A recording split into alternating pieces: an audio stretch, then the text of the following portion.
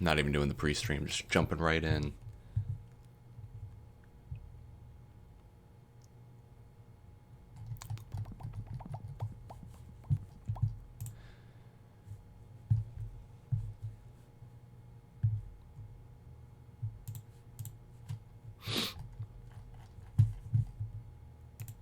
Oops.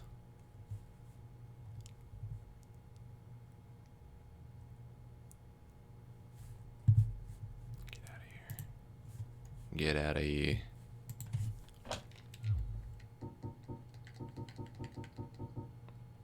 I think the audio should be fine. I think. I'm gonna go get some water.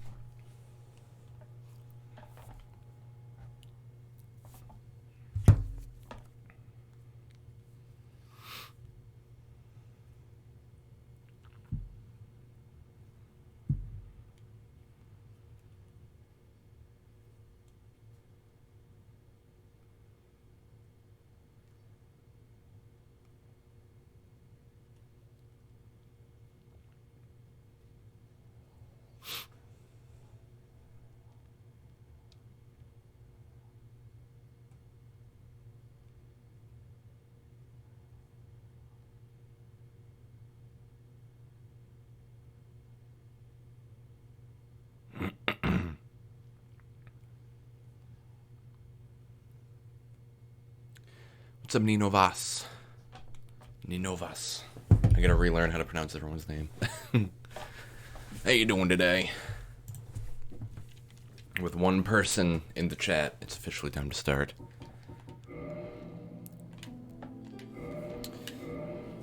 Is that too loud? Nah, I think it should be fine. Seems fine. It's actually Ninova, but that name is taken. Oh, that's too bad. At least you went with Nino Vas instead of like Ninova 212 or whatever. I always think that if you have to add numbers to your name, then I mean, okay, so a lot of the time numbers can be used in a nice way. That means something, but a lot of times people just be like, oh, this name is taken. Let's add 50 numbers to it. Like my original, the first name I ever used online was Nemesis986. And then I was like, that's fucking dumb, because just 3 numbers after a cool word. 12-year-old me was not very creative. Miguel. Always Miguel. Sweet girl.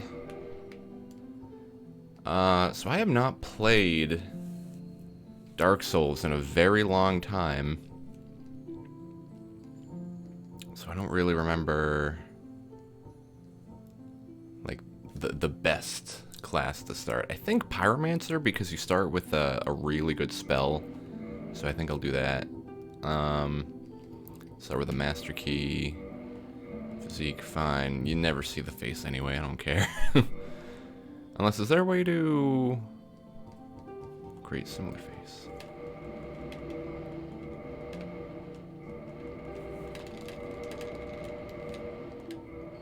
Ew.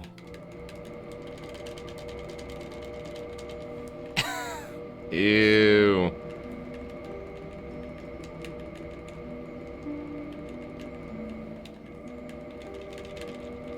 Yeah, I think every speedrun starts with pyro.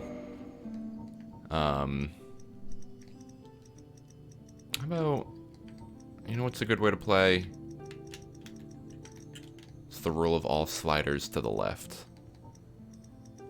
That makes a good character 99% of the time. Hair? Sure. Looks like a fucking Neanderthal.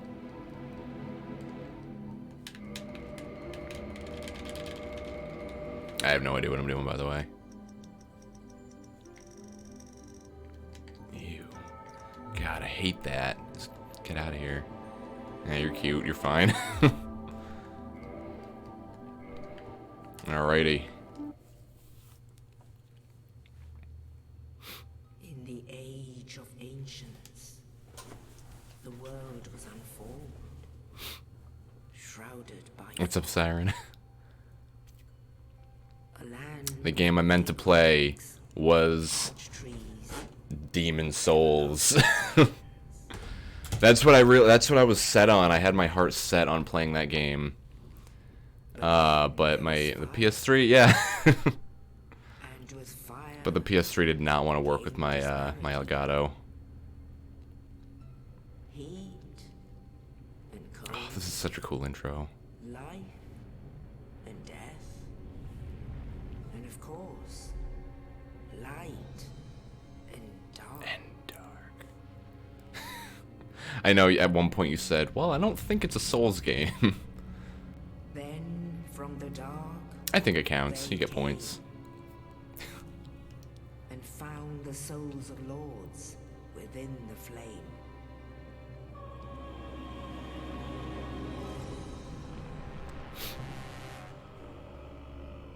It's been so long since I've seen like all this. The first of the dead.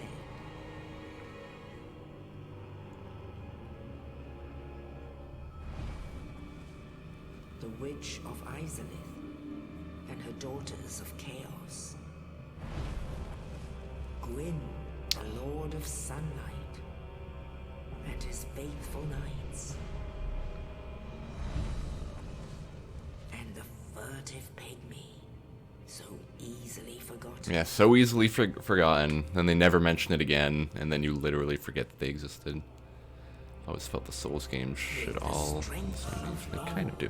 Yeah, well, Demon Souls is just like a totally separate world as far as I know. Peeled apart their stone scales.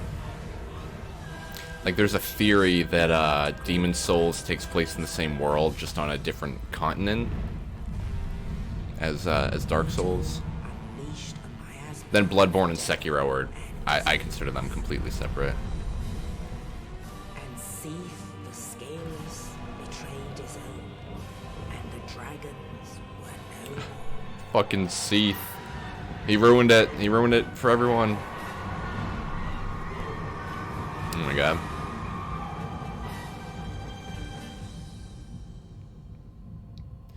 Gives me Thus chills a little bit. began the age of fire.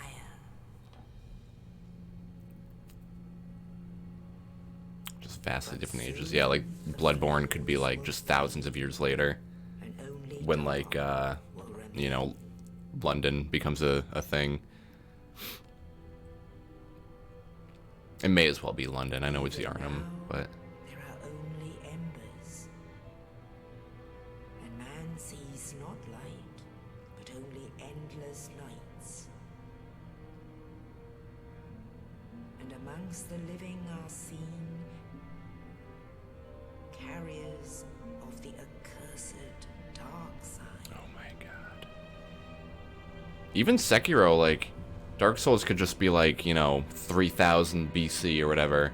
Sekiro could be like the year 1000, and then Bloodborne could be like 1900 or 1800s or something. Or 1500s even, I don't know. I don't know, when... It's weird to think about feudal Japan and what Europe was doing at that time, because I have no idea. You think so? I think when I see Dark Souls and Demon Souls, I picture, like, you know, medieval, at least, like, you know, BC. BC. I don't know if this world has Judeo-Christian calendars going on. Dude, that's fucked up. They're literally like undying. They are undead. They can't die, and they just throw them in a cage and tell them to wait for like a million years. Is your fate. That's fucked up.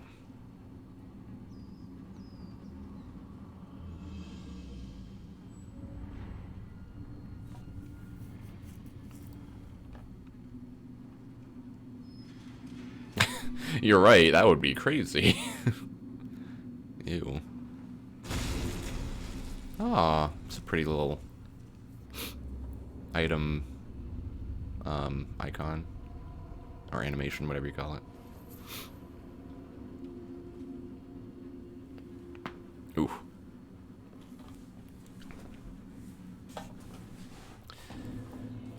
A bright souls where everything is okay. You're a true visionary, Siren.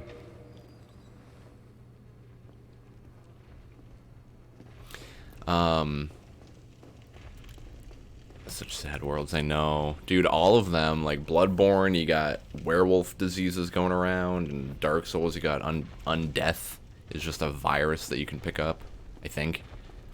I don't really remember the lore all that well of the Souls games. Like, I've been playing Sekiro like a madman, like I've been obsessed with that game. So like my brain is kind of all filled up with Sekiro lore.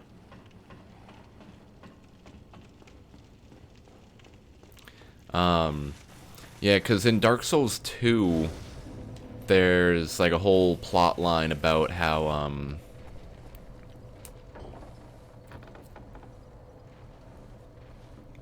there's a virus running around that cures diseases. That'd be pretty cool. Hello up there. How do you do?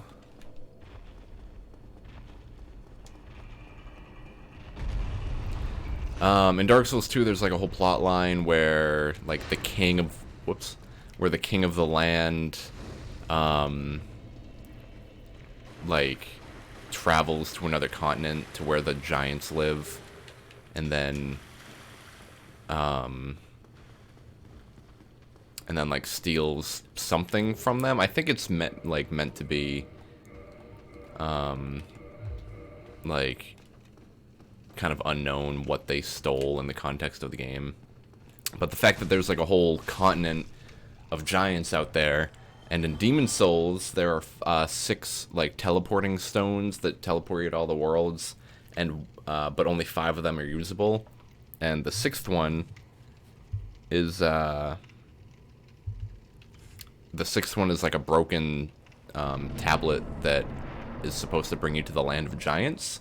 So that's what makes people think that like Demon Souls and Dark Souls 2 at least are connected, because they both have like lands of giants in them, which would be pretty cool. You know, I really like the idea of you know, worlds being connected in just super subtle ways. Like, regrettably, I have failed in my mission. oh, Oscar. There was an old Like you know, the Pixar universe, how like Monsters Inc. and Toy Story and Cars, whatever else, are all in the same world.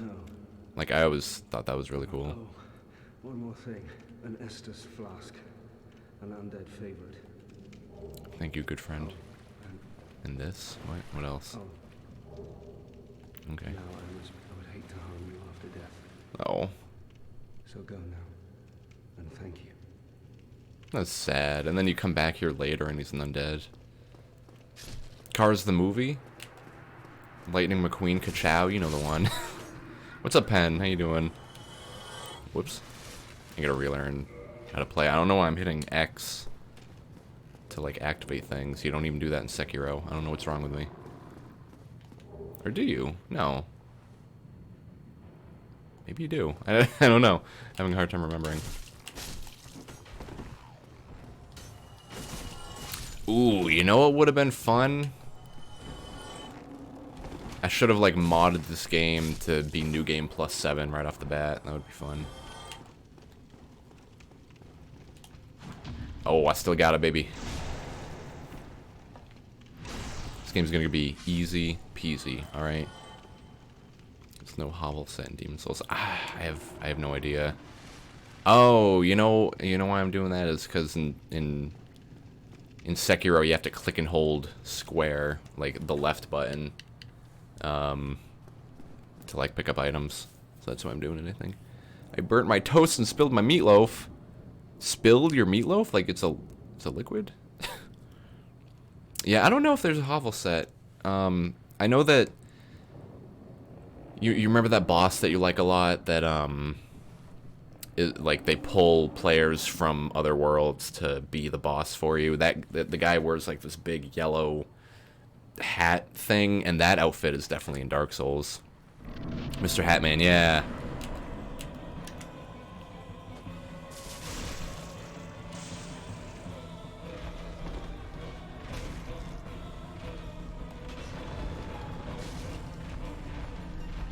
Yeah, I really do have to like readjust to Dark Souls ways of playing.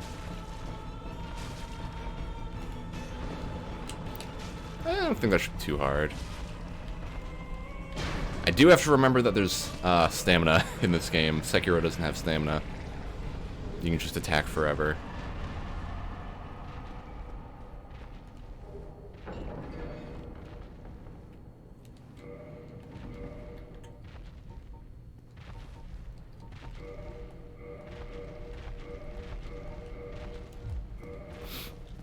Oh, and also I need the Pyromancy Flame. Even though I don't think I have a spell for that yet, do I? I might. Oh, hello. That's another thing I like a lot. Being able to like see the ghosts of people. That's what I think ghosts are in real life. People in other universes kind of phasing into existence for a second. In the ancient legends, How's the it audio? is Can you hear me stated fine over the game? The game's not too quiet or anything. that one day an undead shall be chosen. That's me. Right on. To leave the undead asylum in pilgrimage to the land of the ancient lords. Right on. That's what I like to hear. What the fuck? Oh, I saw something flying in the sky and I was like, what is that? But it was a piece of dust on my screen. Meatloaf fell off the plate. Dude, that food, okay. When you go out of your way to make a very delicious looking plate of food and you drop it right on the floor, like that's the most defeated that you can ever feel, I think.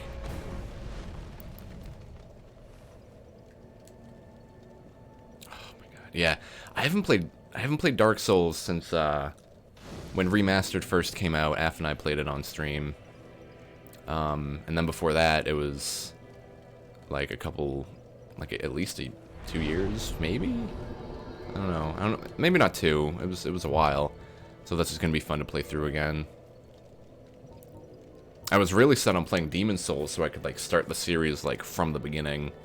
Kind of shitty that I'm not able to do that. So I think kind of too bad that strength is like the big draw for this character. I prefer dexterity.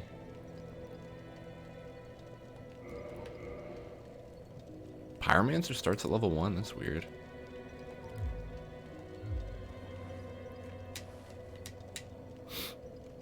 Isn't Card supposed to be a dystopian future where humans are extinct or something? Yeah, I think it's supposed to take place like around the same time as Wall-E. Because Wall-E is Pixar, right?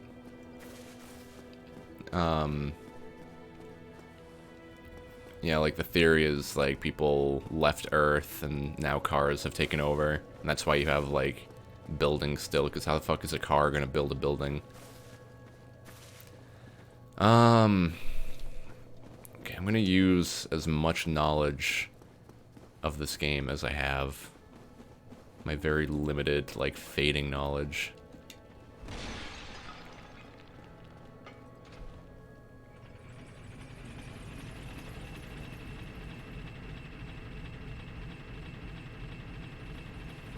When you spend 5 hours. Burn your chili? That can happen? Oh no. Demon Souls is the one I haven't played / know about the least. Demon Souls, we talked about it like a couple weeks ago, and I think I made it sound like I did not like Demon Souls, but I actually like Demon Souls quite a bit. I'm excited to play it because that's like, you know, a lot of people don't know a lot about Demon Souls just because it's so kind of obscure. It's a PS3 exclusive that no one really talks about a whole lot. Cars building buildings aren't necessarily the most impossible things. I know, like, how do cars make babies with each other? Do they even? Why are there genders in Cars world? What happens if they run out of gas? Do they die? What about oil? How do you get an oil change? Pretty sure you need fingers to, you know, get your oil changed, right? And then we die.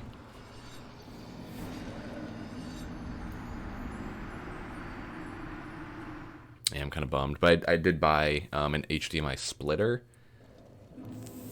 so hopefully Demon Souls will work. After, like, I originally wanted to do Demon Souls, Dark Souls 1, 2, Bloodborne, Dark Souls 3, then Sekiro. But now I think I'll just do it Dark Souls 1, Demon Souls, Dark Souls 2, Bloodborne, 3, and Sekiro. So right off the bat, we can get an Estus Flask, +1. I think you can enhance it up to +7, and for every 1 that you boost it, you'll heal more. I'm pretty sure there's a way to get it to, like, +3 before you even, like, fight a boss at all. Yeah, like, what if your fucking catalytic converter falls off and you smell like eggs everywhere? Like, how are you supposed to fix it? Shit don't make sense. Ooh. Oh, wow, dude. Yeah, I really got to readjust to this game. This is weird. Like, Dark Souls used to be, and probably I would still say is, like, one of my favorite games of all time. Even though I haven't played it in so long, and I think at a certain point I decided that I like Dark Souls 3 more, but still, like, Dark Souls 1 is just so fucking good. That's what makes the remaster so disappointing, is it's just a remaster. Like, if they remade it, you know, kind of like made it more similar to Dark Souls 3's engine, and fixed, like, all the bullshit that's wrong with it. Because there is a lot of shit wrong with this game. Ooh. Oh my god, and you can spam backstabs, I forgot. You can't do that in Sekiro.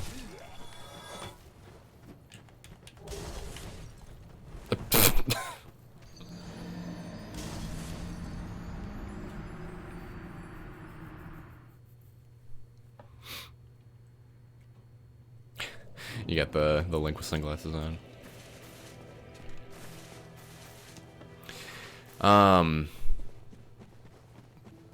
But yeah, like, I haven't played, like, any of the any of the Soulsborne games in at least probably, like, 2 years or more, which is enough time for me to say, like, I may as well be playing it for the first time again. Or the second time, let's say the second time. Because, like, I still remember the map and the layout and, like, a lot about pretty much all the games, but as far as playing it and getting used to, how it all works, that's a whole new thing. Whoa, jeez. Whoa, weird camera angle. And backstabs are easily the best way to go. Haven't played any of them. Oh man, I recommend literally any of them. That's my suggestion to you. Like, Dark Souls 1. Okay, so Demon Souls is, like, a little too hard for it to be a good first Souls game. It's kind of bullshit in a lot of ways. Like healing items are limited. You have to grind a lot if you run out of healing items. Same with Bloodborne. Like Demon Souls and Bloodborne, I don't think are very good first Souls games. Honestly, I think Dark Souls 2 might be the best one to start with because it's the worst one. Like, it's the easiest as far as, like, whoa, whoa, whoa, whoa, whoa, whoa, whoa, whoa, whoa, whoa. Yeah, there we go, that's me dead. Yeah, like, I remember Demon Souls came out in, like, 2009, I think. And I remember playing it when it came out, so I was 13 or 14, and then I was like, I beat the first, like, I beat the tutorial, and then I started playing the, oh good god, started playing the first level, and then I was like, oh god, this game's fucking hard, I don't know if I can do this, and then I just stopped playing forever. I never went back to it for like 5 years, and then and then Dark Souls 1 came out, and I was like a little disappointed because I didn't like Demon Souls at all. I was like, oh great, they're making another game. And then like a couple years after Dark Souls 1 came out, or maybe like a year after, I decided to like pick it up and try to beat it, because I was like, if people say it's hard, then it'll be a fun challenge. So yeah, like I went back and beat Dark Souls 1 and just immediately like fell in love with it. I think this game is fantastic. And then I went back to Demon Souls, and even though it is still really hard, it's still like a fantastic game, completely worth playing. Oh god. And this is so much different than Sekiro. Like, it's a little weird how different it is after having played Sekiro so much. But yeah, Demon Souls and Bloodborne are both really, really hard. Demon Souls, Dark Souls 2, it's pretty easy as far as gameplay mechanics go. Bosses are kind of still bullshit, but it's easier, it's fun.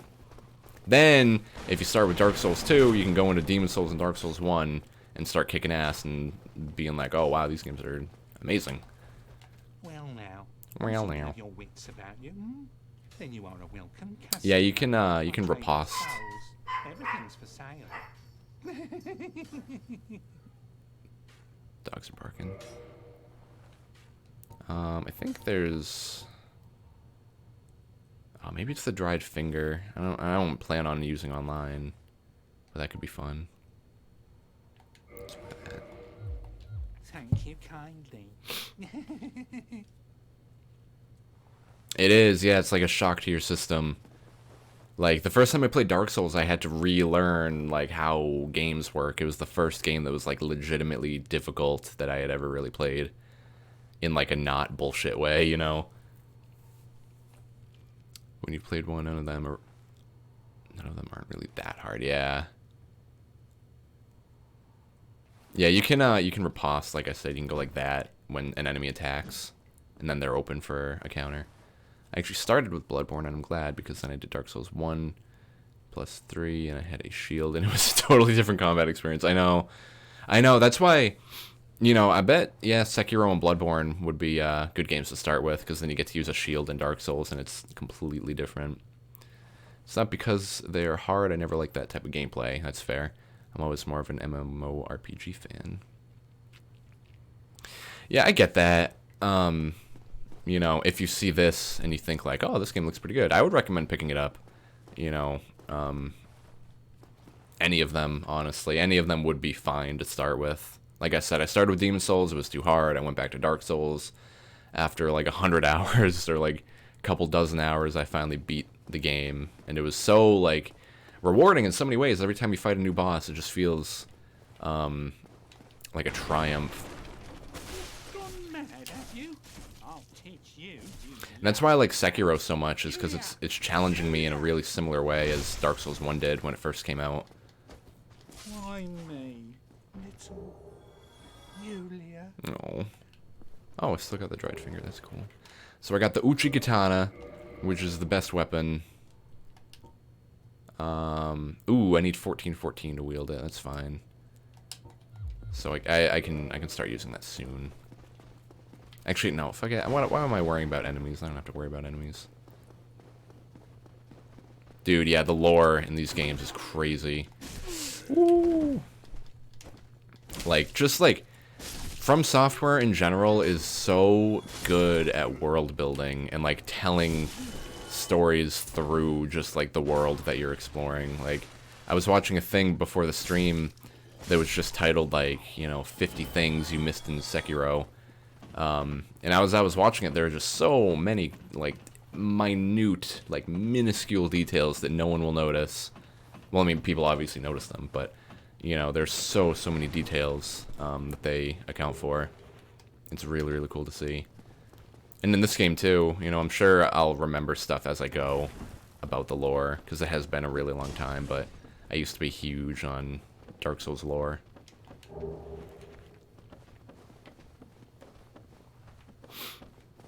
What's up, Revan? How you doing? Won't be here for too long. Hella tired, but wanted to stay for a little bit and say hi. Well, thank you, man. I appreciate that. How you doing on this fine day? No. No. Get out of here. Oh, fuck me.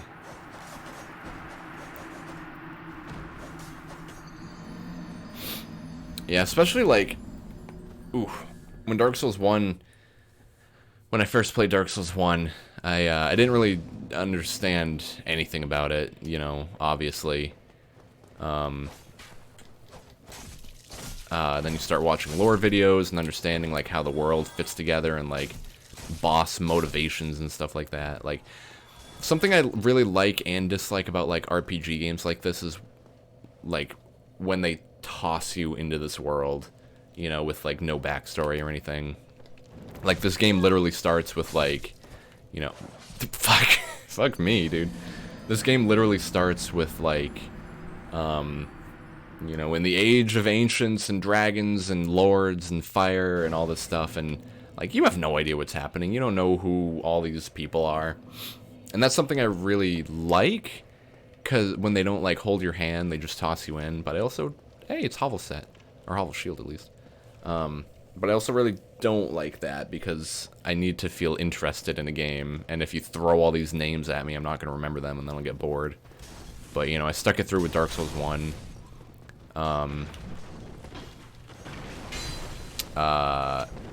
Oh shit. Oh god. It's not as easy to... Fuck. I thought I could roll. It's not as easy to run past enemies as I thought it was. This is going to be a fun playthrough, you guys. Doing great. Woke up and got a package from a friend in New York. Nice. Hope, are you doing today? I'm hoping good. I'm doing good. A little low energy, I feel. I feel kind of zen in like a weird way. But it's good. If I'm not feeling anxious, then that's a win for me, I think. I feel anxious like almost all the time, every day. And if that feeling goes away, then that's fantastic. Get out of here.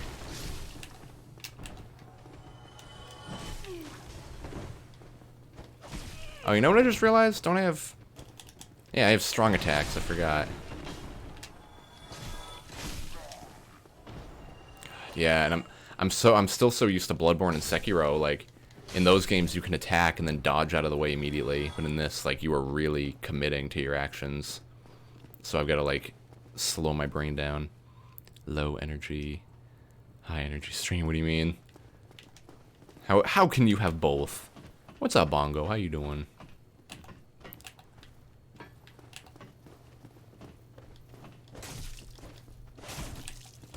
Ah.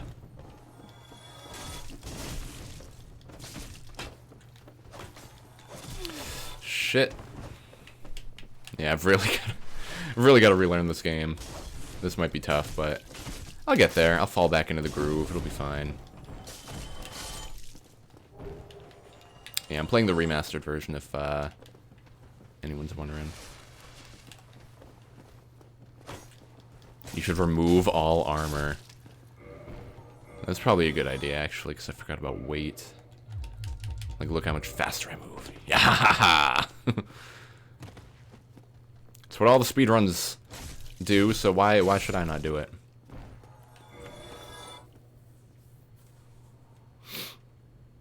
It's amazing how easy one enemy can be in Soulsborne games. You can still get absolutely murdered if 3 of them attack you at once. I know. Like, that's how it is in Sekiro, specifically. I'm going to compare this game to Sekiro a lot. Like, in Sekiro,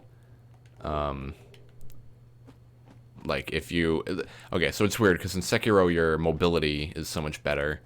So it's harder to get trapped by enemies than in this game. Like, in this game, you've seen me get trapped, like, 20 times already. But, like, in Sekiro, if people start attacking you and you can't jump away, or you can't block them all at once, or anything like that, you're just going to get stomped. And in this, like, enemy placement is pretty careful, where that shouldn't happen unless you're stupid, like I've been this whole time. What? Did he just heal with an Estus? I didn't know they could do that.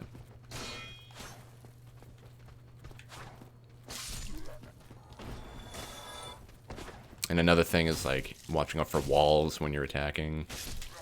I have to worry about my stamina. I keep forgetting that stamina exists. Because I don't think it does... I think it does in Bloodborne, but it definitely does not in Sekiro. There's no stamina. You can attack as much as you want.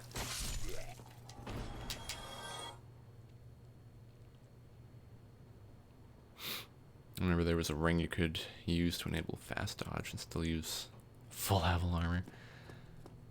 Yeah, so you can have 2 rings. You got the FAP ring. I remember that people called it that, the Ring of Favor and Protection. And then I think it was Havel's ring, actually, that increases your equipment load. So on the right over there, you see my equip load.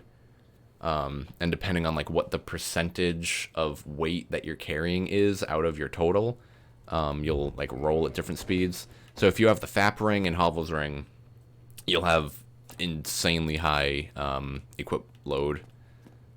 I'm not going to fight the Black Knight. I don't feel confident. Yeah, if you have those 2 rings, your equip load will be so high that, like, no armor will weigh you down. It's pretty awesome. Makes you feel like a badass, yeah. Oh! The cartwheel ring. Yeah, I forgot about that. I never used that. I always thought it was weird. But, I see speedruns use it a lot. No! No! No! Get back here, you bitch. Okay. Ooh, that's really good, I think. 2 and 2. I think that's really lucky to get those.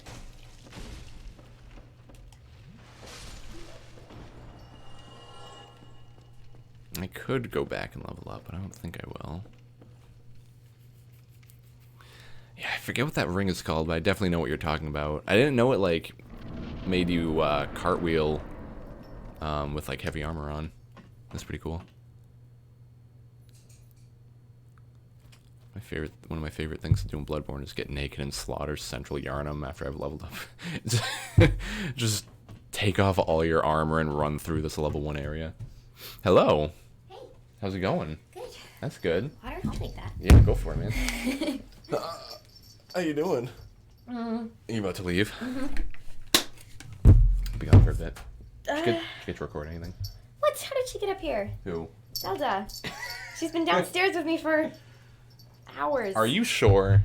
I think maybe we have a 3rd black cat that we don't know Oh my about. god. I have dreams about that all the time. Really? Yeah, like Zelda and Xerxes will walk in and then I'll turn around and then there's another one. I'm like, who the hell are you? Where'd you come from? I don't know. It's because Ew, you're gross. I know.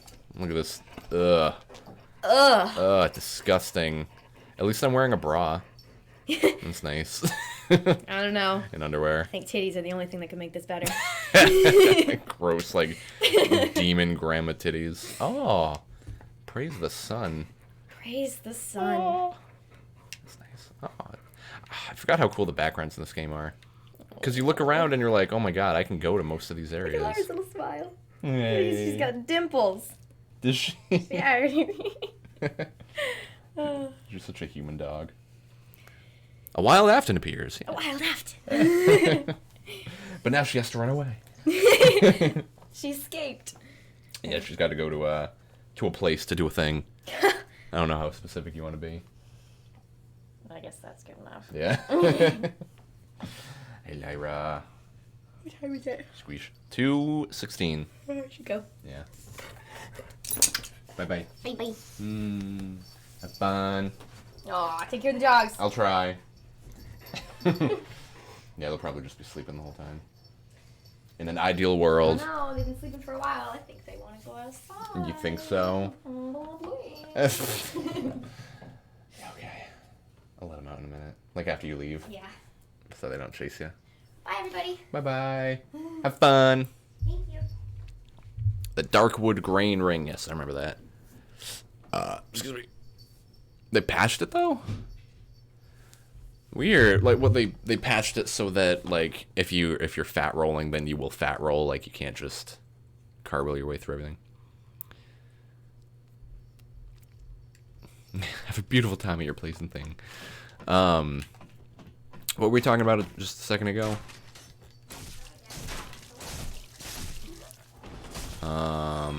Okay. Okay.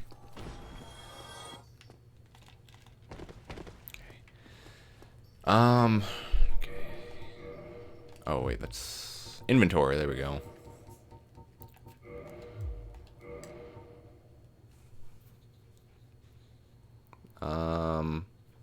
I think I use it and then trigger the fight, or do I trigger the fight and then run away and use it?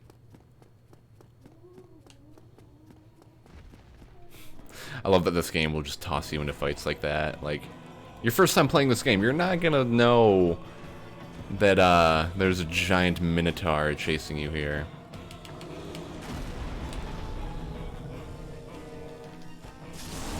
Oh shit, am I dead? Fuck me, dude. That was bullshit. I wonder... I was gonna, like, close the game and reload it to see if maybe it would load me into a messed up area. That was kind of bullshit. Did you guys see that? Patch 106. Bye! Patch 106 killed my ninja hovel. Dude, yeah, Hovel's armor is some bullshit. I remember... Whoa! Jesus! I remember, first time I ever played this game, I found Hovel's armor. Or maybe it wasn't Hovel's armor, because that's pretty well hidden. I think maybe it was like the stone armor, the stone knight armor, or something like that. And like your poise is so high, your strength is so ridiculous, that like there's just no way you can die. And I just tanked my way through the entire game with that armor. I think I also got really lucky. I got a really rare weapon drop from a Black Knight. Because every Black Knight in this game has like a chance to give you one of 3 weapons.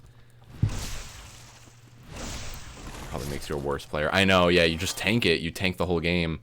Then you go from tanking to like Bloodborne Sekiro, where you actually have to like dodge out of the way. Changes your dodge roll with faster cartwheel.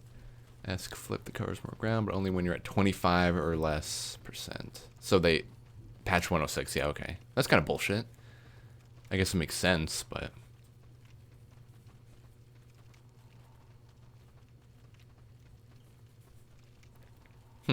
It's cool, though. I bet if you upgrade your endurance enough, you would be able to... you know... Need a death count here. I can't keep... I know. I wonder what I'm at right now. I would say, like, 8. Probably died 8 times. Feels like a good guess. 10 even. I'm really not doing all that good.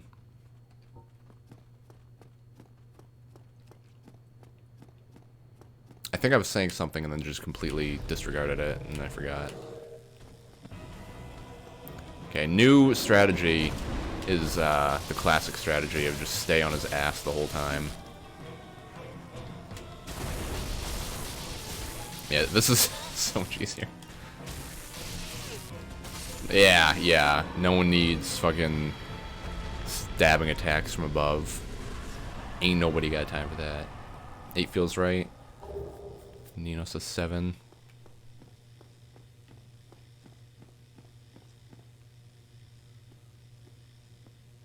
That body following you off the edge. Body missed it. Oh, was it one of the enemies on, like, the watchtower? Did they stick onto me? That's something that, like, every game needs to have is ragdoll physics. Like, it's so fun to kill an enemy and just play with their dead body. He is very Ganon-esque. I never really thought of that. He's, like, exactly Ocarina Ganon, though. It's weird. Never finished Dark Souls 3, though. I probably should. It's really good. Dark Souls 1 is just so, like, purely good. I think it's just such a fantastic game that gets, like... The worst thing about it is that they ran out of time while making it. You know, so, like, the last, like, third or the last quarter of the game is kind of unfinished, which is really shitty. And that's what I wish they did with, like, a remaster. I wish they would fix the ending. You find that strange. No need to hide your reaction. I get that look all the time. Ho ho ho. Like, I just really wish they fixed the end of the game. If they fixed the end and, like, a few other small things throughout the game, I think this would be, like, one of the, like, the perfect, like, you know, action RPG. Dark Souls 3, though, I don't think Dark Souls 3 dips in quality as much as Dark Souls 1 does.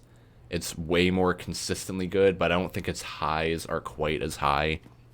So I think I still consider Dark Souls 1 to be a better game. But Dark Souls 3 is just, like, all of them except for Dark Souls 2 are so fucking good. The way I see it, this pleases me. The white design.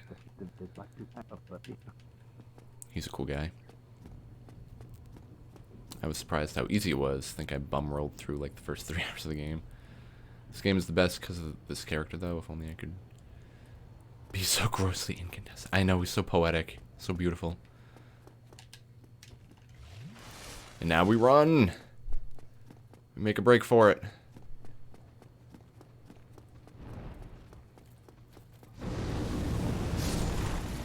Ooh, okay. I only took a little bit of damage. It's fine.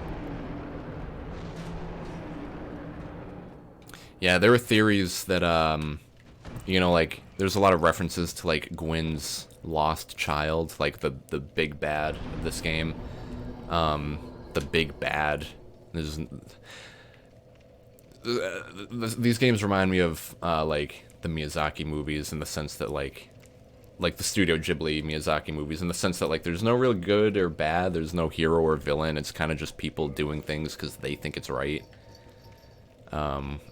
Which I think is really cool. Like, lots of gray in these games.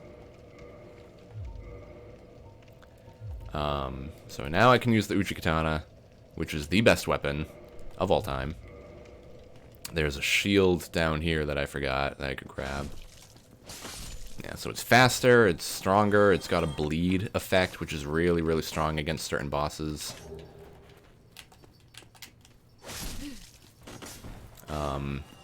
It's got a good range, it's fast. Scales really well. If you fully upgrade this weapon, it scales with an S rank, which is the best rank a weapon can scale with your thing. Your stats, I mean. I know. even like the first guy in the game, I forgot to talk to him, but if you talk to him, he says, like, you know, like, he just tells you what to do pretty much. He's like, oh, you need to go ring the bells. That's your first goal. And then I think if you come back later, he'll be pissed off at you because you did something. Ooh, jeez. Yeah, I think I just made that guy bleed.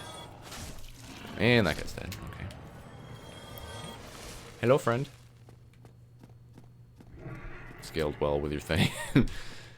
That's what I mean by low energy. My brain is not fully processing information very well.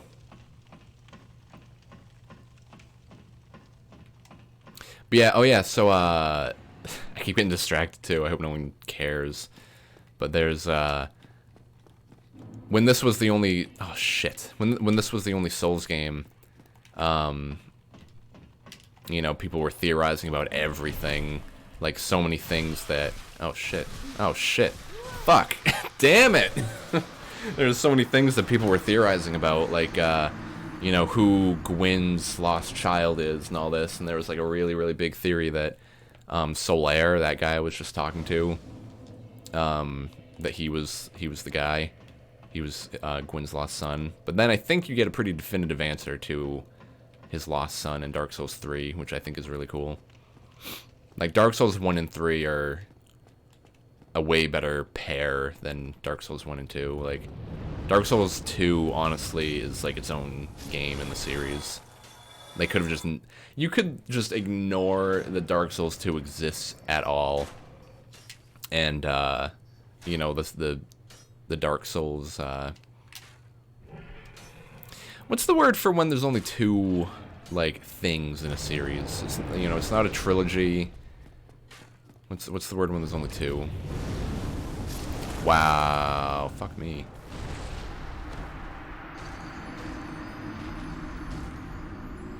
A duology. I'll go with that. A duality? Nah. Original and sequel? A binary-ity?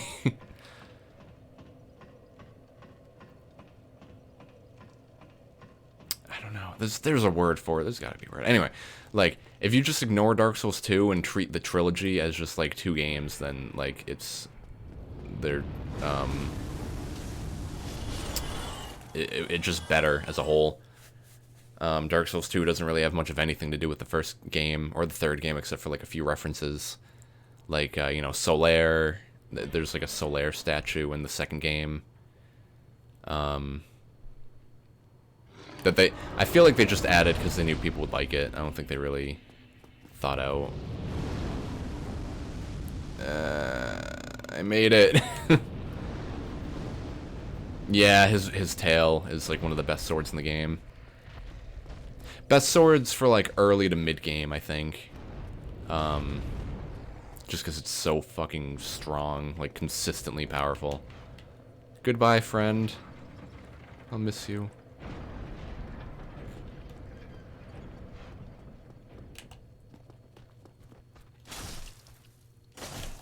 Oh. I don't think I told you, the night you streamed and argued about apple juice, my sister came home from the market with an unspeakably huge jug of apple juice. She knew she was secretly watching, and she just got the hankering for it. Got the urge for apple juice. Holy fuck, that's a lot of health.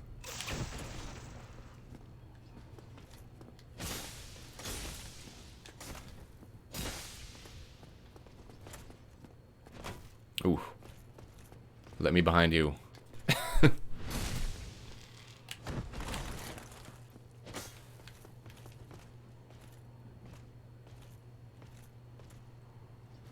Oh, Jesus. No. This is so not cool. This is so going in my blog. Jesus. And, like, it's so much harder to recover out of a fallen stance in this game.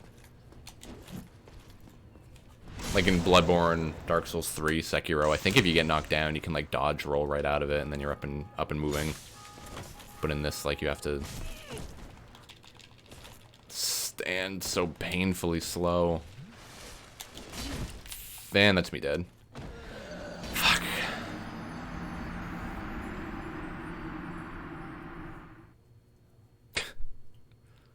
It's like a keg of apple juice. Oh, what? Why didn't I respawn at that other fire? What the fuck? Who needs that much apple juice? Is the whole point that, like, you won't be able to drink it all and it'll turn into cider by the time you're done with it? Is Dragon Boy still here? No, we're fine, we're fine. Oh, no, we're not fine. We're very not fine. Wow. How'd I not die from that? That was weird.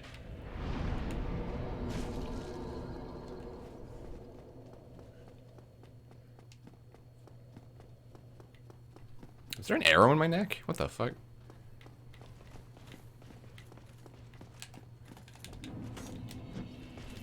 Okay, if I can just parry him the whole time, then...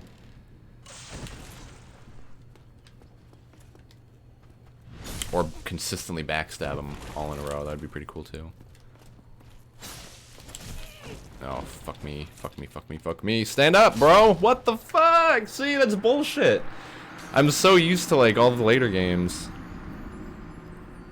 I know, dude. Backstabs and parries are more of like ass and dick stabs, honestly. Wow, that was a pretty sweet load time. In Sekiro, you die and you literally have to wait for like 40 seconds. On my shitty old regular PlayStation 4. Oh, fuck off, dude.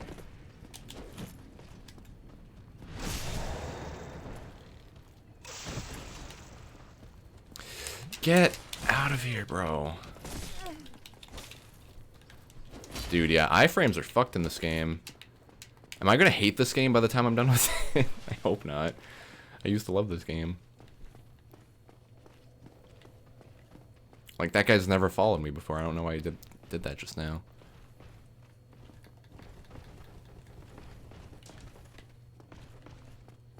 Come on.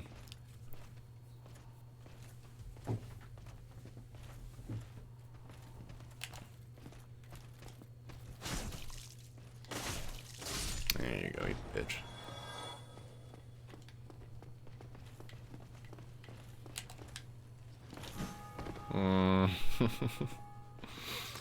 Did Afton delete her YouTube channel? No, it's still there. I hope. Unless something happened in like the last 2 days. Why do you ask, Daniel? There have definitely been some fake accounts floating around. You know, people trying to, you know, I want to say steal her identity, but I don't think that's the right term. But, you know, they'll pose as her and, like, request donations and stuff like that. But I think a lot of them are getting shut down.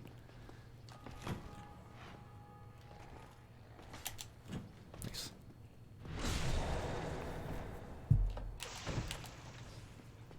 Wait for him to stand, and you stab. You wait for him to stand, and you get blocked by the bonfire.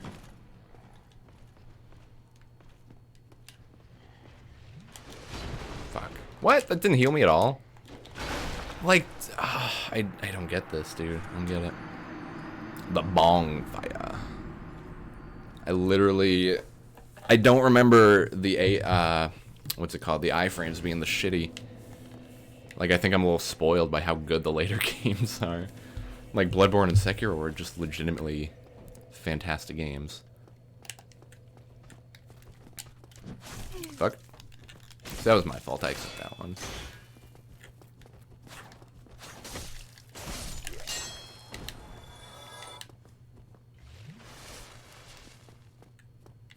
You're whining about the mechanics, sir. I know I shouldn't be complaining, but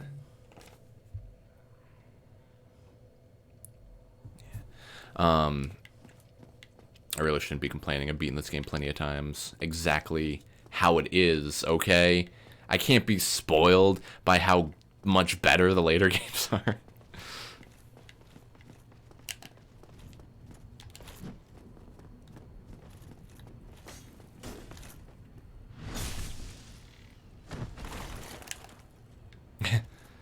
No, there's a guy we've been talking to on Discord that's been like doing God's work, getting stuff taken down. Like he's seriously been doing an amazing job with it. I think it's because of him that they got one of the YouTube impersonators, they got one of the Pornhub impersonators. They're taking down leaks all over the place. Like they've got like a good network of you know, video removers. Oh, double stab. I'll be right back. I got some things to do that after texted.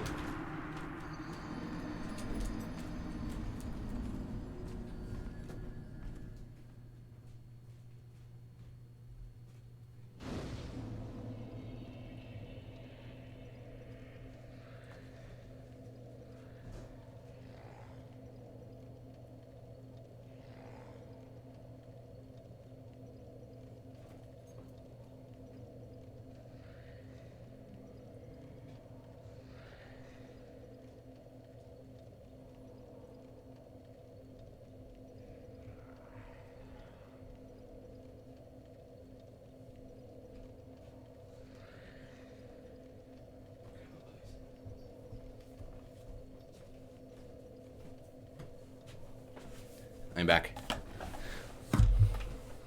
The Unleakinators. That's their new official name, whether they like it or not. I can only find the old channel. I'm just searching for an ASMR video while I played some. Just let me. Excuse me. Oh my, there's no way I'm at 39. There's no way, right? I'm going to YouTube, and I will type in Afton Rose. Yeah, I found her. 198K, oh my god. Almost at 200. Yeah, just Afton Rose ASMR. 198,000 subs right now.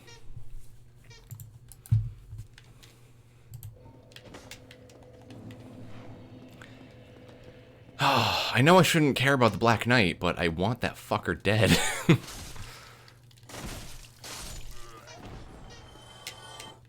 It feels like, I know, I feel like I've died 100 times already. I will kill him. If I can't kill him, then can I call myself a Dark Souls player? No. I can't. Shit.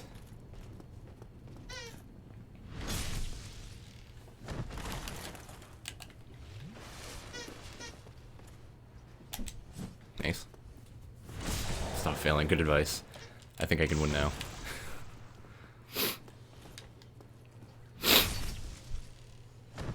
I know.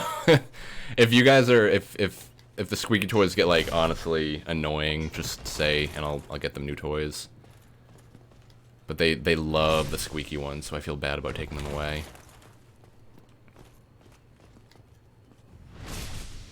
See, it's all about getting the rhythm down, learning exactly when to fuck your opponent. You done! And I didn't even get the weapon from him.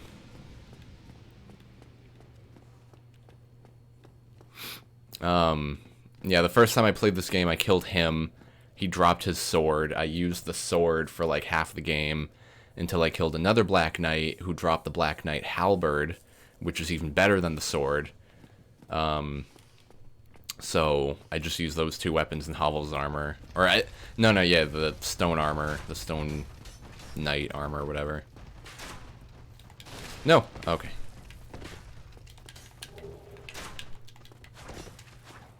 Yeah, you can... They're supposed to close that gate, but you can completely skip over it if you're quick enough. There you go. Is there a man behind me? Oh, no.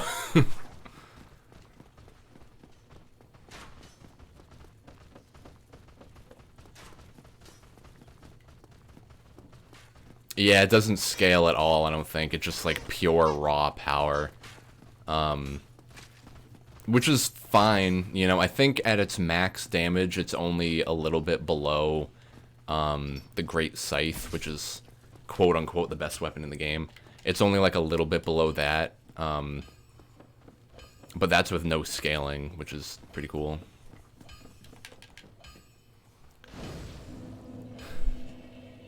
The Dark Knight Fancy Sword, yeah, I think that's what they call it. Yeah, so Uchigatana is, it's got a B for Dex. You upgrade it, it goes to A and then S. And I think the Great Scythe is exactly the same. The reason it's better is I think its base damage is higher, and it has a better range. So like its DPS, and its DPS is better. I'm pretty sure. Yeah, and like I'm pretty sure this dude is in Dark Souls 3. I forget exactly, but I'm pretty sure in Dark Souls 3 you talk to Andre of Astora as the blacksmith. So right off the bat, it tells you like these two games are like not too far off from each other. But then Dark Souls 2 feels like it takes place like thousands of years in the future, so far in the future that it doesn't even matter anymore. And I never liked that.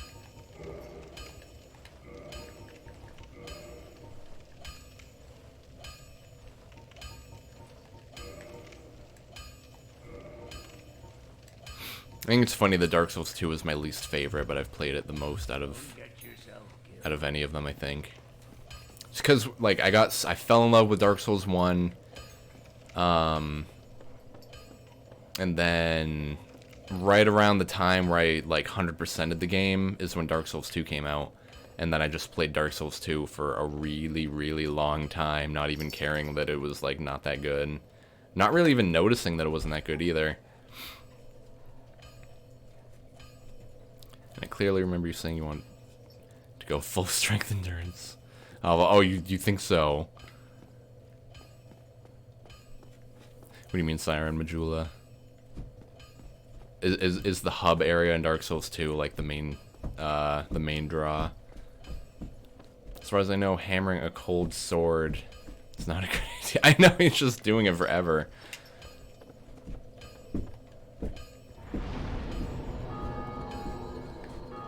Oh, right, okay. As soon as you sit down, you reset. That's not how it is in Sekiro. Yeah, Majula is really nice. I like it more than Firelink Shrine in this game, but not as much as Firelink Shrine in Dark Souls 3, I don't think. In Bloodborne, oh yeah, no, Bloodborne's hub area is like the Dream World, which I like a lot too. But really, you gotta base the quality of the game off of the waifu, alright? And in that respect, in that aspect? Respect? I don't know. In that way, I would vote Sekiro. I think Sekiro has the best waifu out of any of them. Okay, first I gotta fucking kill these little guys before the big guy will even...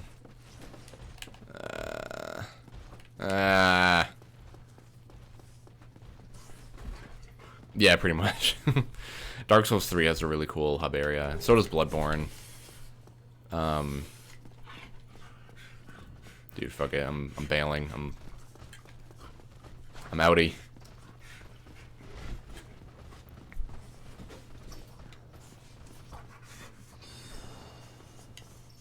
Like one of the biggest draws of or one of the biggest things I like about Dark Souls 1 is how the world fits together.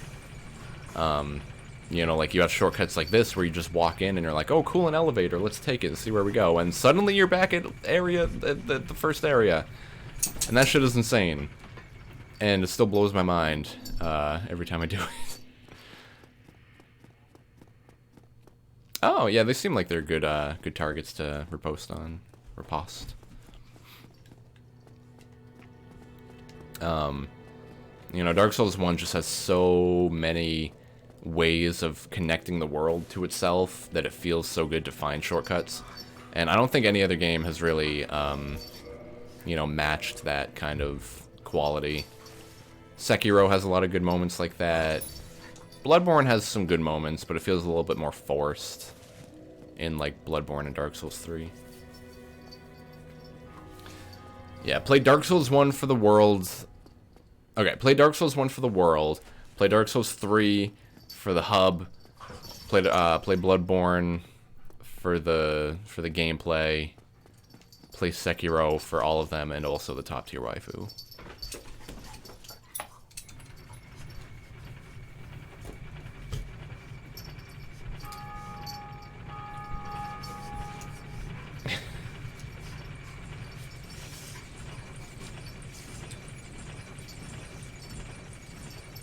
You're so cute.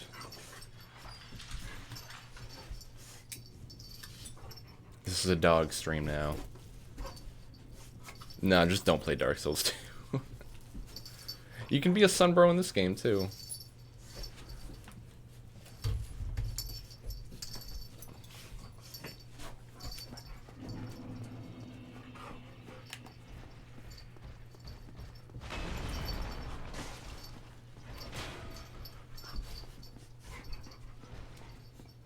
In fact, I think it's better in this game to be a sunbro. In Dark Souls 2, it just feels weird.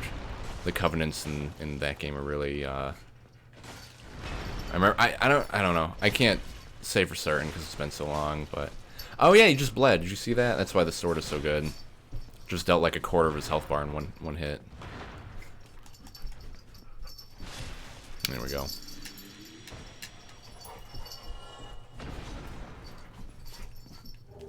Titanite shard. So that lets me get a level 1 Uchigatana, which is cool. I don't even remember where to find that shield.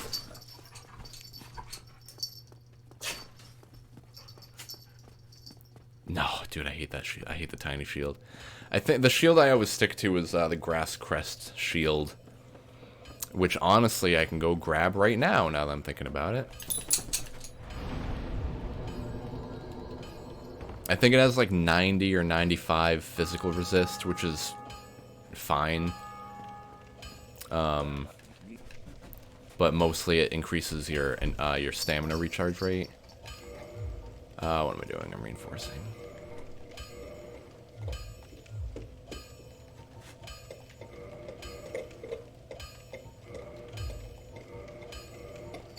Sweet.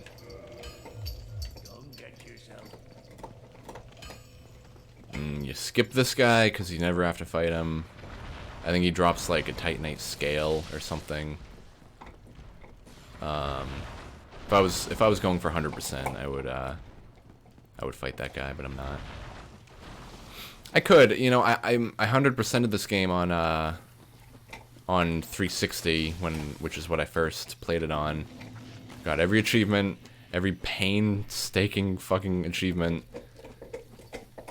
Like, the achievements for this game were kind of ridiculous. Like, there's like 12 different ways to like enhance a sword. You know, you've got fire and lightning and occult and dark and crystal, like all these upgrades, and you get an achievement for maxing out every single tree, and that's so painstaking, so tedious.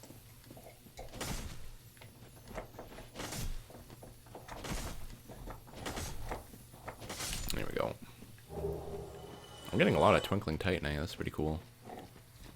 Fight him, pussy. Okay, I'll fight him on the way back. If you call me a pussy, I'll do just about anything. Just to... Those are fighting words, you know? Wait, was that the shield? No. The shield is further down. It's fucking raw! Oh, shit. No, I don't know what to do now. Ah! Ah!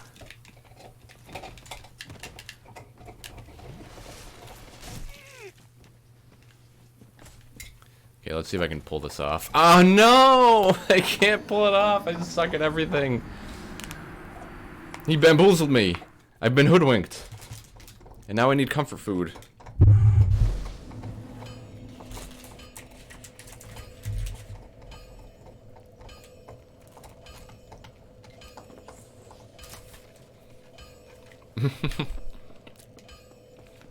Oh.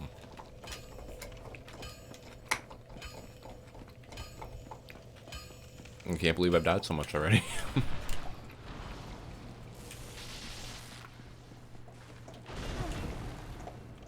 What?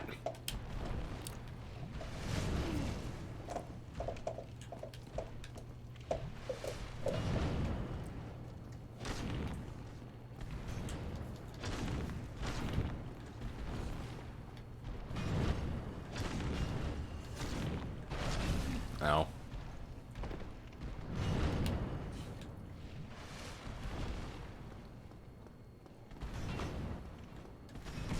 Ow. God damn, you have a lot of health.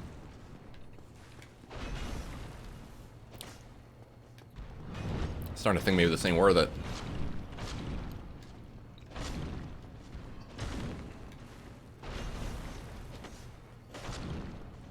I think all he drops is a Titanite scale, which is an upgrade material that I don't need.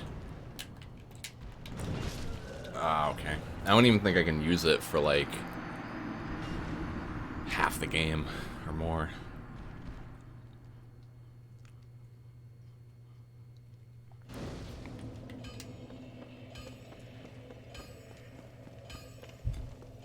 Yeah, I'll fight him eventually.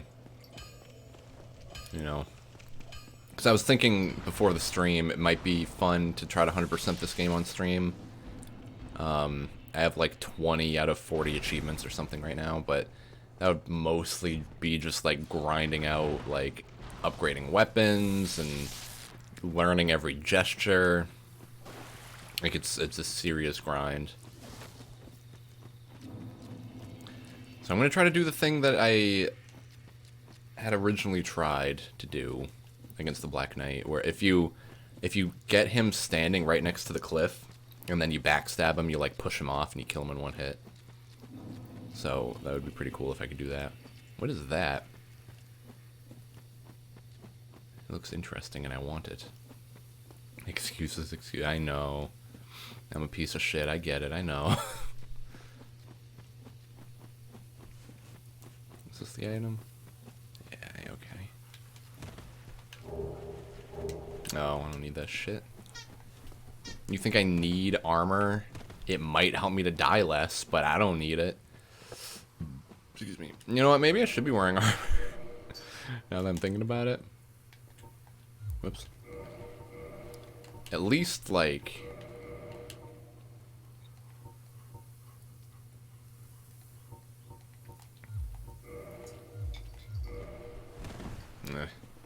It's fine. It's fine.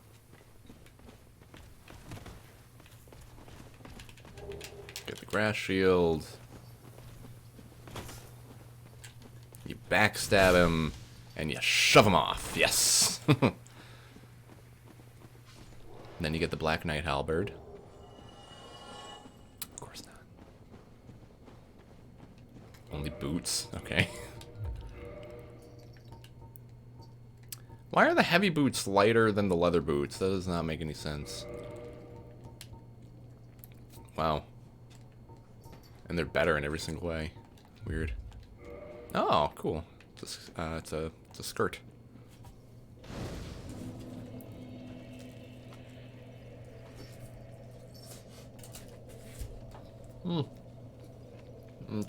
Messy ass burger.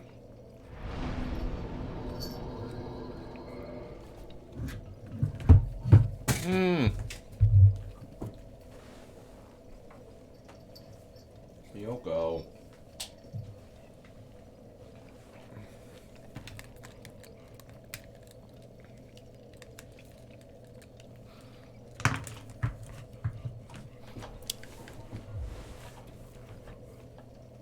What's up?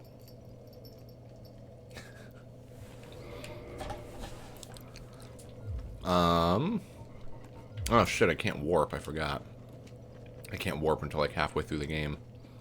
Which is another thing that I like about this game. In like every other Souls game, you can warp right off the bat. But in this game, you actually have to like earn it. You can't do it until like halfway through the game. Oh my god, I can go and fight Hovel right now, can't I?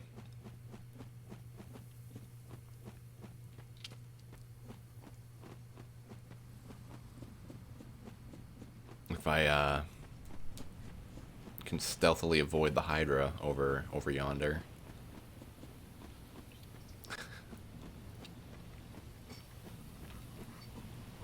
I will die. I'll have you know I will die. He's a tough boy.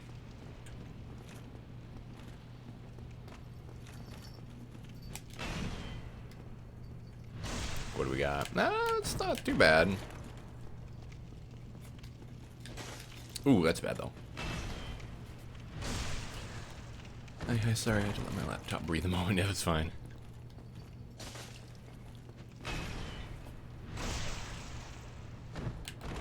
I'll try not to get smashed. Okay, how do you stab a man through a shield? This shit don't make sense, B. Ah! Why? Why did that happen?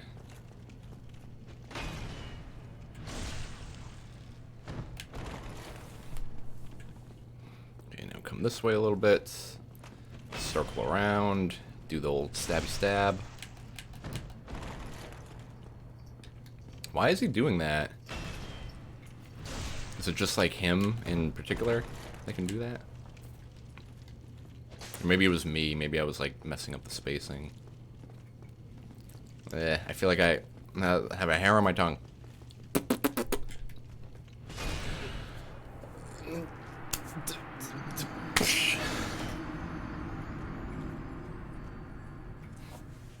In multiple games.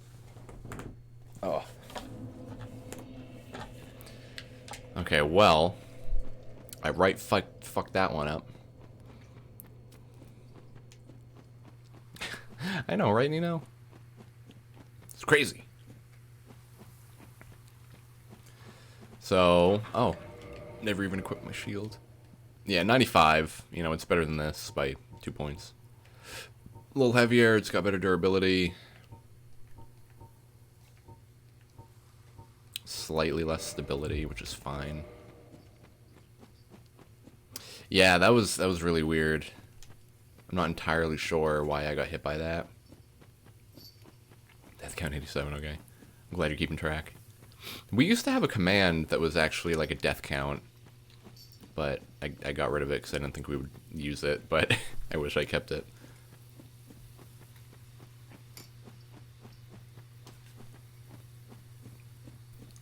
I got the hair. I also forgot to text Afton back about that thing she texted me.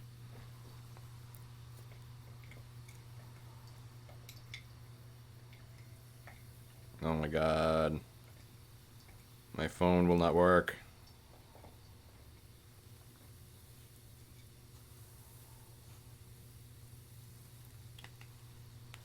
Okay. He is a real man. He's the manliest man. He doesn't wind up. He does a bamboozle when he winds up. I think bamboozle might be the greatest word of all time.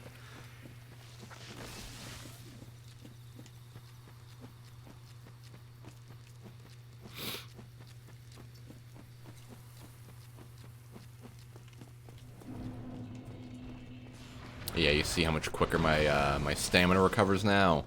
It's like a whole 12% quicker.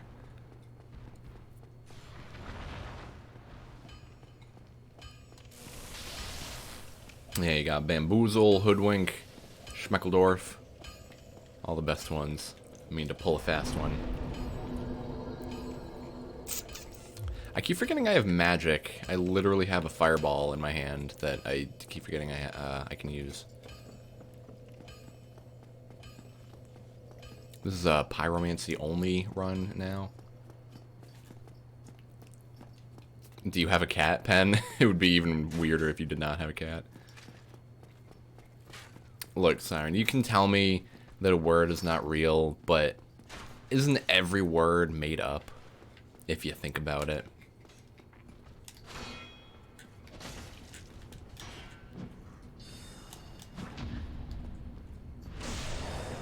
No.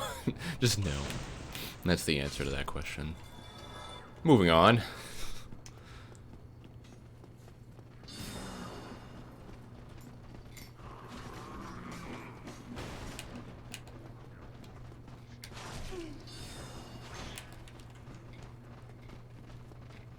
Yeah, okay, that's good. If you didn't have any cats, I'd be a bit concerned, but that's fine. Oh, shit. Can I open this with the master key? Oops. I can, okay. That's good. So now I've rescued him. Woo! Getting that double kill going. Oh, Jesus. I got fucked, dude. This burger weirdly tastes like peanut butter. I don't know why.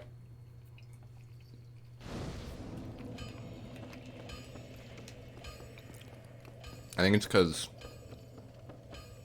it's an Impossible Whopper, like the plant-based Whopper.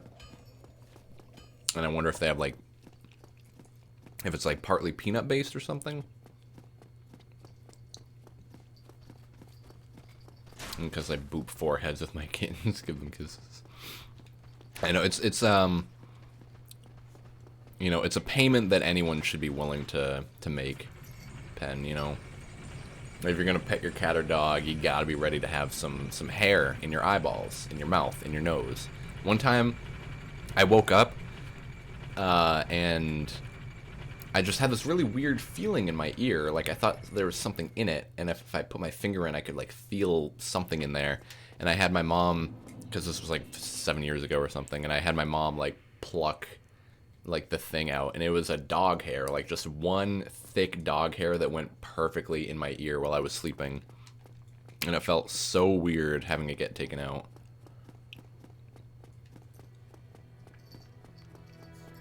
Can you set up Spellblade in this game, like left hand? You can, you know, it just doesn't work very well, because, like, you know, I think I can, yeah, see, it's just the fact that your attacks are so, like, kind of drawn out, you may as well just use, a shield in one hand at, like, any given moment. You know what I mean? Like, in Skyrim, it's real easy to just, you know, have healing in one hand and a sword in the other, or something like that, but in this, it's a lot weirder.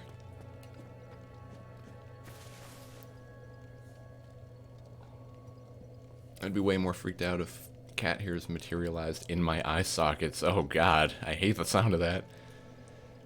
Those taste like peanut butter? Dang, I wanted to try one, but not if they taste like peanut butter. I don't, it's like 2 days old. It's been in the fridge, and I reheated it, so maybe that has something to do with it.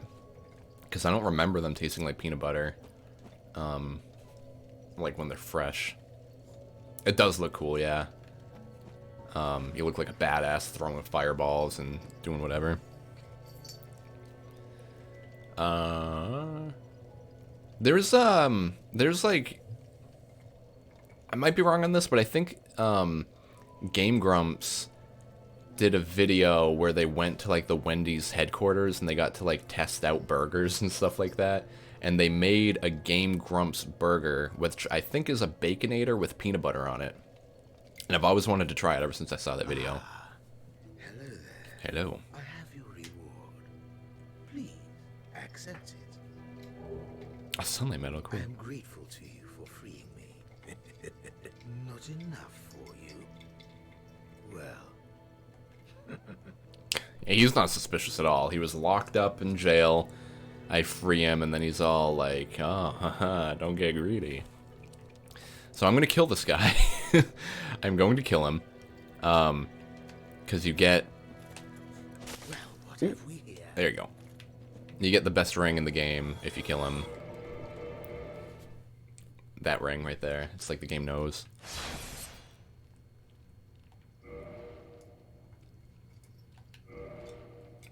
Oh, Demon Titanite. Maybe that's what the guy drops. That big, big lightning guy. 5 humanity and the Ring of Fap. Favor and protection. Boosts HP, stamina load. Oh, boosts HP, stamina, and load. A ring symbolizing the favor and protection of the goddess Fina, known in legend to possess fateful beauty.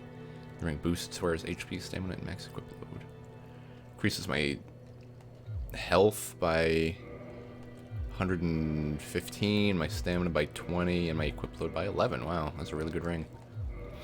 So, if you don't kill him and you finish out his quest, he fucking murders this girl. Straight up murders her. And then you have to, like, invade his, like, world and fight him on, like, his own turf. Like, I forget the lore, but I think he's, like, a visitor from, like, another parallel universe. And you have to invade his land and kill him in his own world to, like, get the Firekeeper's soul back. Which I always thought was really cool, but, like, really weird, really drawn out. Made me so dang hungry for Wendy's. I know, Wendy's is awesome. I would say they're my favorite fast food chain, I think. Favorite burger fast food. Like, I love me some Taco Bell.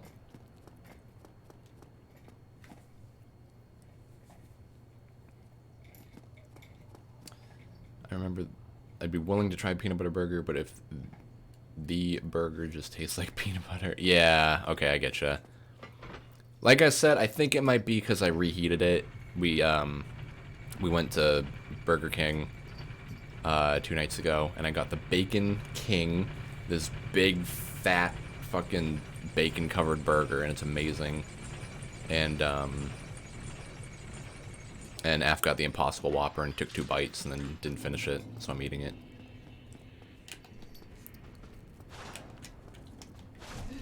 Oh, fuck off. Yeah. Better tickle it by those. Alright. Bacon King, yes. The greatest fast food burger, potentially. I don't know if I like it more than the Baconator, but it is a definite contender. Goldboy is a weirdo. He's, like, really cryptic and weird, and then he murders your friend, and then it's like, why even bother? Does this game have a waifu in it? Why don't I remember there being, like, a girl? Like, the Firekeeper is just, like, this old woman that doesn't speak. Yeah, I think she just straight up might... That can't be right, can it? Did waifus start and... She might have been a waifu when she was younger. Oh, okay. Because I know that Demon Souls has a waifu. You got the Maiden in Black. Dark Souls 2, you have the Emerald Herald. Dark Souls 3 has, oh,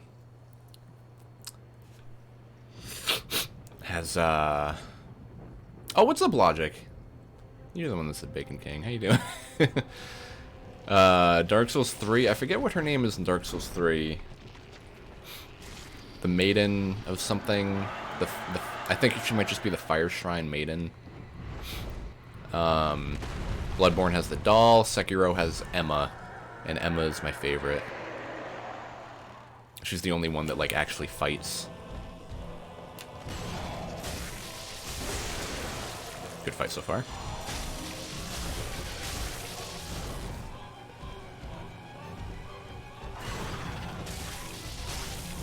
Wow. I don't think I've ever killed the first guy before the second one came out.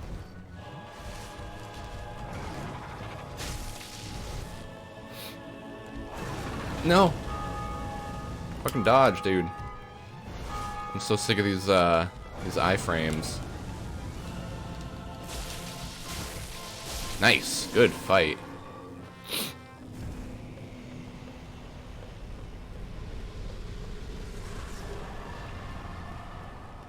I like how you get twin humanities from that, as if, like, they share, like, a humanity.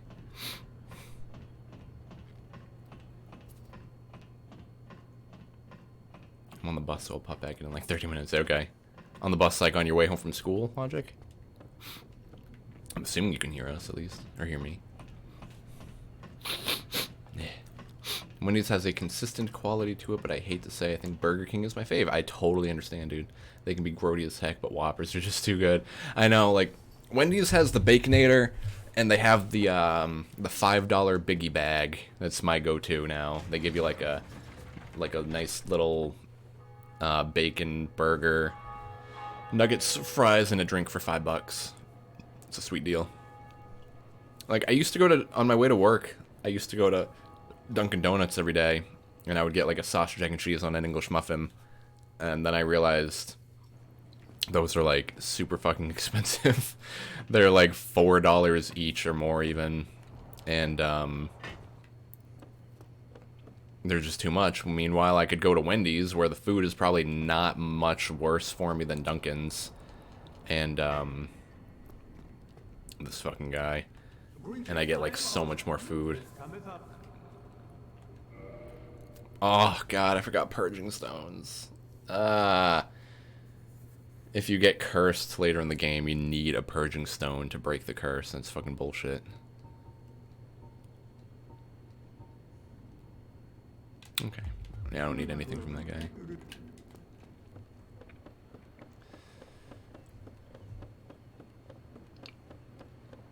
They have the best milkshakes and fries. Wait, Wendy's or BK?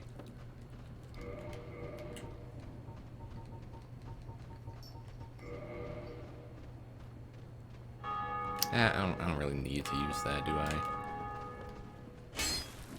Ow. Oh, I just like, popped my jaw out of place.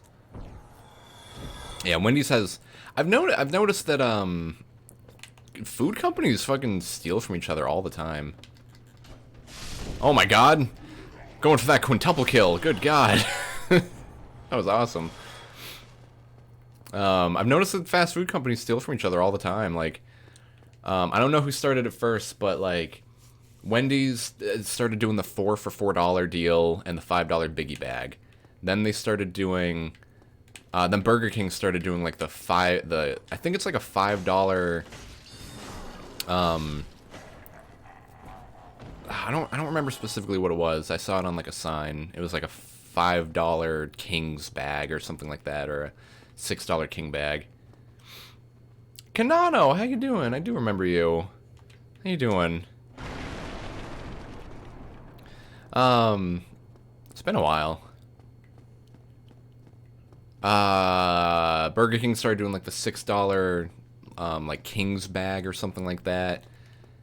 And then Wendy's started doing like a 2 meals for $6 or a 2 for $5 or something like that. And then Burger King did a 2 for $6. And it's just kind of funny to see like the progression of how they're always trying to one-up each other. Like, I specifically remember Subway started doing the $5 footlong, and then Quiznos, if anyone remembers Quiznos, started doing the $4 13-inch long. And it was just so funny to watch them, like, go back and forth like that. Yeah, I think Wendy's has the best nuggets, Burger King has the best fries. I like Wendy's milkshakes, honestly. And Burger King has chicken fries, and they're fantastic, and they're the best fast food item anywhere. Sponsor me, Burger King. I want it.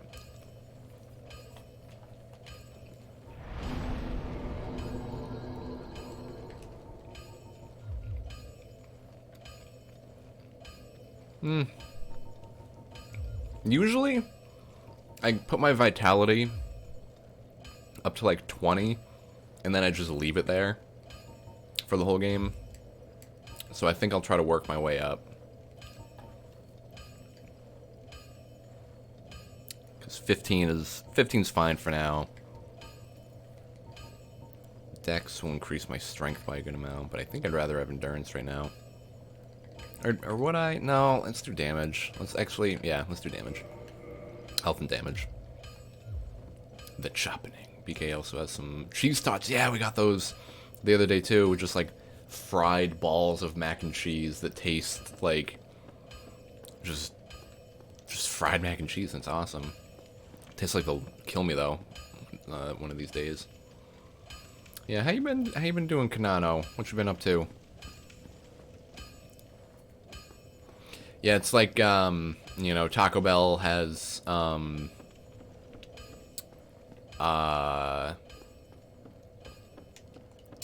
what were they called? I think just nacho fries.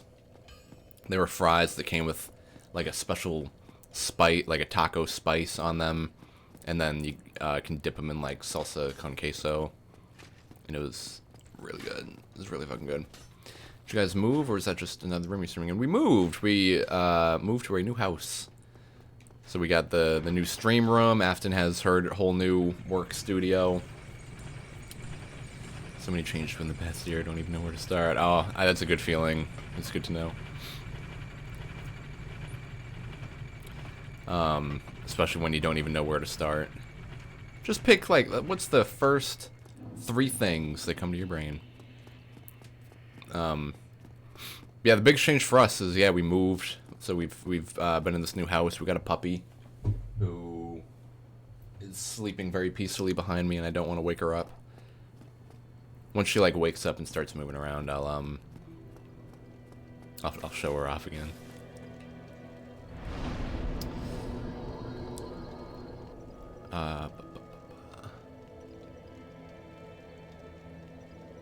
Okay.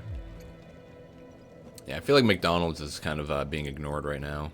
We're talking fast food. We haven't even mentioned McDonald's. I don't really... I mean, I like McDonald's. I definitely like them a lot more than when I was a kid. I used to hate McDonald's. Like, their burgers had, like, chopped, like, like diced onions, just like little onion bits on them. I always thought that was really gross. Like, why not just put an onion ring on there? But now, like, on my way home from work, there's a McDonald's, like, on the way, so I usually stop there and get, like, a $3 McChicken and small fry thing. And, like, a $1 burger on top of that if I'm, like, extra hungry. But, yeah, I don't know. If I had the choice, I would definitely go to, like, BK or Wendy's every day. Not every day, but, like, every time I stop for food. Because I work like an hour and a half away from our house, you know, so on the way there I'll sometimes pick up like, or I'll eat like here and then go to work, and then there's no food places near work, so then I'll go hungry all day and then I'll come home and pick up like McDonald's on the way or something. And this is another area I was just thinking of. So like from Firelink Shrine, we took an elevator down to this water underworld area, took another elevator down to, you know, this like ravine, and then if you keep following the ravine, eventually you get to that forest that we were in a minute ago where I got the grass crest shield. And like that's I just really love how the world's how the world all connects like that. Like you think you're going in one direction, meanwhile you're going to an area you've already been to, but from like a whole nother angle. It's really cool. I'm gonna go for the speedrun strat here, where I run all the way down, kill the boss. Ooh! I go all the way down, kill the boss, and just teleport back up. Because there is a bonfire down here that I can use, but I don't like using it because then I have to like leave going upwards, and that's really annoying. I have newfound appreciation for Big Macs. Never used to eat them for some reason. Yeah, Big Macs are great. They're like... I still think they're weird. Like, why do they have an extra piece of bread in the middle as filler? I'd rather have, like, an extra patty on there. Which, you know, whatever. Money. Fucking McDonald's is like $1 billion... Oh, what the fuck are you? I don't remember you. McDonald's is like $1 billion company, and they're still finding ways to fill their sandwiches with extra bread.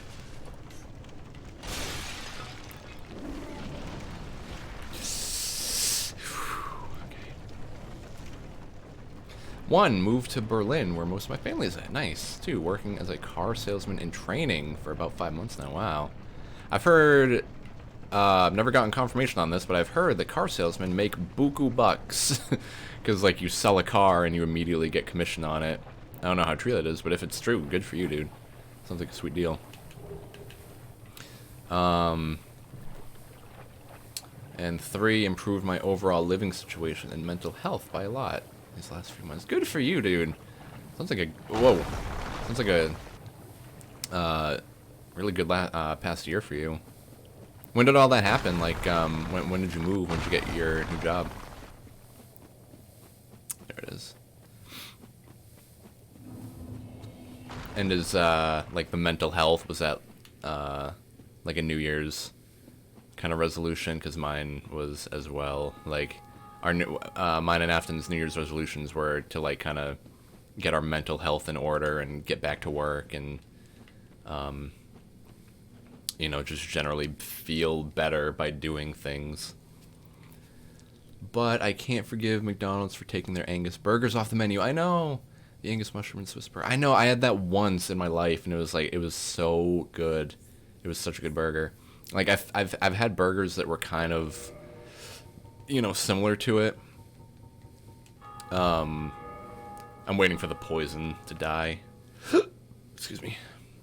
I've had burgers that are like similar to it, but never the same. You can. It's all about the commission, though. Yeah, like the base payment is very low. I bet it's like pizza delivery guys. You know, like they don't. Your most of your money is based on tips, so most of your money is going to be based on commission. It's like you know, I used to work at Radio Shack, and it's nowhere near the same as being a car salesman, but, like, you know, I would get paid commission, however much percent, I forget. It was something really low. But one day I felt really cool, felt really good because You know, it was me and two of my friends working there, my coworker and my manager, and we were all looking at like how much commission we've all made in the last month, and I had like doubled their commission, like the second highest commission. I felt so good about that when it happened. Want to know how to make your own Big Mac sauce? Yes. Is it just something simple like ketchup and mayonnaise or something? With maybe like Italian dressing, I feel like might be in it.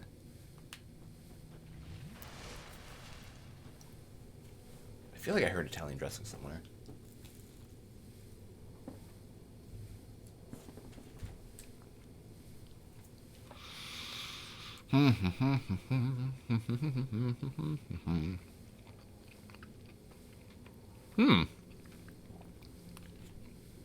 Really? 3-part mayonnaise, 1 ketchup, 1 mustard. A little bit of relish. Huh. That's weird. I didn't think it would be so simple. They like advertise it as if it's like this big secret ingredient that they don't want anyone to know. How do you know that? Did you work at McDonald's or something? Getting all the insider secrets? I guess this counts as a waifu for this game. Like the only hot boss. I don't care if she's got a big old spider butt. Spider vagina too, I don't care. You think I care? I've heard a lot of people complain about this boss just because it's like hot girl and titties stapled onto a spider. And she smiles at you. She's adorable. Oh god, look at all these poor souls trying to fight her at the same time. Wow, is that how much damage I deal? No way that's the damage. What the fuck?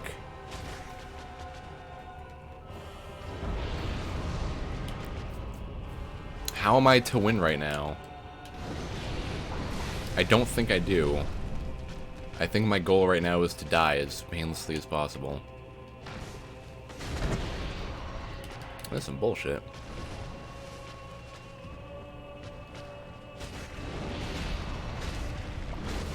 I've seen people do speedruns where they kill her as the first boss. What am I doing wrong? Maybe I should go get like the Drake sword or something.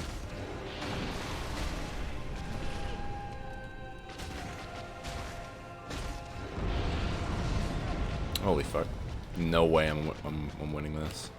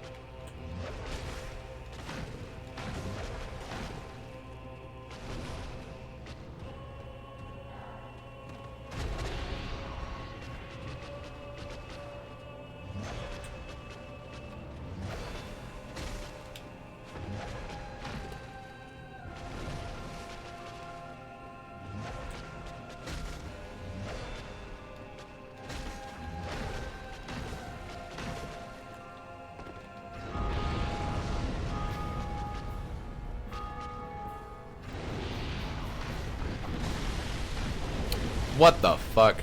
I was doing so good.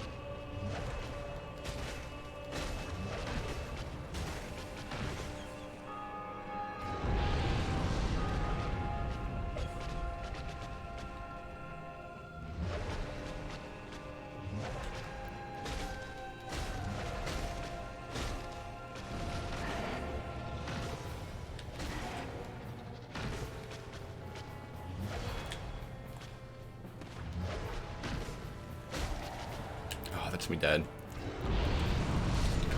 Ah, that sucked.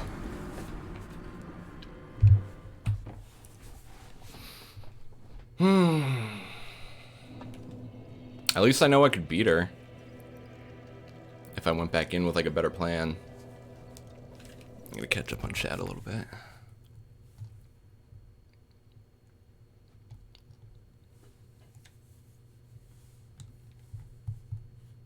I instantly moved after quitting studying, so I got out of my shitty living situation at the time and immediately started working. Nice.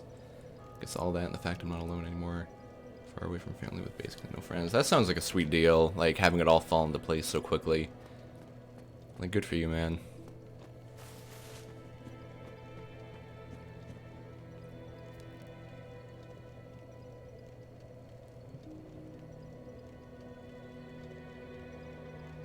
Vacuous Rom's sexy cousin. That's the big spider boss from Bloodborne, isn't it? If I'm thinking of the right guy, the right thing. That's a really good way to put it.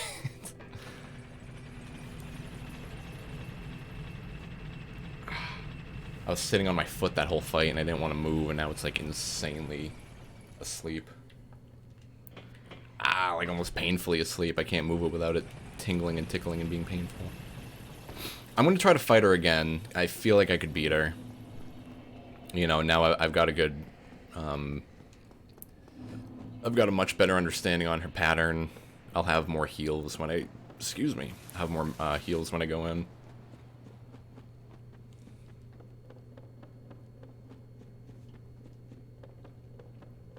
Where were you living before Kanano? You cunt.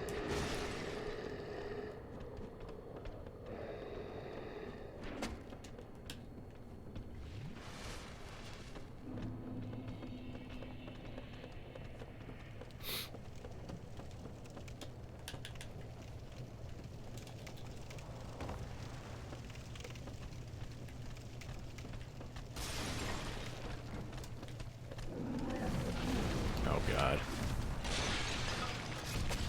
Whoa. One of the big fat guys decided to follow me. Toxic! Oh, fuck right off with that one, dude. That's me dead, I think.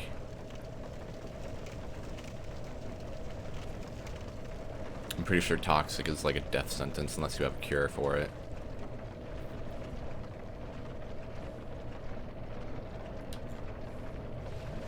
If anything, it might be good that I'm toxic and... No, poison's its own thing. Yeah, no, just kill me.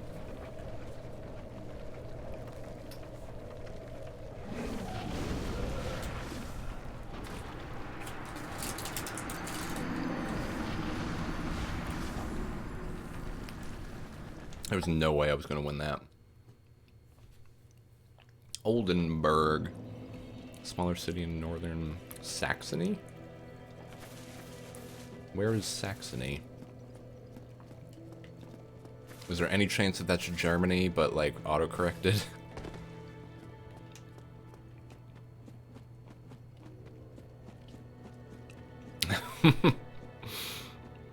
Are you just sick of America, Pen? At this point?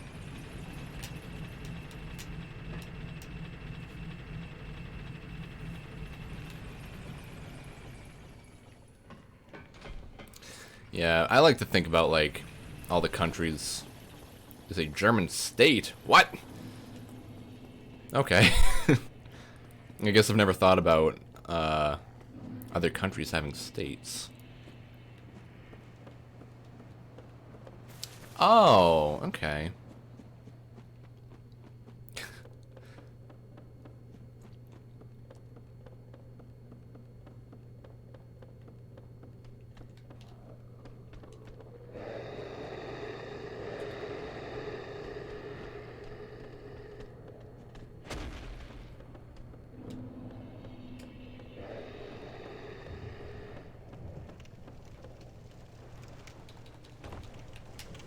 Speed run!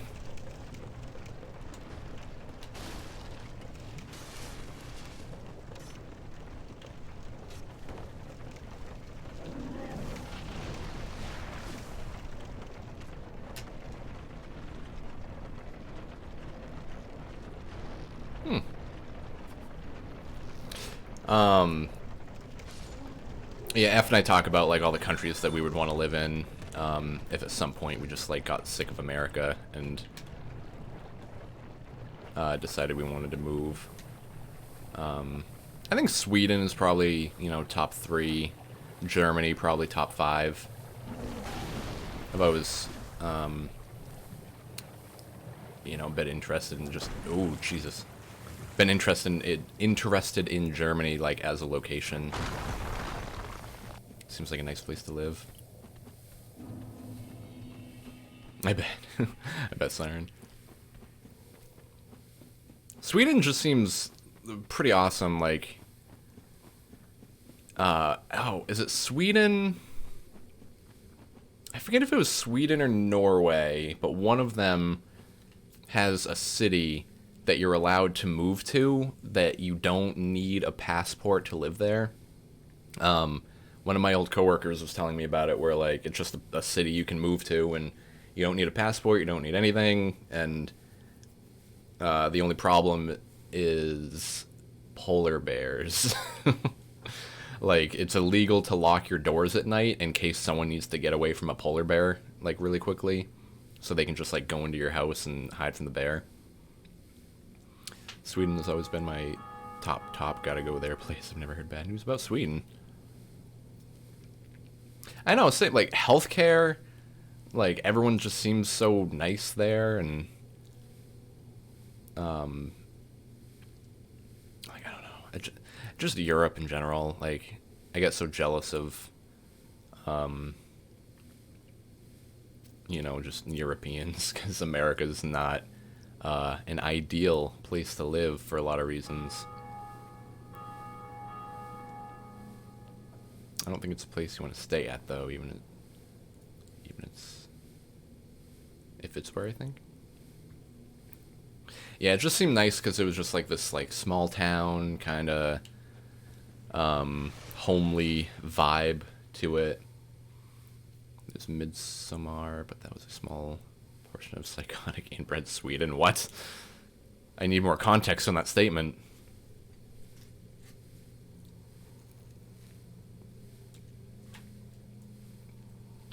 I know. I know.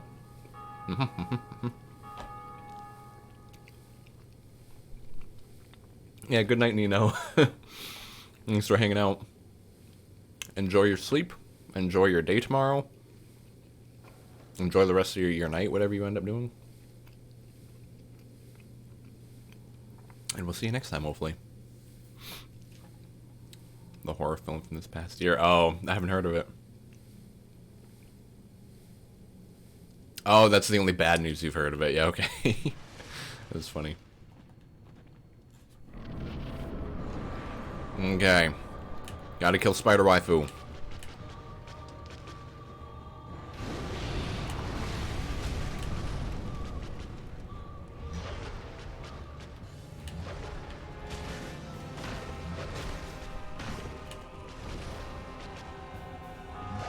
How was I dodging that first attack earlier?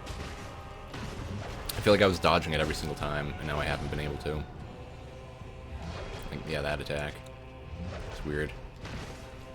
This is a lot like Vacuous ROM, isn't it? Just sexier Vacuous ROM.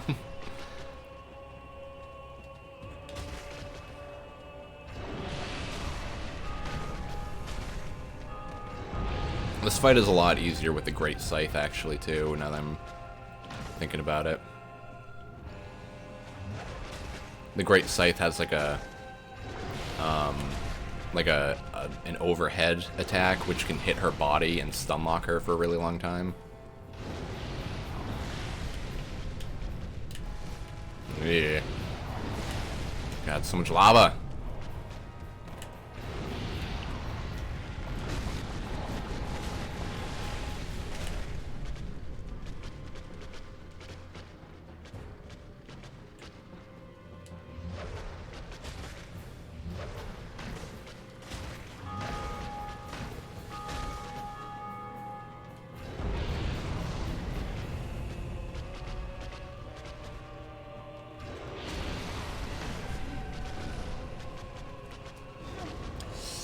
The goal is to avoid the lava, Mike.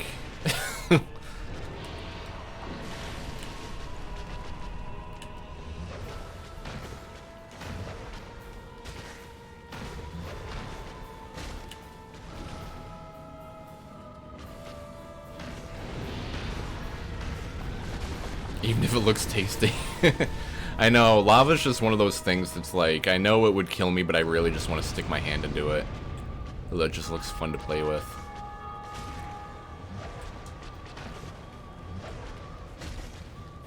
Excuse me.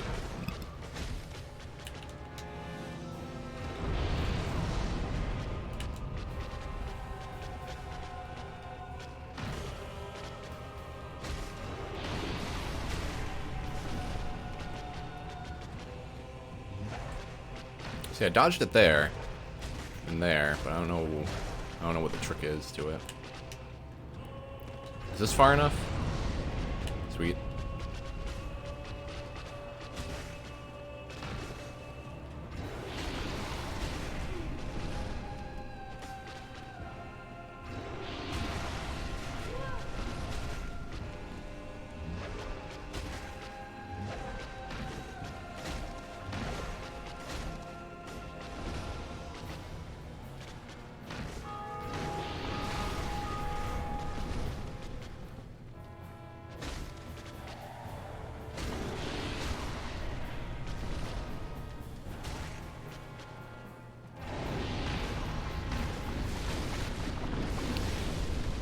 Fuck off! Fuck off! What the fuck? God damn it! Oh!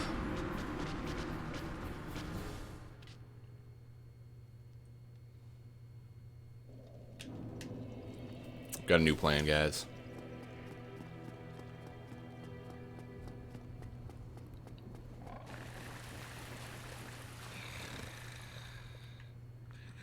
Oh, whatever.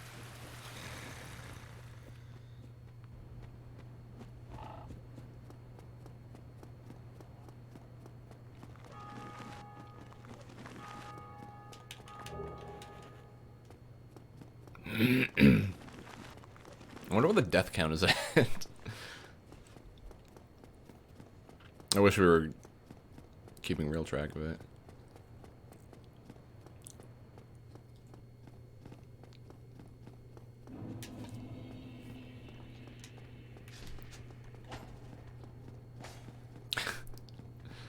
I know this whole area is spooky, scary skeleton.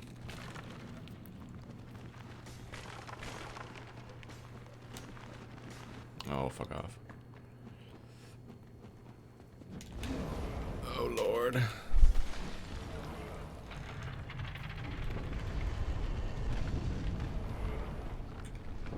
Oh, shit. That's me dead. I'm dead. I'm a dead boy.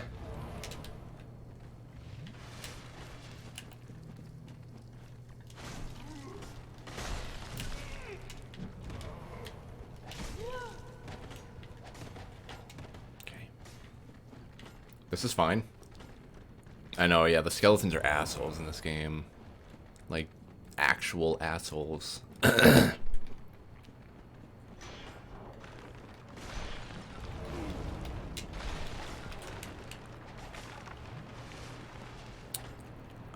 I don't fully remember how to get the item I'm trying to get.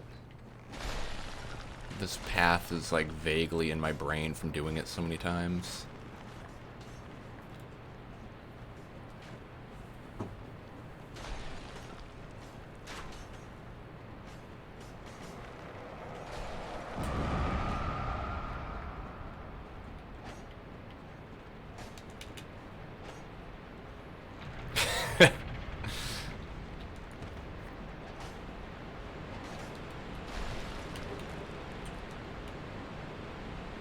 I don't think they even die all the way. If you kill them, they just come right back.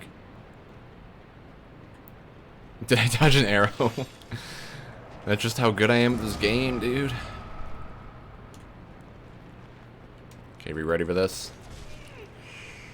Whoo. Oh, jeez. Please no.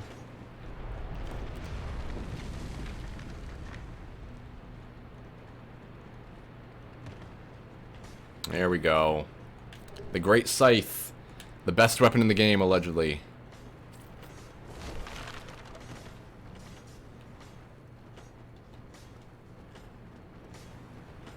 You know what? I may as well do while I'm here.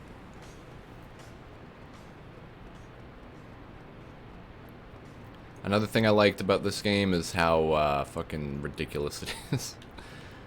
Like, you just see this random coffin hanging out in front of like a mini boss, and you just sit in it for, I don't know, a minute, 30 seconds maybe.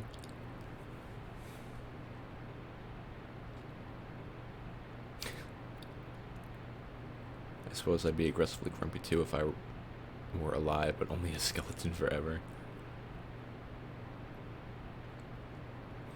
Yeah, I think one of the scariest things, like, I'm not horribly scared of like skeletons in like horror movies or games or anything like that, but if a skeleton was chasing you saying, "Give me your skin, I want to wear your skin," I think that'd be pretty legitimately terrifying. Why is this not working? 5, 4, 3, 2, 1. Okay. A clip. I will gladly look at that in a second. Okay, I think maybe the problem was that I didn't have an Eye of Death in my inventory. I think now it'll work.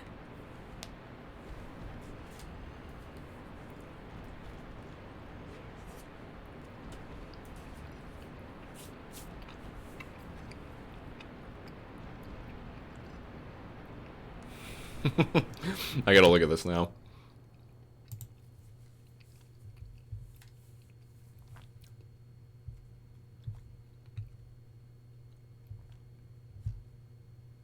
There we go. Yeah, I needed an Eye of Death in my inventory. That's what it was.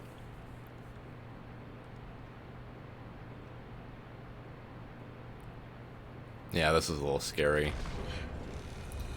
Ugh. I'm a little claustrophobic. I don't like the idea of, like, being locked in a coffin like that. Like, looking down and being able to see that you have, like, no room to move or anything.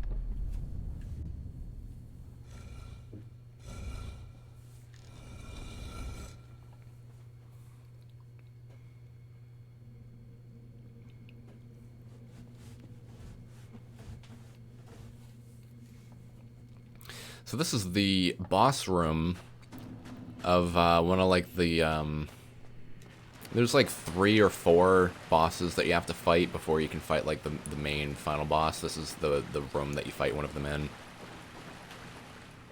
Hiding, please. But it's still, like, early game, so he hasn't spawned yet. I'm pretty sure that's him. Oh yeah, that's the boss. That's the boss right there.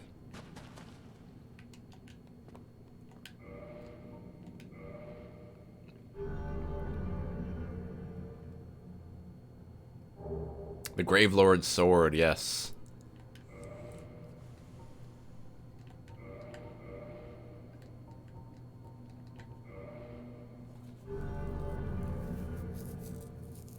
Yeah, I think that's just a thing no one would enjoy.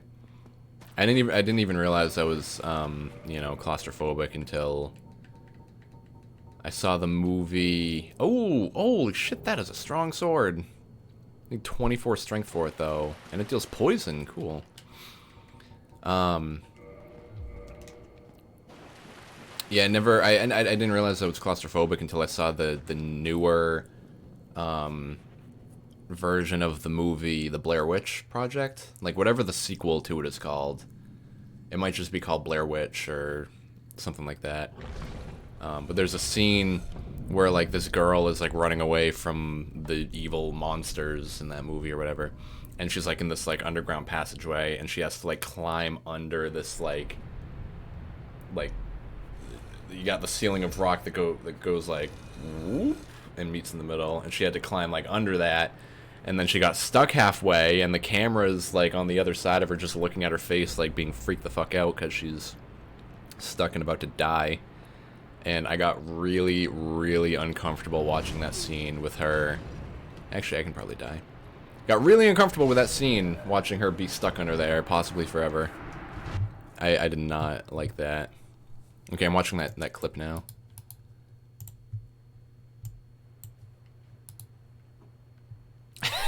Just, that's funny.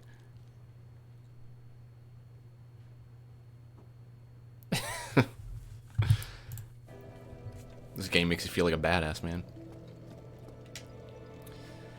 Okay, so I have the Great Scythe. Now I will upgrade it a few times. Actually, I can wield it, right? Yeah, 1414. Deals more damage base than Uchi Katana, which is cool. Deals more damage, got a better range. It's a little bit slower, but I think the DPS balances out, and you're dealing more at a whack, which is probably important.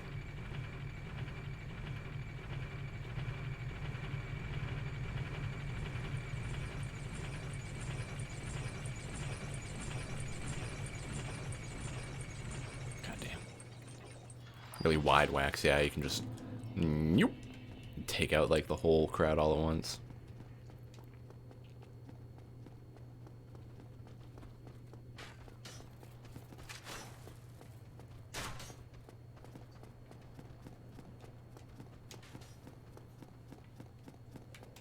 I think you can dual wield it, and then yeah, you got the chopper, you got the running slash. It's got a good move set is another important thing. Not really a one-handed weapon. I know. It works though, you know. Stabby stab. Pretty slow, yeah. But I've beaten this game many a time with this thing by my side.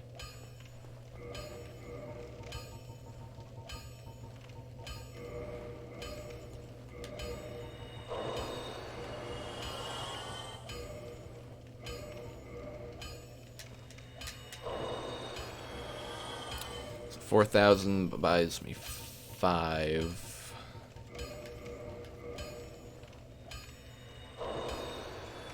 So I can buy like 5 shards, I think.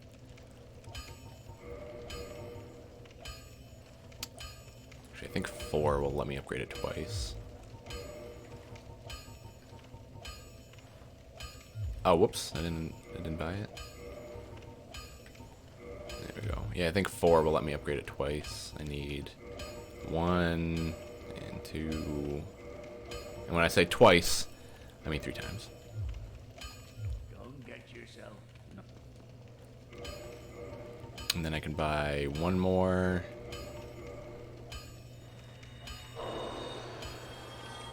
I think that's good. Oops. Buy 2 more. Reinforce. Now I need 3 for the final upgrade. And then when it's at +5, I can't upgrade it anymore until I unlock the, I think it's just called, like, the Large Ember or something like that. Force. Twice, thrice, and farce. Okay, so now we're dealing lots more damage. I think this even upgraded its scaling. No, it still is B. That's fine.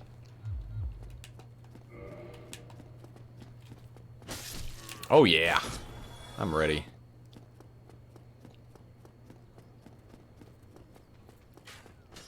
Now I can just like stab her like sexy half the whole time.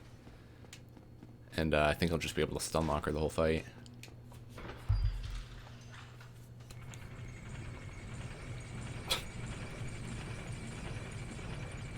Oh my god. Someone just joined the Discord. Someone just joined the Discord server and it said praise the sun. Coincidence? Probably. Innuendo.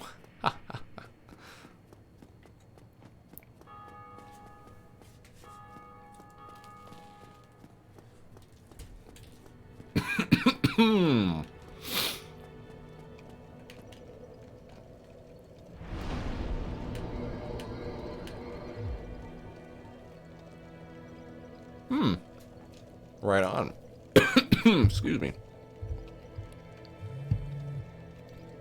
You are Megalo? Megalo?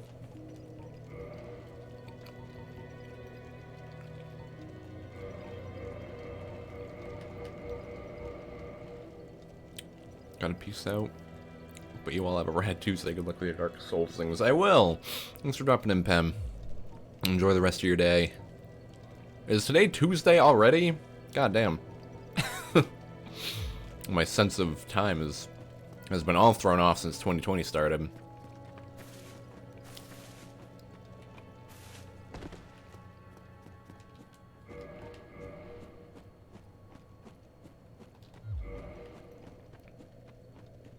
Okay, we're gonna speedrun this bitch, okay?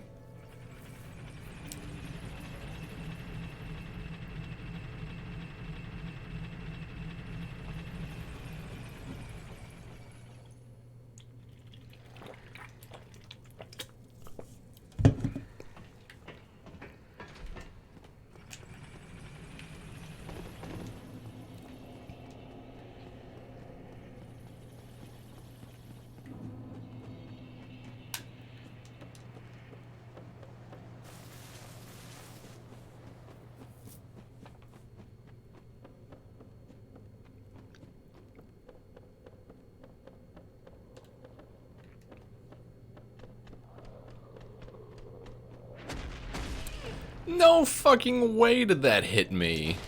That's some bullshit. That's some Dark Souls 2 level bullshit right there.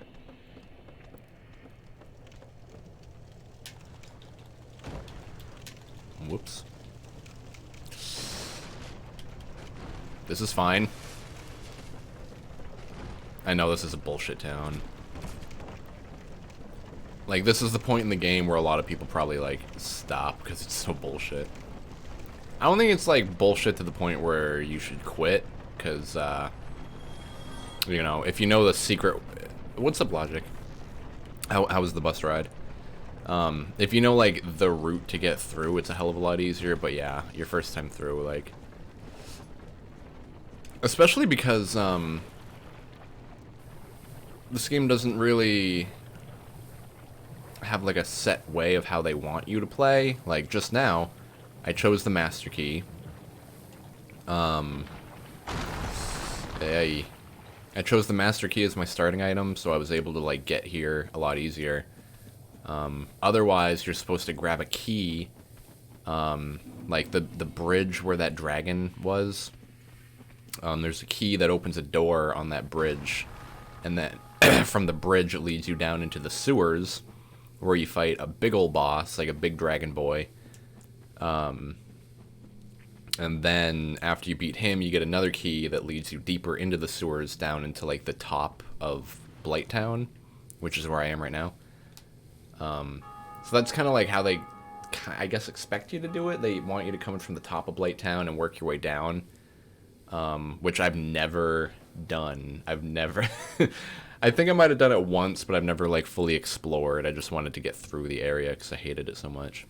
But, Afton's first playthrough, she played through Blighttown, like, as you were expected, coming in from the top and working your way down, and I was pretty impressed that she was able to do it. Finished my work, and I'm now eating some chicken and fish parm. Weird. What kind of fish? I've never heard of people, combining two kinds of parm.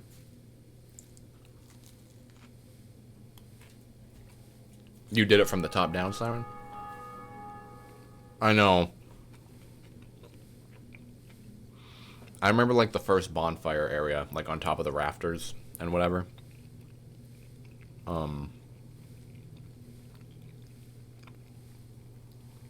But besides that, I don't really remember that area at all. It's because I kind of spoiled this game for myself when I first started playing it. It's not really difficult. Okay. It's very confusing. That's difficult in its own way. Plus, it's like a vertical area, so if you fall and die, then you gotta start over, and it's kind of frustrating.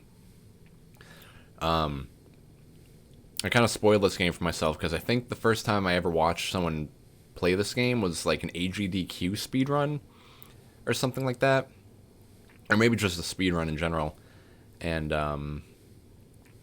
I knew from the start that the Master Key was, like, the item to get, because you were able to get down to Blighttown. You were able to skip, like, most of Blighttown using the Master Key. And I feel kind of bad that I spoiled it for myself. You know, I didn't come into this game with, like, a completely fresh slate like I wish I had. Like, I did that with Demon's Souls. I didn't watch anything about Demon's Souls before playing it for the second time. Like, when I went back and tried to actually beat it for real. Dark Souls 2, 3. Dealing more damage, I think, which is good.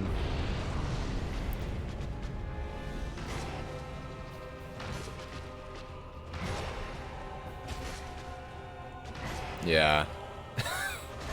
This is some bullshit. I feel bad. I should have just beaten her normally. I knew I had it in me, but now I feel bad that I'm cheesing. I'm not gonna not cheese, you know?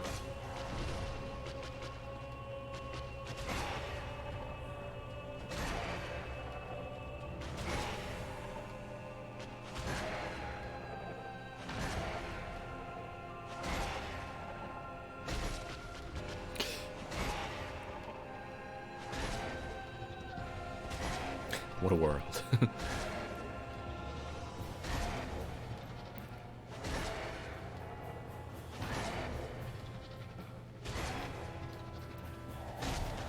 Yay. I tried going for a double-handed stab to see if it would deal more damage or be quicker or anything.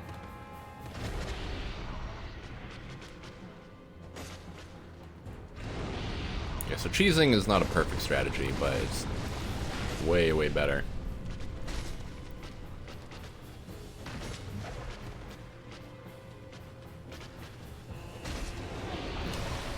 Dodge, dodge, dodge. Okay. You're fine.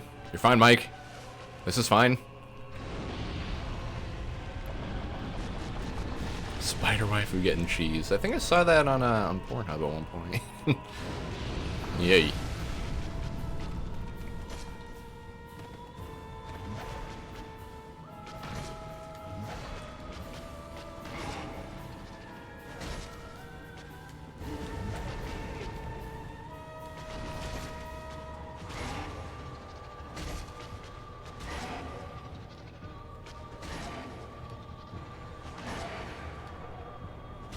Nice. I only feel kind of cheap that I did it that way.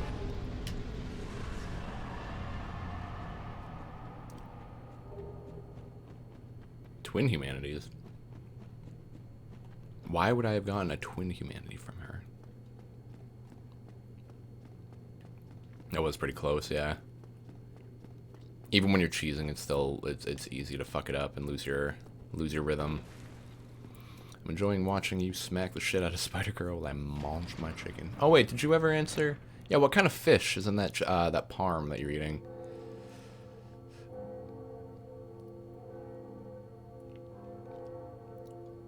Sexy half and unsexy half. You think they're like two beings, like conjoined?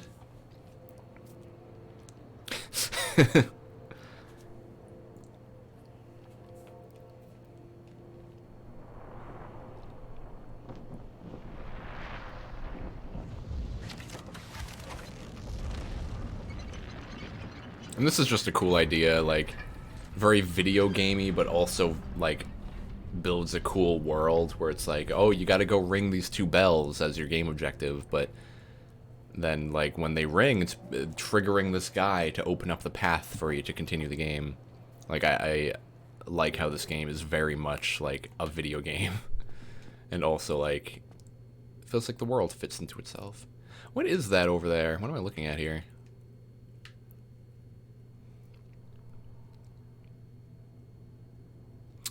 Oh, that's where you fight the Ceaseless Discharge. That's cool. Which is the grossest name for a boss. It's Hyrule, off in the distance. Pyaw. Oh dear. What have we here? Ah, no matter. I pray that you will not. I wonder... I have a lot of, like, vague knowledge of this game. And... so Quelaag and this Spider-Girl right here are both, daughters of the Witch of Izalith. And the Witch of Izalith was, like, one of the big characters from, like, the opening cutscene. And it says, like, oh, the Witch of Izalith and her... You cheap bitch. The Witch of Izalith and her 7 daughters. And I think I remember seeing at one point that, like, reading at one point that Quelaag got, like, fused together with another one of her sisters.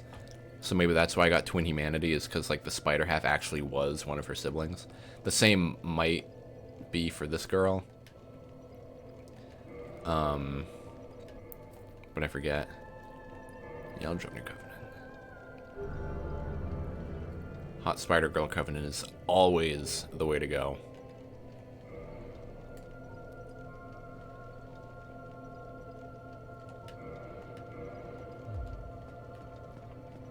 No, I think I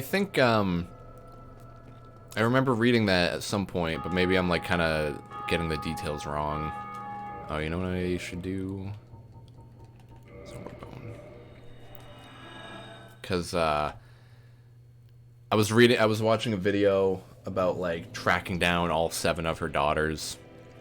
And so Quelaag is one, the White Spider is another, the Ceaseless Discharge is one. There's a dead sister in front of the Ceaseless Discharge, so that's 4. I think Quelaag was fused with one, and maybe the White Spider was fused with one too, if it's the same rule, like spiders are, you know, a sign that there's, like, more than one being. I might very well be right. Or I could very well be completely wrong. Spewing fake lore, fake news into here. Some pan-seared tilapia, okay. Yeah, I've never seen, like, chicken and fish parm. That sounds pretty good. Especially tilapia. I feel like it would have to be, like, a white fish. If you're gonna, like, chicken may as well be a white fish. I'm probably seeing white spider is fused. Like a year back or so. Really? Dude, good memory. I don't even remember that. Every time I pan-sear something, I want to play black and white again. Why? Oh, okay. The Pokemon pan-sear. Pan-sear, pan-sage, and Panzer.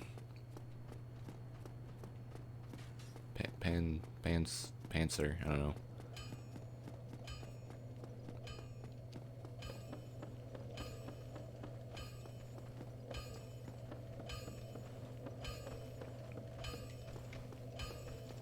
Panpour. That's a stupid name. Well, need any? Need anything forged? I do, in fact.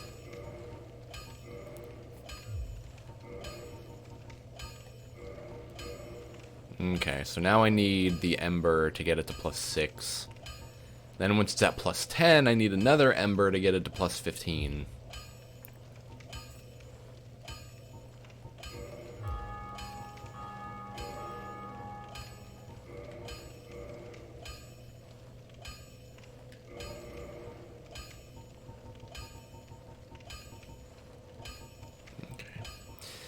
If I had some more souls, I would buy that thing, but that can wait for a little while. I think I don't need to fight Sif for like a really long time. So let's get. Ooh, that's a lot of damage. Let's get some dexterity in there. 1 ember. Let's buy that moth thing. Oh, the moonlit butterfly. Yeah, that's one of them. You need special embers to like enhance your weapons in any direction. So right now all I can do is get weapons to +5. Then oh shit, it's Sense Fortress. This is where the real Dark Souls begins, you guys. So you got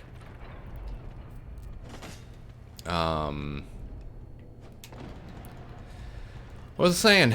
I was saying something about something. Oh yeah, the Ember, yeah. So right now I can upgrade things to +5.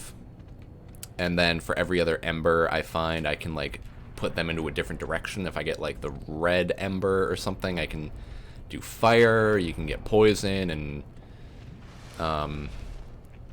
you know, all these different flavors of weapon.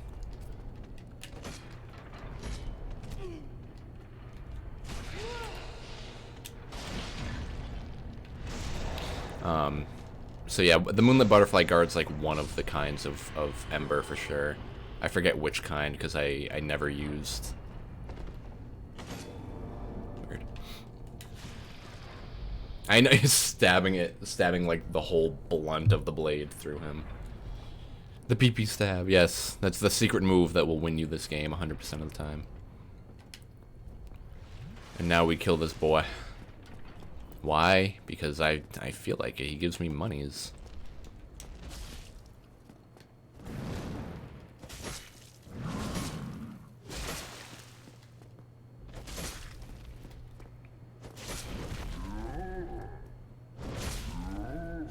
Sounds like a Goron.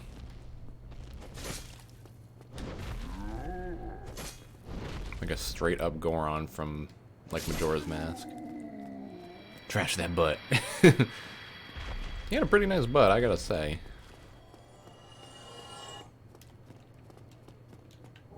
Titanite chunk, that's what it was. Yeah, Titanite chunks are a nice thing to see because they're one of the rarer upgrade materials and one of the most useful too. Yeah, this game's weapon upgrade thickums. No. This game's upgrade system is super weird. And let's, whoops. Oh, if I shift tab. Jesus. If I shift tab, you can't see, like, the screen that I see, which is kind of too bad, but. View all achievements. So you have. Acquire the best weapon through standard reinforcement, crystal, lightning, raw, magic, enchanted, Divine, Occult, Fire, and Chaos. I lost track, but that was like 10, I think. So that's 10 different embers that you have to find that all upgrade your weapon into a different tree. And they all require different materials to be upgraded. Like, you know, red... like a red Titanite shard, or like green shards, blue shards, all that. It's such a weird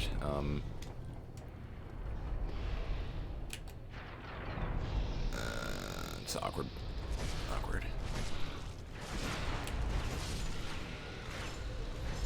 Took all the bullets for me. What a nice guy.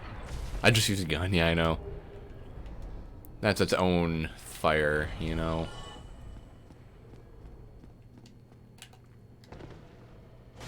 I think if I get this guy to attack me in a certain way, then he breaks this wall open.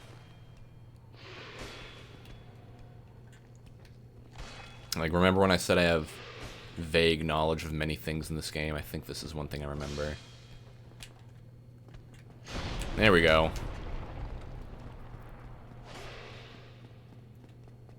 You seem quite lucid. A rare thing indeed.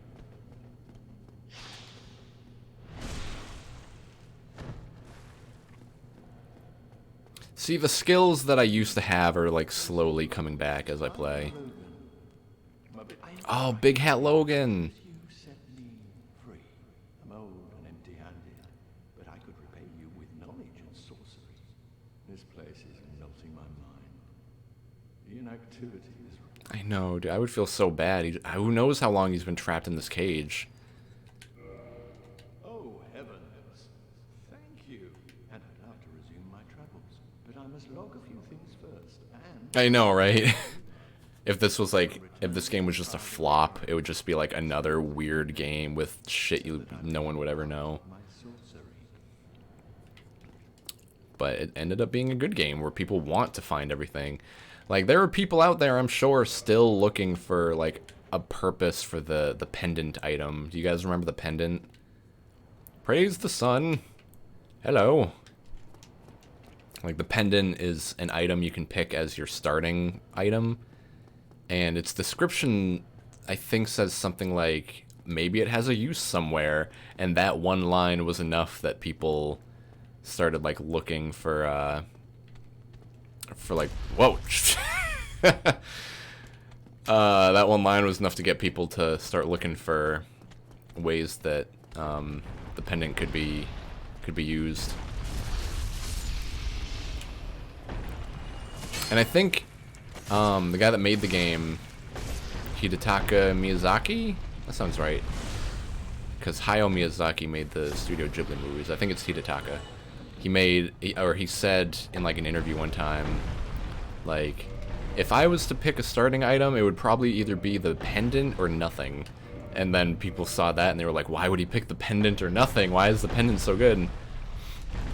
And I think it just, like, I think the man's a genius. I think he might actually be a genius.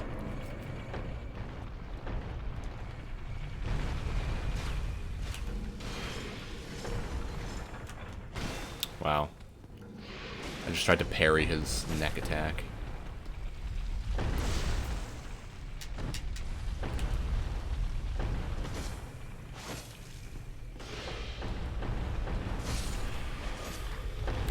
Okay.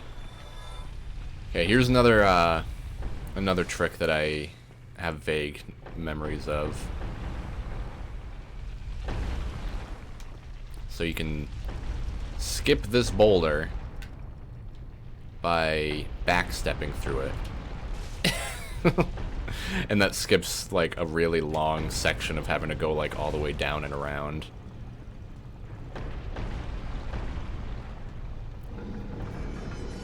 I know, dude, my character hates crotches. I don't know what it is.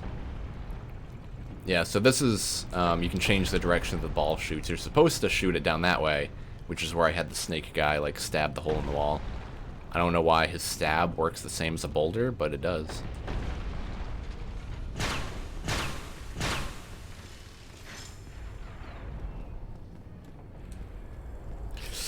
Yay.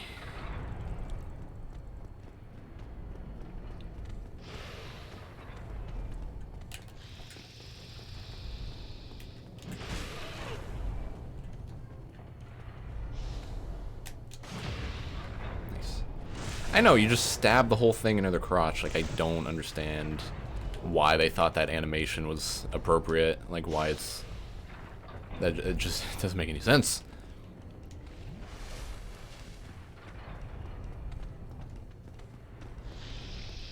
Fuck it. Let's leave, bro.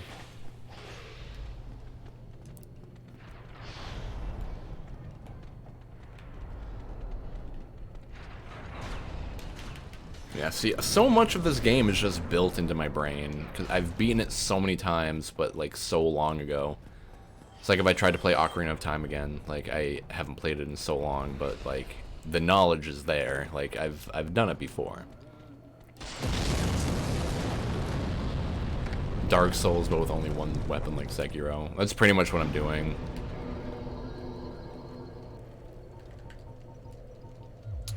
Let's go for endurance.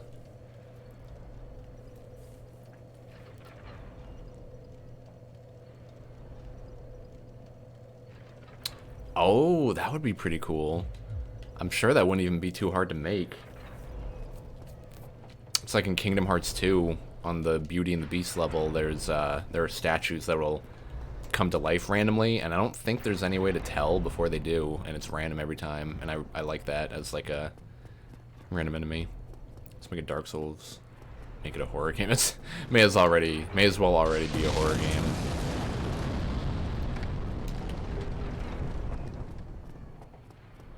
It's scary how hard it is.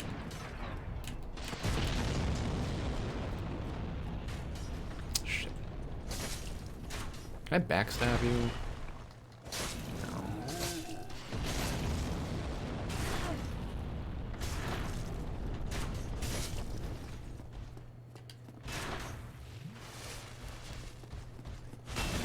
Ow.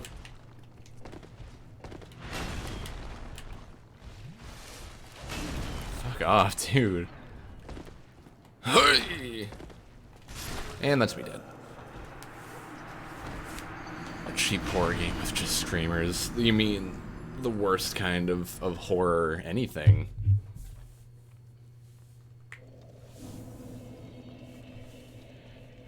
Man, the dogs have been like really chilled out today. I'm kind of surprised. He fucking clapped me, bro. Excuse me.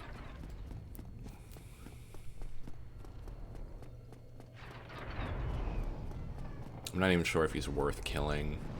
He might give me large Titanite shards, which would be pretty cool.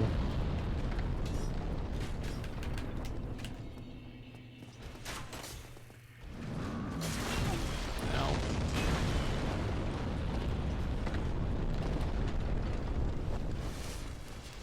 And I don't think I can parry him either. It's either dodge or avoid. Dodge and evade, typical airbender tactics.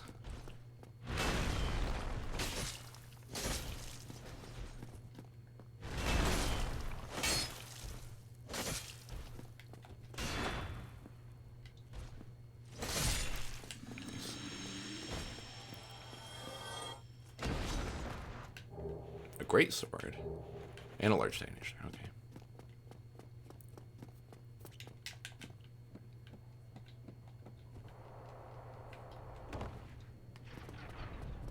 Yeah, I really like how you can see, like, a lot of the world from, like, wherever you go. Like, you can look up there and see, like, the walls of Enerlando, and you're just like, what is up there? Like, I thought...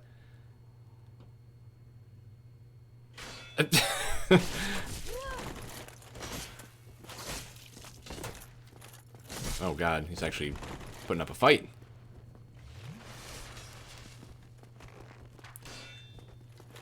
Yeah, you get to see the walls of Enerlando and think, like, what is up there? If I've been down here doing all this shit, like, what is up on top of this mountain?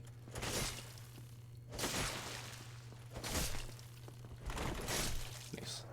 Then you can look over there, and you can see the church that we fought the gargoyles on, and... I think you can go into those like lower ring areas. I forget though. Ricard's Rapier.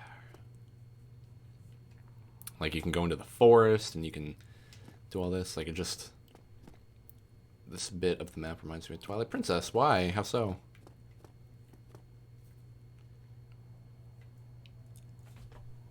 Is it like the forest area where you find the Temple of Time? That's the only bit I can think of.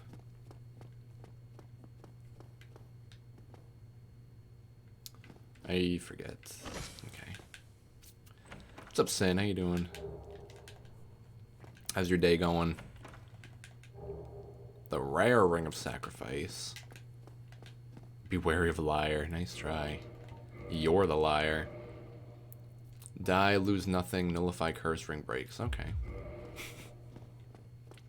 Doing good. Doing good. Playing some Dark Souls. A little bummed. I wanted to play Demon Souls, but my PS3 is incompatible with my capture card as it is. I don't know, just similar looking to me. Yeah, exactly that area. Yeah, I get that. Like, just like forests with like big stone structures sticking out are really, like, just really interesting areas to me.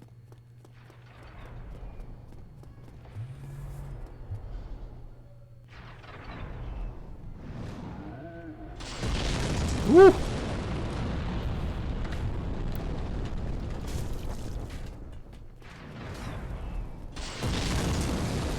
Why did that not hurt me?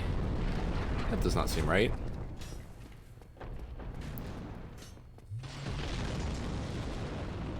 Shit. Shit.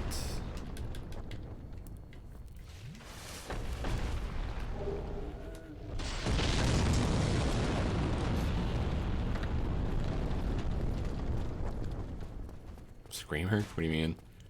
Did I scream? Did me going who? Was that too loud?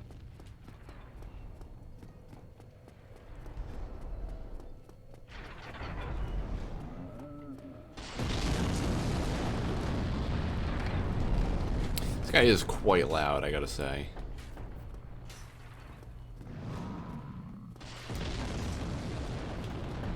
Here we go.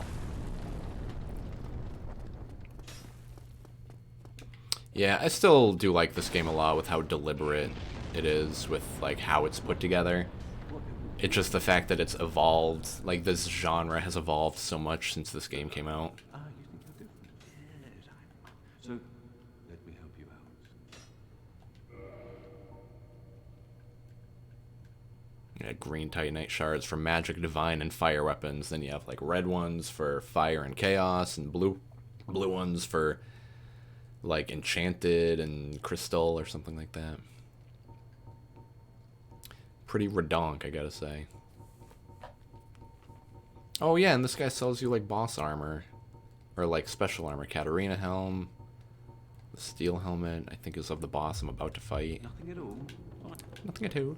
Oh, did you guys know that this guy's not really tall? He's just floating.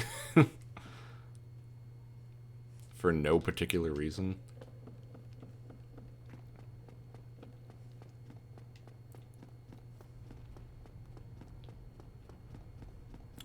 Fireball will be repeated throughout my horror mod. It's just like you'll be walking down a hallway and all of a sudden a fireball hits you impossibly.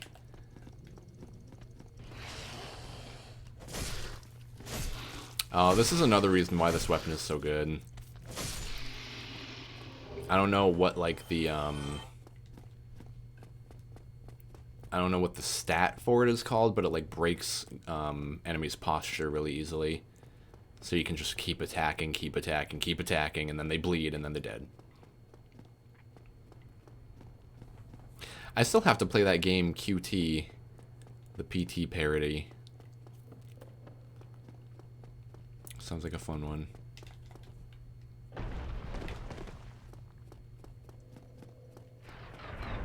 I don't know where I got all this experience, but I gotta spend it.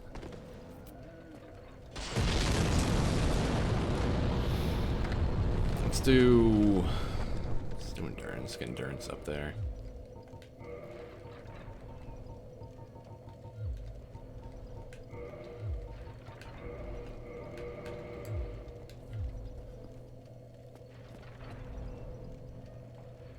It has some secrets, you say? I like a game with some secrets.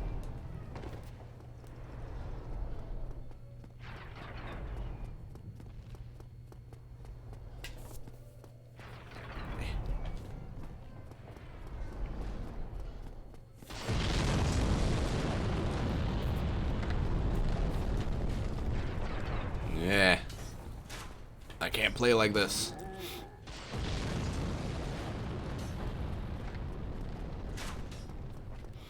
Yeah, I bet it's because in the original like PT game there are a few secrets that you can do too. What? He fucking backstabbed me. That's some bullshit. God.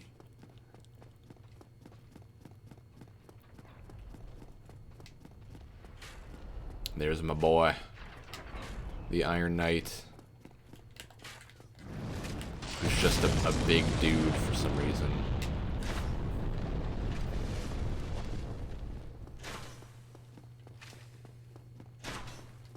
Yeah, it's like you know, you start playing the game.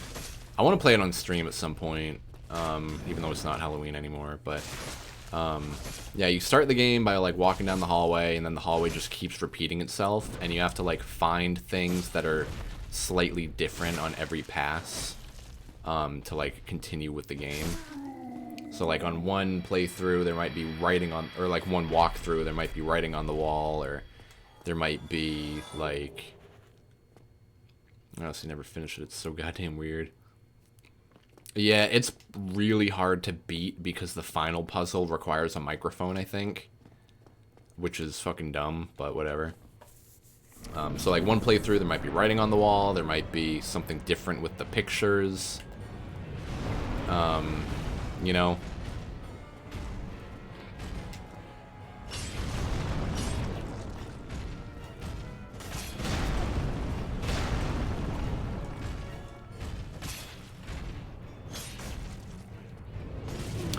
That's not real.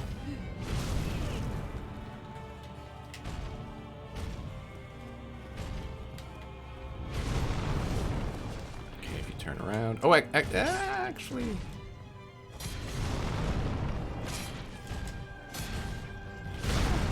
Fuck.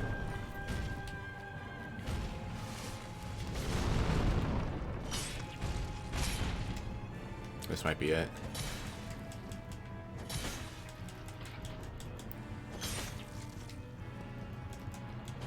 Come on, you bitch. Fall for me, baby.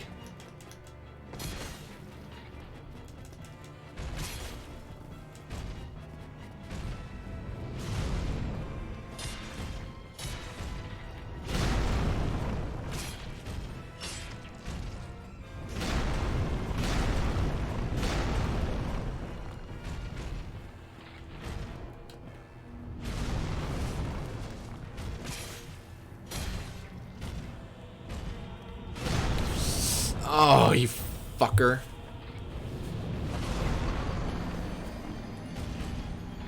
Did it create a bad horror genre? What do you mean? Like slow first person drawn out kind of stuff. Let's use the Uchi Katana for this fight because I think it'll be better since it's faster.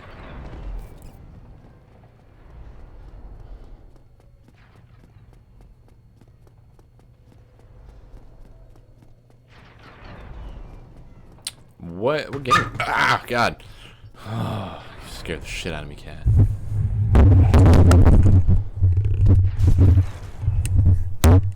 Sorry.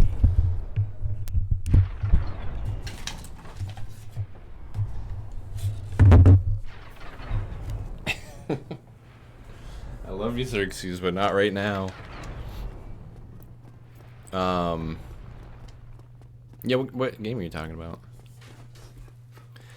In PT, I remember, like, I got to the final challenge, but I didn't have a PlayStation microphone, so I wasn't able to beat it. But I'm pretty sure you have to, like, it was something fucking what, Lyra? All the animals Just like woke up all at once. I'll take them out in a minute. But you know, one of the challenges was like the final challenge, I mean, was you have to just sort of wait until the clock hits midnight, and then it'll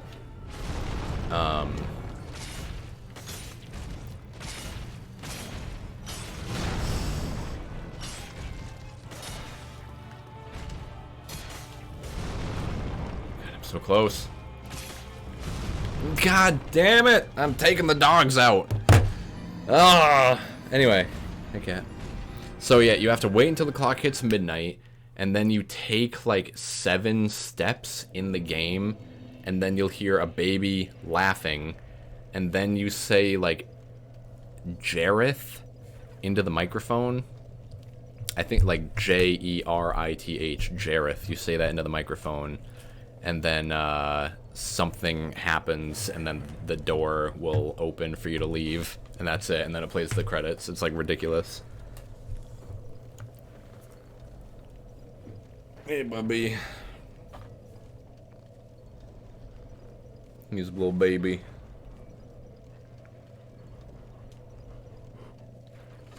He's a needy little baby right now. Though I'm not sure that the microphone part is right, but maybe it is. It was something like that. I mean, maybe they found a way eventually to, like, bypass needing the microphone, but I remember reading a guide to it and they were really unsure what part actually triggers it. Yeah, that was the thing. Like, this is all knowledge from, like, when the game had been out for, like, a week or two. They had figured out how to... They had figured out how to beat it, but not, like, how to beat it. You know what I mean? Like, they could beat it, but they didn't really know how to do it consistently. And that was in, like, 2 days. They had most of the game figured out. I'm sure they have it figured out by now, even though the game is, like, impossible to download. But I have it. I have a PlayStation with PT on it, which means my PlayStation's worth, like, $1,000.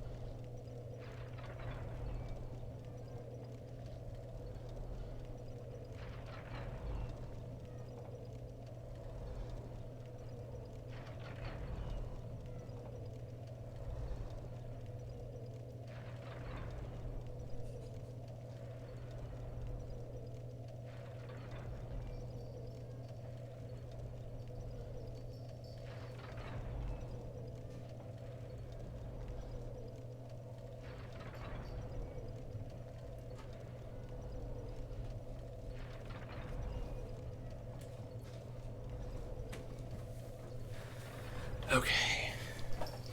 I've returned. Shut up, Cortana.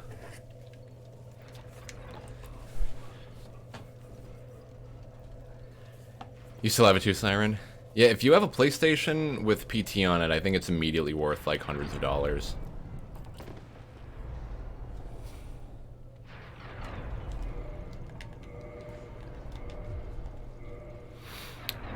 As I was saying, PT remakes that just do the looping hallway idea without really understanding why PT worked is by far one of the worst horror genres. Like at this point, seeing a looping hallway in a game will 7 out of 10 make me less excited. Yeah, that's why PT was so good, is because it pioneered that genre, and then everyone just tries to copy it. Like you said, without fully understanding like what made PT so good. It's the fact that that was new. New things are scary. You have like a new especially like the first time you play it, the first time you play PT and the hallway loops, you're like, oh my god, what is this game? And then it loops 20 more times and you're like, oh god. You know, but yeah, then you find another horror game where it's just like that, and then it's like, oh okay, I've seen this before. I've seen a few like you know, plays on that gimmick though. Like I forget, I saw Oni Plays play a horror game that was like that, but you were in like a whole house. It was just a house-based horror game. I forget what it was called, but it looked really cool, and it kind of used the repeating you know, area gimmick a little bit.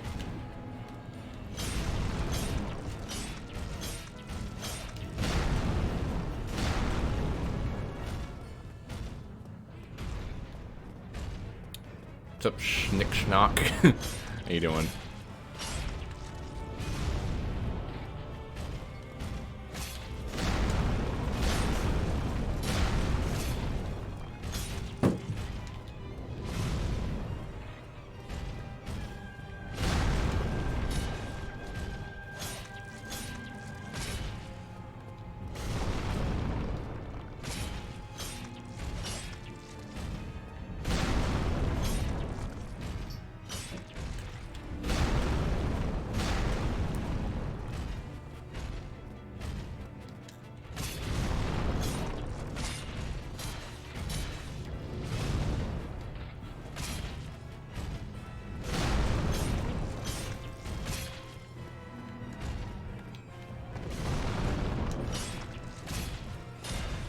Why aren't you working? What the fuck?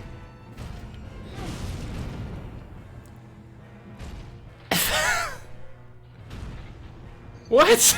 What the fuck was that? That was so weird.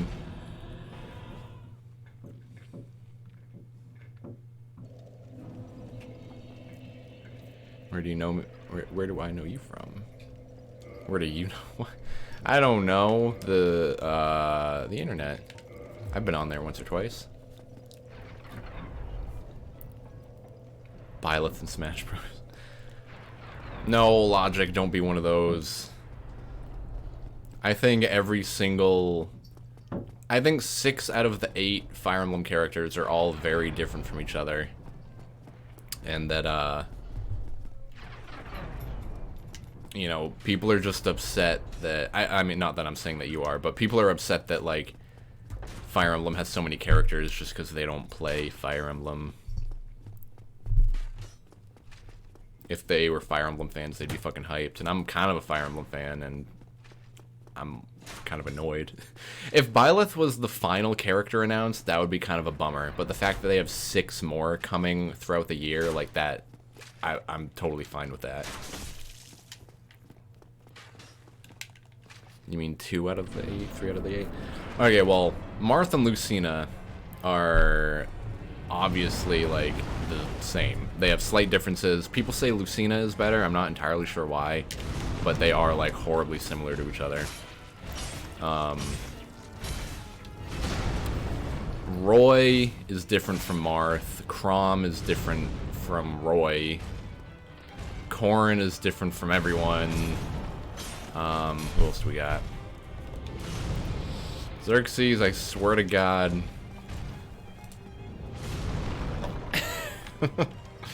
I'm fighting 2 bosses at the same time right now. She has no tipper effect. That was one of the things. Yeah, her sword slashes differently than, Shit. Not dead yet, baby. Yeah, her sword slashes differently, which is not a huge difference, but it, you know, it's different enough. But Marth and Lucina, I would say, are too similar. And now fucking Byleth is way different from everyone, because she has the ability to use like 4 different weapons, which is immediately like a whole new aspect to like playing a sword fighter. It's like how the Dragon Quest hero has like different magics that you can use. It's like Byleth having swords makes her different enough. I mean, having different weapons. Fuck, that's me dead, I think. Not quite, ya bitch.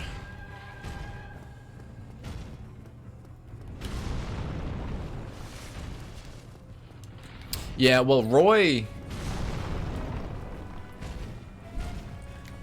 Yeah. Roy was, essentially a Marth clone in Melee, yeah. But then when they brought him back in Smash 4, I thought he was different enough. He hit harder, his movesets were different. He just felt like a different character, which is all you can really ask for when it comes to sword fighters. My question is, why is the Chosen Undead from fucking Dark Souls not in the game, right?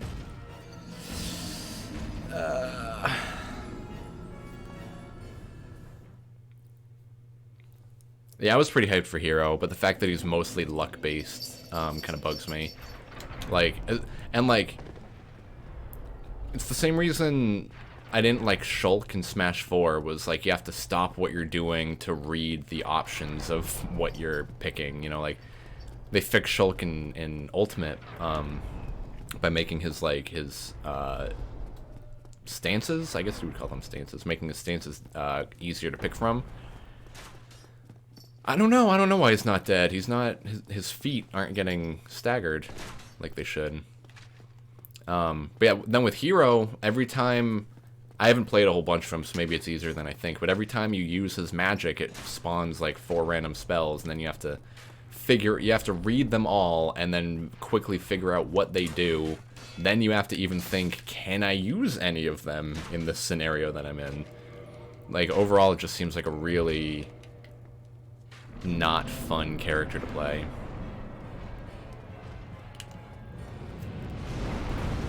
But, you know, Byleth, I think, is going to be fine. She's got different weapons. I think she's fine.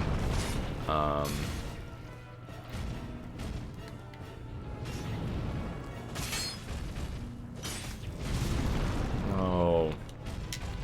Get up, you cunt. Ah!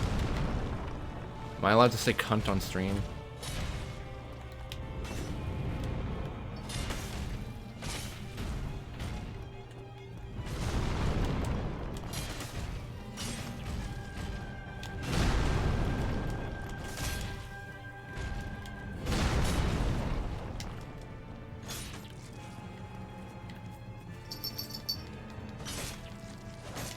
Fuck.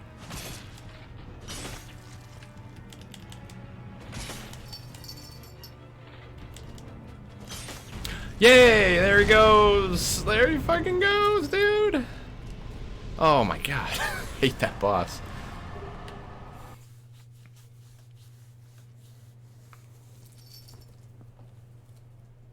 Once you know each spell, it's simple. Okay, yeah, because like I said, I haven't played him enough. I just was really turned off by that whole idea. I loved the idea of it, but like, then the idea of executing it is a little different. You know what I mean? Birdie time. I guess you could call them birds. Oh my god, you can see Steve's archives. That's so cool. I never really noticed that before. I was too distracted by Anor Londo to realize the little tower off on the mountain. And what's that shit like way in the background? Did you see that? Is that all Anor Londo?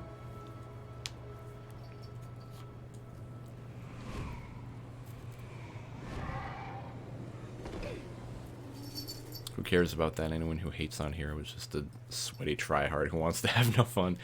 Oh, I like your attitude, man.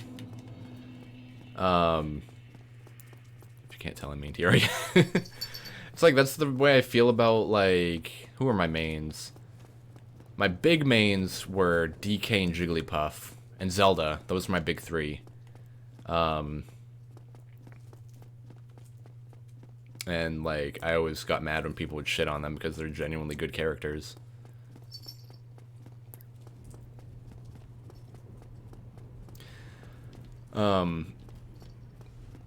But yeah, you know, I just never played Hero. I haven't played, like, any of the DLC characters, actually.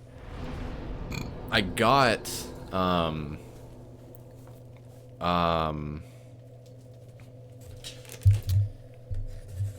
I got all of them. I bought the Fighter Pass, and I didn't play, like, any DLC characters until Banjo and Kazooie came out. I went online, immediately bought the Fighter Pass, and started playing with Banjo. And I liked Banjo a lot, actually.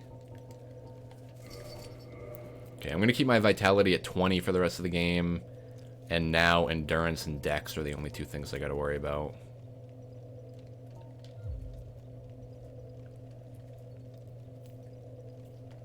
Right. Well, you are a rare visitor. Welcome to the Lost City. I know. It's so sad when they make a character a trophy, because it's like solidifying that they'll never be in the game. Even like, you know, Gino and Cuphead all got fucking me outfits. That's pretty much solidifying they'll never be characters, which is too bad. Waluigi, people still want Waluigi, but he's a trophy, so I don't think anyone would. I don't think they would ever be able to add him. Whoops. I'm good at this game. So guys, there are 6 more. There are at least 6 more character slots. So who do we think is going to be the next character? Or any of the next 6 characters, I mean. I'm thinking Crash and Spyro both have a pretty good chances of getting in. Both of them are on the Switch now. Fans want them. I don't think either of them would be too hard to implement into the game. Crash, I think, definitely has like the biggest chances of getting in. Steve from Minecraft. I hate to say it, but I'd be okay if they added Steve. I don't know if you're memeing or not, but I'd be fine. If they announced him, I'd be like, yeah, I get it. I don't know how he would work. He would be a really fucky character, but I think it would be funny.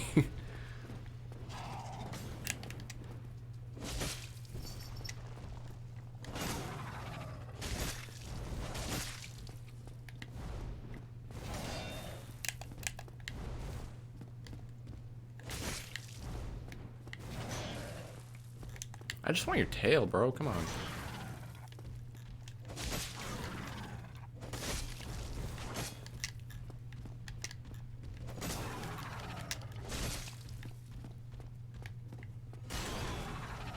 Here we go.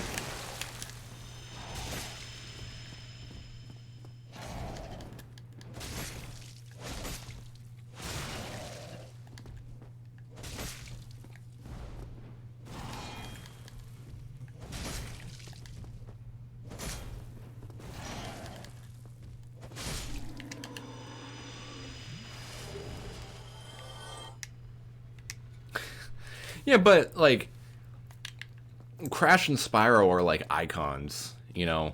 That's why I think they have good chances of getting in. They're really, really well known. I don't give a shit about Fortnite, even though it's hugely popular. I think that has a 0% chance of being in Smash. Crash and not Banjo. Crash and Spyro, I think, have, like, really good odds of getting in.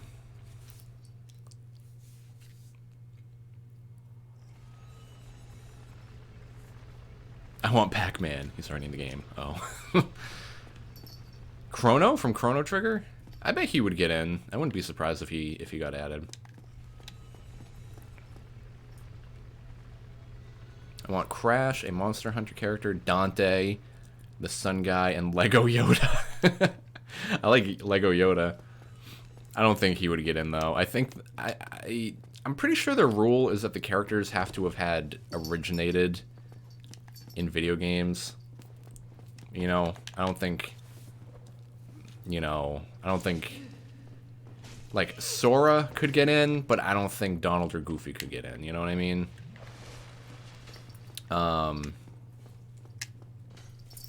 I think that, you know, Dante could totally get in. I wouldn't be surprised if he's, like, in the works right now. Because Devil May Cry 3 is coming to Switch. And that's kind of a weird game to just randomly port to Switch. You know, I feel like they've got to be working on something. I know, Disney is so, like, money hungry. Like, the whole thing with Marvel, like, I don't think they'd be able to work out a deal with Disney to get Sora. It would be fucking rad. I would love Sora to be in Kingdom Hearts. Like, nah, not Kingdom Hearts. What's that other game that we're talking about? Smash Bros. I would love it if he was in Smash. I think, like, boom, Final Smash, he goes into final form. Or, like, boom, he does Trinity Limit with Donald and Goofy, something like that. Like, I think he could, think he'd work pretty well.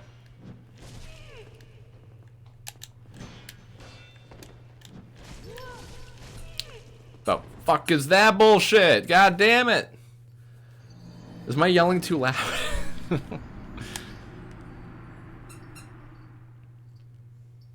Smash Melee as a character in Smash Ultimate. Like, it's literally just the cartridge.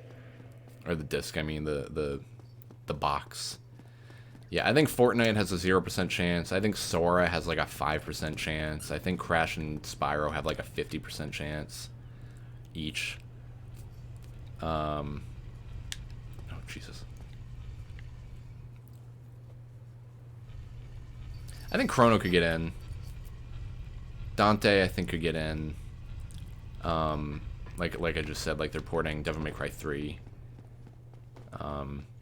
And people were upset because apparently Devil May Cry's Twitter or something tweeted out, like, get ready for January 16th, some big news is coming. And that was the day that Sakurai was going to announce the final character. it was fucking Byleth and everyone was pissed off. I think it's funny. You know, my favorite thing from that direct was not the fact that Byleth got announced, it's that Sakurai taught everyone how to count in binary on their fingers. I've been trying to, like, teach myself how to do that better ever since I saw that video. I think it's a cool idea. Like, being able to count to 30 on one hand, and if you use both, you can count to 1,000. That's pretty fucking cool, dude. I'm into it.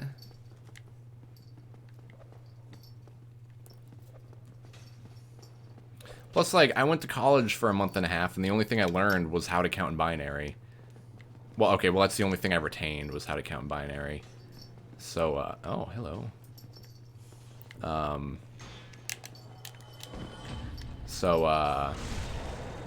know, Cuphead would have been really cool. Nice. Now I just need to not die. There we go. Yeah, Cuphead would have been cool. Ah! She's fine, don't worry. She yelps, like, a lot when they're, counting in binary is important to build's character. I'd agree with that. Are you okay, Yoko? Did Lyra hurt you? Did you hurt Yoko? She looks different somehow. What did you do? Go lay down, Lyra.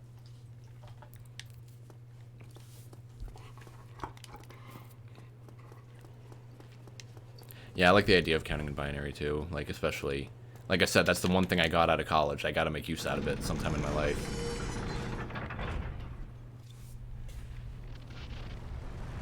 Scratching my toe, just so you know. I know, I would totally make like a Mii gunner that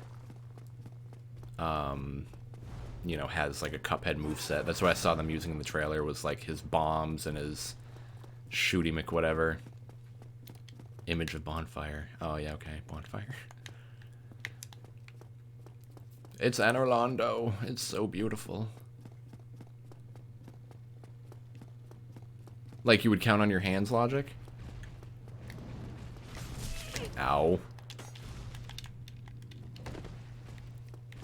Okay, this is the part of the game that took me, oh, so many attempts to get through on my first try.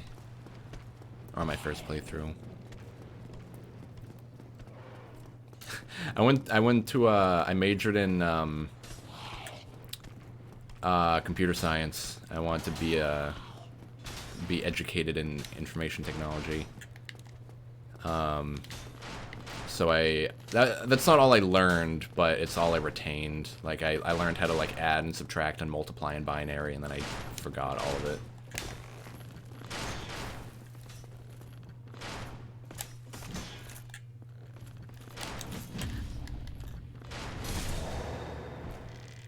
A computer sciencer. That's right, good sir.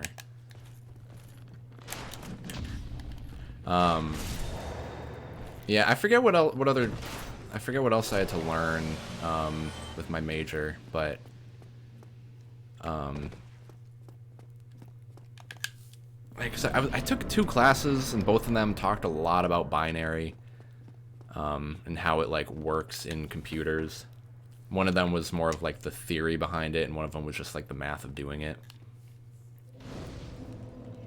I knew how to count on my hands, but I more so wanted to see if I could code solely in binary, as opposed to like hex and stuff like that. Isn't the point of binary that like it's for simpler things? Oh, I can't even level up. God.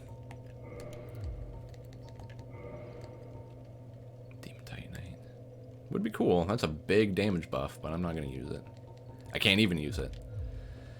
I'm currently learning a program called Brainfuck, and if the name is any warning, it's a pretty annoying language. I can imagine. It's for fundamental things, right? Yeah, simpler. Yeah, that's not a good word for it. Oh, you've been quietly smooth sailing. Hey, Siren, guess what? I get to go get Hovel's armor right now. I think.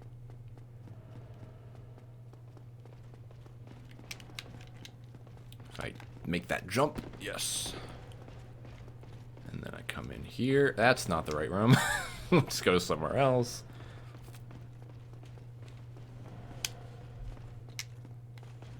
Ah. I also really like the lore of Gwyn's knights.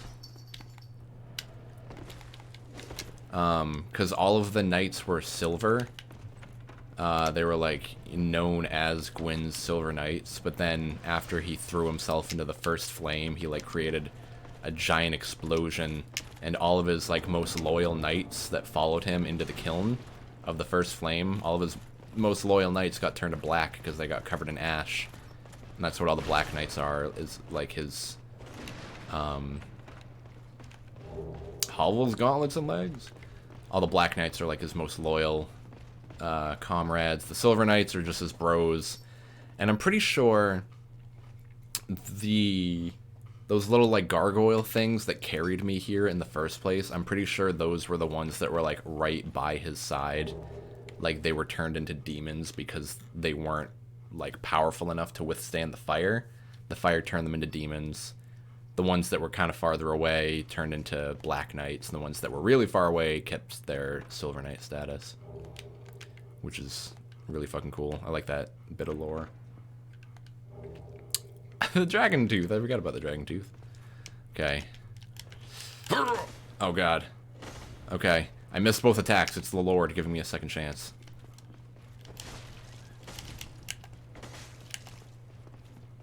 God, I fucking hate mimics. This is like the most terrifying mimic of any video game. Like, real talk.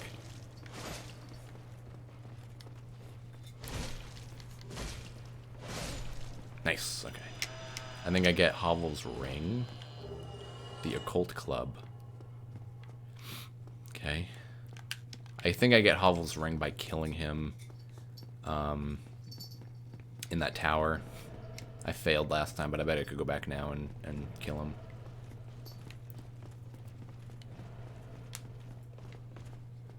There's an onion dude here somewhere. Talk to me about the occult club. I don't know if Onion Dude's around here. I don't think I've ever completed his quest in this game. I completed it in Dark Souls 3. His quest in the third game is really cool. I never did in this one though. I didn't really do any quests in this game. I didn't really even know that there were quests until like my 4th playthrough, and by that point I didn't care. I think there might have been a few quests I had to do to like 100% the game, but besides that, like it's whatever.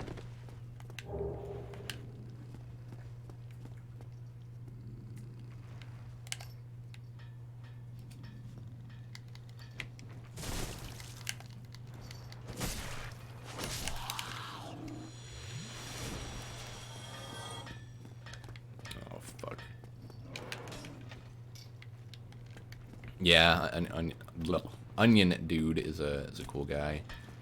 Especially like in the 3rd game, you just sort of save him a lot. You keep finding him in like these ridiculous scenarios. You know, and you just have to keep saving him. I let an AI be my dungeon master 2 days ago. How'd that turn out? That sounds fun. Probably just the craziest shit happening. Oh, excuse me. He does show up here if you meet him. He's cool though. He's mostly confused here. Like, how did I get here? That's funny. No, I don't remember where Onion Dude is. Like, you meet him for the first time outside Sen's Fortress, and I bet if I had talked to him, he would be here right now, but I didn't, so he's not.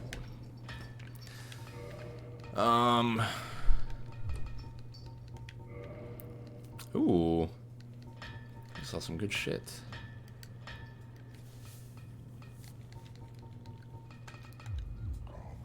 Cometh soon.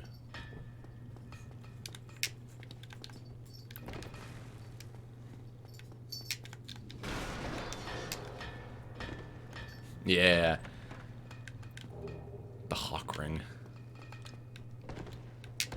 Oh shit, am I stuck? Okay. Yeah, normally I'm pretty sure this guy is supposed to die before you can open that chest, but you can kind of sneak behind him. And I really like the lore about Gwyn's 4 knights too. Like his 4 like most powerful knights were all they all had like a special mastery. Like you got an archer and sword wielder. I think there was one that used like twin swords, twin knives, or something like that. I forget who the 4th one was. Oh, and a spear user. Yeah, Leo. Not Leo. He has the Leo ring. What's his name? I'm about to fight him. Ornstein. What's up, British?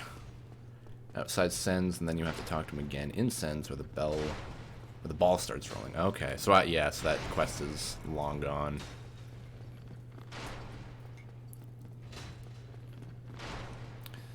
Let's fucking go, dudes. Possibly the hardest fight in the game. This could go very, very well or very, very horribly. Oh, I used Smo's armor on another one of my runs, Siren. Like I don't think I realized how good Hovel's armor was until like my 3rd playthrough or something. I used Smo's armor for one playthrough and the stone armor for another. So I think the goal is take out Ornstein first. Kind of keep him separated a little bit. Try to keep Smo like trapped behind shit. Not a good start. Not great. Not fantastic. And I'm dead. Good fight. Yeah, I think Super Smo is a lot easier to fight than Super Ornstein.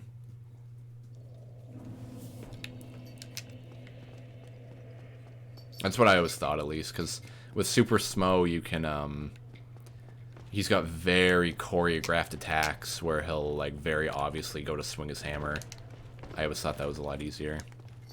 Whereas if you fight Big Ornstein, then he's got, I think, lightning attacks, and, like, I don't even know what his moveset is, because I never fought him.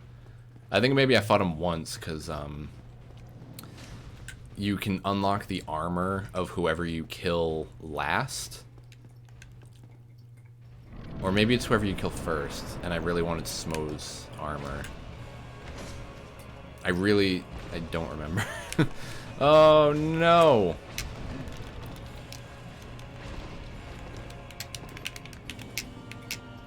Yeah, my nose. If someone can beat this boss with a fucking Guitar Hero guitar, I can beat him with a real ass controller.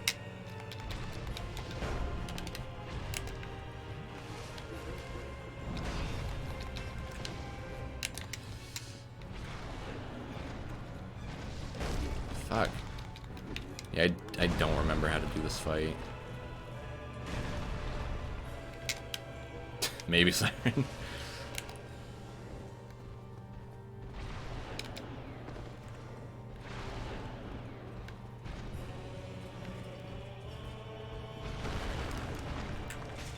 Wow, that's not a lot of damage.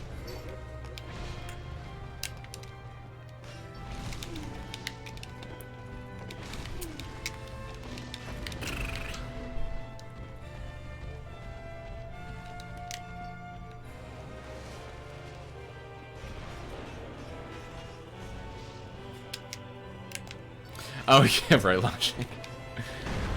Logic said he wants to make a mod of this game where they, Ornstein and Samo are cats, Zelda and Xerxes. Zelda would be Smo, Xerxes would be Ornstein for sure.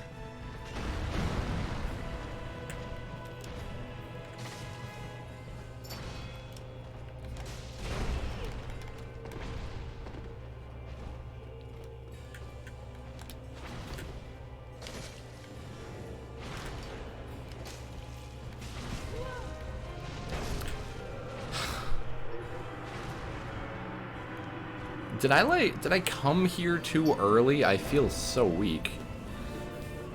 But I don't even think it's possible for me to, like, leave and level up. It's good advice, man. I could, maybe I'll summon a ghost. I don't think I would feel bad about it.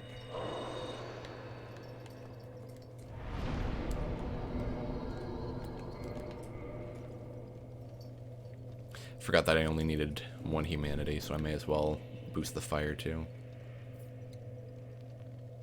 What? I think I missed something here. I missed a crucial part of the conversation. Yeah, that's the first time I've been human this whole playthrough. Weakness, beating to a pulp. Why? Why would I want to kill... Be wary of detour? I don't get it. Said he came early as well. Oh yeah. Real talk though, I think I did come here too early. There were definitely a few bosses I could have fought first that maybe I should have, but usually in Dark Souls I'm good enough that I can go straight to Ornstein and Smo, and then I can warp, and then I clean up all the bosses all over the place. But right now I'm kind of struggling on ONS to even be able to warp.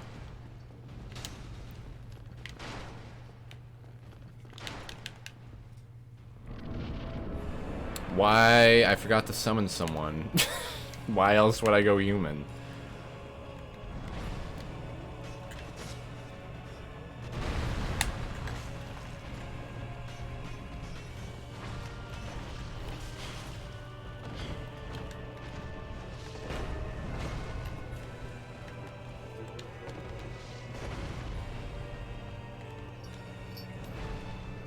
More HP would be good.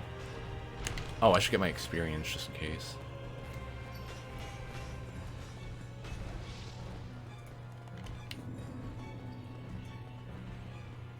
I've been playing these games for so long, and I don't think I've ever called them souls. I always just say experience. Or money. Whoa! Why are you trying to take out your own bro?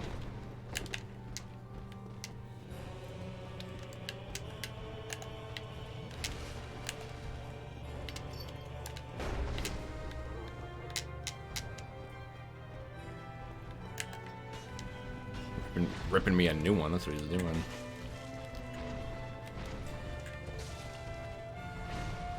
I'm gonna do what's called a pro gamer move, alright? You hide behind a pillar and stab. While he walks toward you menacingly. See,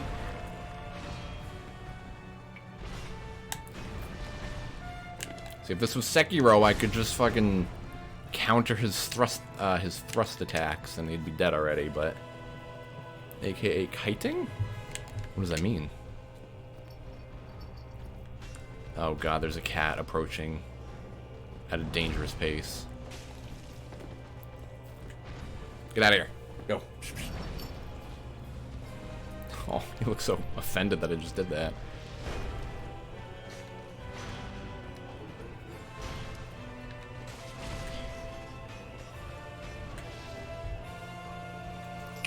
Go. Go.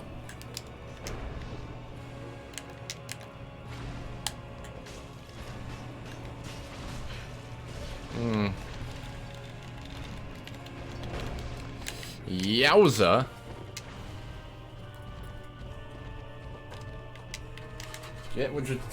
Get out of here.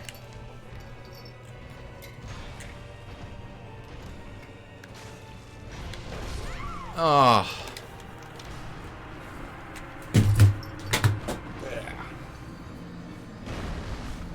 I will blame the cat for that one.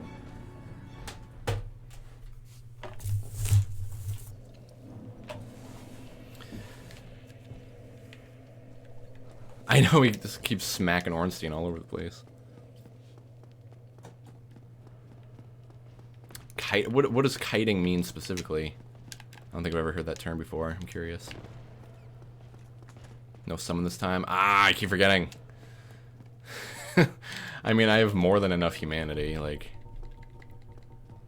yeah, I'll do a summon next time. I really feel like this is the run, you know.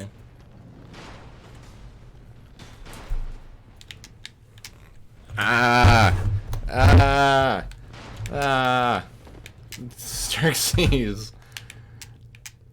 He's like laying on my keyboard and mouse and keeps switching the control pattern to be keyboard.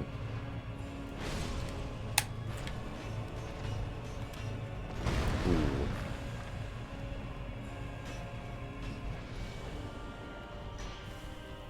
Yo, Michael, what? Oh, beat the game. Okay. I'll try. I'll try, my dude. Dead.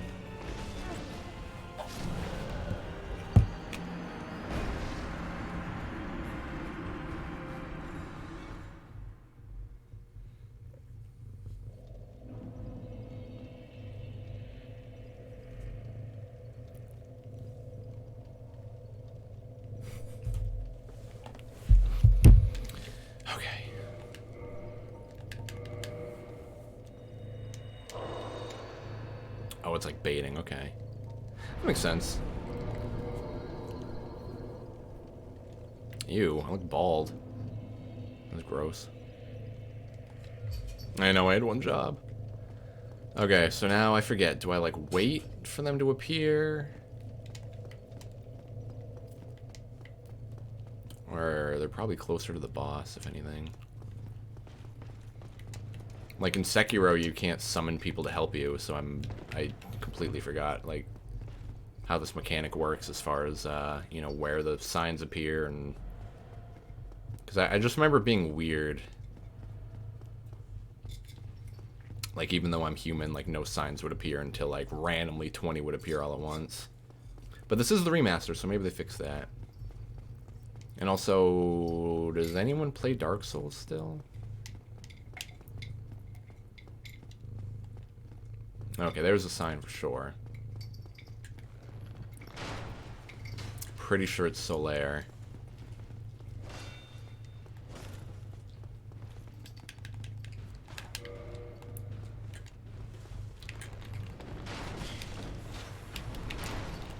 Roll! Good God. I seriously am spoiled with like how easily it is, or how easy it is to get up and moving in the other games. In a perfect world, Solaire will make it. In an imperfect world, he'll die before the boss even starts.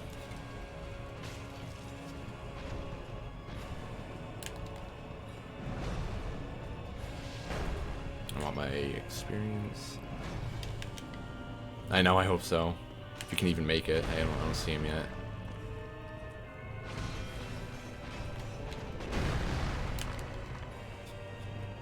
Where are you, Solaire? Yes!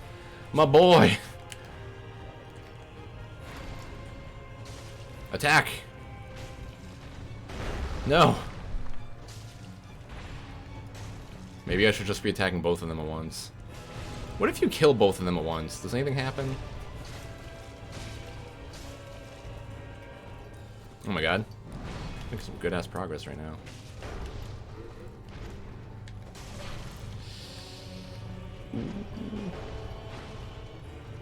I'm also spoiled because in Sekiro you can revive like twice in a boss fight.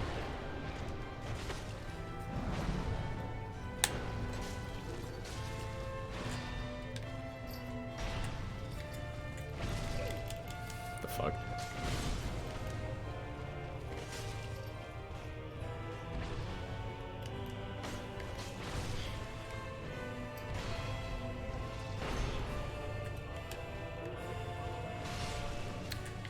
Yay. That's one.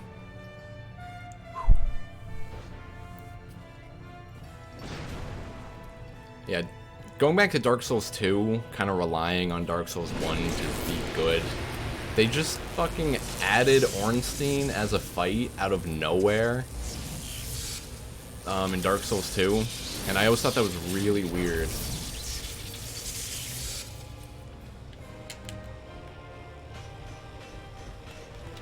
No! Yes. Use lightning against the lightning boy.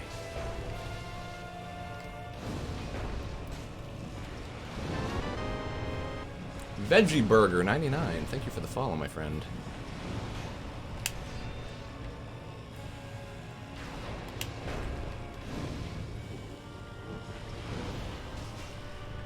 The fuck? Good one, Ornstein. Wait, that's Smo. Good one, Schmo.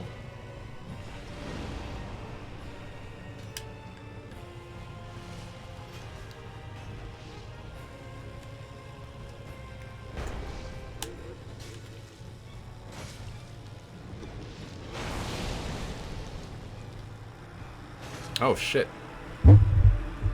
Cat, stop it. Stop it. Stop it. Out of here. Sorry for the noise on that one. Sounded loud, I bet. Did he just bleed? Did I just get Smo to bleed? I didn't know you could do that. Just gonna overly heal this whole time. Don't you dare. God. My sandwich! Ah! This cat is ruining everything.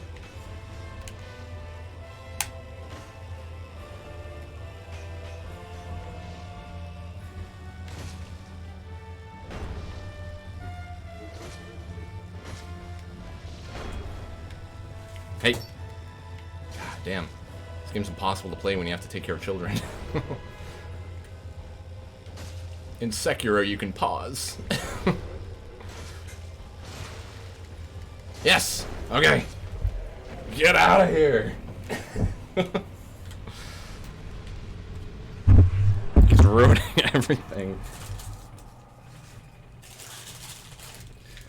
God damn. You can't pause this game. It just doesn't help you, okay? Okay, so for some lore right here, you got Guinevere. I think that's Guinevere. And then you have his second child, his oldest son, I think. He erased him from history. He took down all the statues, he wrote him out of all the history books. Like, his son did something pretty fucked up that just made his dad, like, erase him.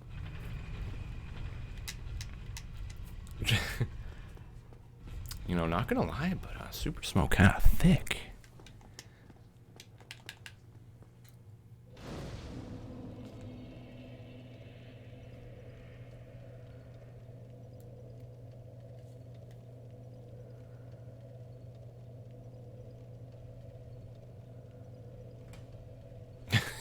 Heard you wanted my kids or something. What's up, Karen? Karan? Karan? Karan? Karan? I don't know. I know Solaire's the real MVP of that fight. Literally wouldn't have done it without him. Let's get some damage going.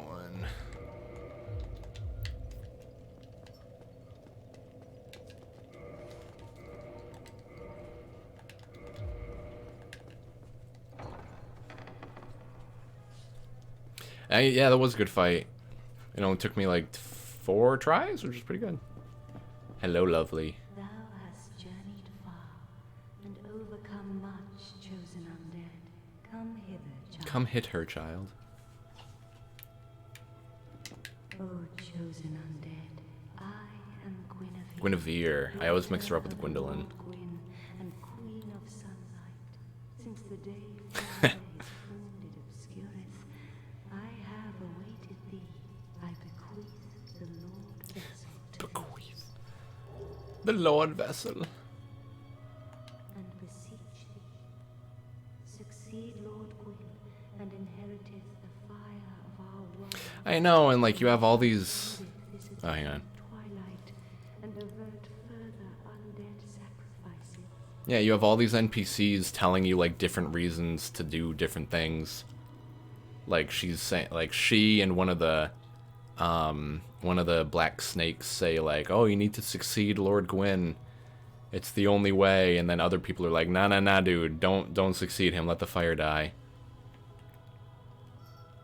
You're actually one out of few people who pronounce it correctly. Proud of you. Oh, which one? Karen? I don't know. I said so many things. I don't even know which one was right.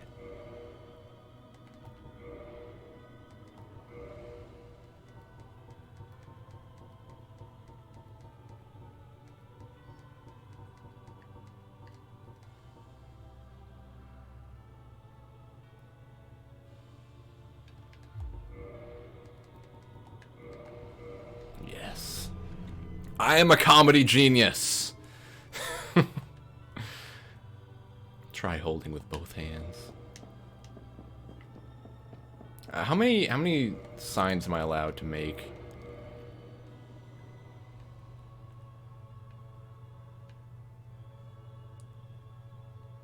Try hitting them one at a time. Quran, okay.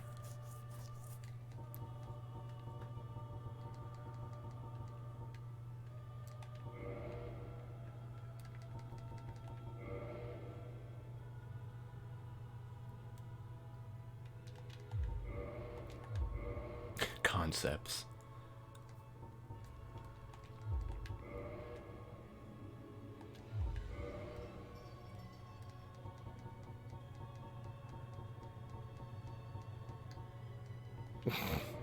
Sure. Why not? Whoops. Oh, yeah, I think I can join a covenant and I get an achievement. Yeah, there we go. Oh, I didn't even have to join it. I just had to discover it.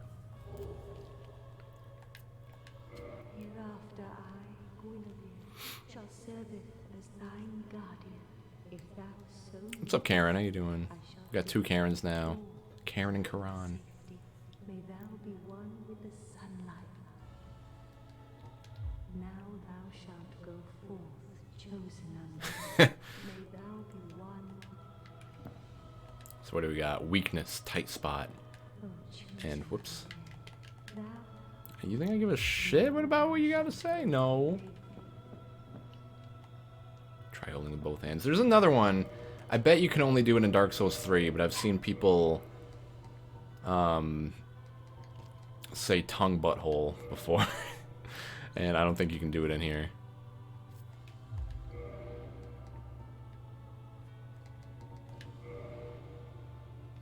Yeah, I don't think you can do it.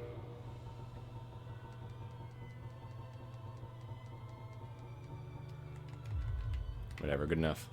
Yeah.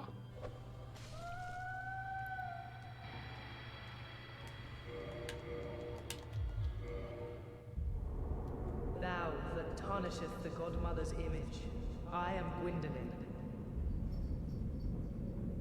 and thy transgression shall not go unpunished. Thou shalt perish in the twilight of Anor Londo. He was not happy about that. You have to collect souls in this game. I guess you don't have to, if you really don't want to. Oh wow, this is a primitive warp screen. Okay, so what bosses do we got? We got Sith, the Gaping Dragon. Let's do the Gaping Dragon. I think,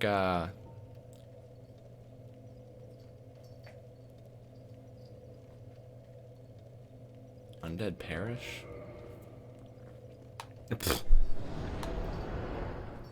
Chili cheese nuggets, what? Sounds amazing. Our soul's dark in this game. Yeah, the dark soul is humanity. Like, look how similar it looks to like a boss soul. It's the dark soul.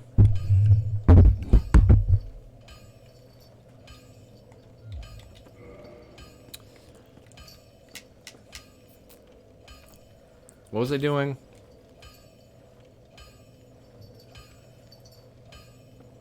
Oh, well, for one, this is not where I thought it was. That's the problem.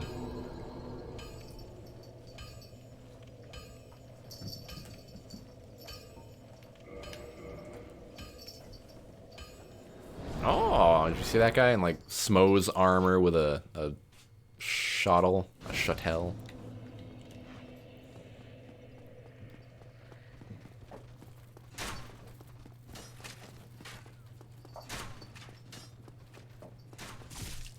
Ow. Ow. Ow. Ow.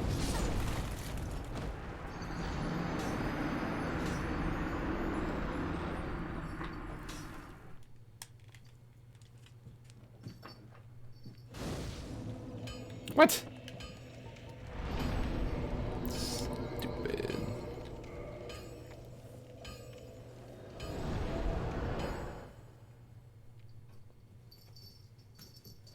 This game loads so quickly. That was a 5-second load time right there. Sekiro takes forever on like a non-PS4 Pro. Would you just stop shooting me, please? Got 2 arrows in the ass. I don't need more.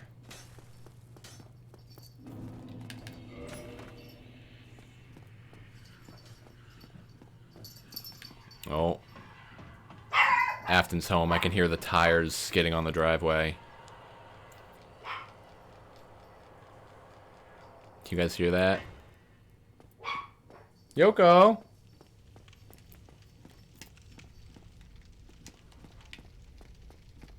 Yeah, our driveway is a bitch to get up in the winter. I always hated how that door didn't open, like, on the other side.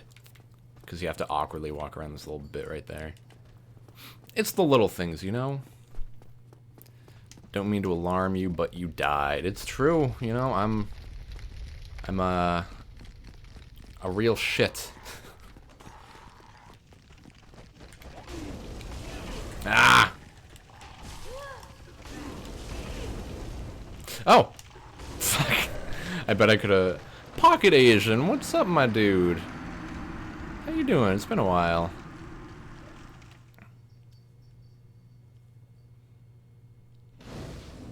How's my weekend been? Depends on how real we want to get. That's the real question. Yeah, same Pocket Asian. I'm just gonna call you Pocket. Saying Asian sounds offensive. Yeah, same Pocket. It's good to be back. It feels good, like, you know, having people that used to come in all the time. Finally. Okay, I feel good streaming again, and it feels good seeing like older fans like come back in and hang out for a bit. It's a really good feeling.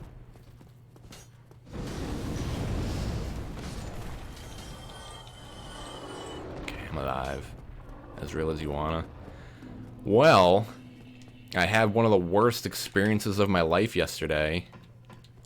I was driving home from work. It's like a 90-minute drive to and from work. And I was driving home, and I was stuck behind this guy going really, really slowly.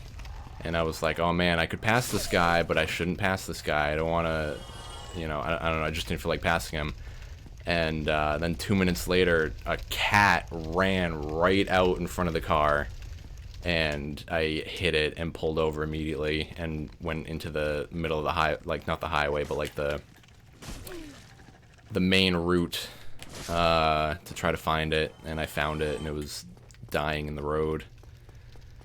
And it's really sad. And so I scooped it up, and I took it to the nearest house, and I asked them if it was their cat, and they said no.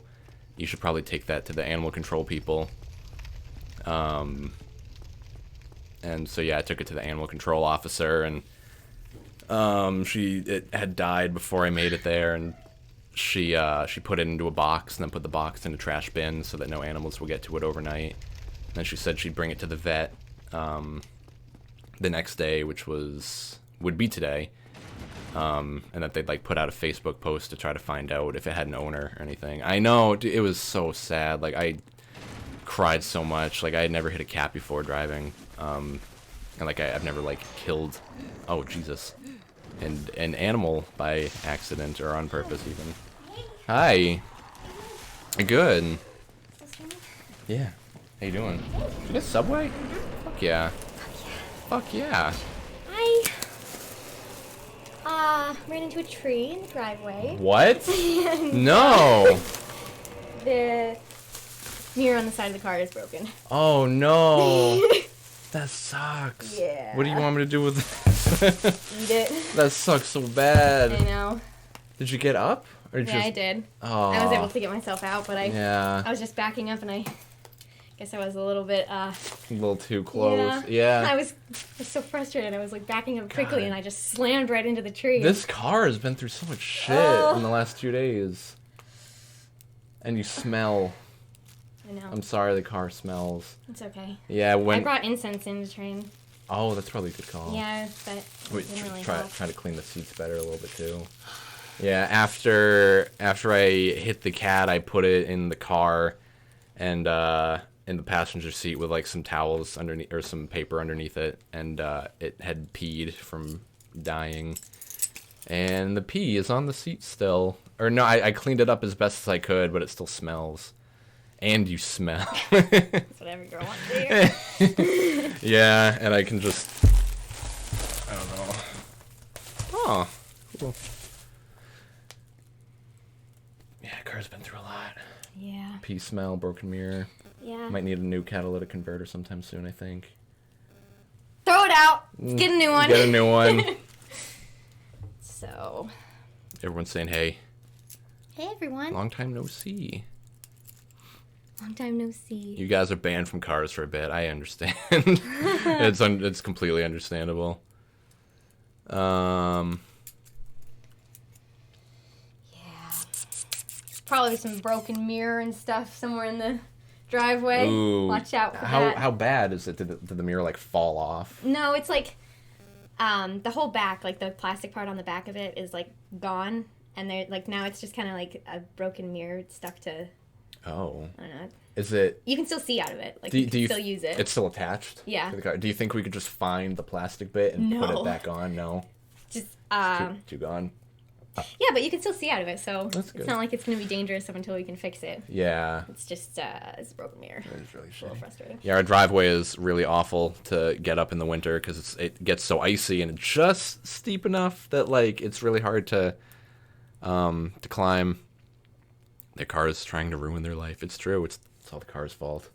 Yeah. Yeah. Look, I got some Valentine's Day chocolates, and it's got Yoko's face on it. Oh my god! Where is Yoko? I let them outside. Oh, okay. Gotta go get them. That's cute. I know. Oh, this one is so much more groomed than our dog, though. Yeah. Like you. She kind of looked like that when we first got her. Yeah. We should get her a little bow tie like that. Dog's got a little bow tie on her. So I could just stick a selfie Like stick out the window with a phone attached. that's a good idea. Storm dead. Nope. 540. 1%. It was terrifying trying to come home with 1% battery. I didn't know where I was. Really? Yeah, I had to stop and like charge my phone a couple times. Oh. Kept dying. Yeah. I know, it's a shitty feeling. Like yesterday, like I had when I was like looking in the road for the cat, like my phone had enough battery until I like found it, and then it died like shortly after. As soon as someone told me the name of like a place to go, it died, and I couldn't type it into Google so I couldn't. You need a new phone. What? You need a new phone. I know sir. my phone dies at like 20%, and then it'll tell me it has 20%. When I turn it back on, it'll die again, and then it's down to 2%. And it's stupid. Stupid. The 1%. I smell like Cat piss pee and death. and sage. And sage. Yeah, I saged the car in hopes it would like help with the smell and just make sure the cat's spirit passed on easily. You know. I think maybe we could. I don't care if the seat is bleached out. Maybe we should just use bleach to get rid of the smell. You think so? We can get a seat cover too. Yeah. True, yeah. I got Doritos for you Ah! and Gatorade to replenish your electrolytes. My it's blue flavor, my I favorite. knew it. And this one's mine. And I'm assuming that one's mine. probably. You're the sweetest baby. Oh, I know. I got you So much stuff. cookie too. A cookie? I know. Seems like you would like it. It's like a weird new flavor. Oh. You remember what? I think it's like raspberry cheesecake. That sounds fantastic. Right up your alley. Do you see this? I'm gonna go take care of the dogs and I'll be back. Okay. Mmm. Wait. Just gonna stay. It tastes like a raspberry cheesecake. My gamer electrolytes, I know. They're diminishing rapidly. Dessert is a social construct. I know, just all these people just witnessed me. Oh, fuck. All these people witnessed me eating dessert first like a heathen.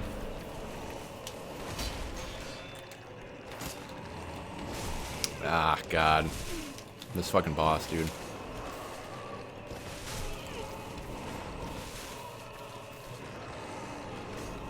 That sucks so bad. She loves that car and it's been through so much shit in the last couple days. I feel so bad. Like, yeah, like, it was just so, like, awful. Like, not to just dwell on it, but, like, yeah. It was a really horrible feeling. No, don't die, dude. Xerxes, I swear to the Lord.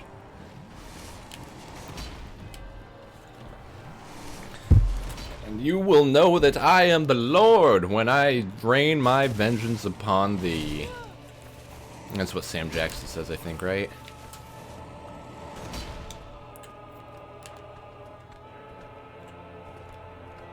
Spot's almost dead. Revan's got the right attitude. Nice. I know how to make you feel better. Dude, go for it.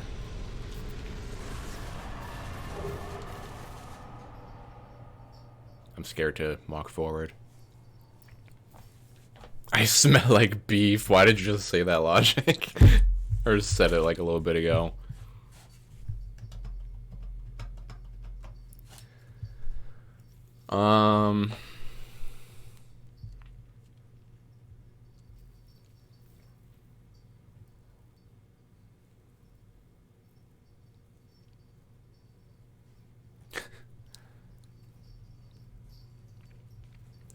I finally got a new phone and its battery is so good. It's amazing. I know, dude. I'm jealous. When I first got my phone, I only had to charge it like once every 3 days, you know, but now it's dying like so fast. It's at 22% right now, and I could guarantee you that if I opened Snapchat, it would die. Because Snapchat for some reason drains my battery. Oh wow, it's actually alive still. Hi, cat. Well, never mind then. Way to make me look like a fool, phone. Look, she's not naked anymore. Lyra! I forgot how good you looked with bandanas. Whoa.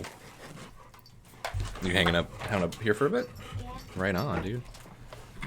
I'm just playing some Dark Souls, you know. Cool.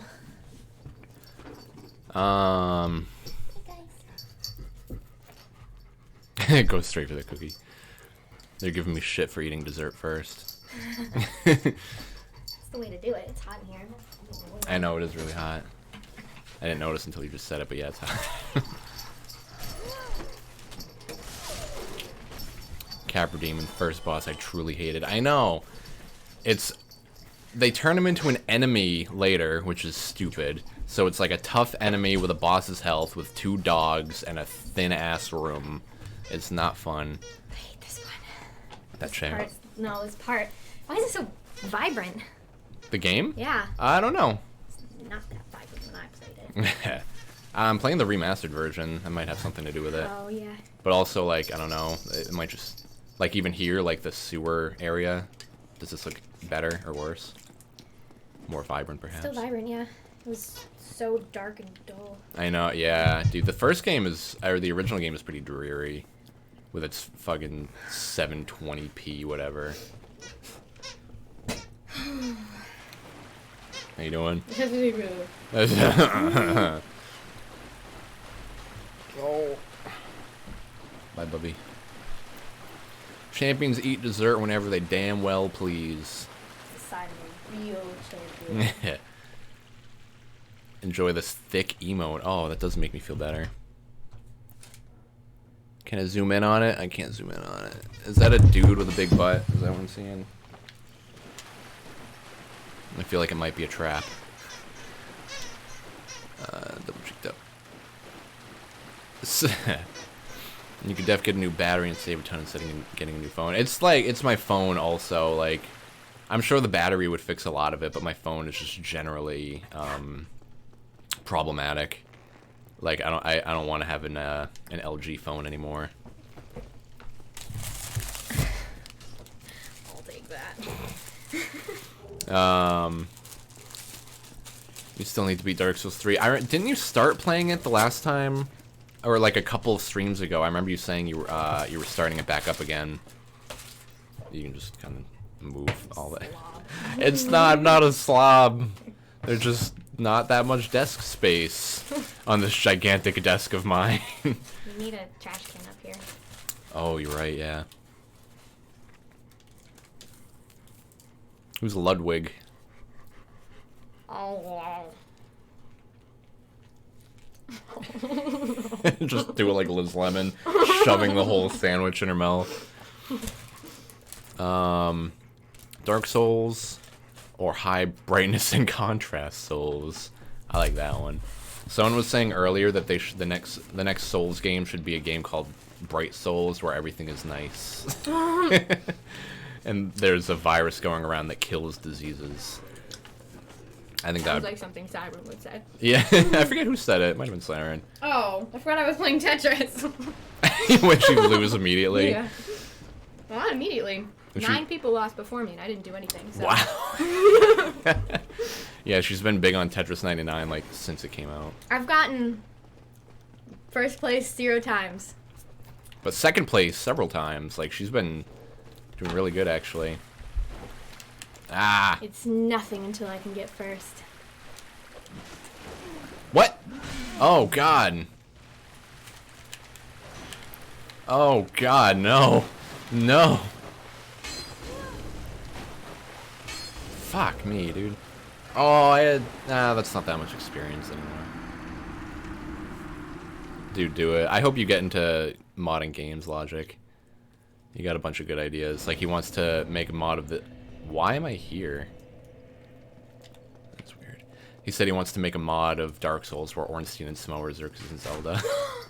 I would love that. Giant Did you tell cats him pawing about around. the Yu-Gi-Oh cards you made? No! Have I told you guys about, I made custom Yu-Gi-Oh cards for Afton for our anniversary. For our last anniversary. Is it in your room still? Yeah, I can go get them. I'll go get them. You're playing Tetris. I also have the copies in my purse. It's less. Oh, where is your purse up here? No, it's hung up. I'll be right back. Entertain them for me. What? I'm playing Tetris. Serious. In your brown purse or your black purse? The brown one. Where is it? I thought I hung it up. I don't know. Think I know.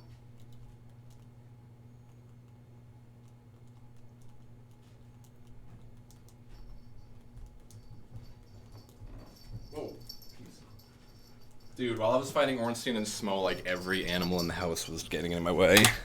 You already fought them? I did, yeah, I killed them both. Hardcore. Wow, it took me 8 hours. I know. Dude, yeah, the first time she played Dark Souls, it took her a full 8-hour session. I didn't even stop. I just played straight until Yeah. I finished it. Like, it was, like, she was so into this game when she was playing it the first time. And she just sat down. I'm not very good at games like this, so it took me a really long Dude, no, time. yeah, that's what makes you better is by... What's... I'm just gonna rummage through your purse a little bit until I find them. Here they are.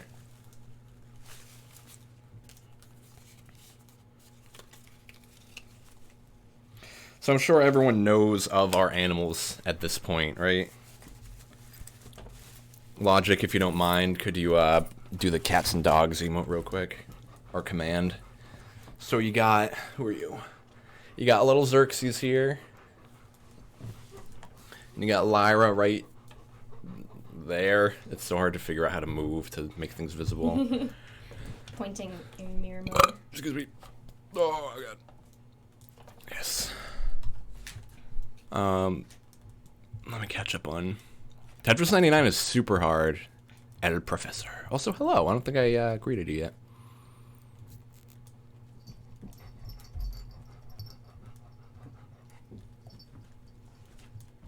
They're sad and you hug them to make them happy. That's the boss fight? Sadness has fallen across the land and you have to hug everyone to return the bright soul to all. The bright soul. Okay, so I made like real ass like custom Yu-Gi-Oh or real looking enough custom Yu-Gi-Oh cards. Cynoticus, sip the moose juice. Thank you, my man. Says, I love this channel and I was sad when you left, but you're back now, so I'm happy. Oh, thank you so much. Subscribe with Twitch Prime for 2 months. Thank you so much. So you got like these, you know, classic Yu-Gi-Oh card backs and 4 custom cards. You got Xerxesium Malfurion. That's his name. He's a dark fiend with 1700 attack, 14 defense. His ability is that when this card is summoned, you can add Zeldonia Beaurevarve to your hand. Zeldonia is a light spellcaster. If it'll focus. A light spellcaster. Yeah, like I commissioned an artist. Dude, right? Like I commissioned an artist on Etsy to like make like cartoons of all our pets. At the time, you know, we don't have one of Yoko yet, but She wasn't in the picture. yeah, she wasn't. She was not a twinkle in her eye. What does that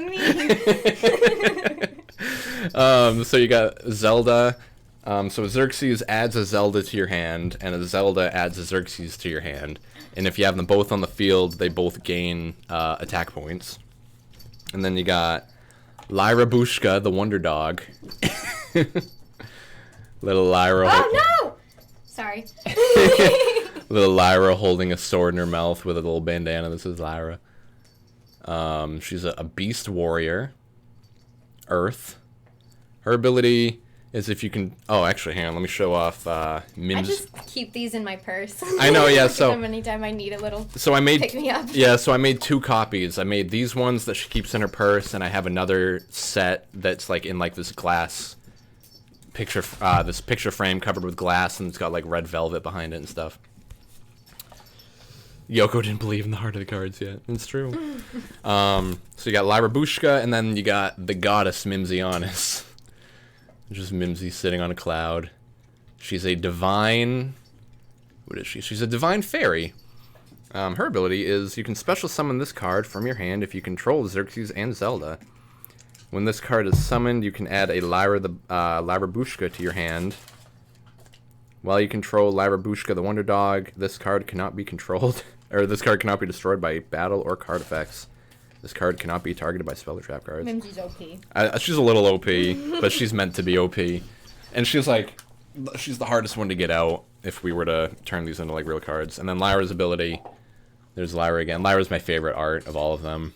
They captured the Lyra essence. And then Lyra is, if you control Mimsy, you can normal summon this card without tributing.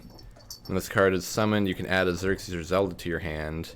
And if you control both of them, you can attack your opponent's life points directly. So, this is my favorite gift that I've ever gotten, a human being. Same. that I've ever received. So that's really nice. Yeah, and then I gave that to her the morning of our anniversary, and then on that day we were going to an inn, I guess you would call it, a lodge. We were going to a lodge upstate, and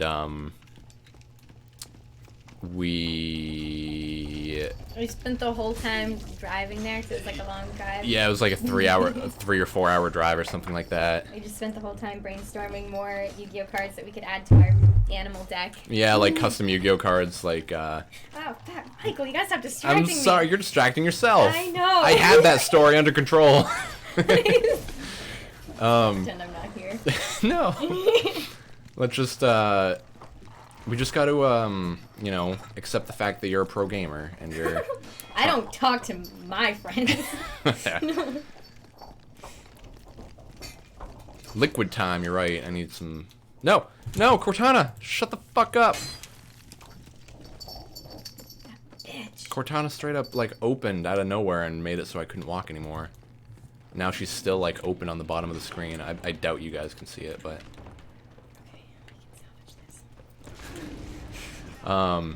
yeah, so that was a really fun car ride, was just like thinking of new Yu-Gi-Oh card ideas. Some of them were like really cool too, that I would play in like a real ass Yu-Gi-Oh deck.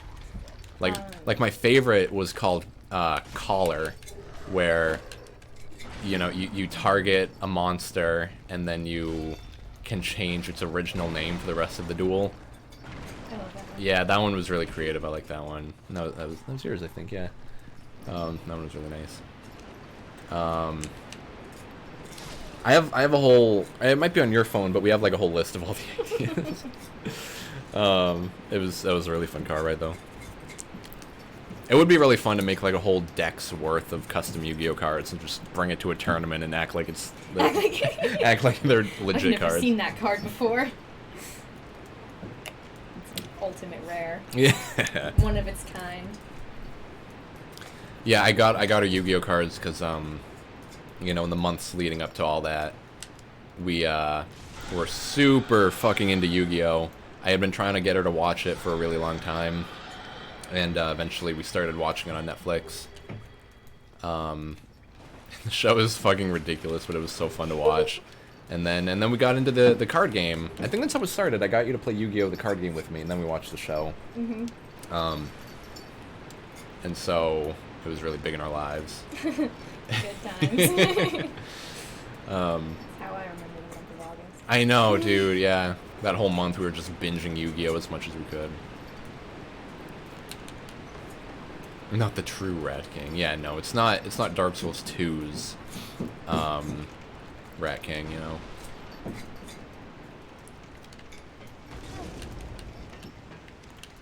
Ah, fuck off, dude. You put it there on purpose so that it would be harder to open the door. Naughty Snidarian. Oh, hello. Let's do. How you doing, bud? Yu-Gi-Oh! Abridged worth watching, dude. Yeah, I watched like 70 episodes of that. We watched like 6 random Yu-Gi-Oh parodies last night. Oh yeah, dude. Even now, Yu-Gi-Oh! Is still so big in our life. Last night we just typed in Yu-Gi-Oh! Parody into YouTube and watched like all the gross random cartoons that people made. I would love to play some right now, but I know I would get like in trouble for doing that. Oh, yeah. What my favorite? I liked Yu-Gi-Oh. That was a good one. That was the one. No. That was the one you showed me, wasn't it? Oh, maybe. Where the one where Taya is just like feeling her tits the whole time Yeah. in the background. It's like the first episode, but ridiculous. And that one has a little Kribo in it from the abridged series. He voiced Yu-Gi-Oh or Yugi and Kaiba. I thought that was really funny. But yeah, like when I used to love Yu-Gi-Oh abridged, I got like 70 episodes in or something, and then I just kind of stopped caring, which is kind of too bad. But I don't know. I don't know. I'm not worried about it. Once it's over, I'll watch it again. Cause I haven't I haven't tried to watch it in a long time. I don't even know how far they are.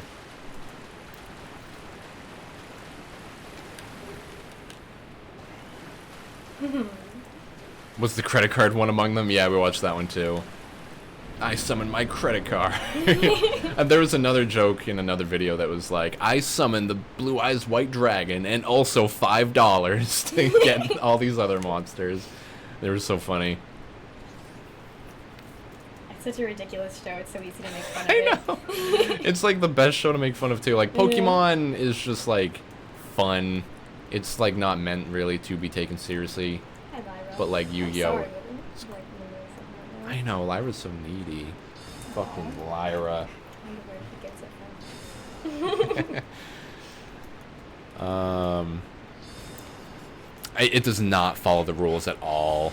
The first season is just like You don't even need a tribute. someone, yeah. Not you're supposed to sacrifice 2 monsters for that card. Not in season 1, Joey. Lyra, excuse me. But yeah, no, so, what were they saying? Oh yeah, so in season 1, I saw someone say that it was basically like D&D rules, where like anything you can think of that would work with those characters will work. So like, there's like the first one I think of is the episode where he's fighting Panic.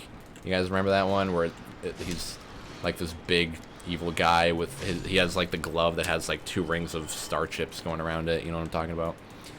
And in that one, you have Swords of Revealing Light is like holding his castle in place, and like that's not how that card works. And then he shoots his Gaia the Fierce Knight with the catapult turtle at the castle to destroy all his monsters and kill his life points. I'm like, this doesn't make any sense. Another one I liked, I think it was just a Yugi No, where like Yugi and Joey are dueling. And then Yugi, like, marries the Dark Magician or something. I already forgot. Yeah, I don't know. We were quite high at the time. It was so funny, though. America. Screw the rules in America. Dude, I used to quote Yu-Gi-Oh! Abridged every fucking day. Like, it was my lifeblood. Where were you all my life? I just started watching Black Clover, and I love it. A lot of people are saying that. Yeah. I'm gonna watch that. Someone, I think Jake sent me a Snapchat of him watching Black Clover. So that's 2 people now that have been watching Black Clover. So I think we gotta watch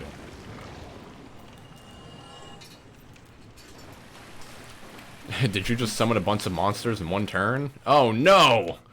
Everybody's targeting Mike. Oh no. I'm in the top 5 though. Oh my god. This is bad. This is a bad turn of events here. We gotta give her some serious time. Yeah, everybody shut up.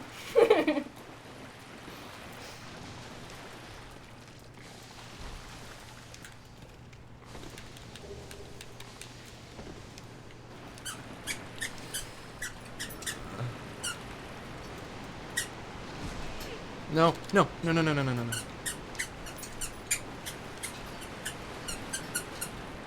Dude, I have no idea where I am.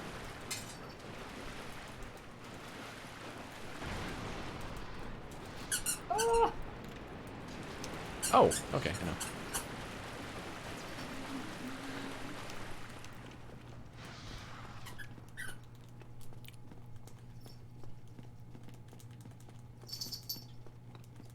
Aww. You lose. Yeah. What rank? Number 3. No, I think it's 4. It's 4. Still top 5 for your first attempt is pretty impressive. That was my 3rd attempt. Oh, well, that's a lot less impressive. Take it back. I really did like the idea of these special items, like the puzzle or the eye. The eye was broken, though. I know, the eye was literally just like, let me see every move you could possibly make. But then Yugi beats him with friendship, because the power of their friendship was letting Yugi not be cheated on. Season 1 is pretty great, and then Season 2 comes in where they actually, like, have rules. You know, and that's fun, too, in a completely different way. Yeah, the 7 items are really cool. Especially, like, I had never seen past Battle City before. So seeing, like, the final arc of the show where they're, like, in Egypt, like, seeing the Pharaoh's life, that shit was fucking rad. It was like a totally different show. Literally, it Loved felt it. like card games weren't even a thing in that arc, really. It was so cool. We skipped all of Season 4. Yeah, Season 4 is literally just filler. Hey, look at this little alligator guy. Tiny.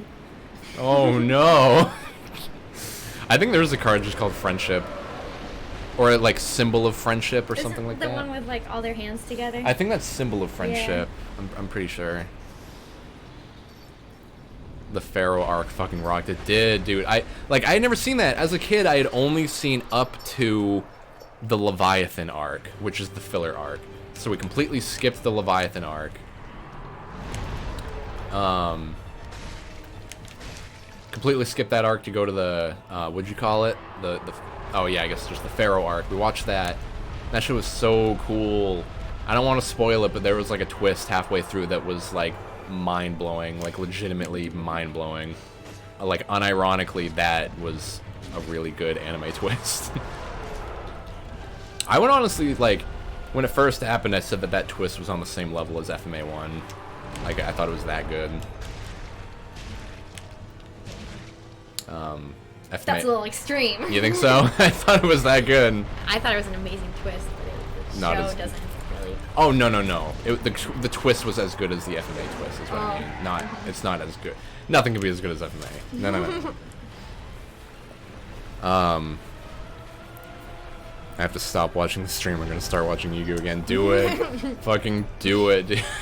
Worth it. Like, Season 1 is fun and nostalgic. Season 2 is cool if you know the game. Season 3, I'm calling it Season 3, the Pharaoh arc, even though it's like Season 5 or 6.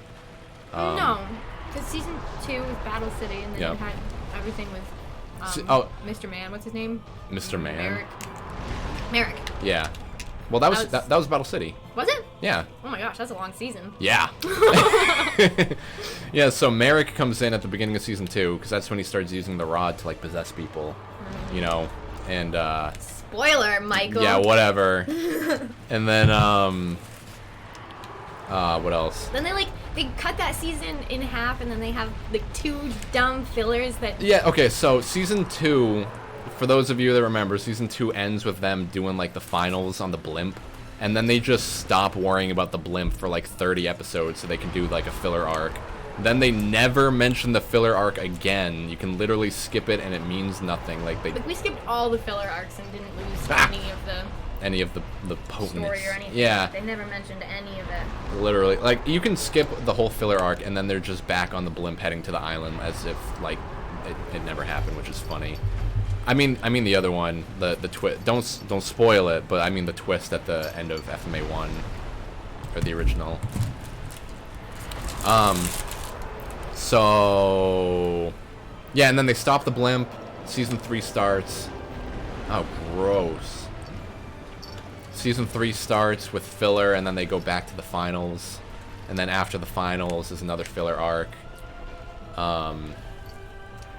That you can skip. That's all of Season 4. Season 4 is all filler.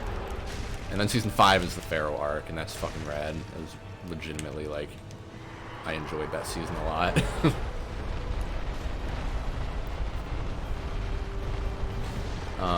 And the finale, too. The finale's really good, too. Like, it's just a good show, unironically, guys. No, I'm sorry. Naughty, don't leave. We'll move on to Digimon. How's that? Yeah, no, I don't like Digimon. Who doesn't want to make out with you right now? Yeah, FMAB is fantastic. Like, I don't know. FMAB is like a work of art. I think that's like one of the best anime slash shows of all time. Yeah. FMA 1 is really good too in a completely different way and possibly a less good way, but you know. I think the greed fight in FMA 1 is one of my favorite Yeah. fights in anything ever. But then the greed fight in FMAB is also one of my favorites between him I don't and... even remember the greed fight. What? In FMAB. Between him and the Führer? Oh, in the house? Yeah. Oh, dude, I So watched... Yeah, good. no, we watched that scene like 20 times the first time through. Like, that fight is, like... just so good. Number one anime of all time. I would say that, but also that's one man's opinion. I'm not, you know, an anime critic, but I am.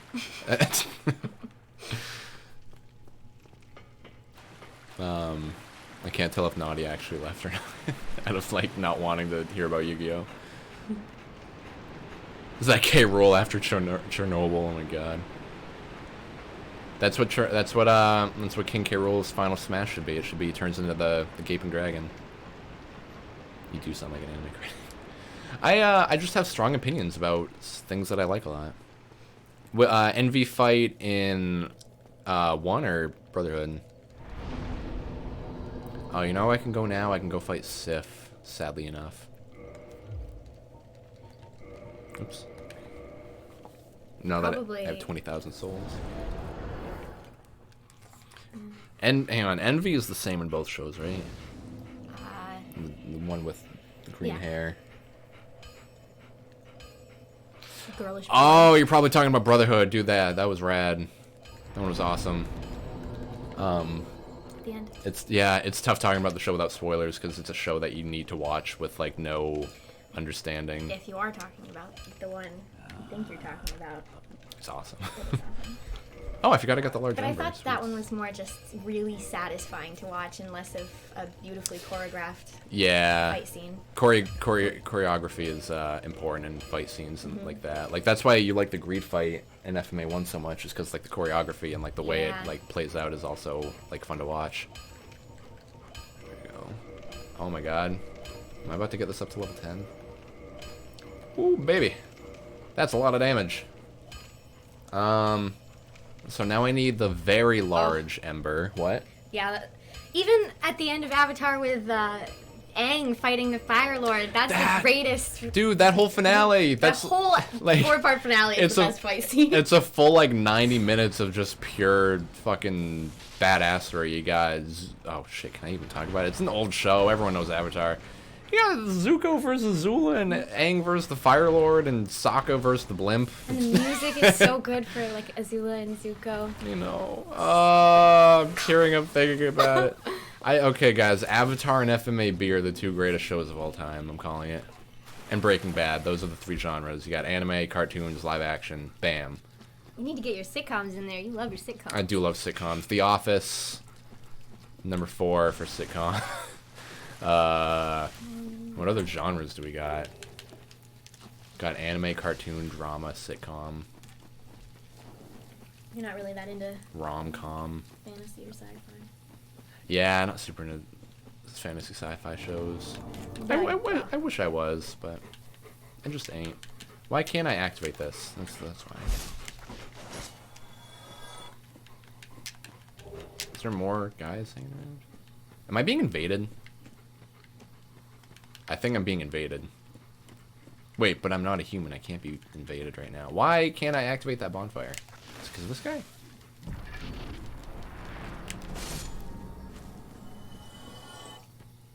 There we go. That was weird. Number 1 anime of all time for me is Ergo Proxy. Highly recommend if you haven't seen it. Have you seen it? I've seen the beginning. I did not keep watching. That's too bad. Distractions, but I thought it was really good. Yeah, I liked Parasite a lot too. That was another thing that we got distracted from, but we watched like the first half and I liked it a lot. I think the second half is not as good. That's why we stopped watching. Yeah, we got past the first half, and she was like, "Well, that's all I wanted you to see," and then we just stopped watching it. Like, I want to watch it again though.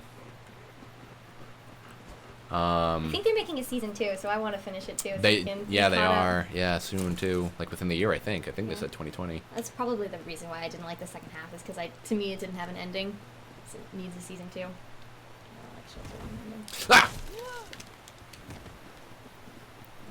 I know, yeah. It's like, you finish Clannad, you're like, that show's over. You finish FMA, you're like, that show's over. Except for the original, because there's a movie, and I don't like that. It was really great for a first watch, but I don't think I would watch the movie again. Ending shows on a movie is weird. I'd rather it just be what Avatar did, where it's like a 4-part finale that may as well be a movie, but it's not, so, it's different. The final fight between Zuko and Azula, that might take the cake for me. Yeah, that one's... That's what I mean, it's like that whole finale is just so fantastic. The Crimson Alchemist. I forget who the Crimson Alchemist is. Isn't that Kimberly? Is that Kimberly? That would make sense. I never did get into Avatar. Do it, please. It's... If you liked FMA, you like Avatar. Even though they could not be more different. Except they both deal with elements. Yeah. Differently. Unsubbing. If you put a white soapstone on your quick item bar thing, you can always check that to see if you're actually being invaded. Oh, I remember that. Yeah, good advice. I mean, I'm not even human. I don't think it matters much. Unless you guys heard about the Missing anime. Kind of intriguing, albeit morbid. No, go on. Tell us more. JoJo's Star Adventure is a really good show. I love Stardust Crusaders, but Alchemy is cooler. Yeah, I really want to watch JoJo. I've been bugging her to watch it for like a year. We got like halfway through part 1, and then we haven't watched more, and I have been dying to. Can I see my phone? Bedtime. Yeah. Oh. Yeah. Okay, Siren. It's past midnight for you, so that seems reasonable and appropriate. So yeah, enjoy your night, my man, my dude, my amigo. What does Yugi say to his dark magician? My one true comrade. My one true comrade. Can I? Okay, I for some reason I thought it wasn't letting me fight Sif. Past midnight for you too. Do you have to go to bed too, Professor? Professor? Professor. Who are you calling Professor? El Prof. Oh. The Professor. Senpai. Oh, I love this. And I hate this too. I know, this is such a cool fight. This is what inspired the Lyra card. Yeah! It's like the coolest boss, but you don't want to kill it. I know. Isn't this Artorias' pet or something? Yeah. Yeah. And there's so whoa, that was weird. You know how you fight Artorias? Yes. I do. So if you activate the DLC and kill Artorias before doing this fight, you get like a little cutscene where Sif jumps on you and like sniffs you a little bit, and then he's like, "Oh, you're familiar." Oh. And then does he still kill you? Yep. Wow. Yeah, you have to fight him either way. I just think it's cool. Yeah. Nice little detail. He's hiding in his grundle. Yeah, that's the secret to this boss. He's every boss. I know, like in Every Sekiro. big one, at least. In Sekiro, you have to like attack them from the front every time, but in this one, you have to just stay in the crotch. It's how I beat the Taurus Demon. It's how I beat Koilag. That's how it's done. Oh yeah. Okay.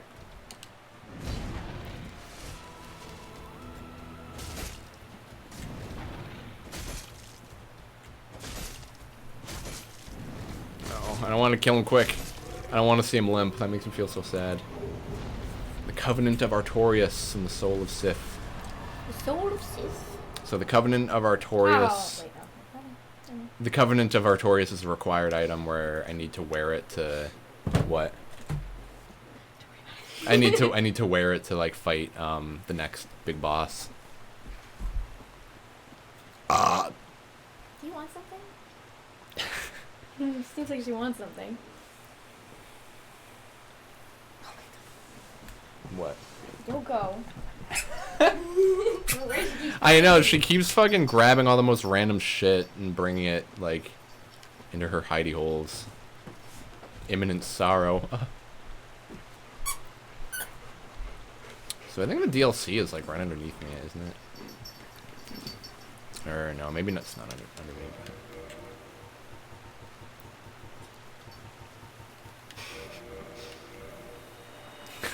What dumpster fire said. The reason it's called Dark Souls is because you're basically sticking your head up the ass of every boss. The Dark Soul is really the anus. Anus. The anus. They stick their hand in the anus. Oh god, my controller can't stay balanced on me. Yeah, they stick their hand in the anus and then they eat the poo poo. Does anyone remember that video? Do I sound like a weirdo? Yeah. Nobody's called me senpai before. Network connection has been lost. Returning to main menu. Good thing that didn't happen during the fight. Wait, am I still streaming? Can you guys hear me? Why did I just disconnect when I'm still streaming? Did I drop frames or anything? It seems fine. Stream's still up. That's weird. Huh. Anyway. There's some anime a few people on the internet recall. Essentially, some girls were trapped in a bathroom and then eventually commit suicide and no one can find it. What if it's a rumor? Well, yeah, what if it's just an urban legend? Like, one of my favorite creepypastas is Candle Cove, because it's all about, like, this forum of people trying to find out, like, trying to find, like, footage of a show that they all used to watch as children, called Candle Cove, and it's, like, just a really weird, disturbing children's show. And then at the end, I'm not going to tell you, you should read it. You should... You should go read Candle Cove. It's written as if it's like a forum on a website, and I liked it a lot.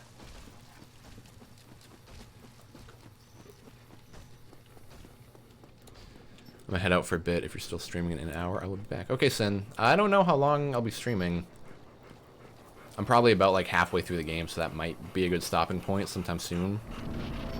That's kind of fucked up though, Logic. Like, because my immediate reaction is it's not real. It's an urban legend of people trying to freak you out with a missing anime. But on the other hand, what if it's real and it was so fucked up? Japan was like, no, we can't let this be. Delete it from existence. Yeah, we gotta go. delete it from existence, please. Get all your best man out there. I love this one too. This is a good one. I know, and the song that plays too. Yeah. A piece of this song plays during the Gwendolyn fight too, which shows their connection. Why are they connected? I forget.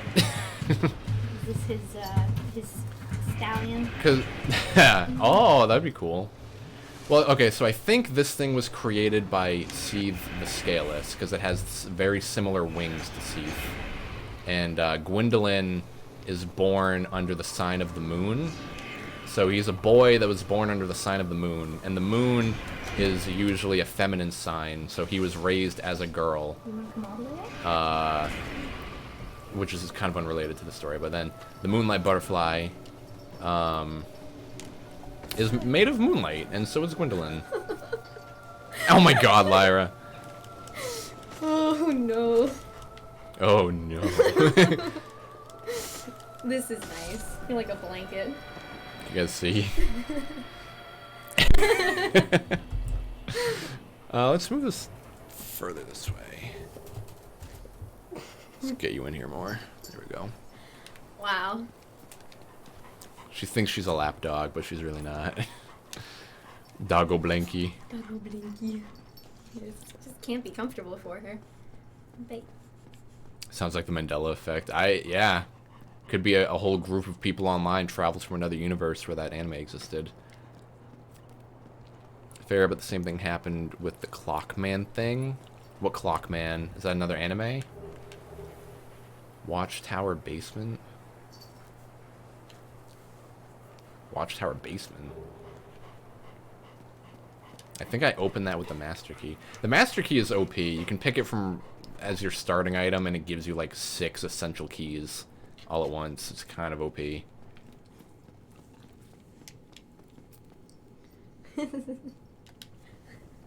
What? I can't breathe.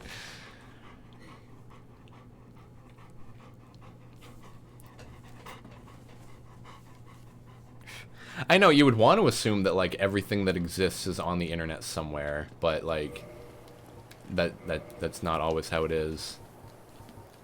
I keep thinking that the homeward bones are a lot lower than they are.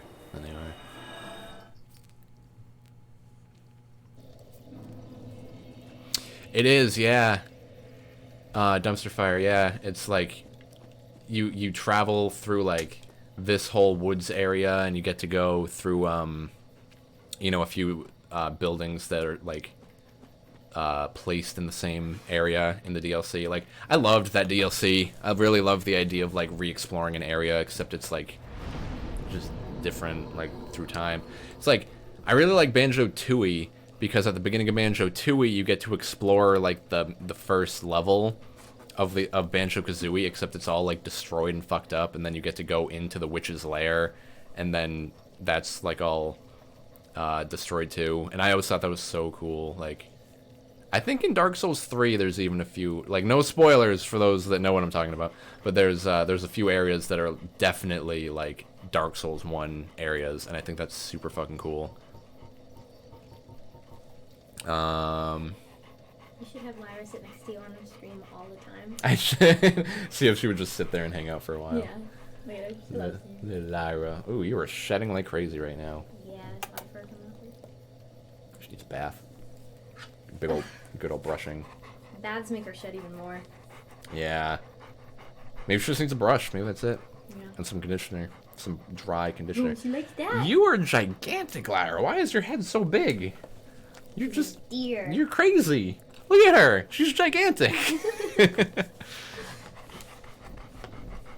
gotta go to the bathroom. This is not working out for me. Speaking of spooky stuff that might not exist, there's an old video game called Polybius that is pretty interesting. I've heard of that. I think Scott the Woz did a video on it. If you don't mind long YouTube videos, a guy called Ahoy did a 68-minute video about the missing game. Yeah, like there are theories that it was like a government it was a game that the government created to like test people's reflexes to see if they could like use them for like secret undercover work, or maybe there was another theory that it was like a brainwashing video game that if you played it too much your brain would get washed and you become like a sleeper agent. Like, there's a lot of weird theories about it. Really, I bet it was just a game that was so shitty that it got pulled and now no one wants to talk about it, and maybe like the company that made it is like gone under and no one wants to have anything to do with it. Clockman is a skit on a cartoon on Nick that people swore existed. Producers said it didn't, but it ended up being real. They just remembered it being more sinister. Also want to know something not even that creepy that really fucked me up as a kid. Totally. I want to see Clockman. I'm curious. I wonder if I've ever like seen it and forgot about it. If it was on Nickelodeon, I feel like I might have. There was a lot of weird stuff on Nick that they never showed again. Like, I'm sure there's like vague memories in here somewhere of like one-off skits that I watched and just forgot about. There were like SpongeBob episodes that they only showed once and never Yeah, I remember like a few SpongeBob episodes, seeing them live. Like there's one where Squidward gets obsessed with a Krabby Patty and he breaks into the Krusty Krab. And now if you watch it, he just goes into the Krusty Krab, into the Patty Vault. But if you watch it when it first came out, he like kicks the door open and a bucket of water falls, and then a match comes out and bursts him into flames, and they catch it on fire. And then he bursts through the kitchen door into the back room, and then another bucket of oil falls and explodes him again. And that shit was so funny to me as a kid, and I never saw it again until I looked it up on YouTube. I always thought that was really weird. It's because that episode came out around the same time 9/11 happened, and they didn't want 2 explosions in a row happening on a kid's show. You know, it's understandable. There are a lot of like deleted episodes of various Nick shows. Yeah. On Cartoon Network. Even like, yeah, like. Okay, Lyra, I think I'm done with this. There were like episodes of Pokemon that got banned in America for being too fucked up. She's ridiculous. I know it. Quantum immortality made me so I think scared. this is the only time. Ah! Oh my god, I can carry her. Oh my god. Strong. You're so strong. You're so strong. Oh, I'm missing it. That was fun, Lyra. It's fun while it lasted. Quantum immortality made me so scared. I was so worried of never being able to die and instead just going to a new universe. I think that could still happen. We don't know. We don't know what happens when you die. For those who don't know, quantum immortality says that in any universe where you die, there's at least one where you don't. And since you can't experience after death, you go up to the new one. It could happen like every day. You could just wake up and all of your selves that died in the last day are now culminating into yourself now.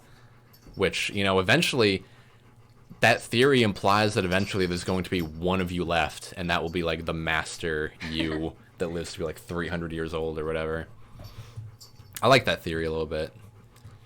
And as a kid, I was so scared. Yeah, that's kind of a scary thought for a kid. Like, more so, like, not knowing what... I think it's scarier than not knowing what happens after death. Thinking you know, and then not liking the outcome is even scarier.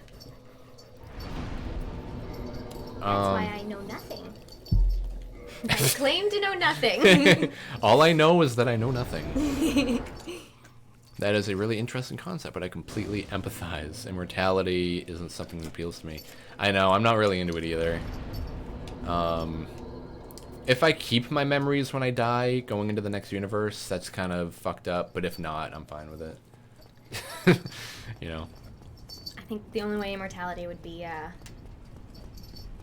okay is if there was someone else who was immortal with you. I know. It would be so lonely if everyone you knew had to die before Yeah. you. Suck. I remember in 6th grade we were asked like a question for an essay that was like, would you want to be immortal? Why or why not? And everyone had all these like fun ideas about like, yeah, if I live forever I would do this and this and that. And then someone was like, nah, dude, if I live forever, all of my loved ones would die. I would never be able to get close to anyone because they would die. Just be afraid. Yeah, it's why Edward is so emo. But at least, you know, he's got his whole family. They all live forever. Oh, that's true, yeah. And he's got Bella. And yeah, I guess. She's not that great. I was super scared of living beyond everyone I loved. But if that theory is true, then everyone else is outliving everyone else, outliving their other selves. Then there's going to be one universe where all of you end up culminating together, so that you're all alive at the same time in that final universe. You know. If I die and then I'm reborn tomorrow in a new universe, and then I die and I keep getting reborn and reborn and reborn until I'm the final me, then there will be a universe. Well, if infinite is really infinite. And there's a universe out there where you and all your loved ones live until you're 100, and then you all die at the same time in a car crash. Wow. You know? It's a big car. It's a bus, I think. Ah! But yeah, I like to think there's one universe out there where just life is perfect. Ideal. Yeah, it's perfect. Right now is pretty fucking awesome, but like 100 years from now when I'm on my deathbed, I'll think like, oh, what about this universe? You okay? Yeah. What's up, Bongo? Have you been here the whole time? I saw you earlier, but I don't remember what happened after that. The Porygon episode? Yeah, Pokemon, yeah, the Porygon episode was banned for causing seizures in a lot of young Japanese school children. The Jinx episode banned too? The Jinx episode? The Jinx Christmas episode was banned because Jinx is racist. They banned the Safari Zone episode because there were guns. They banned a beach episode because James had titties because he was trying to win a beauty contest. Oh my god, I want to see that. What? And, yeah, they're like, let me look. Why is that banned? Let me look up a photo. It's pretty hot, I gotta say. I bet it is. Right, monitor. Okay.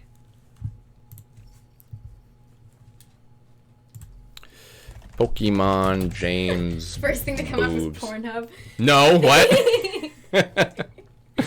Look, it's James with big old titties.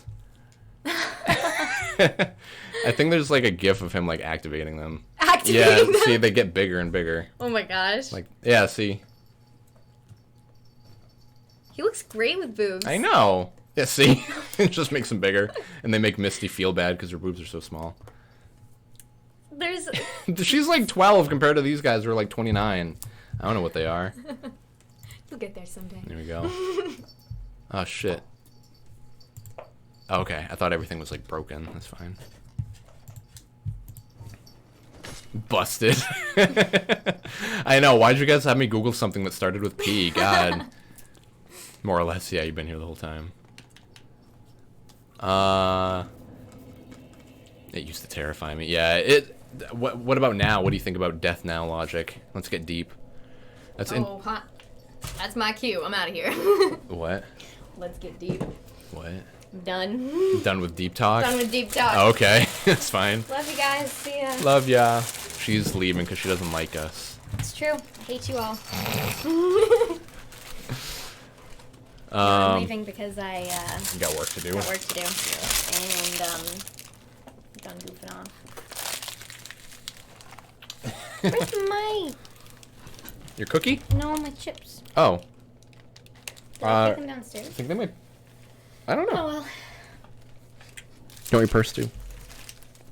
Thank you, Professor Senpai. Ooh. Professor Senpai. Professor Senpai. Oh shit. There you go. Thanks. Oh, okay. You think you're gonna stream for much longer? Yeah. A while longer. Let's see what Remember to happens. close the window. Right. Yes. Have fun. You too. Bye-bye. You want me to take the dogs? Are you gonna record? Yeah. Yeah. But I'm not gonna start right now. Okay. Take a little bit. Just like shout up to me when you're ready then. It's essentially the belief, not a real belief. It's mocking some religion's inability to take criticism that says the universe was made last Tuesday. Oh yeah, dude. Her dad told us about that one time. I like that theory because you can't prove it. It's literally impossible. As far as we know.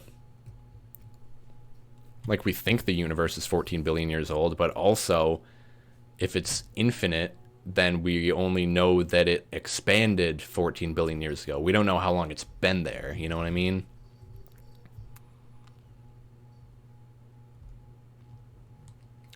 There's an interesting book called Replay, where a guy grows old, dies, and then wakes up with all his memories as a teenager. He has no idea what's going on. He ends up living out his life again, trying to cope with reliving his life and seeing what changes he can get away with. And then he dies again, wakes up again. It's like Groundhog Day, but like living a whole life. That sounds like hell, honestly. Like reliving your teen years and an early adult life over and over again. Until you're so smart and wise that like you become a prophet at age 15. What was I... Ah, God, this controller is so slippery. It keeps falling out of my lap. It's interesting to think about. Does that mean that for you, your memories are what make you alive, since you're okay with being immortal without memory of this life? We're asking some big questions right now. The government is not going to like this. I would read that book. That sounds pretty cool. It reminded me of something. Oh, it reminded me of Rick and Morty. When Rick puts like a virtual reality helmet on Morty, and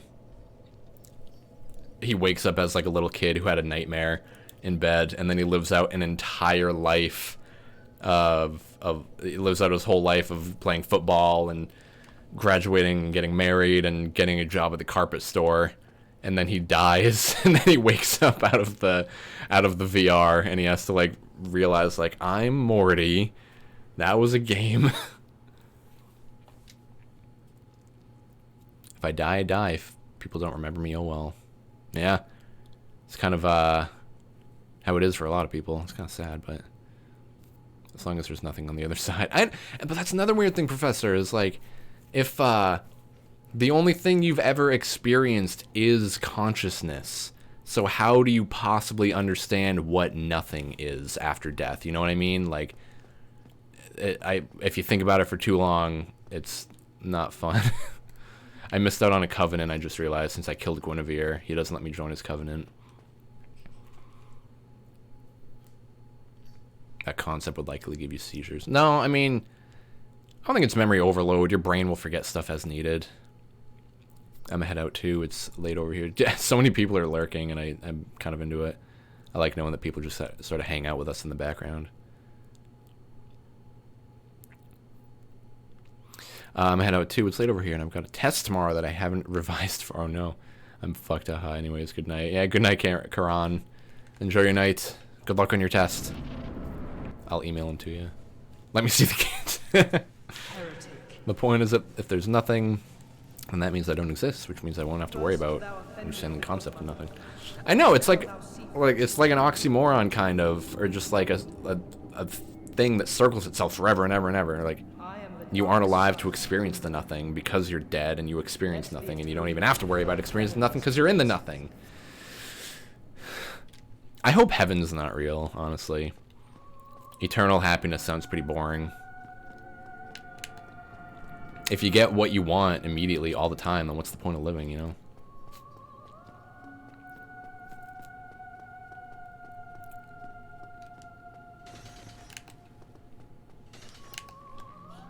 Hi. I died, thanks, what?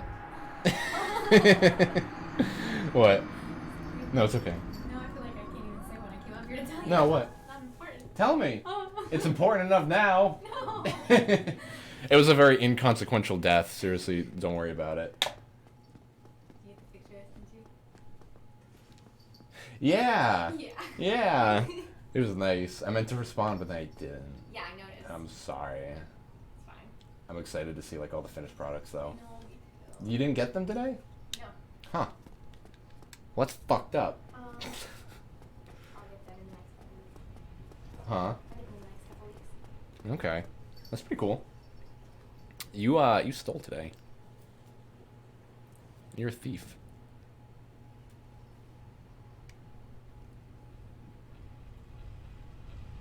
What? What's up? Well, you gotta do something. Find something. What? Okay. I love you. We're all rooting for you.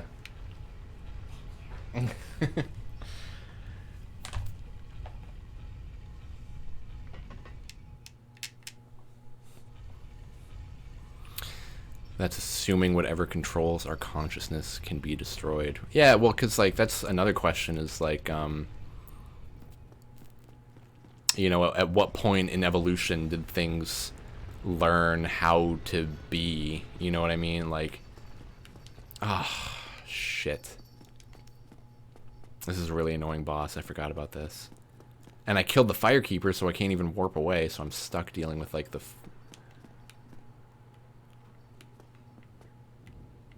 let's try something real quick.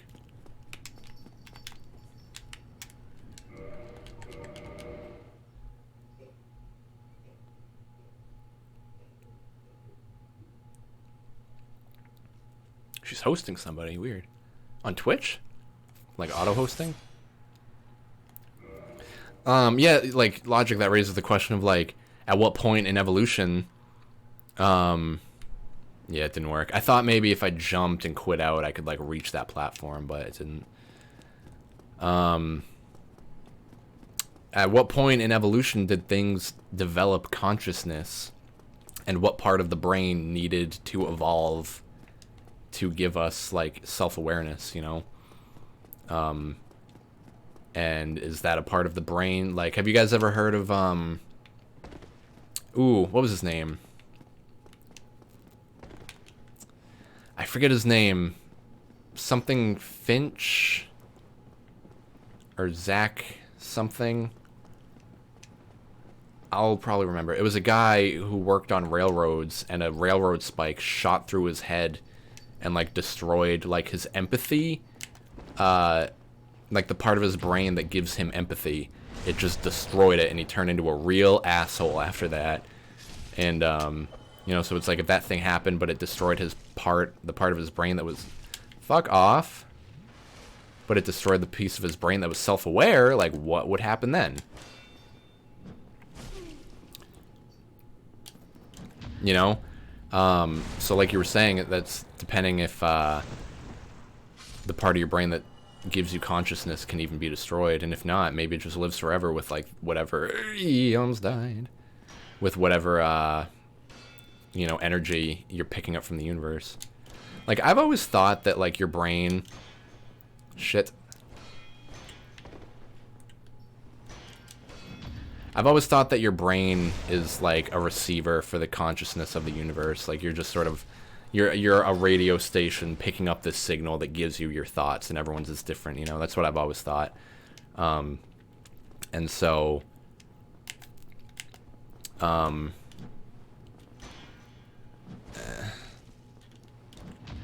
cool. Yeah, it's essentially a lobotomy, yeah. Like, lobotomies are just stabbing a piece of your brain to fix an issue. Self-awareness is overrated.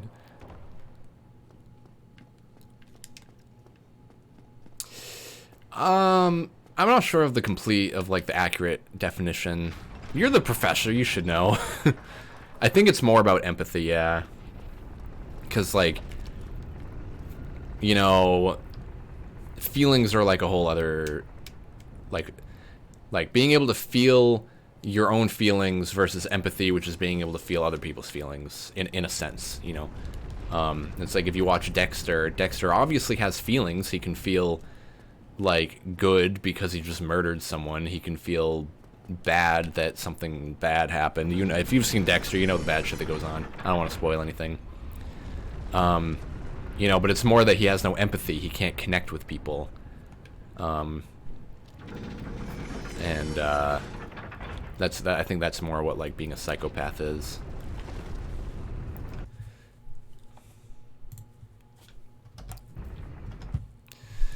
I'm gotta catch up on chat. We're talking really quick.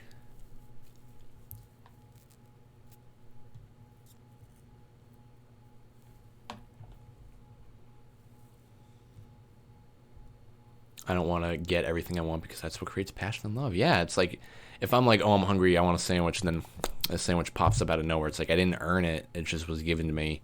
And maybe the afterlife will, like, if heaven's real and eternal happiness is real, you know, whatever religions tell you, then, you know, maybe your consciousness changes in such a way that that is satisfying. And you think, like, yeah, I've lived a whole, like, alive life with feeling bad. Why would I want to feel bad again? You know, maybe the afterlife just changes how you feel about things, but we'll never know. People have been legally dead before for like minutes at a time, and they always have different stories. Some people say they met God. Some people said it was nothing. Some people said like they saw the tunnel or the grandparents or whatever. Well, what about like T-Rexes and stuff? You think they're still just sort of like machines that were doing what their instincts told them to do, or do you think they thought like, man, I feel sad? And then at that point, do you think dogs are more like T-Rexes than humans? Do you think... Well, okay, well, dogs are maybe a bad example. What about, like, raccoons or ostriches? First two animals I think of. You know, like, dogs are pretty empathetic. They, like... If I'm upset, Lyra knows to come to me to comfort me. You know, I think dogs are really smart when it comes to that. T-Rexes, though, I feel like are probably just, like, I need to murder everything I can and eat and fuck and make babies. Yeah, the Finch guy. I was right. Okay, I'm glad his name was Finch. Atticus? No, To Kill a Mockingbird. Never mind. I forget his name. I'm only a professor of chicken? What does that mean? Myra. You're really picking the worst things to play with here. Oh. This is not where I wanted to be.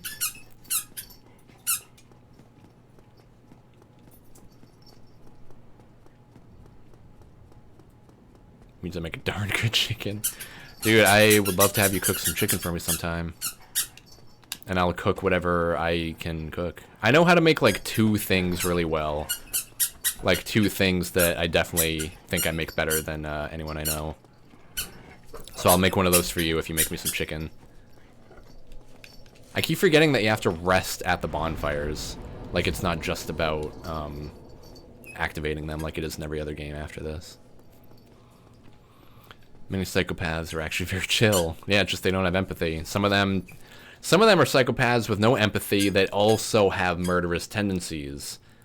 You know, like, I think I'm a little bit of a psychopath. I can't connect to people very easily. No, okay, well, that's not even true. People say I connect real easily, but I don't think I can, which is what is really important, right? But I don't want to murder people, so that's why I'm not a serial killer. You know, like, if we're being real, like, psychopathy doesn't necessarily mean you're, like, aggressive and, a murderer. It's like you're saying many psychopaths are pretty chill. They're just psychopaths. They don't have empathy.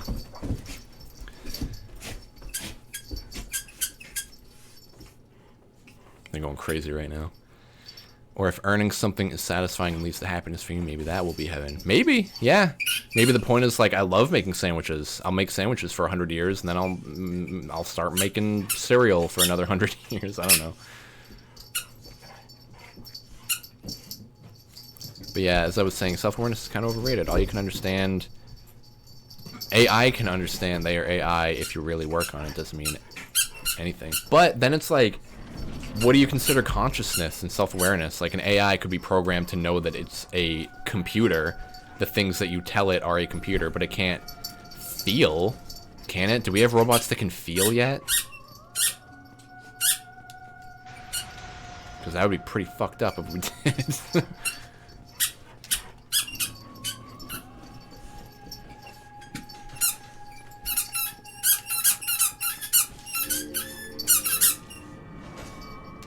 This boss is so annoying. Just chasing him down like an endless hallway.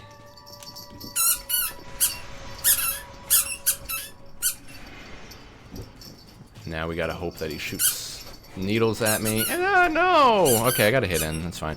Lyra! You're driving me up a goddamn wall.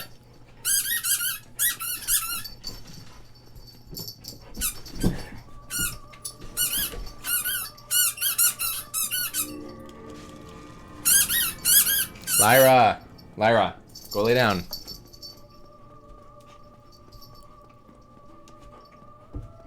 Wow, was it that easy?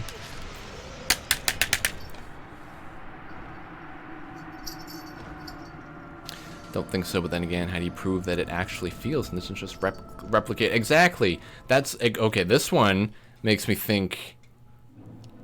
They don't feel, but they can understand feelings. Yeah, the Turing test, I think... What? I can't respawn at that bonfire? I rested at it, no? Did I not? Whoops. I'm about to not even fight this guy. He's annoying. If this brings me back here, I'm done fighting him. I'm not going to try it anymore. Yeah, I'm not going to fight him anymore. That's dumb. That makes me think of, like, the theory of, like, you know... I can't prove that any of you guys are real and have real feelings. I can only prove that I am seeing these people do things and say that they feel things, but I can't possibly get into their heads. So it's like when you create an AI that's like never been born, you don't know what it really feels. You know, like okay, a better way to say it is just like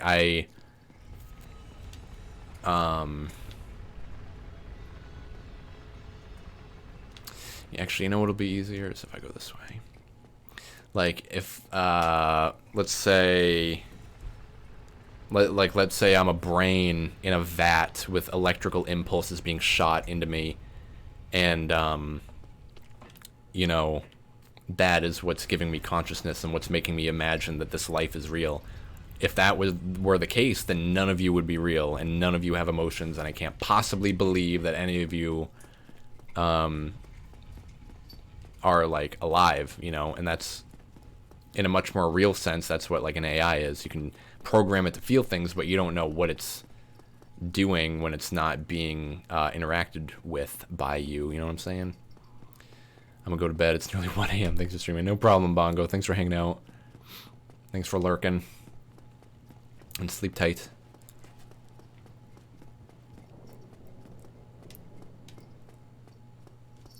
Yeah, it's like you can't possibly describe a color. It's just a thing that you have that you can see or you can't. Like, you can't describe what red looks like. You can describe the number of light that it, like, its placement on the spectrum, but you can't, like, show people unless we get, like, eye implants to let you see everything. If I could be implanted with some mantis shrimp DNA, that would be pretty goddamn cool, to be able to like see like with okay, so with mantis shrimp, no, okay, so with dogs, they have two color receptors, 2 color cones in their eyes, so they can see like blue and yellow, I think, and any mix of those two, and also everything else is mostly gray. And then with humans we have 3, so we can see, I think it's red, blue, and yellow, so we can see like any mixtures of those 3 colors. But mantis shrimp have 12 cones in their eyes, which means they can see billions of more colors than we can, and that shit is insane to me. Like, if I could have mantis shrimp eyes implanted in me so I could see those colors, of course I would. Oh.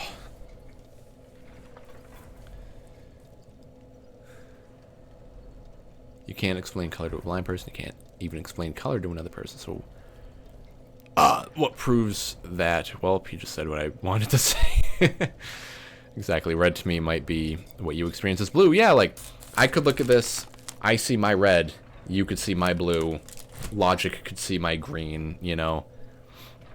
There's no reason that we all have to see the same colors. Besides, like, light is kind of a static thing. But, like, if our cones are all different, then, like, there's, like, it doesn't mean that it has to fall that way. A very interesting thing to me is shared actions. So let's say we're all human and not programmed AI that can interact. Why do we all do things that we don't know others do until after we do them? For example, so many people randomly raise their limbs when they lay down for no reason. Raise their limbs? When they lay down? What do you mean? Like when I'm laying on my back and I like stretch my arms up or something? Yoko! Like what do you mean raise your limbs? I know that's just like one example, but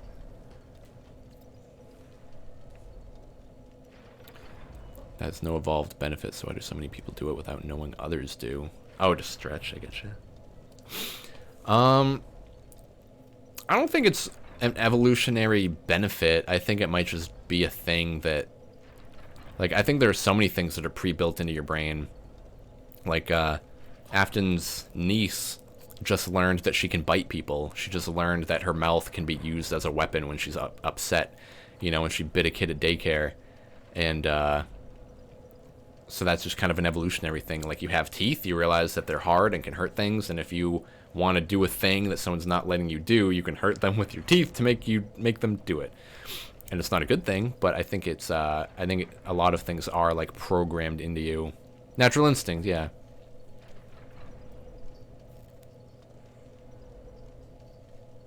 Yeah, like a lot of the times I'll just go like this, just to sit and stretch like semi-comfortably.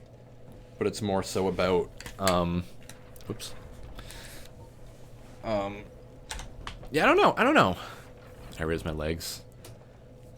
Hell, I do it and didn't know others did. Yeah, it is a weird thing to think about.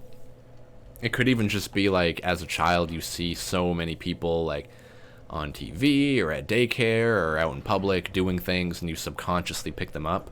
So maybe that has something to do with it. You see these things and you don't know why they do it, and then you do it and you're like, oh, it feels good, that's why they do it. And then you keep doing it until you realize that you subconsciously picked it up at a certain point.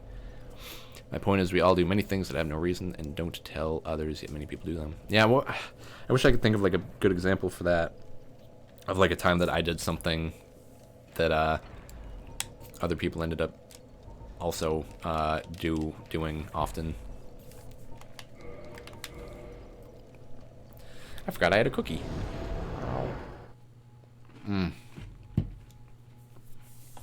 Dude, y'all gotta go to Subway and get one of these raspberry cookies. They're so good. What's up, baby? Ew, you look different in the remaster.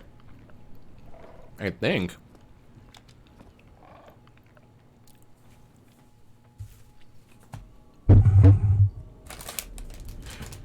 Why did you give me a lighter? Af gave me like a random pretty lighter for some reason.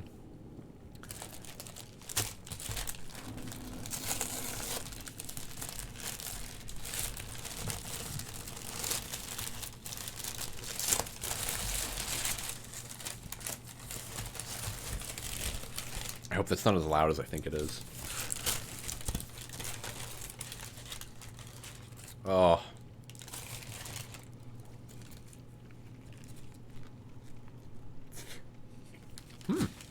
That's a good sandwich.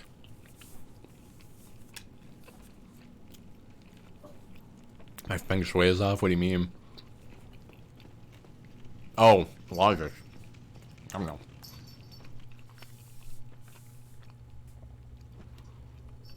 My bed touches no wall. My head is towards my door. My closet is open. I think you might be a psychopath, Logic. That's one of my new favorite, like, insults to say to someone. Moose unwrapping the sub is, like, quieter than your voice. It was fine. Oh, okay. That was good to know. Whoa.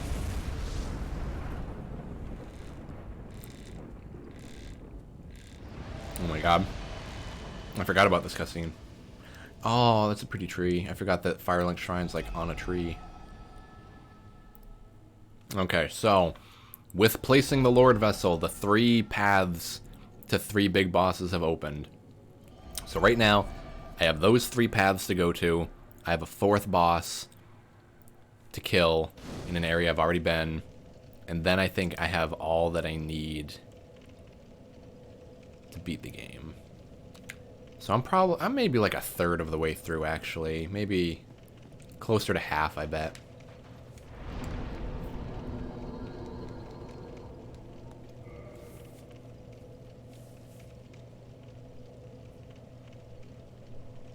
I have a pipe next to my bed to counteract the head being near door thing, so if someone attacks me, they get fucked. Yeah, we keep a metal bat next to the bed. Here's a tip, Logic. I don't know if it works as well on a pipe, but on like a metal bat, if you put a sock over the blunt end, then you go to swing at someone, they grab the bat, you can just pull it out of the sock and then hit them from the other side with it. So we have a metal bat with a sock over it for situations like that. I'm glad I dropped in today. Got me lots of food for thought. I know, dude, yeah. I miss the streams that would veer off in wildly existential directions. You have nunchucks on your bed. Do you know how to use them? Sounds fucking rad. Okay, where do I want to go first? So we've got, Sea's Archives. I hate. Gravelord Nito is not that bad, but I hate him. The Witch of Izalith is horrible, and I hate it. Yeah, the second half of this game is pretty disappointing. Yeah, right? I mean, it's going to be shitty if I go to hit someone, they grab the sock, I pull out, and then I swing, and then they grab it with their other hand, and I'm like, oh shit, I don't have a second sock. Put nails through the bat, and then if they try to grab, they'll get stabbed. I'd say I'm fairly proficient with the nunchucks, right? As long as you can swing them around yourself without hitting yourself, then you're fine. Because nunchucks fucking hurt. That's a lot of weight and speed being hit, being swung around, you know? It's a metal bat, though, so I think nails would be pretty tough. If it was a wooden bat, then fuck yeah, that's my zombie killing go-to. Yoko! Yoko! No! No.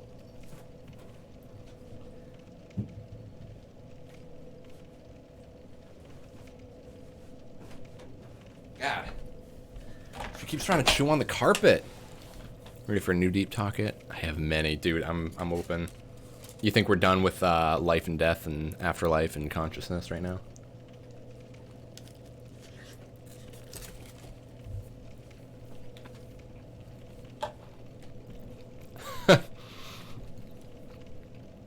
Like, cut the nails in half and then put both ends, like, on each end of the bat to make it look like they're stabbed through. That'd be funny.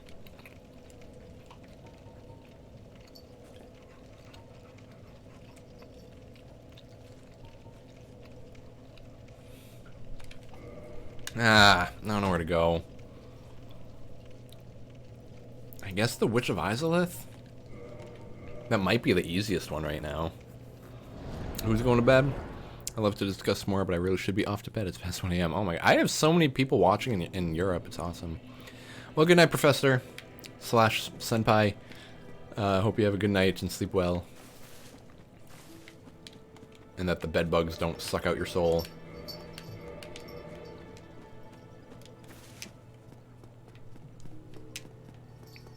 Yoko, you were an asshole. You're being a dick. She keeps trying to, like, chew on the carpet in, like, the doorway, like, where the wood in the door frame is. The carpet on the edge of that, you know what I mean? She just keeps going for it.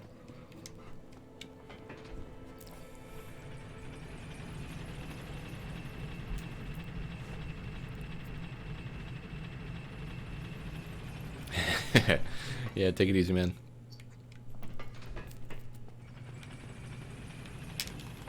So now that I can warp, I feel better about, like, coming down here and activating bonfires.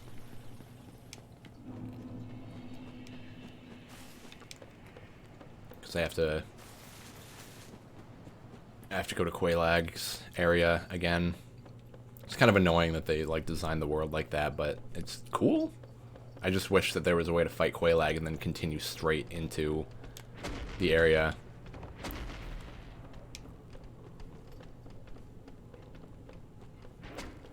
I would like to have this game finished, like, soon, like, within another stream or two. Because in a 5.5-hour stream, I got this far, like, roughly halfway through. If I wanted to do, like, all bosses and, like, show off more of the game, it would definitely be 2 streams. But I think if I tried really hard, next time I could beat the game. And then at that point, I would have my HDMI splitter. I'd be able to... Oh, why do I have so much damage? At that point, I'd have my HDMI splitter, which hopefully would make... it would make my PS3 work. That's the biggest thing I'm worried about, is having the PS3 work. Because I really want to play Demon's Souls. Like, I've been hankering for it lately. Recently saw a video of someone doing a DS1 run with no damage, not just avoiding getting hit by enemies, but no fall damage, no poison, lava, etc. Wow. I don't know if this is the same thing, but I saw a video where someone... I think they played through Dark Souls 1, 2, 3, Bloodborne, and Sekiro all in one sitting in a row without taking any damage in all of them. I don't know if it was without getting hit or if it was literally no damage, but, like, it was crazy. Kept avoiding shortcuts and I realized how many times you drop off a ledge because it's a bit faster and take a tiny bit that you normally don't care about. Yeah, like just now I took, I like tumbled down like three stories and take like most of my health. You can't do that. And then you have to take it the long way, which opens you up to enemy attacks, which is also fucked. But that's like an insane feat, beating this game without taking any damage at all. Like, legitimately insane. It has been proven that people will, to their knowledge, kill someone if told it's necessary, and while many people can say that they wouldn't, there's no guarantee. So what are your thoughts on perceptibility to be persuaded against our morals? There's the distinction between not getting hit by enemies and staying at 100% health for literally the entire time. Yeah, it might have been the same guy. I've seen him do a few no-hit runs. So Af and I kind of talked about that the other day, Logic. Like, you know, when I hit the cat, it died in my arms, and I just kept thinking, like, what if it lived and it was really unhappy and I was the one that had to put it down? Like, would I have the balls to do that to make sure the cat, like, didn't feel pain anymore? And I don't think I could do it. Like, even, like, picking up the cat... sorry. Even, like, picking up the cat was kind of a big deal. It was, like, if we're getting kind of graphic, it was, like, writhing on the ground, and I was looking at it, like, my instinct was saying pick up the cat and bring it somewhere. The other part of me was saying, like, I'm scared to pick up that cat, but then I just did it. I picked up the cat and took it to a house, and you know, so that's one step of, like, doing a thing I don't think I normally would have been able to do just because I knew it was the right thing to do, versus you know, putting it out of its misery. Like, if someone had a horrible life and I was the only one that could put them out of it, and they were begging me, they were asking me, like, please kill me, I want to be dead, like, I don't know how I would handle that situation. I really don't. I like to think I would be able to do it for their sake, but then I would be the one living with it. Like, I've been having flashbacks to that cat, like, all day, honestly. Just, like, thinking about so many moments, and, like, if I would have been able to put it out of its misery, or what if, like, I had, you know, done a few things differently. More so referencing an experiment where people said you must keep shocking this person. You must keep shocking this person for wrong answers? What do you mean?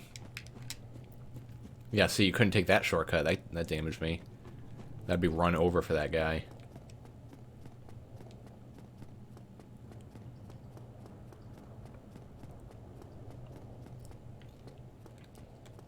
It's like, for Halloween, me and Afton and my mom watched a movie on Netflix called Would You Rather, because it was Halloween and it looked like a goofy horror movie. And it was just a room of people playing a fucked up game of Would You Rather. And so, like, the first Would You Rather was like, would you rather shock the person to your left with a taser, like they attach like a device to your head, like, I'm just calling it a taser. Would you rather shock the person to your left, or would you rather get shocked? You know, and then another one was like, would you rather, I forget what the two options were, but one of them was like, would you rather, like,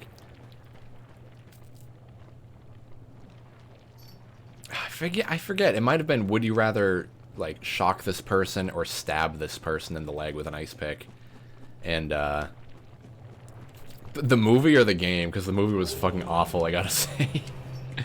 It was fun. It was an interesting idea for a movie that I'm glad I got to watch, but, like, it was kind of a bummer. I wish the movie had better would you rather scenarios.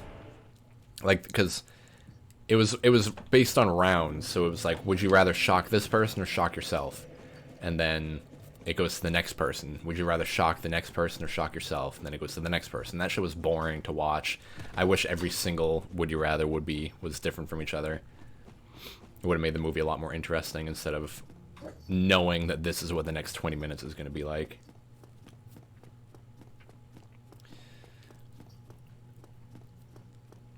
Over 75% of people went beyond the other person going completely silent. Oh, God. The acting was shit, but it was fun. It was fun. Did you know that there's a porn star in it? I forget her name. Sasha Grey. The ending did suck. The ending was fucking ridiculous.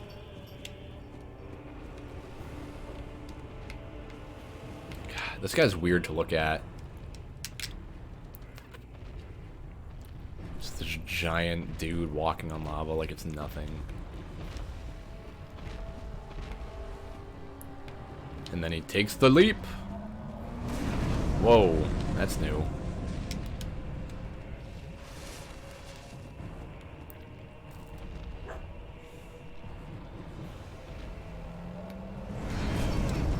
Whoops.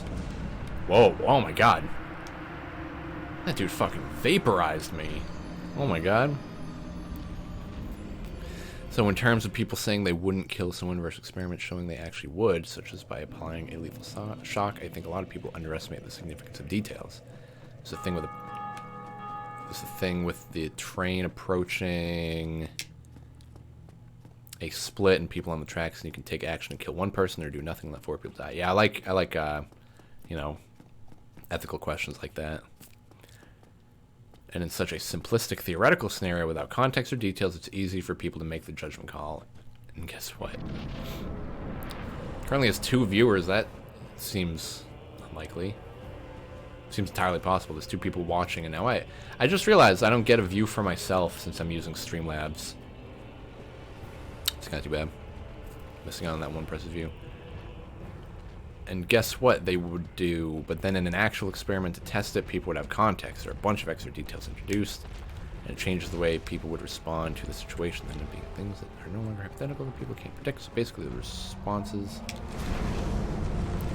how people would act as flawed. I know, you could say, like, you know, if I had an ethical dilemma, I would simply solve it. But then in the real life scenario, it's like, can I not do the one-hit kill on this guy anymore? I might not be able to one-hit kill this boy. But yeah, then in real life, you see like, oh wow, that one guy is a serial killer. These 4 other, or I mean, yeah, like the one guy's a serial killer. Of course I'm gonna pick to kill him instead of 4 innocents. Or these 4 people are all, you know, just horrible human beings. Like, and you might think like, oh, I should just let it kill them. I should just let the 4 things, the 4 people get hit. And yeah, and that's the problem with experiments. It's like without context, it's really tough to tell.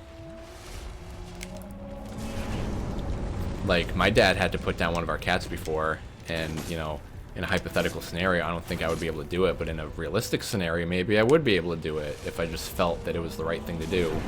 And I really thought that, like, this thing would thank me if it could.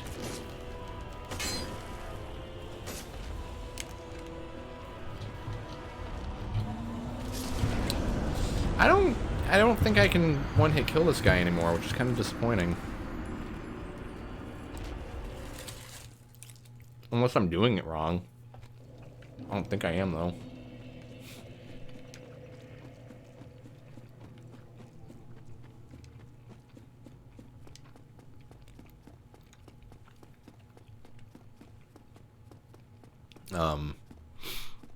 What was it just saying?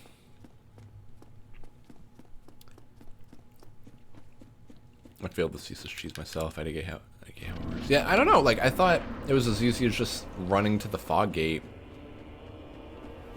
But, he just keeps attacking. I don't know why.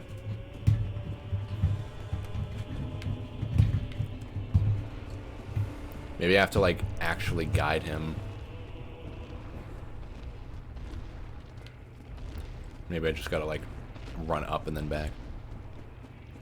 You need to wait until he rips off his other arm. What?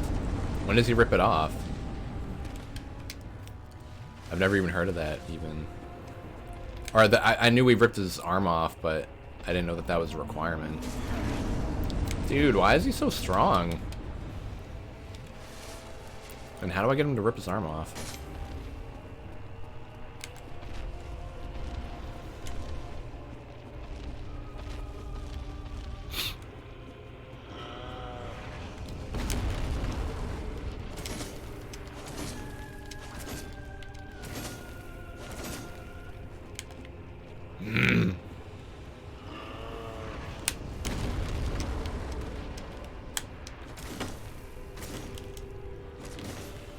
So 644 versus, what did I get the first time?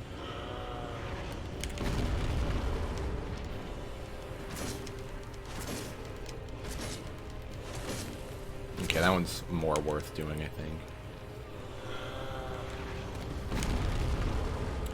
I'll just kill him like this. I don't know why the cheese wasn't working. Because, like, he's never had to rip his arm off before, which is what was so weird to me. It used to just be... I don't know if they changed it for the remaster, but it used to just be you trigger the fight, you run to the fog gate, and then he falls down.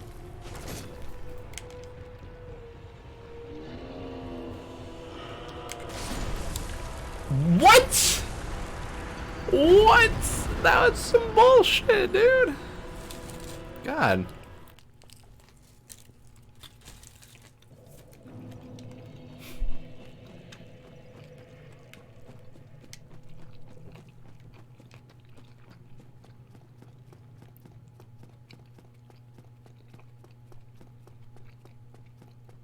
Oh. Weird. I wonder if that's how it always was, because I used to...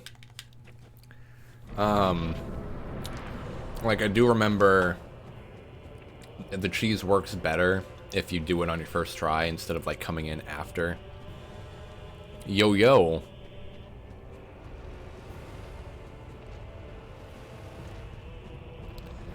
So maybe just right now he's not going to rip his arm off because I can't even get over there anymore.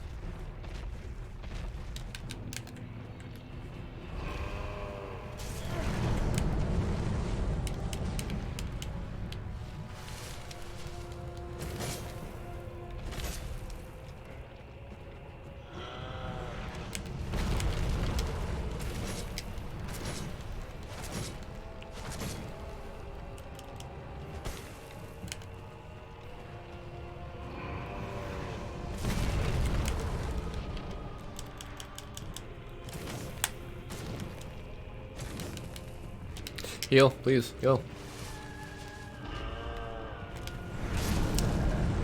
Oh, and he's so random. One person doesn't mention the arm at all, but instead says you are supposed to stay within melee range of Ceaseless all the way from the podium to the fog gate or more. Okay, so maybe that seems more akin to like what usually would work for me. Like usually, I don't know. Again, it's been a long time since I played, but I think when I used to play, I would run in, grab the outfit, he'd get pissed off, and then I'd be able to run back without dying, and then it would work.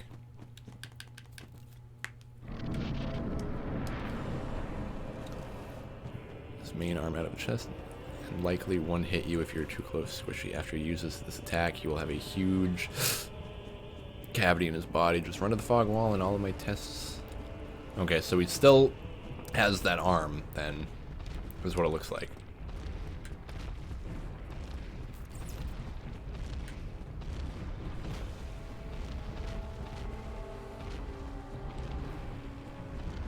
I'm more concerned about getting the cheese than just winning. I bet I could kill him in a try or two, but...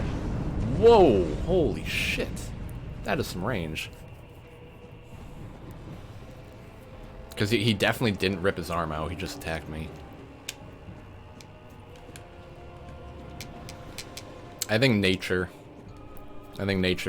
determines you a lot more. Like, some people, you know, some people are just completely pure souls. You know, pure souls that grow up in like horrible, shitty circumstances, and they still turn out to be like fantastic people. Oh, we ripped his arm out. What the fuck?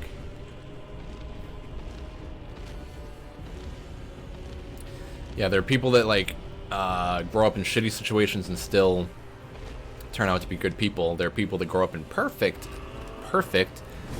situations and still end up being shitbags, you know? I think it really, really just depends on like who they are by nature. I'd probably say I'm 90% nature, honestly.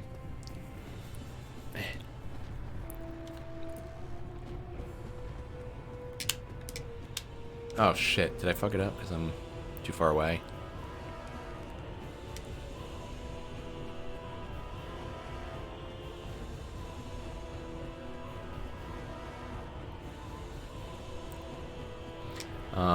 I wish I could think of some examples, like...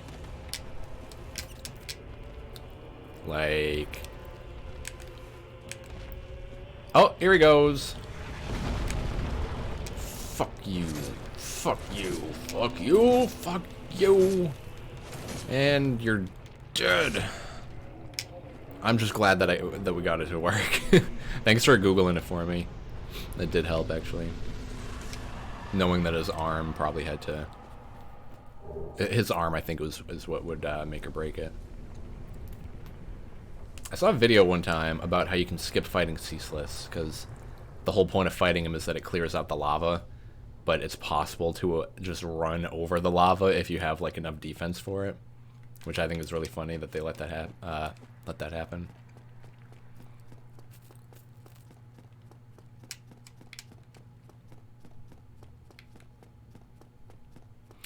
Plus, like, you know, I have 3 full siblings that all grew up in the same house together for... I don't know, my sister moved out when she was like 19, I think. You know, so for 19 years, there were 4 people in the house, and now, like, even though we're all nurtured more or less the same, you know, obviously there are differences, it's not a perfect system, but you can tell, obviously, that all 4 of us are, like, wildly different people, even if we were raised more or less the same. Oh yeah, and then they just copy-pasted the Taurus Demon 50 times. The Duke skip, oh yeah, I'm going for the Duke skip when I get there. I don't play this game without this the Duke skip. Yeah, I feel like Izalith really got the short end of the stick. You know, like, they designed the level. I love the design of the level. It's aesthetic, and it's just layout in general is pretty interesting. But then they just copy-pasted bosses everywhere, and it's fucking ridiculous.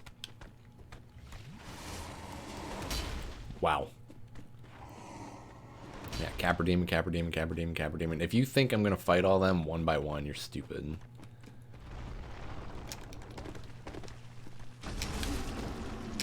I forgot I have to kill this man.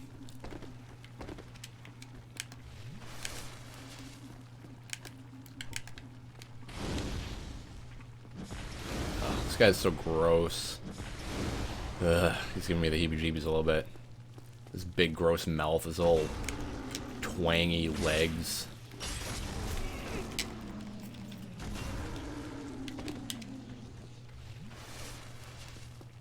This area honestly kind of reminds me of Dark Souls 2 because of just how enemies are copy-pasted with no thought for like where they should be.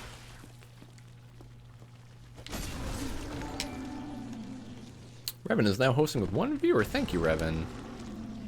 I wonder if that was an auto host or if he's still hanging out.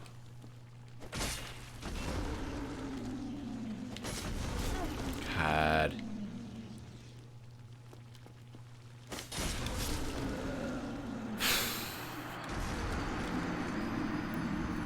Okay, I think I'm changing my opinion of this game to the first half is one of the best first halves of a game. The second half is one of the worst second halves of a game. And with that in mind, I think Dark Souls 3 is better.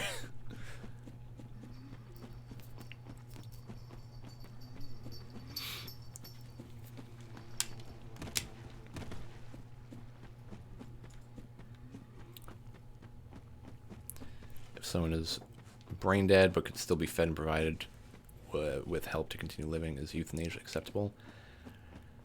I think yes.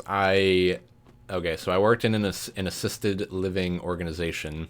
So I worked in a house with 3 mentally disabled guys, and you know, I thought a lot about like the ethics and morals of having an organization like that, where you know you're doing a great thing by giving these people that weren't born with fully functioning brains. You know, you're doing a good thing by giving them a way to live, a way to enjoy life. But then you also think of the other end, and this is where I'm going to sound like a horrible person, where we're spending so many man hours and like so much time and effort and money in helping these people to live. And if you think about how, you know, you think about how if I mean not saying like to euthanize all mentally handicapped people, but like just thinking of how much time and money is spent on helping them to live even when they will never like have a function in society, you know what I mean? And when it comes to brain dead people, it's even weirder of a topic, because if they can look around and enjoy things. Oh wait, brain dead, not paralyzed. Yeah, okay. I was thinking of something else. So brain dead, I think if they're okay, I've always said that if I'm to the point where I can't take care of myself, then that's when I want to go. Like if someone needs to spoon feed me and bathe me and wash me and I can't do anything for myself, that's when I want to go. My mom has always said that too. Like if she gets to that point, or if she's ever like in a coma or anything, she wants to go. That might be what people call heartless, but I fully support euthanasia in certain circumstances, and I wish people would stop being so damn sentimental. I'm glad you said it. I was like trying to dance around the topic the whole time.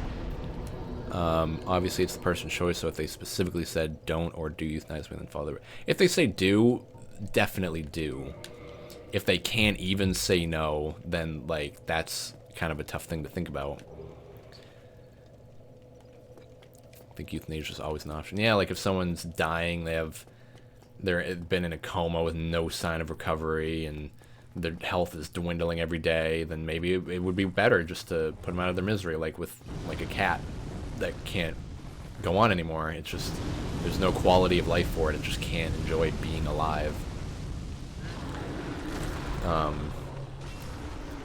It's like in Rome, if they ever had like a disabled child, they would kill the child, like straight up, and just say like, you know, we're not going to put extra effort into raising you if you can't stay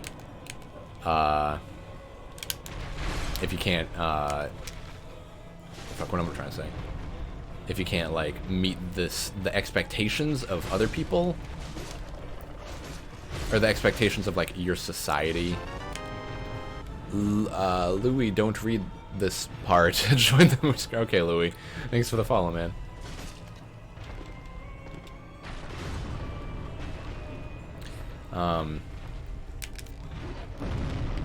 And then, yeah, and then I think about, like, a lot of the people that I worked with at the organization where, you know, one of the guys couldn't walk he could walk, but he couldn't walk, like, very well, to the point where, like, he would take, like, a full 10 minutes to go, not 10, like 5 minutes or more to just go up and down the stairs. It was, you know, good to see him improve over time, but even if he could move, you know, he can't speak, he couldn't, you know, you can't share an opinion with the guy.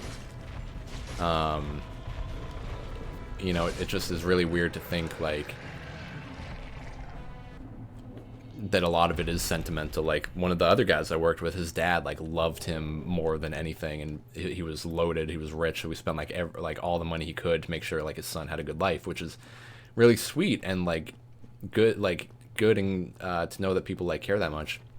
But also, without sentimentality, like, knowing that this person won't have any use in society is a tough thing to want to commit to, and commit to hiring 2 people full-time to like watch him all the time, you know. Like, I think the rule with him was that you have to have 2 people watching him at any given moment, or 2 people in the house with him at any given moment. Oh no. Come on, man.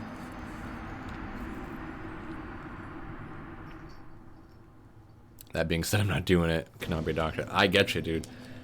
Like,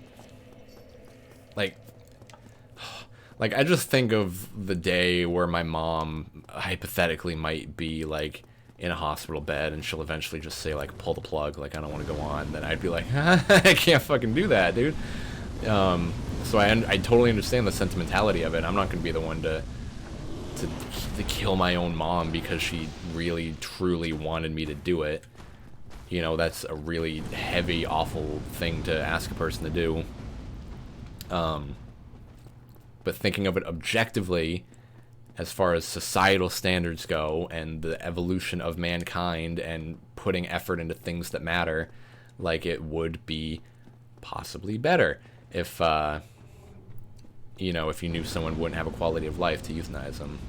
And goddamn, does that sound like a horrible thing to say on the internet.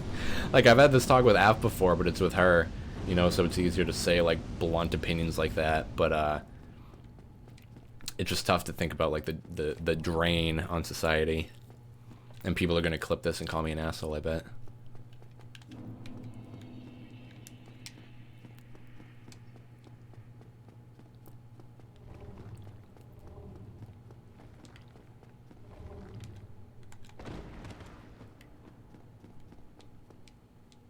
Oh, hello, friend. Goodbye, friend.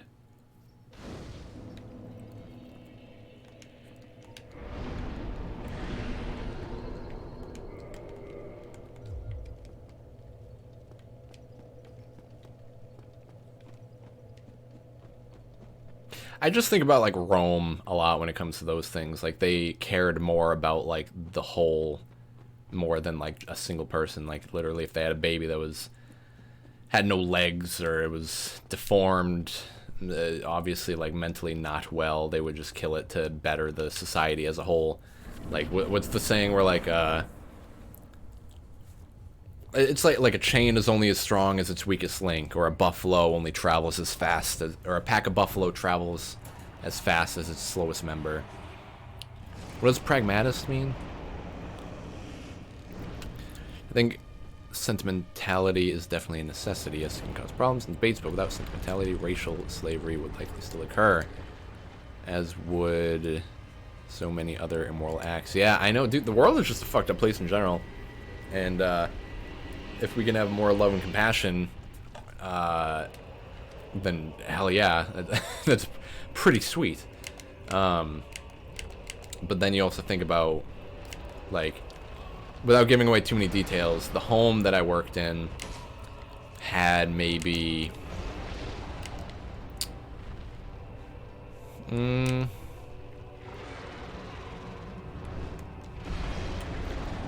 Okay, so it had 3 guys living there. Each of them needed like 1 person on at any given moment. So that's like 3 or 4 people working at a time, full time, most of them, with maybe like a dozen assigned to a house at a time, right? So that's a lot of man hours being spent keeping these people safe and equipped to like live life when they don't even know that they're living, really, a lot of the time. Like, a lot of the people I worked with, some of them, you know, were very functional. I worked in other houses where people were completely functional. They had jobs, and they just really needed, like, that extra person, like, looking out for them. And that, like, that's a totally different argument. Like, I don't think we should use that as them. Had one, like, a couple of people worked at, you know, Walmart and grocery stores and stuff like that, which is nice. And they could talk, you could have a conversation, you could connect with them. Other people I worked with were just impossible to speak to. They couldn't say more than a couple words at a time concerning a subject, you know. So it's just a really weird thing to talk about.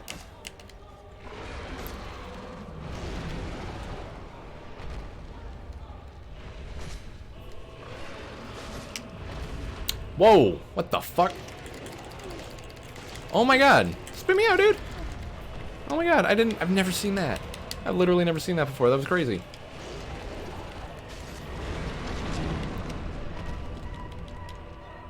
What the world needs now is love, sweet love, baby. And I'm dead. But it also needs rational thinking. And, understanding that there's many sides to every situation. You're a logical lyricist. Pragmatic, dealing with things sensibly and realistically in a way that is based on practical rather than theoretical considerations. Yeah, dude. Okay, so you got pragmatists and I swear I just had a word for like the opposite. People that just sentimental people, you know, people that feel more than think and that make decisions based on how they feel about a situation. Some people just say, like, human life is always worth keeping. You should never end someone's life. People shouldn't even end their own lives. But then you think, like, what about serial killers? What about people that just consistently go out of their way to do terrible, horrible things? Are their lives just as sacred and important to society and to people's well-being? Or are you a hypocrite?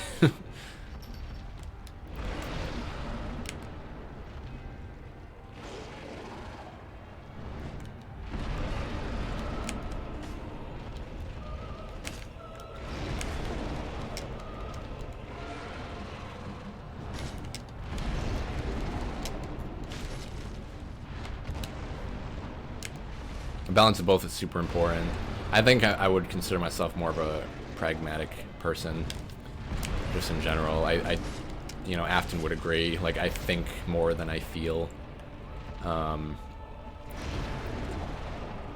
so it's, kind of gets in the way of some things.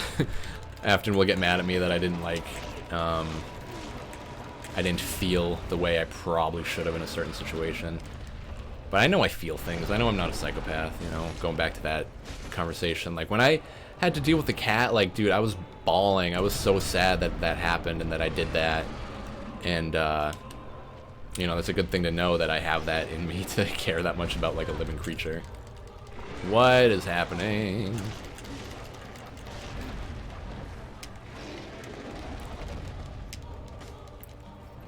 Dude, this boss is fucking ridiculous.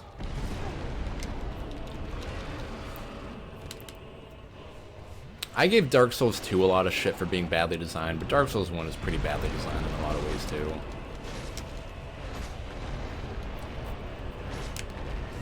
Like, look at this boss fight. Look at this boss arena. There's lava everywhere. He's always staying on the lava. He's got ranged attacks. He's got bullshit attacks that grab you. He's got tail spins and all this shit, and you've got this tiny little area to walk on, and if you fall off of it, you're as good as dead. That's a bad design. That's not good game. That's not good game design. And I'm gonna say it right now on stream in front of 5 people.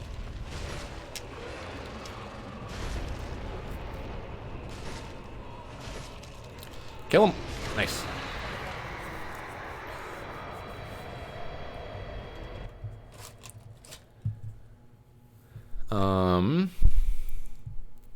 I tend to think logically, hence the name, but I also understand the importance of sentiment and morality. I wouldn't really relate slavery with sentimentality, though. I'm pretty sure slave owners didn't have sentimental attachments to their slaves. Yeah, that's the thing, is they didn't at all. They didn't even see their slaves as people.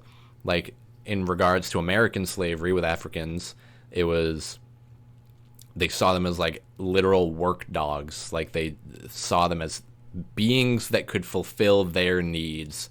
Fuck what they want. That's what they thought. There are also pragmatic arguments for not having slaves, and I'm not aware of pragmatic reasons for slaves. I know, the only good argument for slaves is that any amazing human accomplishment was kind of done with slaves. That doesn't make it good, but it just shows that it is effective. You know, not to sound like a cock, but I'm against slavery, by the way, just to clarify. There are tons of pragmatic reasons too, and exactly, they did have no sentimental attachments, meaning without others having it, no one would have cared. Yeah, I know, without other people saying that's wrong what you're doing, then like it wouldn't have gotten anywhere. If you can get it between you and the wall with the boss against the wall, then bait out the grab attack, and when it drops you, it falls through the floor and dies. That's awesome. It looked like I almost got that. You saw the camera shaking all around randomly. Over the years, I've become more sentimental, trying not to be an edgy bastard. Dude, I agree with myself. I mean, when I was in high school, I was like I was an edgelord, and now I'm like, that's stupid. Not calling, edgelords stupid. What are you, casual? Join the Moose Crew. Thank you. Thanks for the follow. I'm glad that even when we're sharing harsh opinions like this, people still follow. But yeah, I was like an edgelord in high school, and eventually I just outgrew it. I was like, that's not a thing worth focusing my efforts on.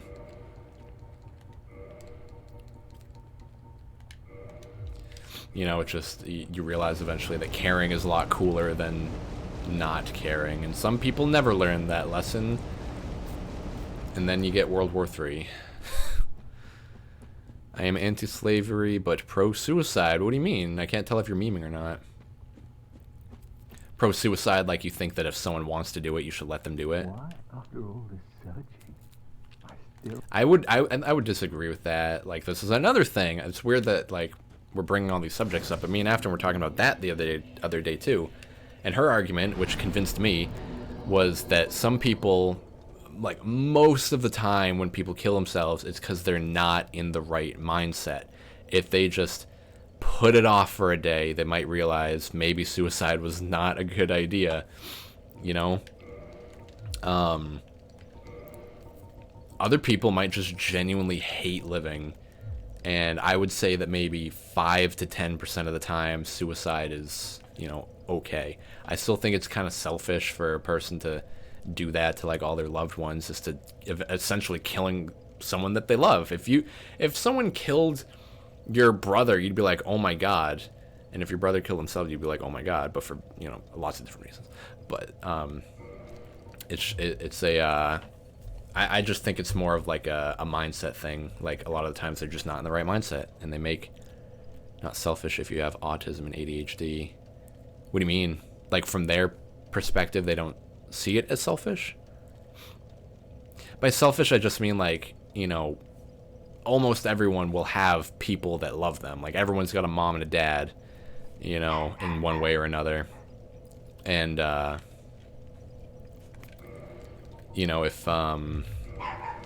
Yoko! And if they kill themselves, then someone's going to be just completely heartbroken by that.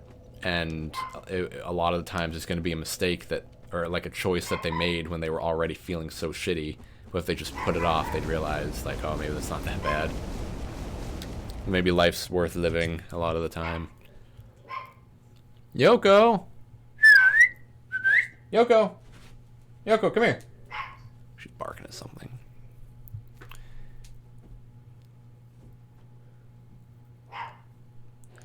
As for pragmatic reasons for slaves, it's like you can be greedy and have slaves do shit, but you gotta manage it. On the other hand, if you have a functioning society with free people, you can still accomplish things. And yeah, functioning societies are difficult, but that's not really on an individual level.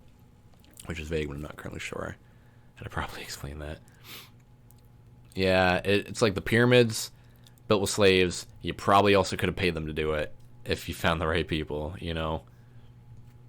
Or given them a good life, you know, and said like, hey dude, pull this block for your whole life and I'll make it worth your while, instead of like, do it or I'll whip you. Positive, it's, yeah, incentive versus threats, you know?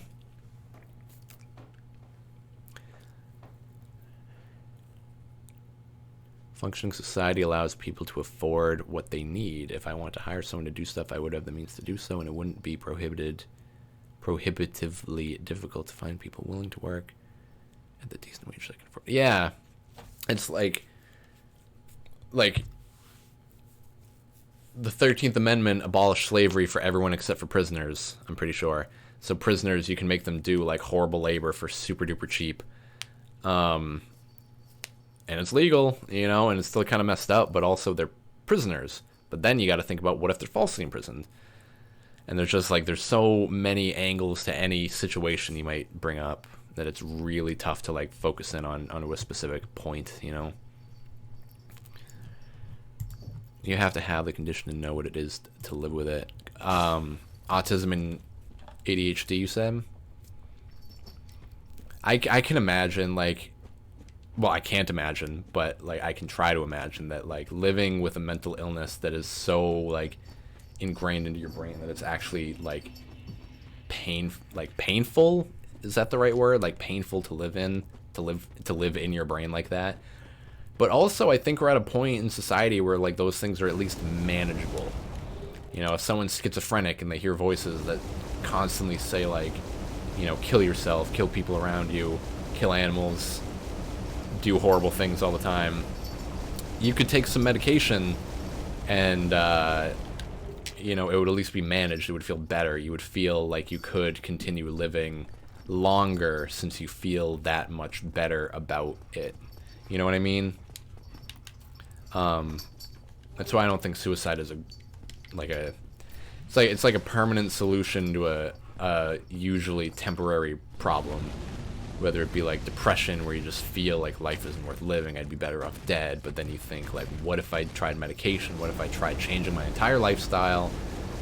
But then, you know, I'm just one dude. Like I don't know the horrible. I don't know the lowest lows that people with depression and autism and ADHD. It's developmental defect. Well, isn't ADHD technically a mental illness, or is that still a developmental defect as well? I also dispute the idea that sentimentality ended slavery. I think it started it.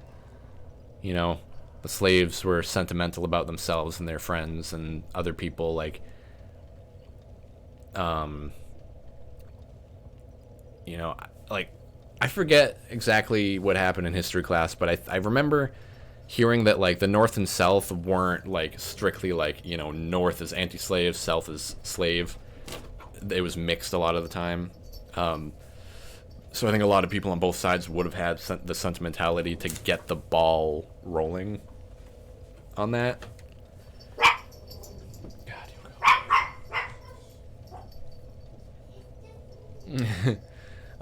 so like getting the ball rolling is definitely a big part of it, I think.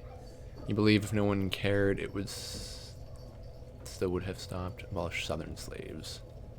What? I meant in the sense of having a soft spot for something familiar. Yeah, if you grew up with a stuffed teddy bear, then you might be attached to it. There's no particular reason. It might be a shitty teddy bear. But because it's been with you for a long time and stuff, you have that sentimental... Okay, yeah, so maybe sentimental's not the right thing, but like just general appreciation of life is what you're going for, Logic, when it comes to like slavery and stuff. People don't want their loved ones to die, even if their loved ones are already brain dead. Yeah.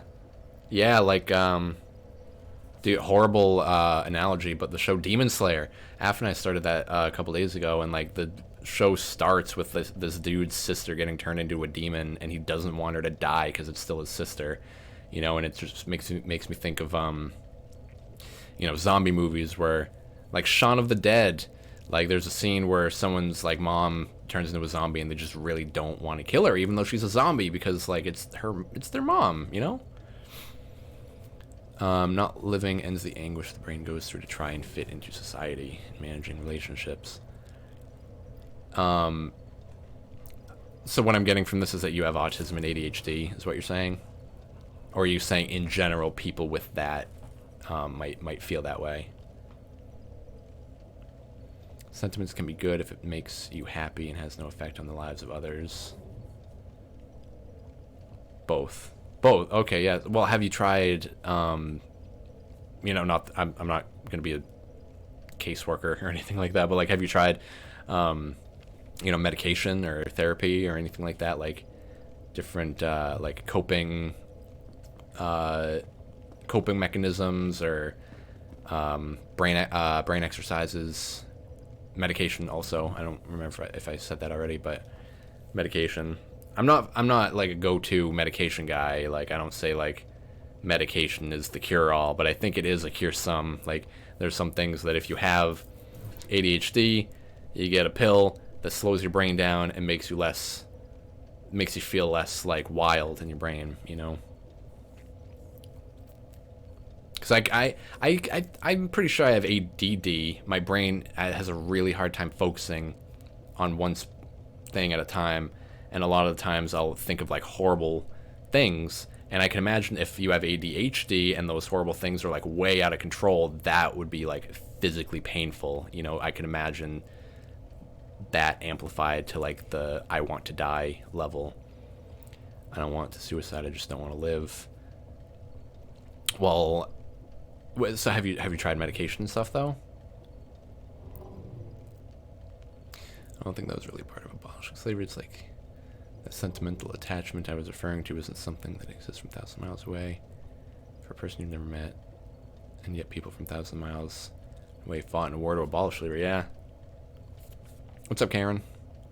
Meds don't work.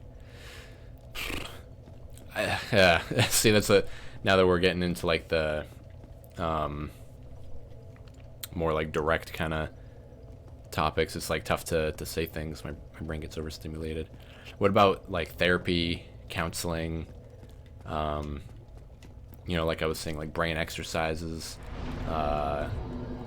mental coping mechanisms, things that might help you get it in check versus it being... No? I mean, I would recommend it. I am a firm believer that most problems could be solved if you put in like the... You're just on a downer, like on a pill downer. Like I'm a firm believer in just that, like if you have a problem, that there is almost definitely a solution to it, you know, and that suicide might not always be the answer, but like I said, 5 to 10% of the time, people might genuinely think that it was the right call, but like you'll never know when it's done because you're gone. You know what I mean? I think it's more worth to stick it out and try everything you can to control your own brain, because like you're the one that controls your brain. Your brain doesn't control you. And if you can catch yourself on, you know, slippery mental slopes and things like that, then I think that's a really important skill to have. If you can find different mental coping mechanisms, I think that's a really good skill to have. Medication is kind of a bandage that patches you together a little bit. Yeah. It's a bandage that patches you together a little bit to make things... We're talking about some really deep shit, Karen. Shit, damn, I just interrupted my own thought. You know, yeah, medication is more so just a patch a lot of the times that help you find the answer that you're looking for. as opposed to just taking it like, oh yeah, I'm better.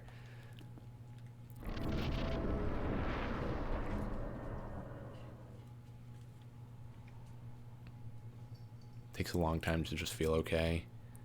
Emotionally on a downer. Yeah, I can get that. Okay, I don't want to like equalize our situations or like you know, directly compare them, but like a lot of times if I feel like very anxious or you know, I just feel generally bad, it is kind of tough to like break out of it. And I can imagine if you have a worse case of anxiety and like ADHD, that it could be like painful and like very genuinely difficult to escape you know, the like what's going on in your head. But I think it's manageable. You have meltdowns. Would you consider yourself at the point where like living in a home might help you, like having someone kind of be there with you to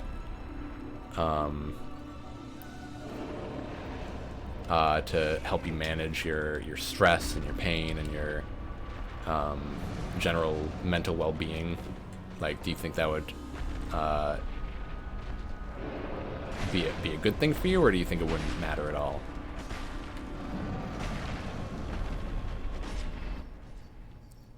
It affects my ability to work. Where do you work, if you don't mind me asking? Or do you just mean like work, like exist, like doing housework, homework?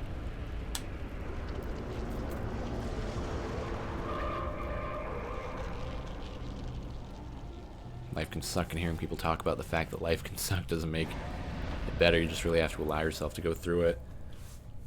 Yeah, I would agree with that. Like, you know, I worked, whoa, like some of the people I worked with, and I'm dead, right? No. Yeah, some of the people I worked with in the home would have meltdowns. Like one dude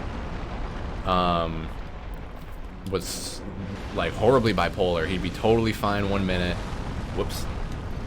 He'd be totally fine 1 minute, and then one of the workers there would give someone else attention, and he would just snap. You know, he would hate that someone else got attention, and he'd just start attacking everyone. He's the main reason I quit, honestly, is because like I didn't like being attacked for stuff like that.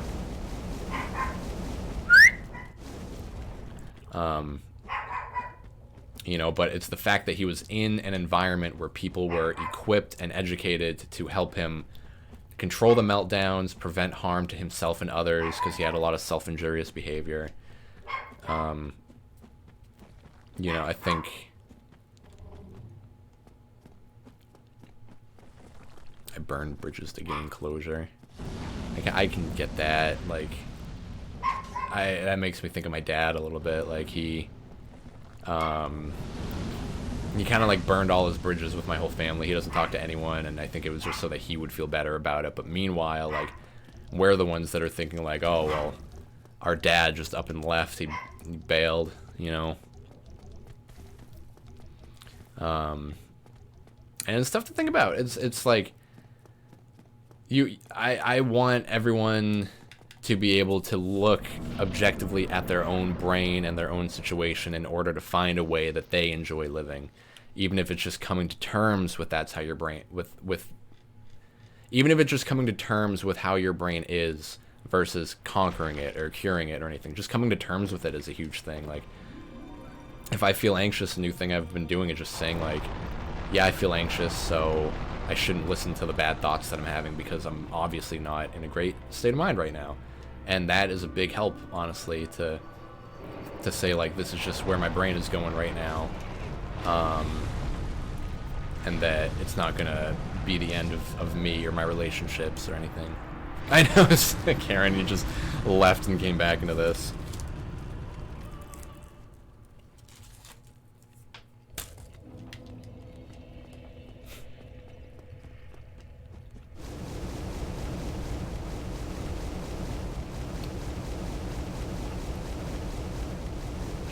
No. I understand logic. You're just gonna introduce this deep ass conversation, then bail. I'm just kidding. Yeah, enjoy your night if you don't end up coming back. I don't know how much longer the stream's going on, but yeah, man, thanks for coming in. Aspie, like Asperger's.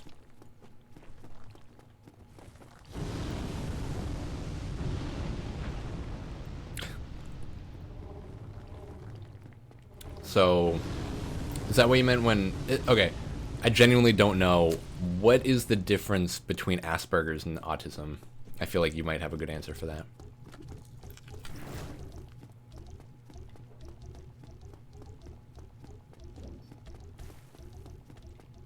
I wonder who Logic's crush is.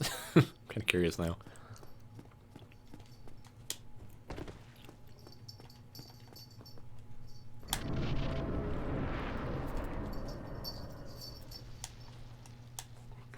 But yeah, I don't know. I think a big part of it is just coming to terms and accepting, like, my brain has these things in it that I live with.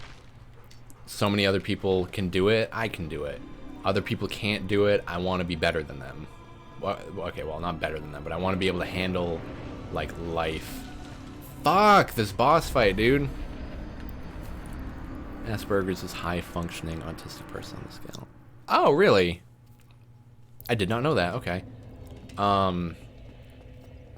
So with that in mind, you know, obviously you're conscious of your situation, you know how your brain works. And I think that, like, honestly, a lot of problems people have, I think attitude is a big change on it. If you just keep thinking, like, life is awful and sick of living, then, like, you're gonna make your own reality into that, versus, like, this is my brain, I can control it, I come to terms with it, I accept it, I want it to be better, I want it to be better.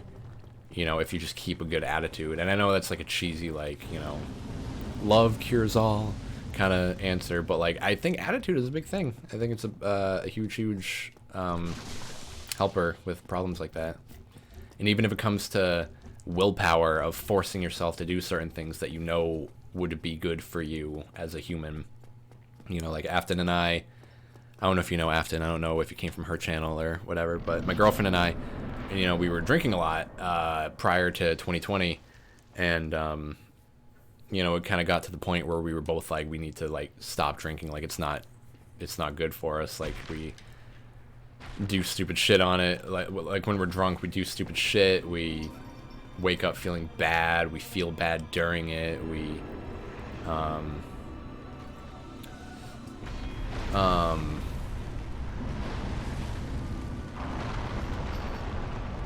sorry, serious time. Nice, okay. You know, and then as soon as 2020 hit, you know, we drank the rest of our booze and had a bad time. and then after that we haven't drank at all in 3 weeks, and it was just about that conscious decision of, like, we're stopping this because it's not good. So that kind of argument extends into a lot of things where it's like, you know, I'm going to stop this attitude because it's not good. I'm going to stop these mechanisms of living that I have. I'm going to stop, like, you just said, like, you burn bridges to gain closure. And if you don't think that that's a good way of living, then you're the only one that can change it, you know? And if you don't think you have the tools in your brain to handle it, I think that someone out there does have the tools that could help you handle it a lot better than you think that you can. Are any of these words meaning anything? You know, I just think therapy and medication... Fuck. I think therapy and medication are two big helps. What's up, Xfire EXE? Still don't get how alcohol became the official social drug of choice in societal. Okay, so a big part of that, getting into hippie theories, you know, marijuana and hemp was such a big cash crop that it threatened the paper industries, and it threatened, you know... Dumpster Fire, it's your 300 bits, thank you. Never donated to a stream before. Am I doing it right? Yeah, dude, just toss some bits and have a message and you get it read. Thank you for that. 300 whole bits. And that's the first time something's gone into the cup in a while, too, I think. So thank you for that. That does mean a lot, Dumpster. You know, so hemp and marijuana were demonized because, for one, not a lot was known about them, and for two, hemp threatened the paper industry and the lumber industry, and they didn't like that. So they demonized it and made laws against it. And then alcohol is so easy to produce and so easy to control people with and so easy to get. And it's been around for so long that it kind of just became the thing. Meanwhile, with weed, I've driven high plenty of times. I refuse to drive even if I'm like a little tipsy, because that's a horrible idea. When I'm high, like, my motor skills aren't yeah, I know. I have all the Zelda sound effects for when people do stuff. Like, Dumpster, why don't you subscribe to my channel real quick and hear that sound effect. You know, I like... Yeah? Not since you took him out.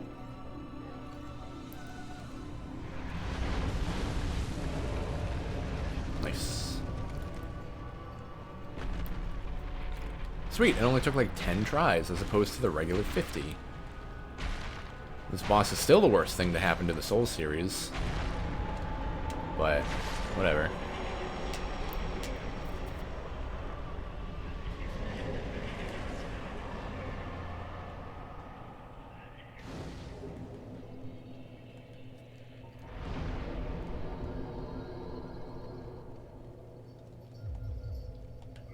Oops. What's up, Sin? I'm 100 bits. Thank you. My mom made some asparagus for dinner last night. After streaming and draining them, she plated them and brought them to the table. She left one on the counter, however. It's a spare, I guess. I like that one. I forgot my appreciation for puns. I hope I want more stories like that. Just leading up to a pun. Decided Moose is more important than Crush. Thank you, Logic. If you don't mind me asking, who is your crush? I'm curious. Your stream crush.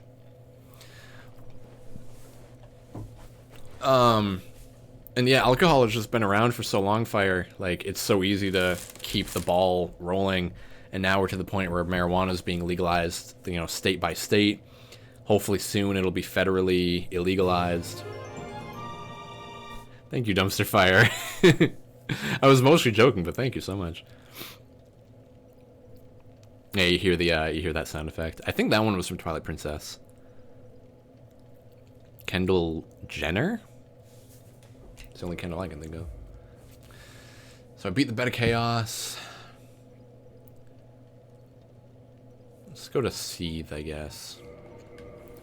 I feel like Nito will be the toughest of all of them.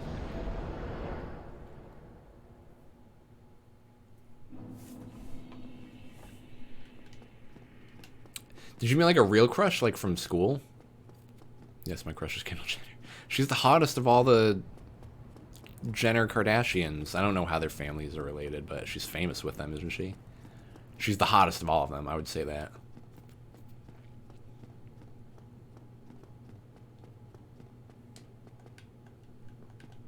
That's a mimic. Oh, shit.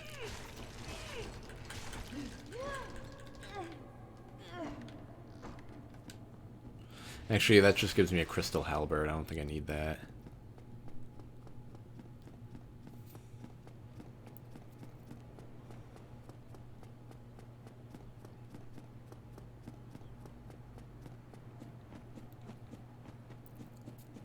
Not gonna happen. Likely not gonna happen, but I accept that.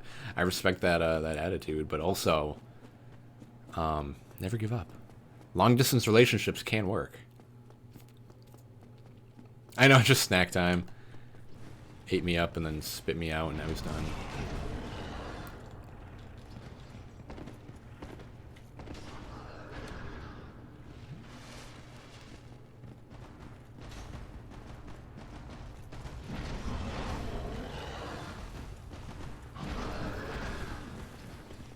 I hate this area. They throw a boar down, you run down a hallway and there's another boar. Hello, Sunbro. Or Dark Sunbro. What's the Dark Sunbro? Is that Gwendolyn's covenant?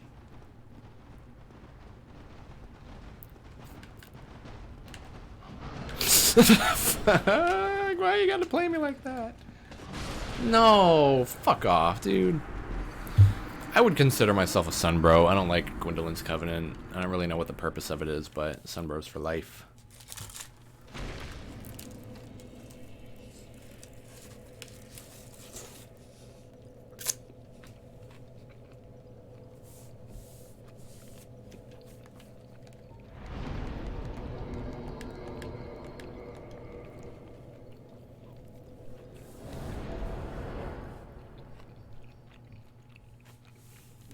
Also, what's up, Olmiro? How do you do?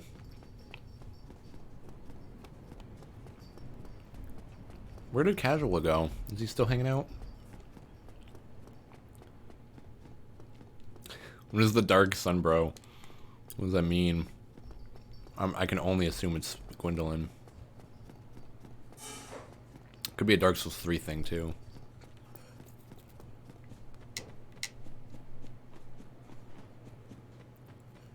Unless? JK. What?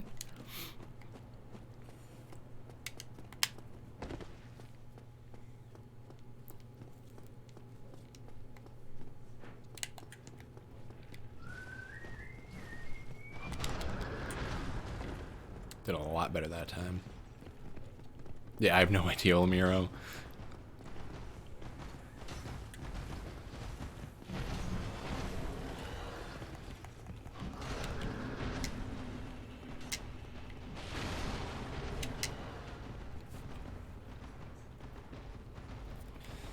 Popping back and forth. That's fine, dude.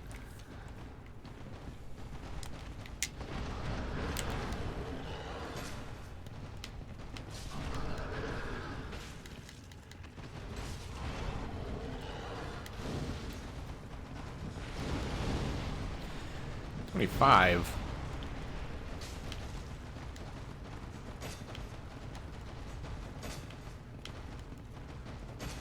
the fuck? It.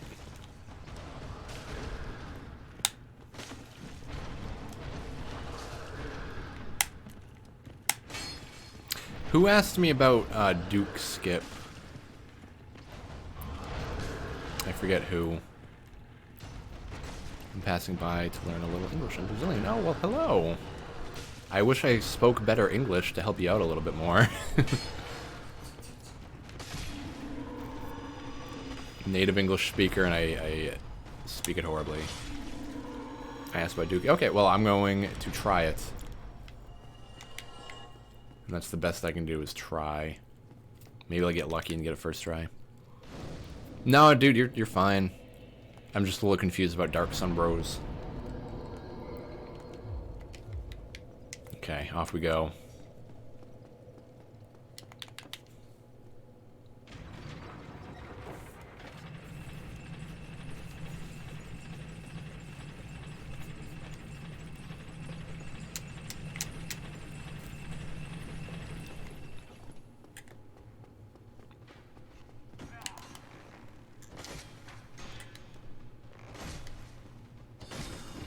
Ah!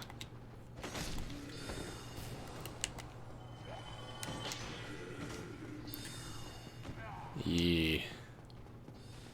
See, I want to try to get the DLC item, but I don't know if it's worth it.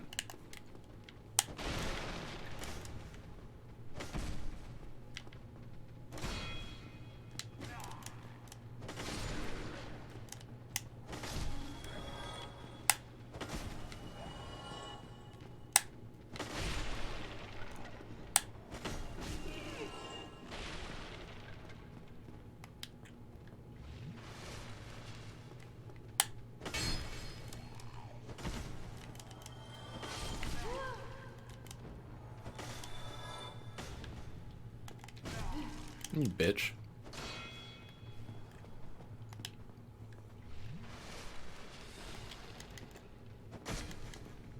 Oh my god, yeah. Does that attack over their shield? Is that what that does?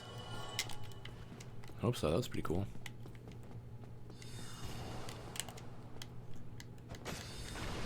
I don't usually wield with two hands just because it's like a little slower and I lose my shield. I'm a plebeian. Oh shit. I can't get the item until I talk to that girl, can't I?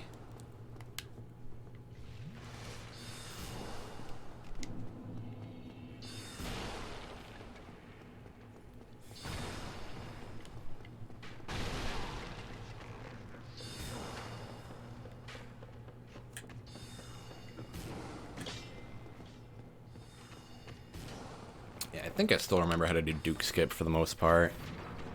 Just the act of, like, actually doing it. That's the hard part, you know what I mean? Thank you guys for tossing bits and subs my way. That's really nice. So I pull the lever. I dodge.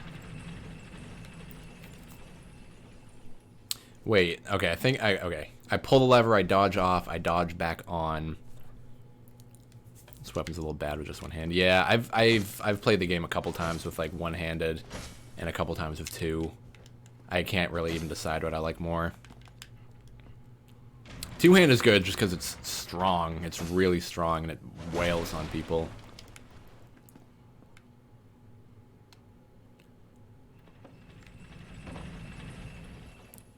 So a non-deep question for you. Yeah, we need some lighter topics.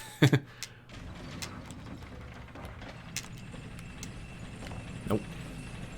Gotta try again.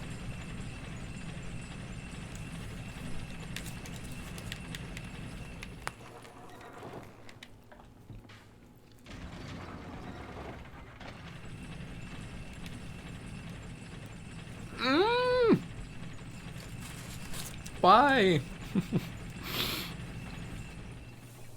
I have my leg sticking forward on like a little like footrest, and the cat came up and just started using my calf as a claw, scratching board. I mean, damn it!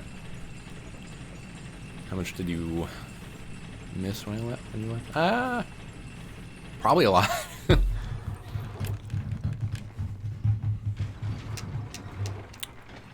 It's tough to remember after a while. The stream just like all blurs together.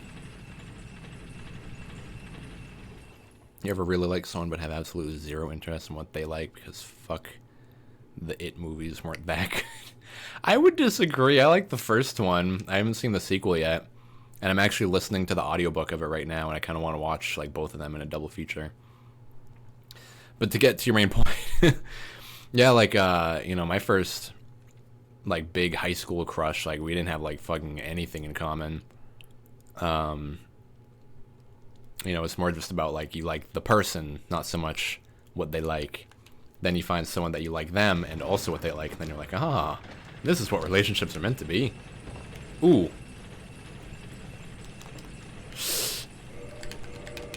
That would have been it. I think I jumped way too early.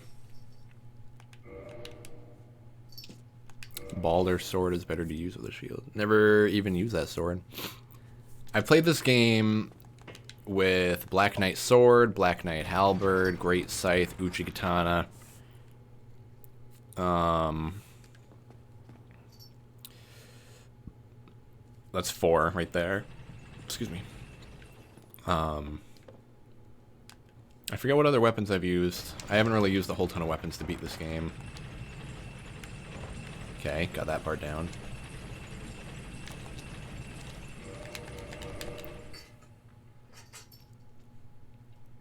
The person I liked did not like me, so that was fun. It happens, man. Life is full of disappointments. And it's all about pushing through to the points where you're really happy with how things turned out. How old are you, Sin, if you don't mind me asking? It's so weird because I'm like, fuck yeah, I keep talking about what makes you happy. Yeah, smile more, bitch. And I'm just like, can we talk about something else, please? That one looked good, but on the lift railing, you were angled a bit too far inward. Try turning to the right by 5 or 10 degrees. Okay. I've used the Great Club, too. Great Club is fun. Any big clubs? Like, more like this? Ew, so close. What do you call it? Cheap circumcision? A ripoff. I love that I hate that joke.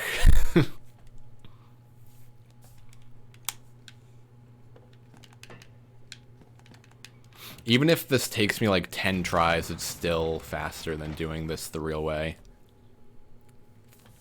I remember in Dark Souls 2, I did a level 1 run where you find... I forget what the name of the weapon is, but it's a certain kind of club. and you just you enchant it to be raw, and then you just use the raw club for the whole time, for the whole game. That's it. Ah, that's not it.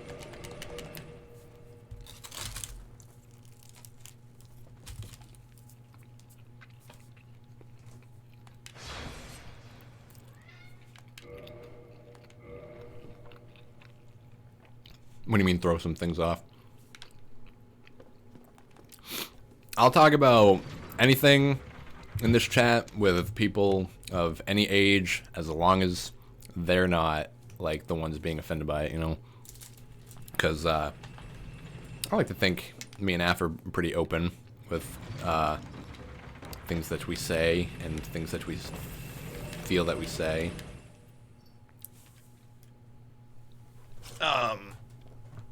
Some streamers don't like younger kids in their chat. No, I don't give a shit. As long as you're not going like... As long as you're not a shitty younger kid. If you're not... I've done Soul Level 1 for Dark Souls 2, but no other game. Elmiro. As long as you're not like a douchebag younger kid that's coming in just to troll or is saying like, oh, I don't like that you're swearing. I don't like that you're talking about this stuff. It's like, fuck off. It's my chat, man. I like the people here because we get to talk about everything. Mate. Go. You know, that's the thing, like, that's the reason I ask, is because a lot of the times age just doesn't even occur to me as a thing to think about until you start talking about, like, you know, school and crushes, things that age kind of are important with. Because my advice to you will change depending on your age is the biggest thing. No! Was that me dead? I might have just died. Go.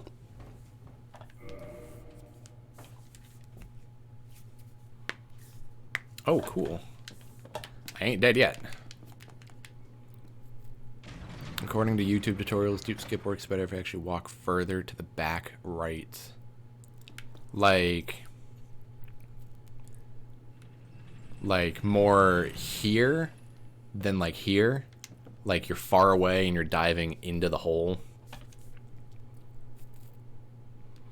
Last time I went skiing, it was at a resort Will Smith was apparently at, and apparently they couldn't find them. I thought it would be easy, just look for the Fresh Prince. Keep them coming, dude.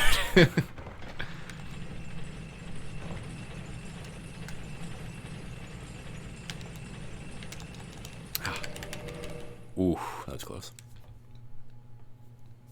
I know, this chat is weird. I like it, though. Like, 10 minutes ago, we were talking about... Or no, like, probably like half an hour ago, we were talking about life and death and consciousness and suicide and all this stuff, and now we're talking about Will Smith puns. It's pretty goddamn great, if I do say so myself. Hey, why couldn't the bike stand on its own? 'Cause it was too tired, right? This is the one, I feel it. Damn. Can you Google real quick for me if this works in the remaster? I can't imagine they would patch it out, but just to be safe. Read in the paper last week that a veteran who was missing a leg landed a job at the top brewery in SoCal. They apparently put him in charge of the hops. What do you call a psychic midget who escaped from jail? A small medium at large.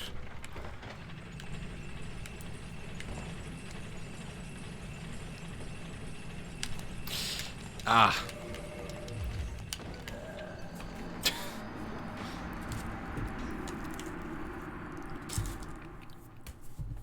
Okay. That's all I need, dumpster. That's all I need to know.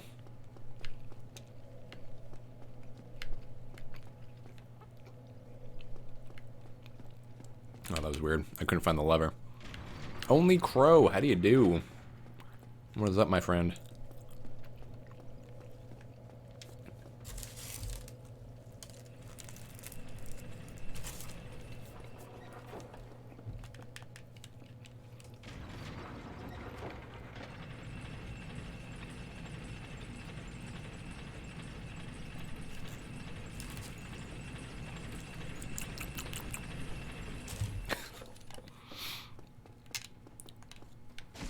Be wary of magic.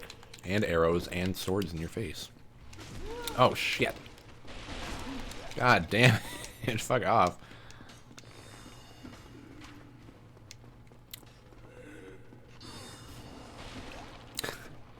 How is it? It's good, right? I don't care what anyone says. Subway is so delicious. Like earlier we were talking about like our favorite fast food chains and stuff. And I think I said Wendy's was my favorite burger fast food because I love Taco Bell. But if I had to really say my favorite fast food chain, probably Subway. Their sandwiches are so good and they're not even terrible for you. You know, you're not going to lose 100 pounds like Jared, but, you know, they're better than McDonald's, I bet.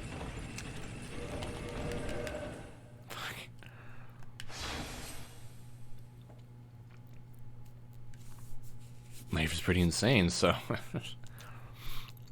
I know, just ignoring all the pedophile whatevers. Focus on the... focus on the weight loss. I could link you to a timestamp video if you want to see how someone else's lines it up. I mean, it's... I don't think it's about knowing... Well, maybe it is about knowing the specific angle. I've done it before. I've done it like a handful of times. It's just trial and error for me. Okay, good. Ah.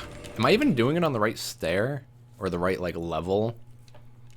I wouldn't be surprised if that was the thing. If like I was aiming for too high of a layer or something. The older forms of English kept Latin gender-specific suffixes tor and trix. Tor is for men and trix is for women, so a male pilot is an aviator and a woman is an aviatrix. This contrasts the modern system where tor is for both men and women. And tricks is for kids. Fuck off, Fire. I like that one. That's my favorite one you've sent so far. So stupid, though. What do you call a cow with no legs? A legless cow. Ground beef. Why did the toilet paper roll down the hill to get to the bottom? Excuse me.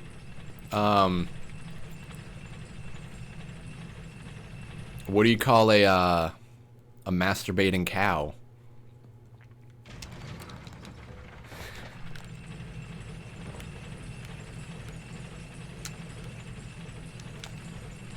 Ah. I will get it. What do you call a masturbating cow? Beef stroganoff.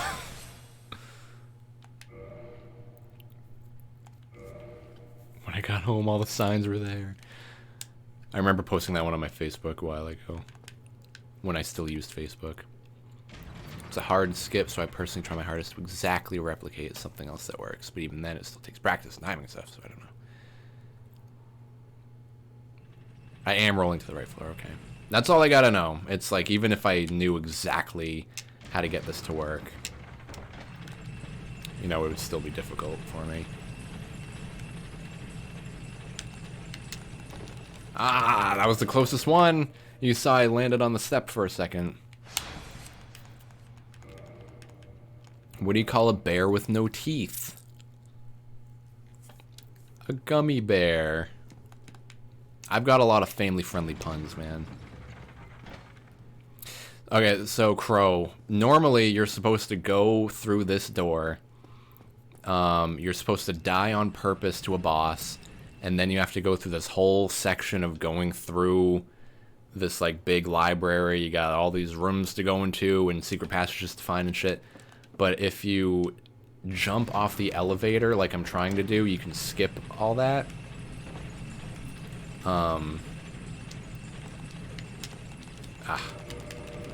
You can skip literally all of that. It's probably like a 20-minute or a 30-minute section.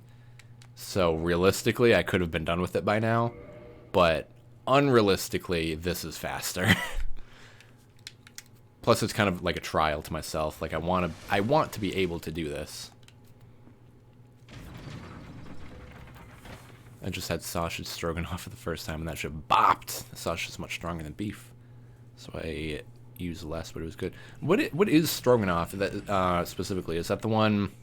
It's like beef and a cream sauce and pasta. Am I thinking of the right one?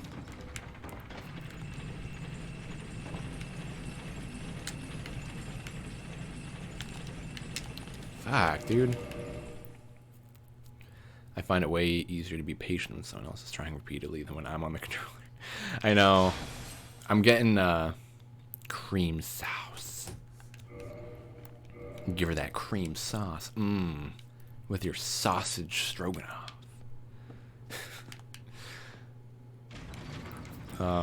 Yeah, Dark Souls games have taught me patience, you know.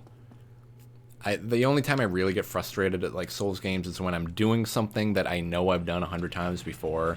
Like specifically fighting a boss. Like in Sekiro, I'll be fighting a boss and I'll die, and I'm like, I've beaten you 20 times before. You know, why is this not working? That's when I get mad at myself, because I'm like, I'm failing myself.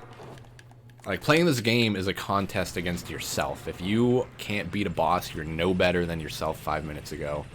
You know, that's how I see this game. But if you beat a boss, then it's suddenly like, oh wow, I've improved. You know, I've memorized and practiced enough that my work paid off. And that's the feeling of satisfaction I get from these kind of games. Yeah, it's a sauce pretty similar to gravy. Oh, gravy.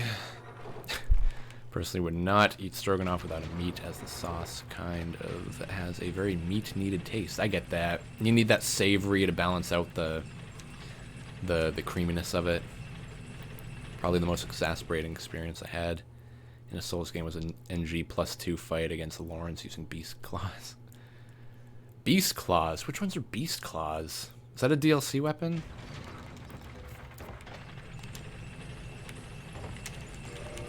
No. No. No! Fuck me, dude. My fingers are like too quick for my brain, and I end up clicking on something that I shouldn't have.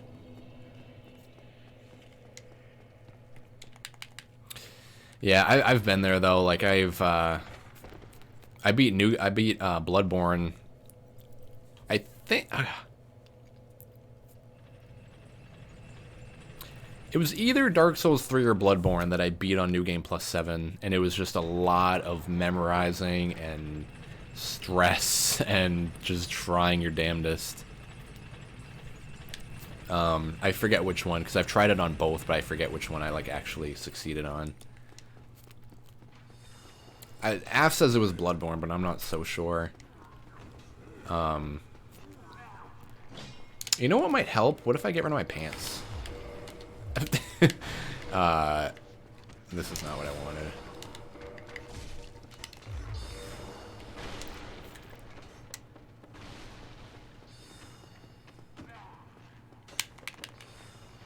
Geometry is a bitch. I failed it twice. Not because I didn't get it, though. I hated the teacher, so I never went. I was so relieved when I was finally done. I know. I've never even beaten the DLC before. Like, I seriously need to go back and do the Bloodborne DLC. Fuck.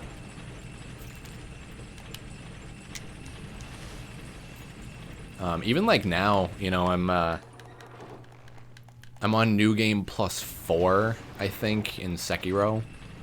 I would like to get to New Game Plus 7 so that when I finally play it on stream, it'll be on New Game Plus 7. I think that'd be fun. Sekiro is a super fun game to watch, especially when it's like hard. But yeah, even now on New Game Plus 4, like shit is hard. No, that was so good almost. I know, that's what I keep hearing. Like, I only fought the first boss, whatever the first boss of the DLC is. I haven't gotten to the other 3 yet. But I've heard that those 3 fights are, like, fantastic fights. Like, fighting, like, Lady Maria, I think is her name, or something. I heard that fight's really, really good. Gandhi walked barefoot most of the time, which created super thick calluses on his foot. He also fasted, which made him frail, and what he did eat made his breath stink. Something fierce. This made him a supercalifragilistic mystic hex by halitosis. Oh my god. Fire, are you in the Discord? Can you be posting these in the Discord, please? I would appreciate that a lot.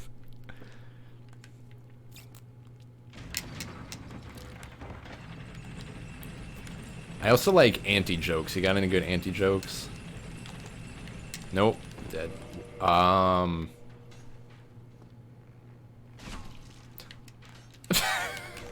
Fuck.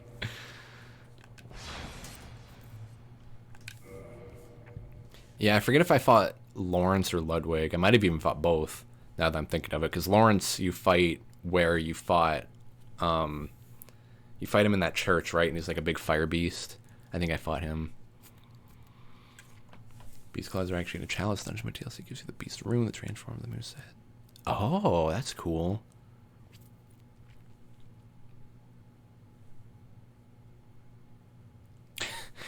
Beating Fallen Order, though, that's something too. I haven't heard much of anything about it actually since it came. Oh, yeah, that's me dead. I haven't heard much about that game since it came out, but you know, beating any Souls game is an accomplishment. One of my favorite anti-jokes is well, one of the ones that one of my go-tos actually is, yeah, I'm already like a quarter of the way there, gotta commit. No, another one of my favorite go-to anti-jokes is a man is asleep in bed when he has a dream that he's a bartender. And a monkey walks into the bar. I think I fucked it up already. The monkey walks into the bar and orders a banana daiquiri, and the man thinks that this is a really strange dream. And so he wakes up and he rolls over to his wife to tell her about the dream that he just had. The wife shrugs it off without saying much. The man rolls over and cries because he realizes his marriage is falling apart. It's kind of sad, but it's funny. Could use... Oh, Fallen Order could use more content. It's kind of too bad. I haven't even heard anything about it since it came out. Afton's brother-in-law got it for Christmas, but he seems to enjoy it. I just haven't heard much about it. Go for a sin, as long as it won't start a hellfire of political debate. Haven't seen that Duke skip before. Lawrence is where Vicar Amelia. Well, that's her name. I think he can be the second boss after Ludwig, but I've always done him last. Yeah, he was hard. I don't think I ever beat him. I definitely beat the other beast though, like the horse guy. Yes! Oh my god. And I got my souls. Okay, now I'm pretty sure to complete the Duke skip. A big red rock. What's green and has wheels? Grass. I lied about the wheels. I hate that one. Sweet skip broth. Thanks, Fire. Thank you for the bits. And thank you for the jokes. Two muffins were in an oven. The first muffin says, wow, it's hot in here. Second muffin says, holy shit, a talking muffin. I used to have so many jokes like this just in my brain at any given moment, but I'm having a real hard time finding them. Yeah, go for it, dude. As long as it's not too long, as long as it'll fit like in the chat. What's green? It would kill you if it fell out of a tree. A pool table. Obviously. Longestjokeintheworld.com. That sounds horrible.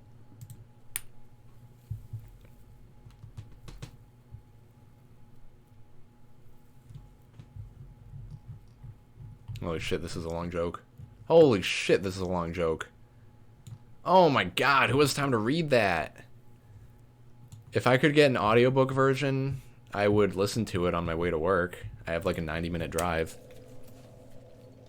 Yeah, that's why I've been listening to it, because it's a long-ass book, and I get, every time I go to work, I get 3 hours of listening time, so I'm like 15 hours in at this point, I think. It's pretty great having an audiobook.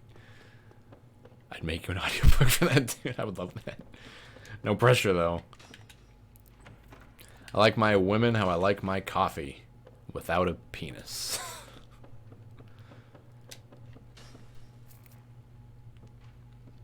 Takes like half an hour to read, but it's totally worth it. I'll take your word. I'll try to read it.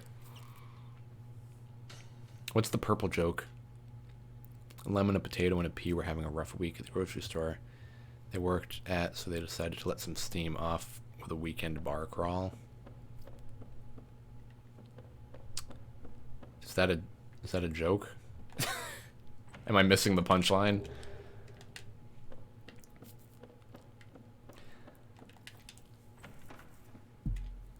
They had a great time hitting bar after bar. Okay, but being so genetically different, the alcohol affected them each in different ways. The lemon got very acidic and refluxy. The potato, being a big starchy chap, took the booze easily, while the little pea reacted to all the sugar and started to get a touch hyperactive.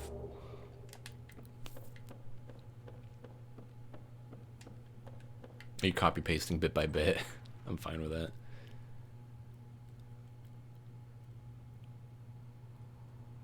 Let me open that in another tab.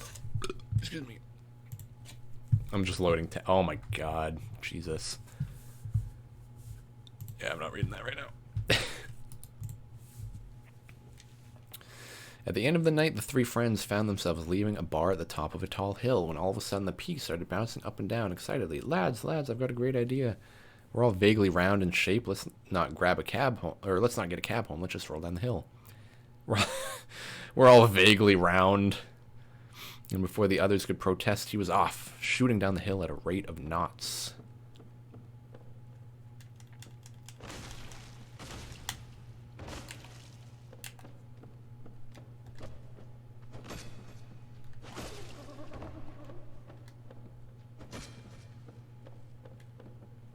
Oh god. Is that me dead?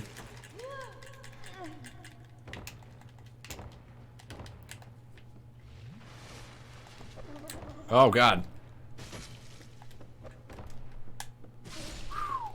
Some Sekiro shit right there, bro. The mimics in this game remind me a lot of the ogres that you have to fight in Sekiro, actually, now I'm thinking of it. Oh, the giant cell key is useful. I get a Firekeeper soul if I use that key. Firekeeper souls are really, really useful.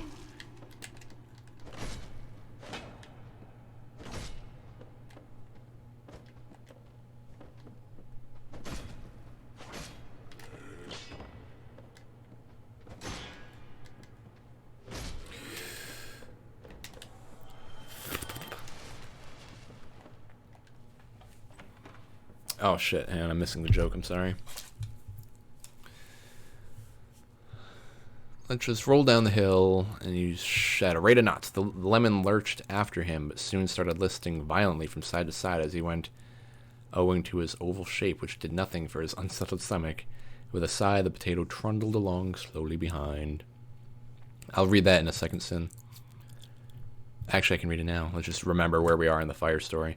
A man walks into a bar and sees Trump talking with Ted Cruz. The man goes over and says to Trump that he appreciates his service and asks him what he is talking about. He says that the way he wants to get back at Iran by killing 100 Muslims and one hot woman with big tits. The man says, "Why are you going to kill a woman with big tits?" Trump turns to Ted Cruz and says, "I told you no one would care about the 100 Muslims." Oh my god. You're awful. Yeah, Dumpster, I'll open that up too. Oh my god, you're giving me a goddamn novel to read, Dumpster. It is funny. You know what else is bad but funny in my life? I know I mentioned quite a few mods already, but a mod where mimics eat your ass if you try to open them. You won't last 5 minutes in this game. I would love that, that'd be funny. Okay, I'm opening all these tabs just so you know. I don't know if I'll ever watch them. There they are. By the time the potato had bounced his way to the bottom of the hill, the lemon was spewing lemon juice all over the pavement, but the pea was already jumping up and down again. That was great, let's do it again. The lemon was now chundering up pips with the acid, but the pea didn't seem to care. Come on, let's go again.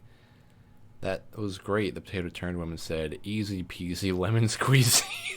Fuck off with these jokes, dude. I just love jokes like that that just completely catch you off guard, but they make total sense. These are ridiculous. If I get cursed, the stream is over. That's my new, it's my, that's my exit strategy.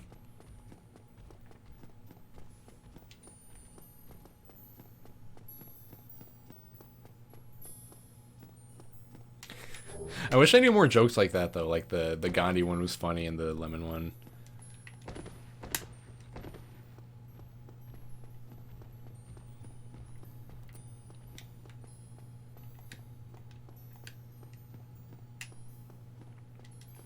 I also like the one that's like, a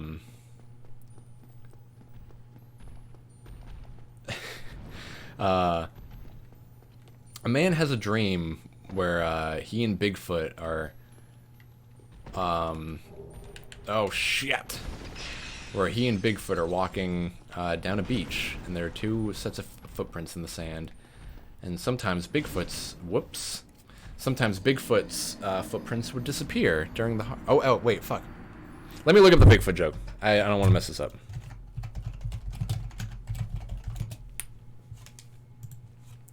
I don't want to mess it up, so I'm going to read it. Okay, one night I dreamed I was walking along the beach with Sasquatch. Many scenes from my life flashed across the sky. In each scene, I noticed footprints in the sand. Sometimes there were two sets of footprints. Other times there were one set of footprints. This bothered me because I noticed that during the low periods of my life, when I was suffering from anguish, sorrow, or defeat, I could only see one set of footprints. So I said to Sasquatch, "You promised me, Sasquatch, that if I followed you, you would walk with me always. But I noticed that during the most trying periods of my life, there have only been one set of prints in the sand.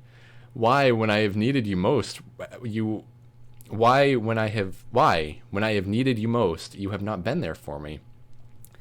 Sasquatch turned around, looked me straight in the eyes, and said, "Hurrah!" I like that one a lot. Especially if, like, you know the Jesus story that, like, it's making fun of.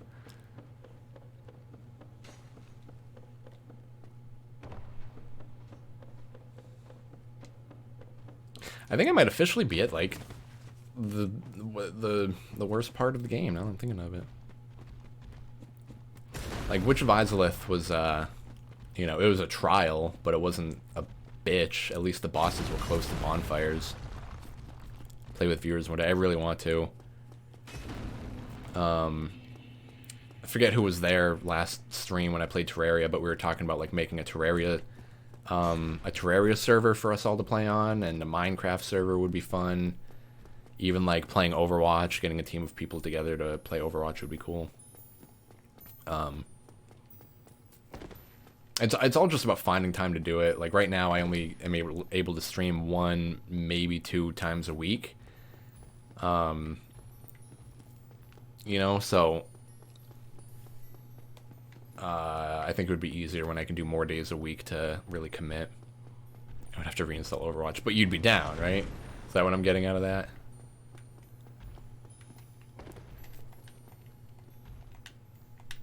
Imminent Fallen.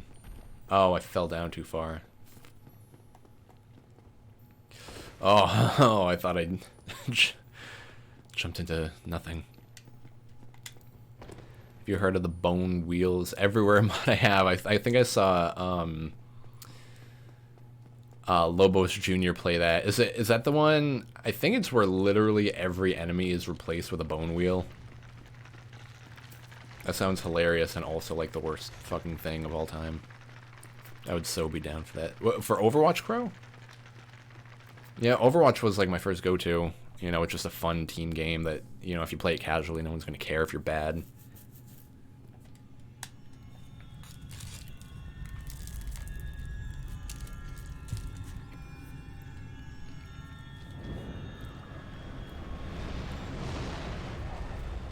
Here he comes.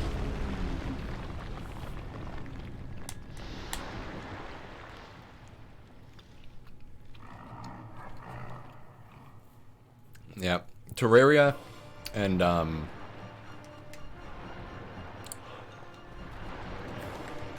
Terraria and oh my god, he's literally a blue eyes white dragon. I never even thought of that. That's funny. I smell dog poop. Why do I smell dog poop?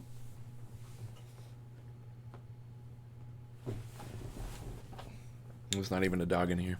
Or not a puppy, at least, that poops everywhere.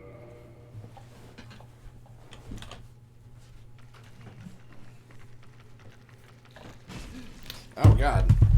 Traverse the white light. What are you doing?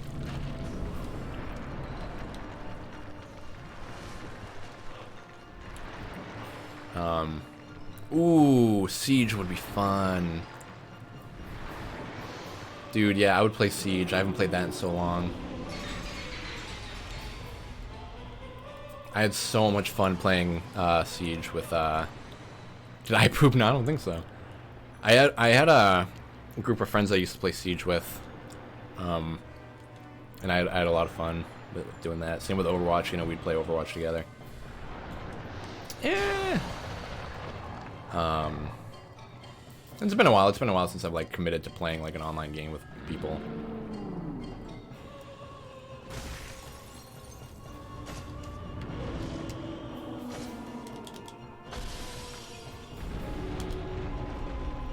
You get a special weapon if you cut Seed's tail off.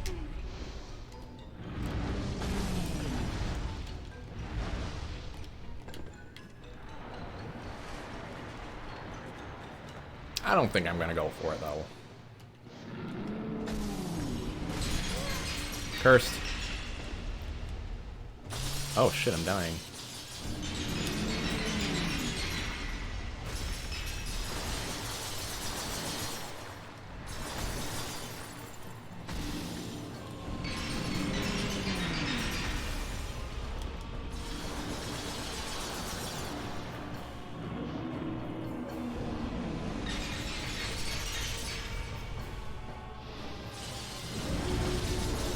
No, did I just die? Oh, you fucking cunt, dude.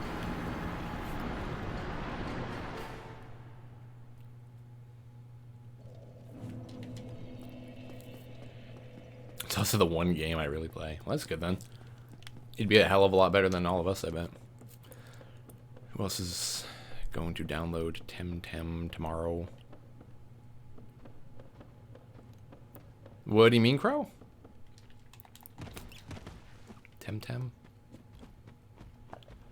What is that game? I've never heard of it. If it's free, I'll download it though.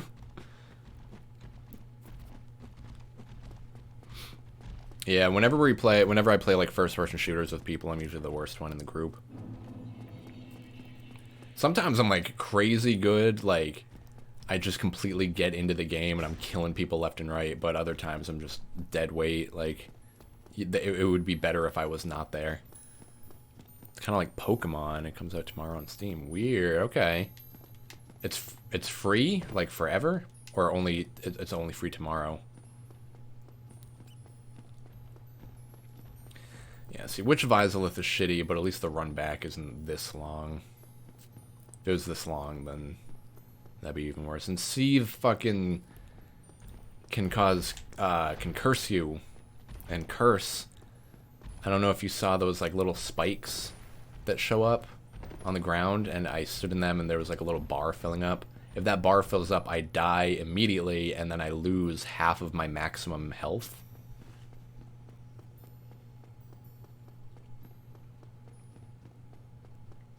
And then you need like a special item to fix your cursedness. And it's some bullshit. Like they have instant deaths in like Sekiro and Dark Souls 3 and stuff, but like none of them require you to use an item to get over it, I don't think.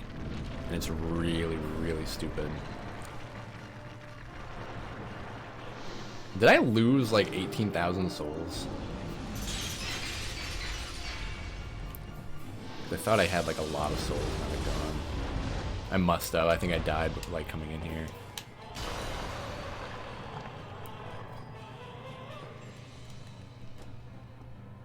You fat ass.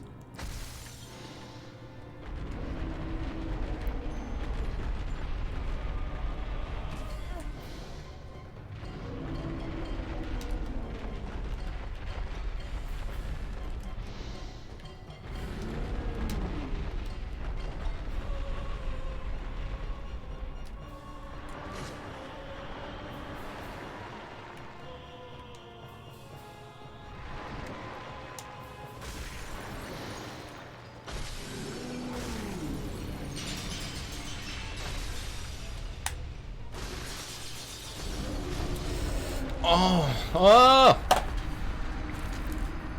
This boss is the worst.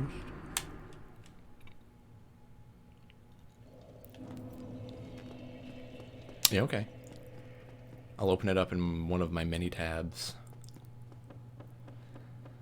Oh, fuck me, dude.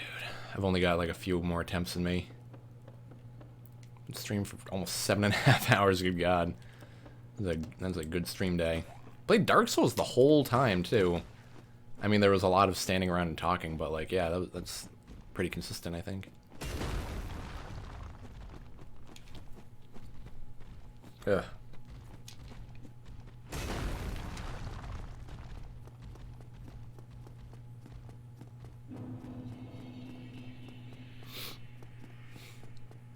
This run is just ridiculous. Like, I'm glad that they fixed this in later games. They realized that, like, a bonfire really far away is not a fun challenge. What's up, Logic? Like, now I'm thinking, what if there was, like, a secret bonfire that I just never knew about that's, like, right next to the boss fight? Can someone Google for me if, there's a bonfire closer to Seath? I'm kind of scared to know the answer. If you say, yeah, there's one like right next to him, then I'm gonna cry myself to sleep tonight. Because I've always known I've always known the closest bonfire to be that one. So you have to run this whole path back every single time. No bonfire? Fuck.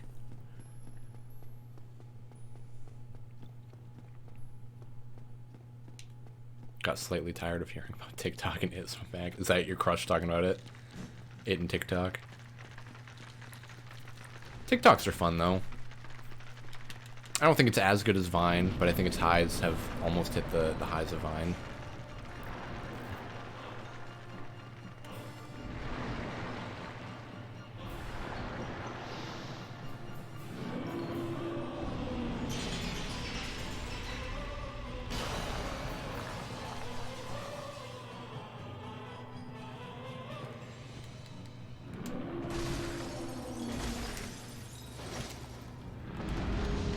Whoa.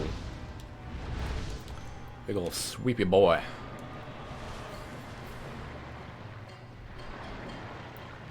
Not TikTok drama. Who the fuck needs TikTok drama? Why is that a thing that people concern themselves with?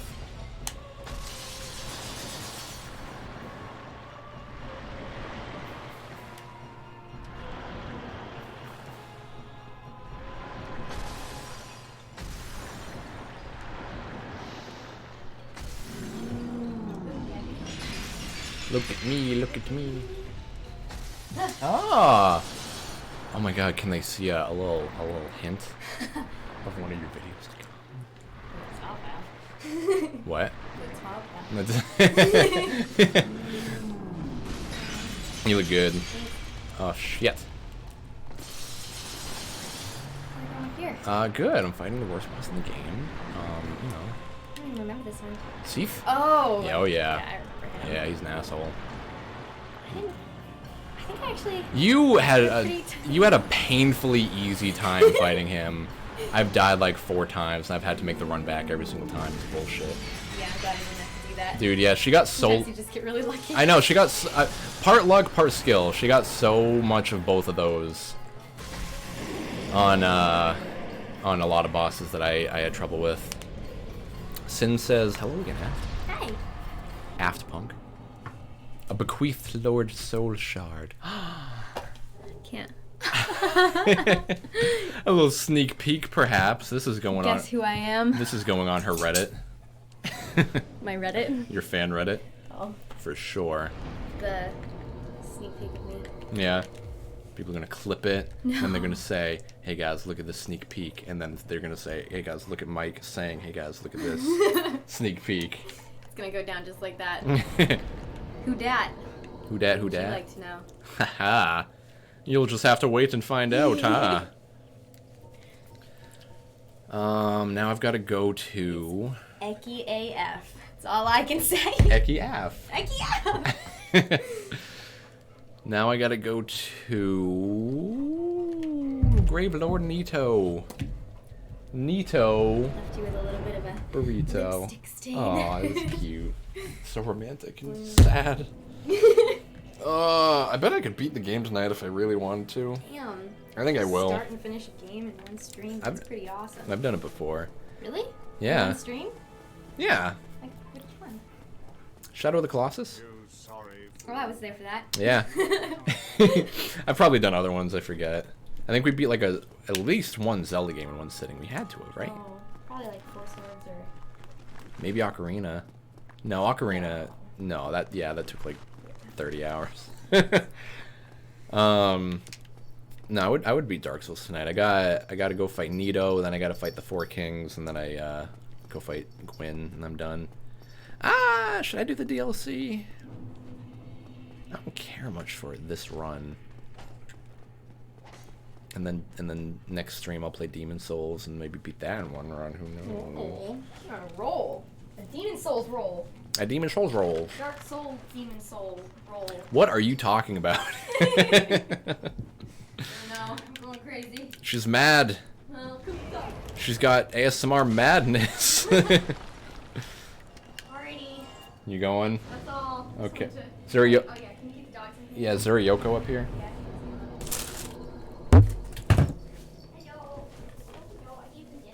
Oh, thank you.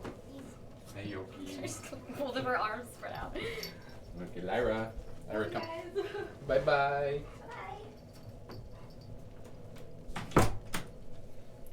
Yoko. Oh my god, have you guys seen Yoko yet? Hello. Ooh, ooh, hoo, hoo, hoo, hoo, hoo. Look at how cute.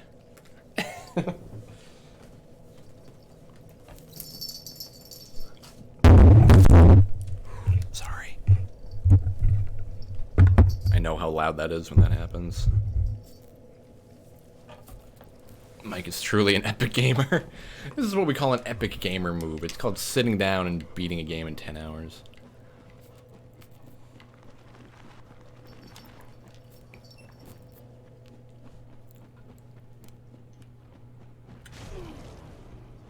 If I was on Reddit, I'd do it. I don't know if this is something I should like advertise, but she has like a fan Reddit where people...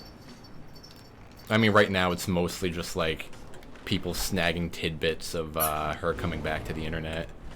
Like, hey guys, on Mike's stream, I heard him say that she's working downstairs. That's pretty cool.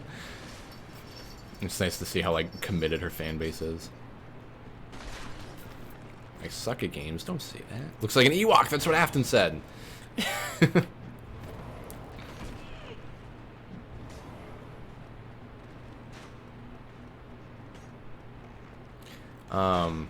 Yeah, we really want to get like one of those little Ewok costumes where her front legs are the Ewok's legs, and then the arms of the Ewok are like just two little stuffed arms. You know what I'm talking about? Oh,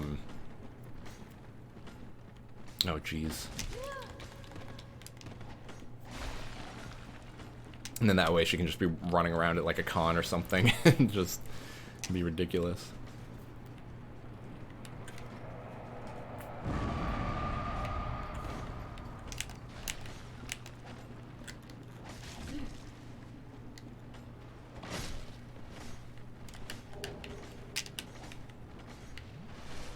Okay, now we got the easiest fight in the game. Actually, I think that's it, isn't it? I fight Pinwheel, and then I think it's a straight shot down to, Graveler Nito.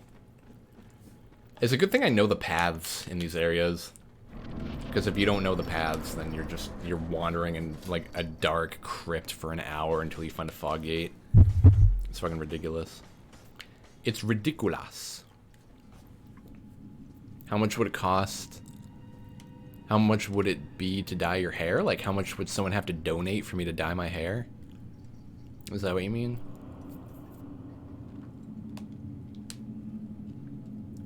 I am so bad at a lot of games. But you enjoy them, yeah? And you got to the catacombs in Dark Souls 3. That proves that you don't suck at games. You know? Maybe the problem is you just don't, like, have the time to commit or something. I don't know. I would dye my hair, honestly, for, like, not that much money.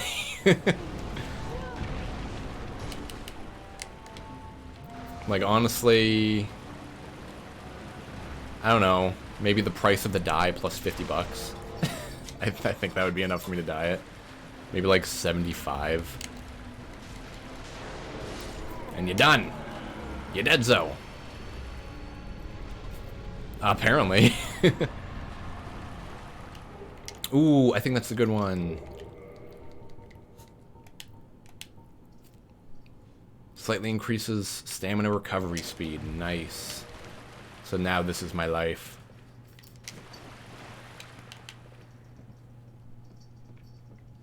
Yeah, Crow invented it. 125 for purple.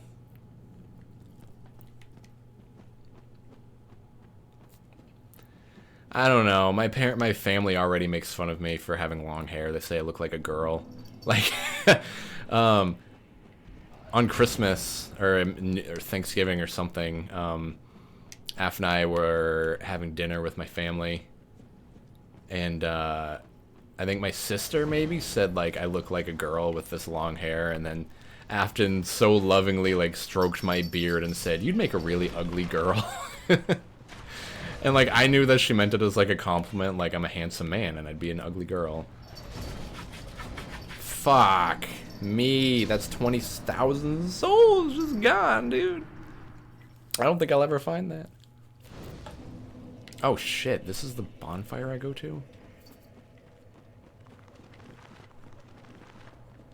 Catacombs are bullshit, dude. I keep saying this, but that's my least favorite part. Like, I don't know which I dislike more. The catacombs, the crystal caves, or Lost Izalith. I think Lost Izalith is overall the worst area. Copy-pasted bosses from earlier in the game, then you got... yeah, copy-pasted bosses, a redo of the first boss, only he's made of fire and fat. And then, Centipede Demon's bullshit. Bed of Chaos is bullshit. The run to Bed of Chaos is bullshit. Sea of Zaria's overall is not all that bad. It's actually, I think Sea of Zaria is probably the best area out of all the, you know, second half chunks. Dire luscious, big brown silky hair. Oh, okay. Yeah, oh yeah, and going back, like, my family already says I look like a girl, so if I showed up with purple hair, I would never hear the end of it.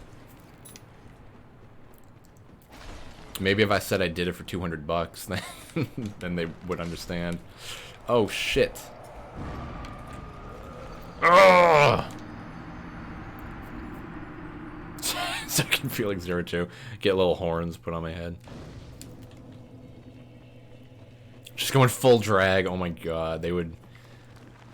Oh, I don't even know. I'd get a lot of shit, but I don't think they would seriously worry. Make it 230. Yeah, yeah, like, why would you dye your hair pink, Michael? It's like, someone online paid me $230 to do it. Wouldn't you? That pays for the dye and 200 bucks. I would do it like a color that I, you know, could see myself wearing. Shit. Fucking god. You know, like, I would, honestly, I would dye my hair, like, maybe purple, maybe a dark purple. The internet has a lot of power over people, seriously. The internet and money. Ever start focusing on your character's wrinkly ass skin? All the time. Every time I'm running, I'm just looking at her back, like, ugh. You're nasty. What the God damn it! I run out of stamina and then I can't make the jump because I'm running slightly too slow. Dyeing my hair, 250 bucks. I would do that. You know what 250 bucks can buy you? That can buy you like 2 hours of therapy. I don't know. I don't know what. I don't know. Excuse me.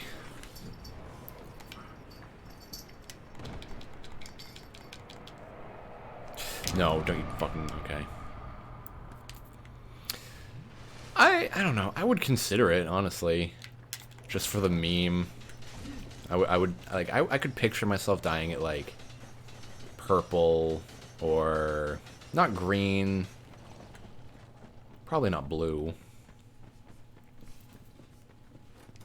Black, for sure, but black is boring and something I would probably do anyway.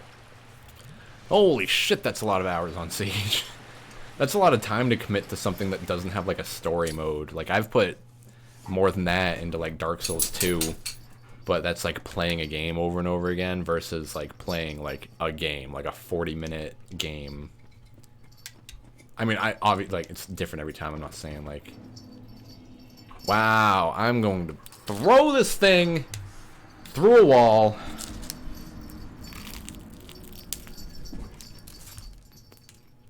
I like that.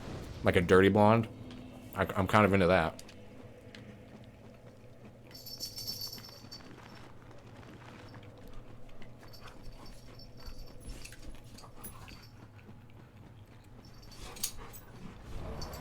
I gotta read that again, Dumpster. I was reading it like out of the corner of my eye. Dude, I know, Osu sucks you right in.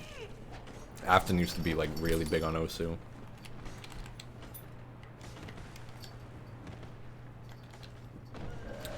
Oh my god, I hate this fucking area.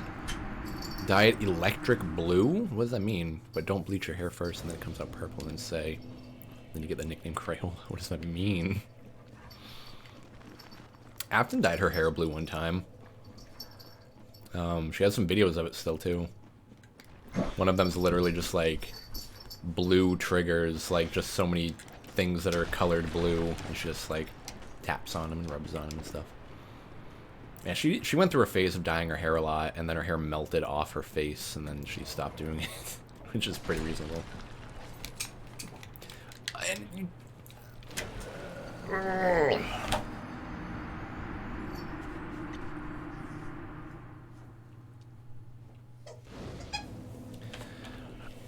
Once I found this channel, cool. Right on. It's funny that it was specifically a blue-haired thing, and now we're talking about dyeing my hair blue. Rainbow hair. I would do that if it was like an ombre. Lyra. Lyra.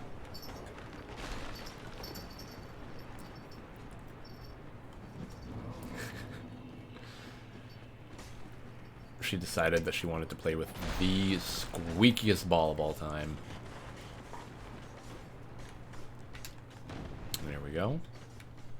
Oh yeah, so my Kinky Dope ASMR has a video. Lyra! Lyra, you gotta stop it with that ball.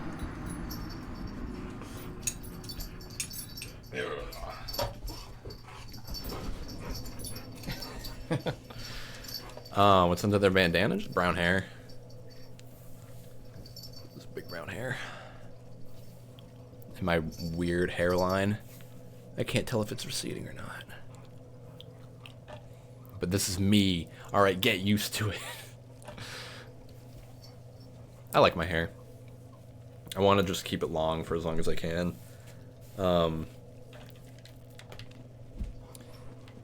Before I turn 30 and I go bald. Because none of my brothers have good hairlines. My dad doesn't have a good hairline either.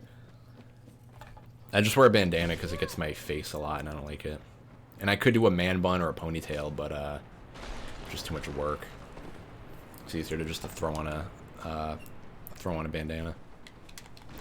Oh yeah, but so my Kinky Dope ASMR has a video. I don't remember which one, but in it she like flips her hair back and forth, and you can see like the extent of like the rainbow that she dyed it. Or like she flips it over this way and it's blue, and then she flips it over this way and then it's suddenly like pink or something. And then like in between the blue and the pink is like a complete rainbow of colors that were like, oh god. No, not bone wheels. So you have like the whole rainbow, and then depending on where you part it or where you have it sit, it's going to be a different color. I would do that, but I have no idea how she did it or like how much money it would cost to get that done. Seems like that by itself would be like a $200 appointment.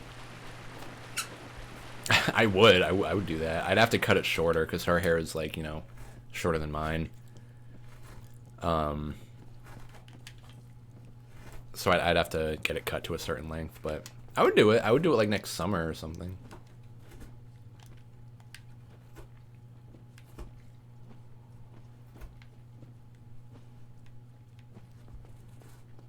I think these people are fucking with me. They put like fake signs down saying here, and then it's very much not a platform to walk on. No. No. Ugh, I hate this area so much. Like, I adore this game, but I'm liking it less and less the more I play it. Myra. I'm gonna get rid of her squeaky ball. Who's that? Who's that?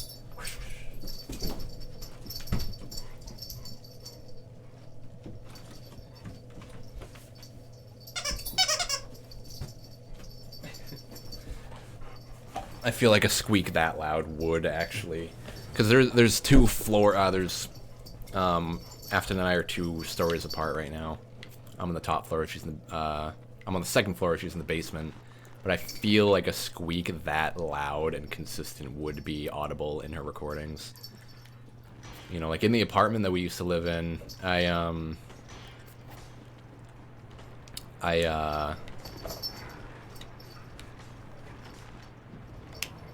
forgot I could do that. In the apartment we used to live in, I couldn't stream while she was recording because like anything I did, even down to just like typing on the keyboard, would be audible in her videos. Now we're to the point where like I can confidently, comfortably stream while she's recording without feeling like I'm gonna ruin it. There have been a ton of recordings that I felt so bad that you could hear me like coughing in the background or typing or anything. But hopefully we're past that. Try the blacksmith bonfire. What blacksmith? The Cthulhu looking guy? Does he have a bonfire near him?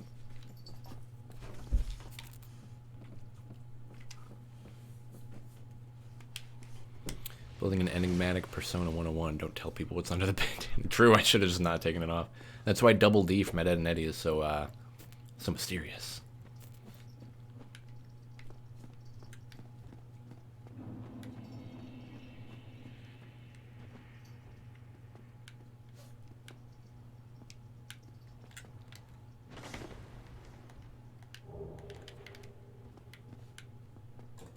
Gotta focus real quick here.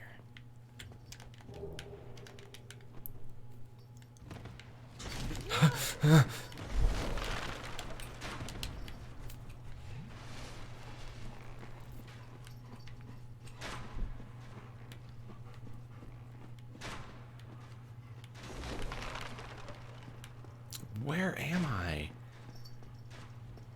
What? I don't know where I am.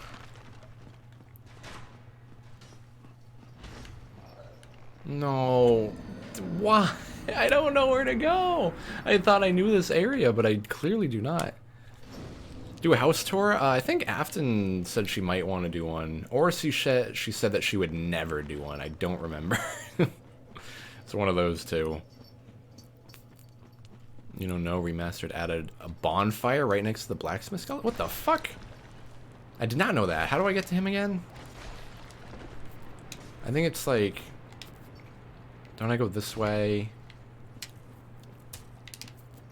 And this way? I have to like fall through a floor to get to him, don't I? So I'll have to enter the blacksmith room from above the same way as always. Once he breaks on the wall, you get a bonfire. Is he like around here somewhere? I forget.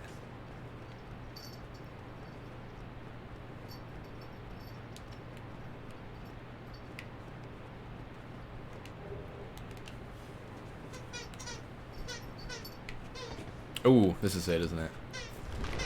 Nope.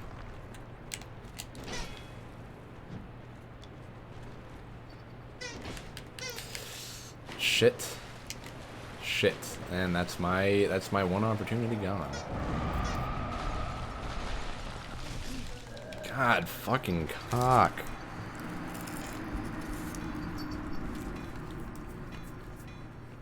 Was I close?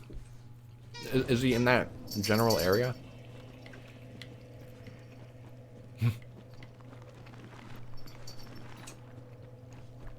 Wow, Mubot, get your shit together. That was so vague. Didn't even include the days or the hours. Finally, I am done with what sin?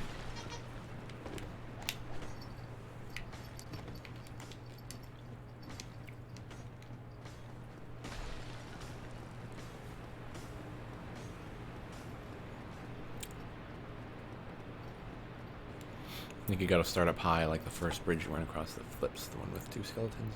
Oh, shit. Yeah, I think I know what you're talking about. Yes, yes, I know what you're talking about. I know exactly what you're talking about. And I'm very much not there right now. What about this one, huh? Ouch. Okay.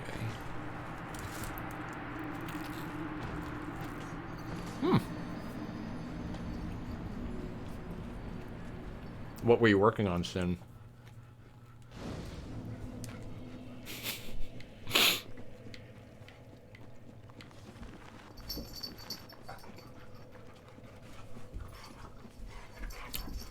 Oh. It's pretty. It's a pretty waterfall. I've never really, like, noticed that before. It was weird. I think I can go this way, can't I?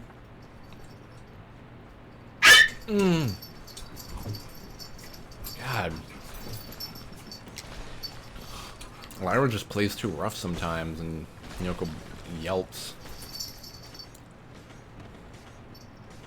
I think this is what you were talking about, my man.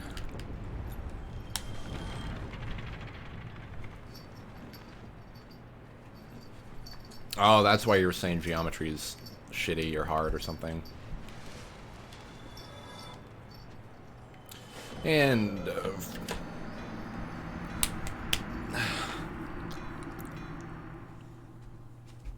I know, I'm sorry, you guys. That's how we feel all the time. We'll be watching like 30 Rock or something, and then the dogs will be playing, and Yoko like yelps so fucking loud, and then she just goes right back to playing with Lyra.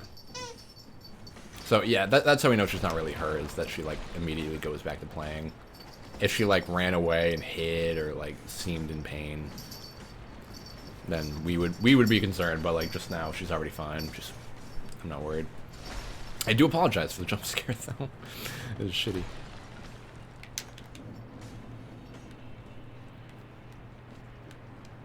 Okay, 1 platform, 2 platforms, green shard.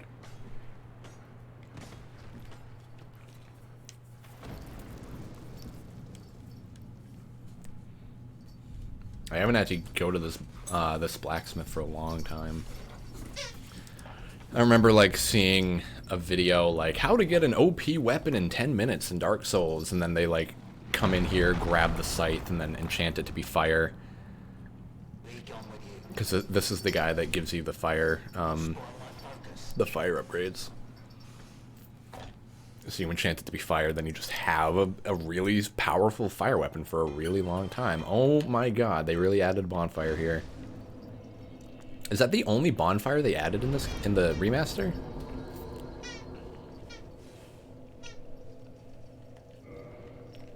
Because I don't think I found any other ones.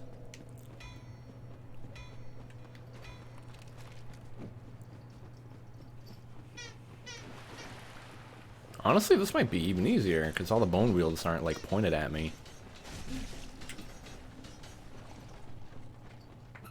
I don't have to run through as many skeletons, either. I think it is the only... Weird. I wonder why they chose right there and not... But, what?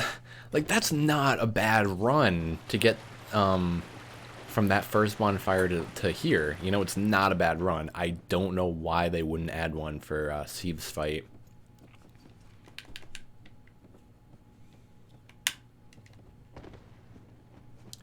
I wish I knew where to get the lantern. Lantern would make this whole area so much easier. But oh, lo and behold, you have to go through some shit to get there.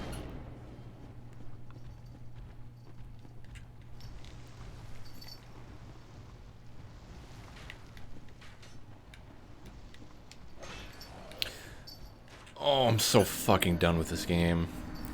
What does a bonfire do? It's just a checkpoint, basically. If you find one and rest at it, you heal, and then when you die, you go back to it. It also acts as like a warp point, so I can warp to like all these bonfires as a fast travel.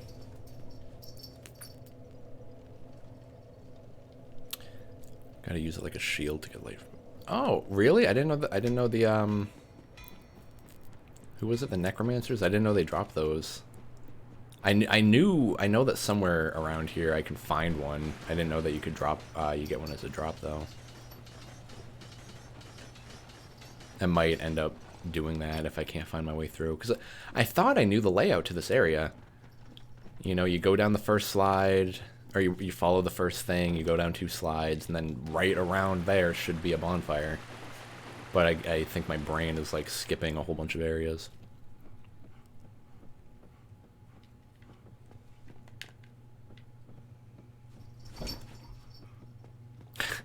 It sounds like Brawlhalla is a tough game for you to play, man. I'm assuming in the best of ways, though, you know? Like Slay the Spire, I've been playing that still. Hey, is Logic still in here? You hanging out, Logic?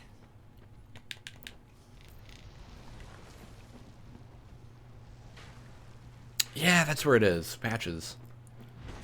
I forgot. Oh my fucking god.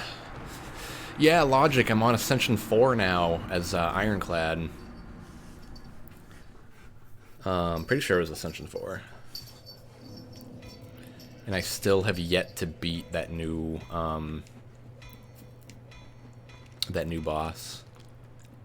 Or not the new boss, sorry, the new character. They added a new character that's really weird to play. Have not beaten the game with her yet.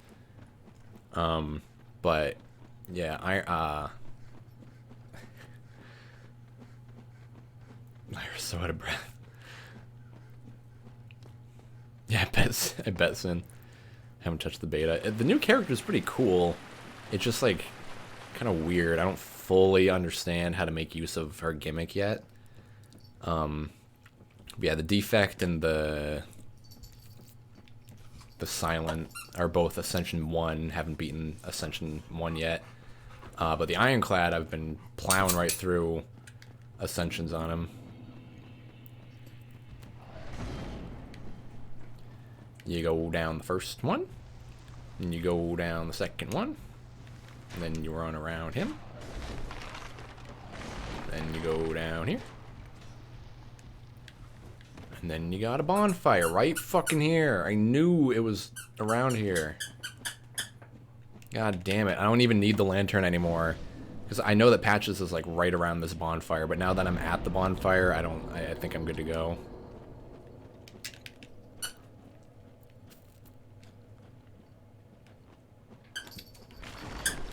I think. I could be wrong.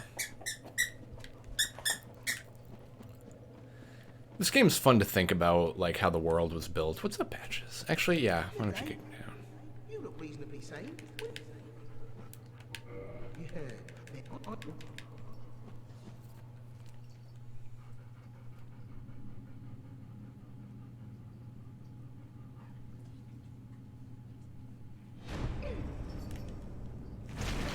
Made it look so easy that time, yeah. No, don't worry about backseat gaming. Like, I'm very open to tips, unless I specifically say, like, no tips please in the title or something. Like, if I'm playing a new game, you know, but I've played Dark Souls before. If you want to help me out with stuff I forget, fucking go for it.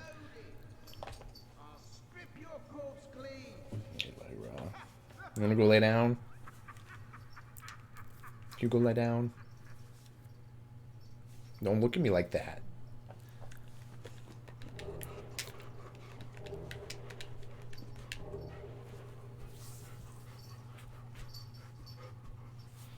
Oh, that's probably a good point, Logic.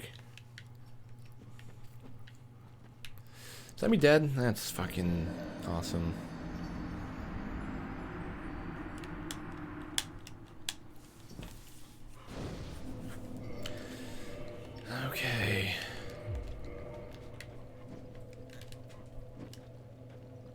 What?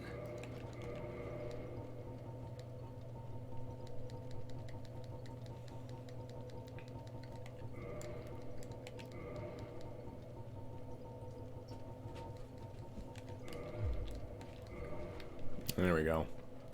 That's way better. Twitch crashed for a second. That's no good. That's no bueno. I don't fully remember the path to get to Nito, actually. Oh, yeah, this is it. This is definitely it. If I don't die. Yeah, dude. This game was a real treat to play through the first time, because every time you find a fog wall like that, you get so paranoid. What the fuck? You just get so paranoid because you're like, oh my god, is there a boss on the other side of that gate? I'm not ready to cross that gate. And then you cross it, and then you're like, oh, okay. It was nothing.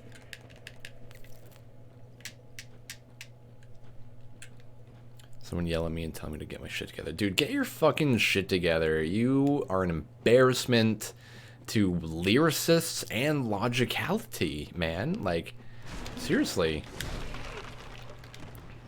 I can't think of anyone that has brought more shame onto my family than you.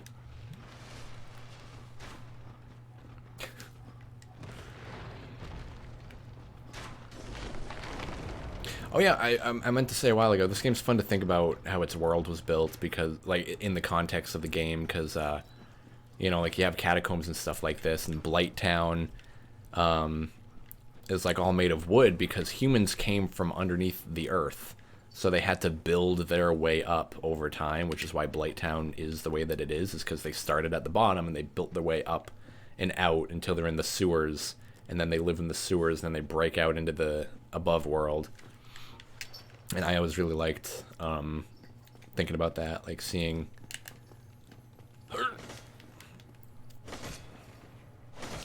like just seeing you know, the catacombs, and like this is where humans came from, and eventually it just becomes a graveyard because so many people fucking died. Why'd you have us yell at you, Logic? Dude, those guys fucked me my first time. The whole point is that there are two Skelemen right next to each other. And so, like, you worry about the arrows from the first one, then the other one just kicks you off the ledge. It's fucking ridiculous. So funny, though. This game has a lot of really funny moments that just screw with you. Like, possibly more so than, like, any of the other games. Oh, you fat asshole. I'm gonna go do laundry. Good stream. Talk to you later. Okay, Dumpster. Thanks for hanging out. Thanks for being helpful. Enjoy your night. Enjoy your laundry. And please know that I will be in pain the whole time you're gone.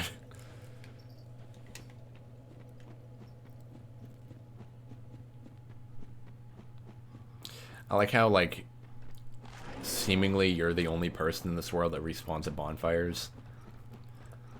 So, like, Patches will kick you down the hole thinking that, he's killing you and that he can loot your corpse when you're dead. Meanwhile, you die and just respawn at the top and you get to talk to him. I think if I talk to him, he'll be like, oh, hey, you made it out. That's good. That's good. Yoko.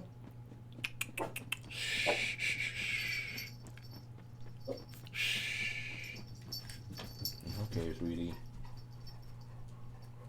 You're okay, Yoko. Lyra's not barking, so you shouldn't be barking. Moosey said you're gonna cook. I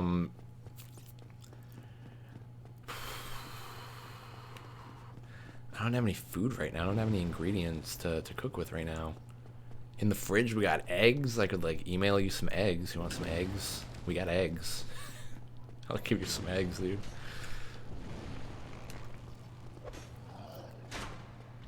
No, you definitely don't need armor. It helps. I'm going to put on armor in a minute, actually.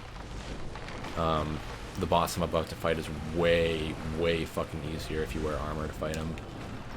Like, almost unbelievably easier. No, go, go, go, go, go. Go, go, go, go, go, go. Go, go, go, go, go. Go, go, go, go, go, go, go. I've just been playing Cook Up Your Famous Beef Stroganoff. I don't know how to make beef stroganoff.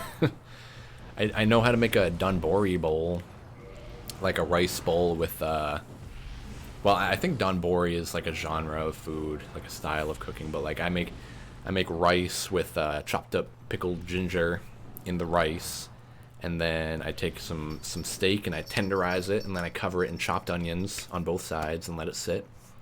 And then you cook the meat, you deglaze with red wine, and you cook the onions, and then you put it all in a bowl together, and it's fucking fantastic. It's phenomenal.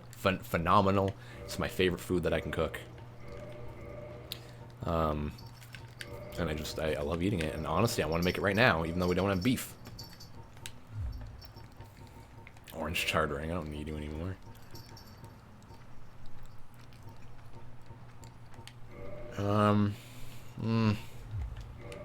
This seems fine. Even though I'm fat rolling now. Oh, sorry, I didn't mean to skip that cutscene. I've been trying to watch all the cutscenes this playthrough. I didn't mean to skip that.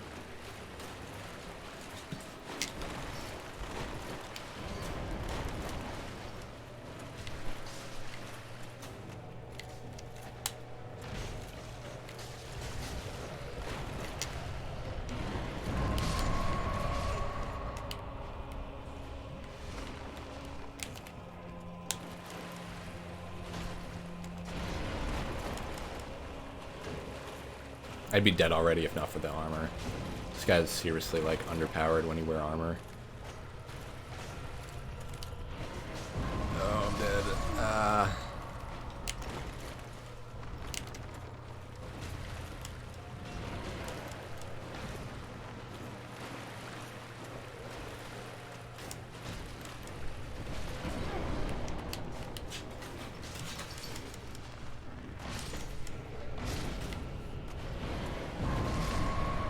Okay, I think I'm good. If I don't roll again. One more hit, one more hit, one more hit, one more hit. Nice. Right? Are you dead? You look dead. You're pretty dead. Oh my god, he's got legs. What the fuck? Wow, I've never seen his, like, whole body like that before. That was weird.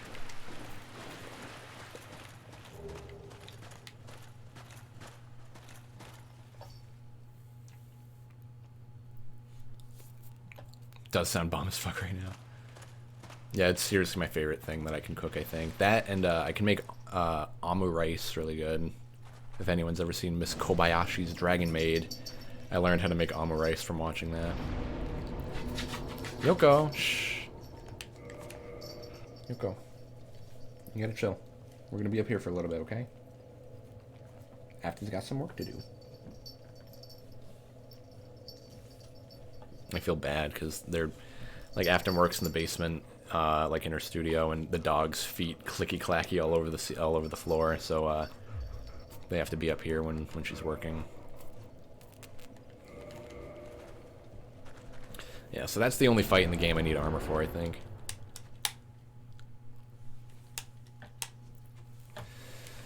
Cook up your famous. Oh. Speaking of food, remember when Pokemon assumed Americans didn't know about rice rolls and called them jelly-filled donuts? Yeah. Crow, go look up the video of it on YouTube. Like, it's just a video of Brock holding up a rice ball, and he says like, nothing beats a jelly-filled donut.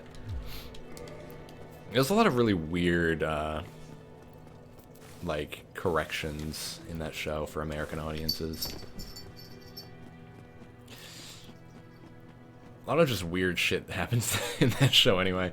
Like when Brock is like running in the rain and he's like, I can turn my frying pan into a drying pan, and he uses an umbrella.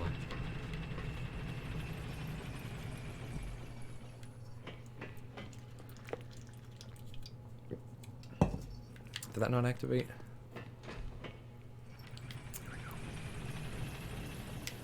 Okay, so I got 2 bosses left. I did not expect to beat this today. I was honestly ready to quit after I got the Lord Vessel, like after Ornstein and Smo. But we were talking about something, I think, that just made me want to keep playing. Or keep streaming at least, and then I just kept playing, and now I'm here. I know. Brock is hilarious. I don't care what anyone says, he's the best character in any anime. He's like a pure anime character. His eyes are closed, he's horny all the time. He's just an all-around pretty cool guy. Also, I lied. I think I need Havel's armor for, the boss fight coming up here.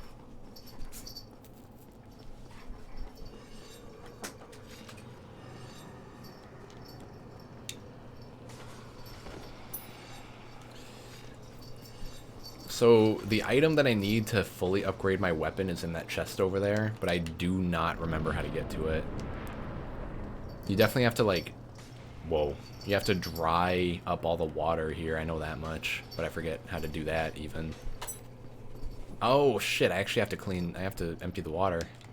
Regardless. Okay. It's a tricky jump, but it's worth it.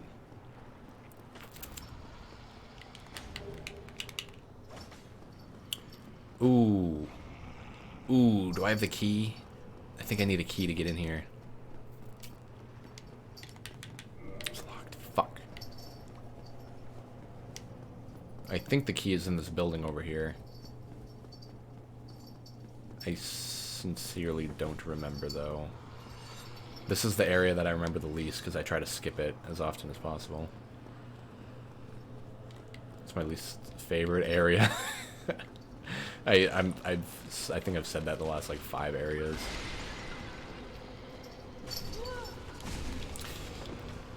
What the fuck? Come on.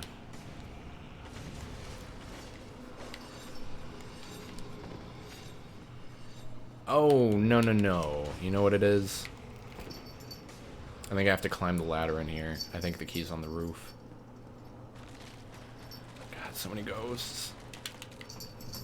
Just get climbing, get climbing. No, no, no, no, no, no, no, no. You are not fucking me here. You are not fucking me. Yoko. You will not fuck on me.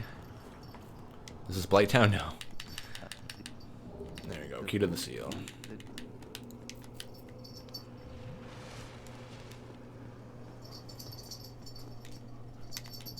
I feel like maybe I should fight all the bosses. Or at least show them off. I just realized that there's like a whole area that I skipped out on. The painted world of Ariamis. I feel like I should do that tonight. Yoko! Could you guys go lay down, please? You're really harshing my vibe here. Yoko!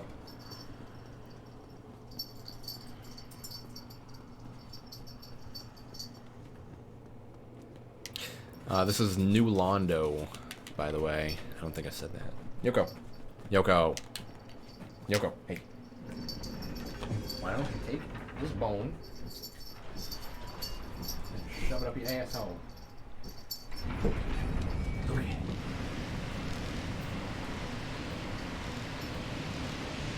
Nope, that's this one logic. You do it again in Dark Souls 3. I think. Yeah, there's another painted world that you go into in Dark Souls 3. It's like I think it's supposed to be like the sister painting to this painting, which I think is pretty cool. I like that idea. How many pets do you have? 2 dogs and 3 cats.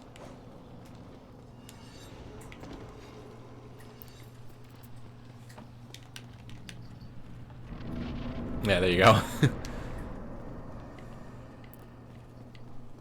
Good thing we have commands for that. Okay, so if you did not kill Sif the Wolf, then you did not get the Ring of Artorias. And without the Ring of Artorias, you can't fight this boss. Or the Covenant of Artorias or something. Yeah.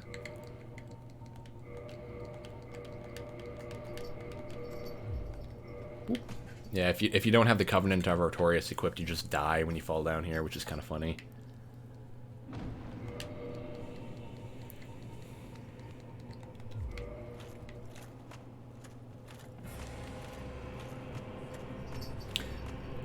He doesn't look so threatening, and oh my god, he's gigantic! Yoko! Shush!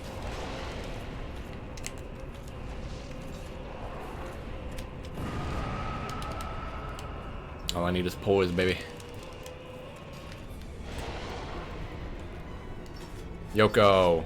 Shh. Go lay down, Yoko.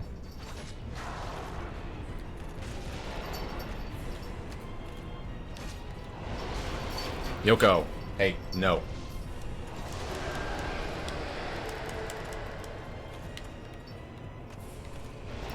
Yeah, so it's called the Four Kings, but you can kill them in 3 if you're good enough.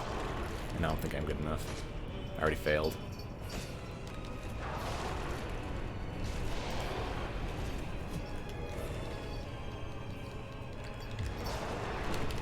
Thought maybe I could equip a humanity before things got too out of hand.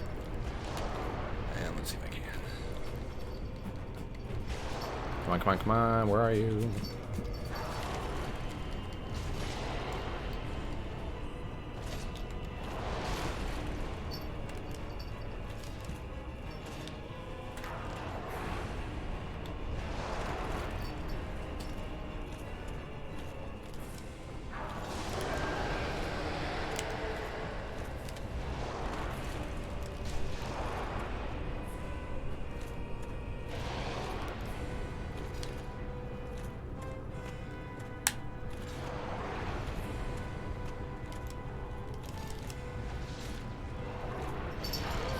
No, what are you doing? I don't remember this attack. Okay. Heal, please. Oh, fuck off, you cock. That's me dead. Because I wasn't quick enough. I died. I didn't heal, so I'm dead.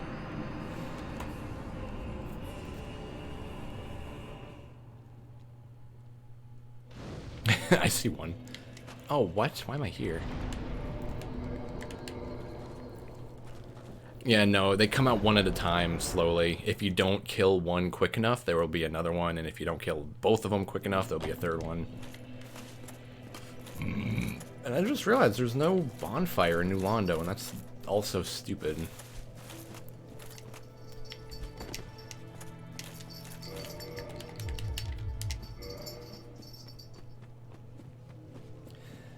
It's called the Four Kings, where you can kill them in 3, because if you deal enough damage, you can deal... If you can deal enough damage consistently, then you can, like, overkill the first guy, and then instead of having a quarter of their health gone, it'll be a third gone, and if you can do that 2 more times, you can kill them in 3.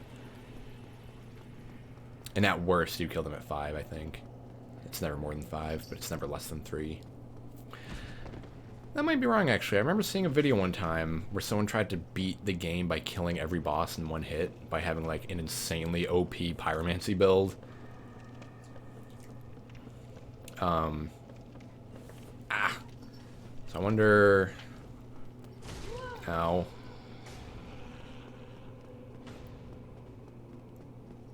I wonder if,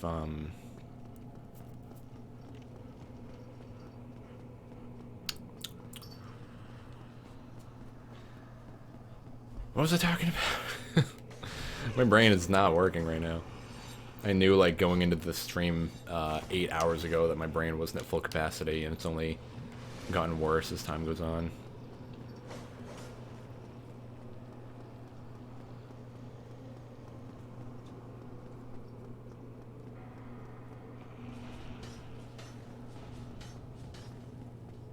Yeah, you'll get to see the fight again, the boss. And I can show you that he has actually four dudes.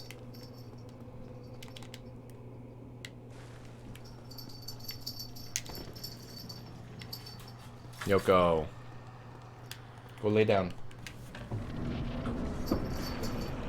She's easily distractible with toys, but not for very long.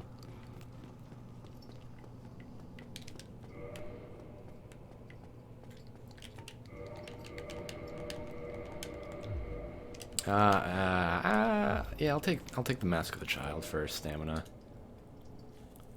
I don't know if that's the right call, but I'll do it. I died this way, so the boss must be this way.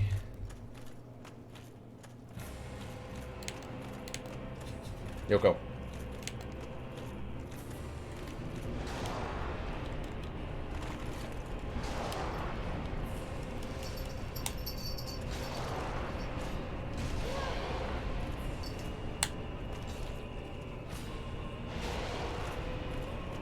Yeah, Hovel's armor just makes this game so easy, I think.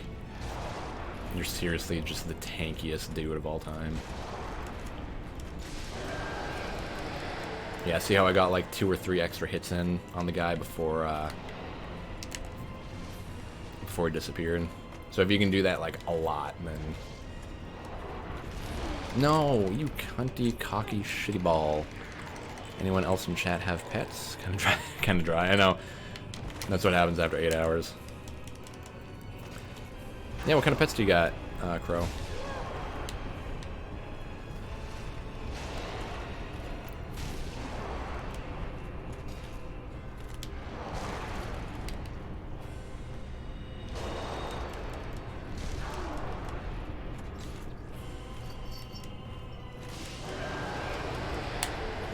Whoops.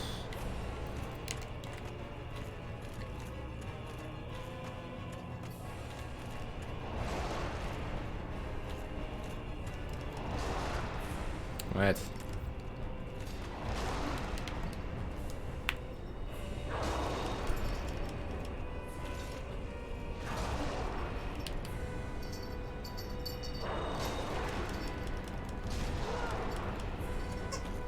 What?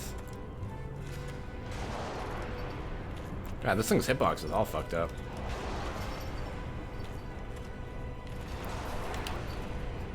I have one doggo who is a good boy.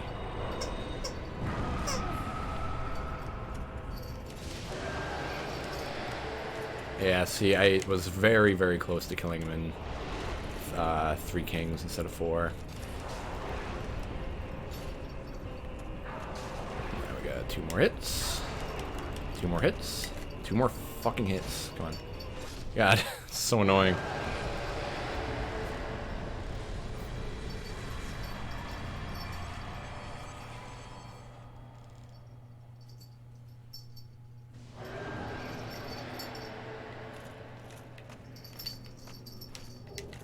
So if you kill this boss, like, way earlier in the game, I think before you get the Lord Vessel, then, like, another black snake guy will appear here, and he'll tell you about the second ending of the game, as opposed to, the first one, filling your brain with lies, which I think that's really cool,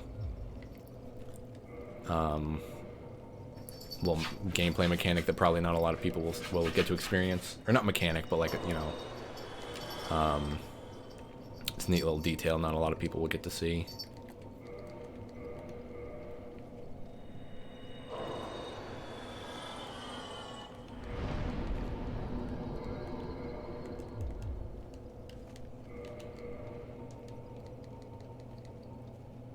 Actually, you know what I'm gonna do?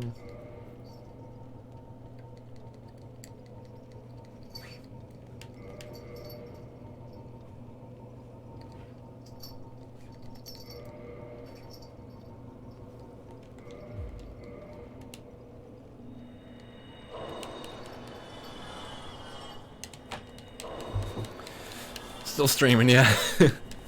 8 hours and 17 minutes. Good morning. Oh my god, did you go to bed and wake up and I'm still streaming?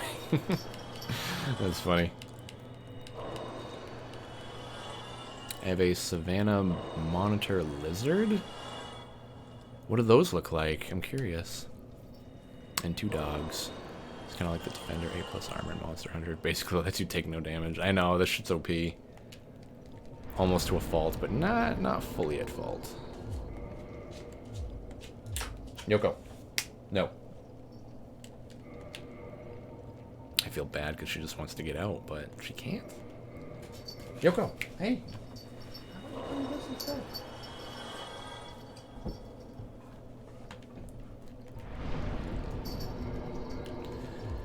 Okay, now...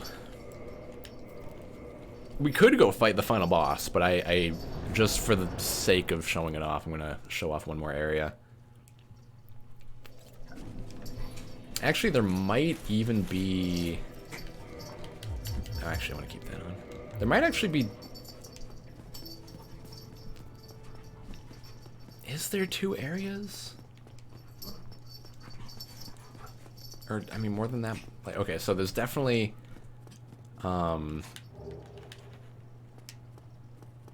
there's definitely one more boss that I can fight. That boss will give me... Oh, actually, no, I don't even have to fight that boss. I could, though, just because.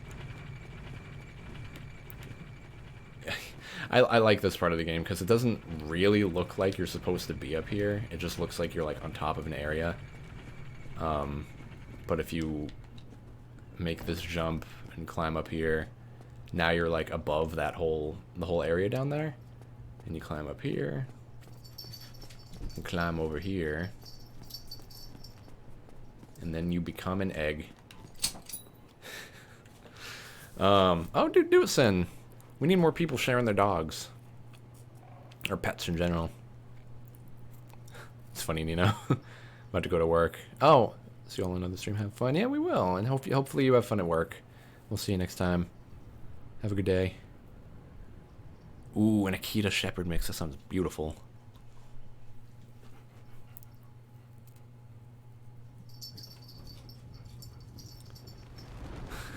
I know people are dropping like flies right now. But I'm so painfully close to the end. We'll be here when you're back from work. No. I'm ending after this game is over. I didn't expect to beat this all in one sitting, but it's happening now. I can't help but feel like I'm forgetting a couple bosses, though. Gwendolyn, I skipped. I don't care about Gwendolyn. I really don't care about Gwendolyn. You don't get anything good for beating him. You know, it's kind of just wasted effort. So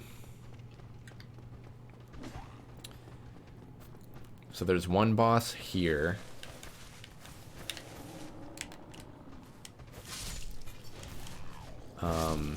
Oh, sweet. I can slash 4 times now without having to take a break. Sweet. So there's one boss here. 10 hours later. Oh my god, who's hyped for Bikini Bottom Rehydrated? Or Battle for Bikini Bottom, I mean. I'm like unironically hyped for that game. It looks so fun. Yeah, so I could kill this boss, this guy right here. But he's literally just the same as 2 other bosses I fought. I don't feel like doing that right now. Then you got,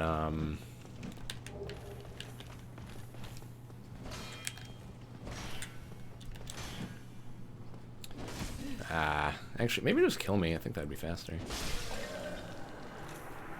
Make a pet tab on Discord, because why not? Good? I think we used to have one, but no one used it, so we got rid of it. Kind of tabbed out on Discord. I know, we could... Logic, we should totally, like, get some time soon to consolidate the Discord a little bit more. I bet there's more stuff we could clean up. Get a pet tab going, because I'm pretty sure we used to have one that we got rid of because no one used. You did it? Did what, Sin? Oh, you sent a dog picture. Cool. Hang on. Okay. I seriously need to look up a list of bosses. Because I feel like I'm forgetting some.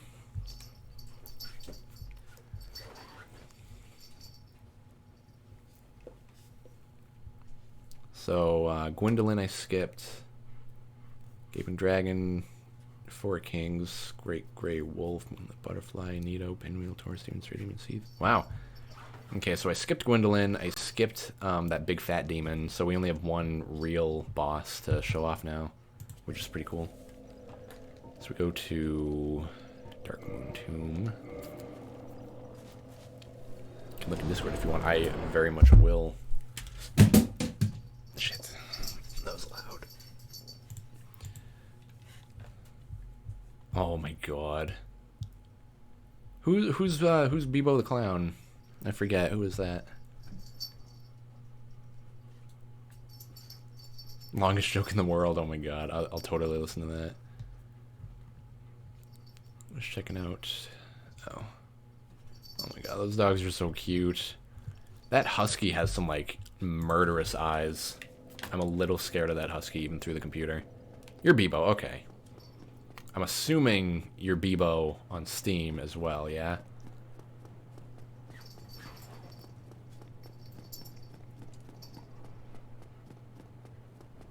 You are okay. I have a bunch of friends on Steam that have different names on Discord. And I keep forgetting who everyone is. Yeah, so remember this room that had like the rafter or the banisters, the rafters, whatever they are. That I was like running across with these guys.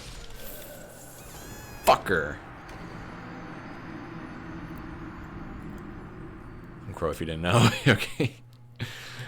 Yeah, you almost got me on that one. Oh my god. God, Anor Londo was so fucking annoying. Like, what good reason do you have to not let me respawn at that bonfire? That's just fucking dumb. Yoko. Chill out. Go lay down. Yeah, how did you get your name, Sin?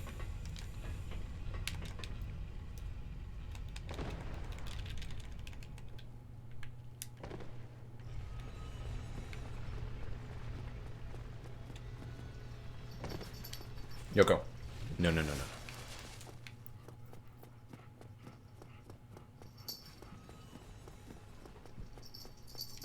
I feel like I should go take them out, but I also don't want to, like, interrupt Afton's recording. Because knowing my luck, as soon as I start walking, she'll be, like, in the most crucial moment of the video. Like, whatever it may be, but it'll ruin it. I know. I've done it before.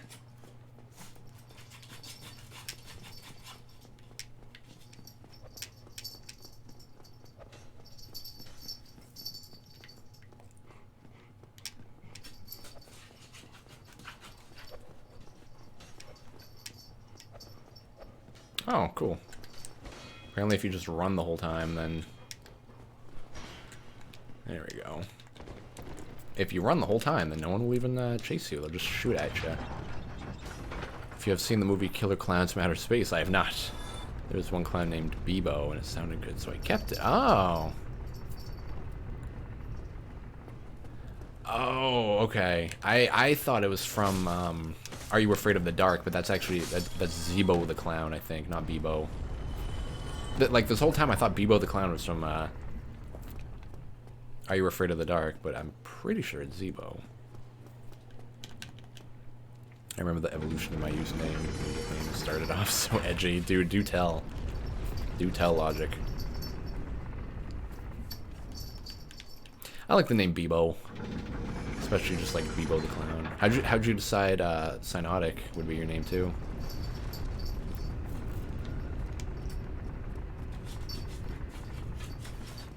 Yoko. She probably does have to go out. I'll give it just a little bit longer.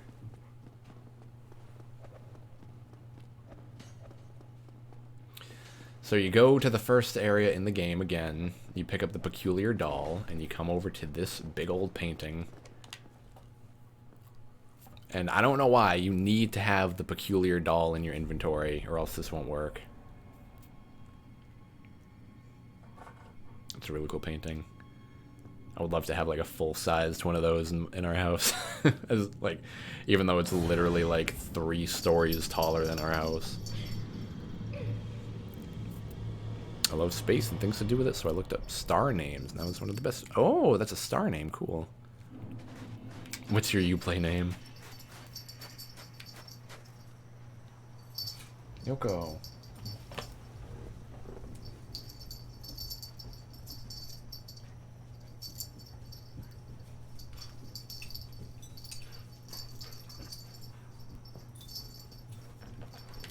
Sometimes you can trick the dogs into playing with each other by like putting a rope in both of their mouths at the same time. Oh yeah, got hair in my mouth.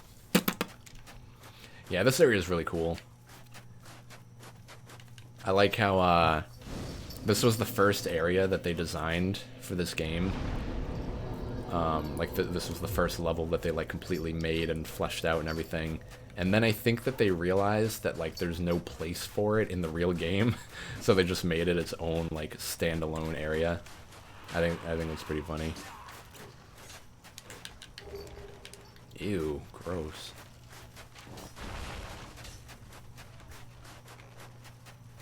There's definitely a shortcut to get through here easily too, because this whole area is actually pretty long. Oh, here it is. Yeah, this area is actually pretty long if you commit to doing the whole thing.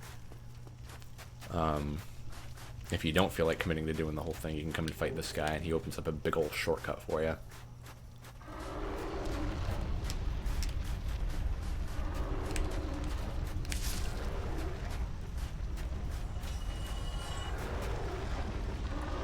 Doug Dimmadomed you. I love that.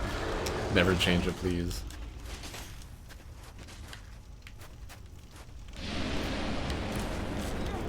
Don't poison me. Oh, he's a dead boy.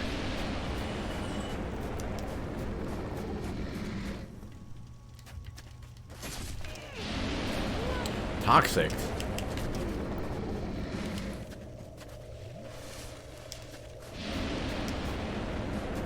Bro, are you ever gonna let up with this poison? Chill.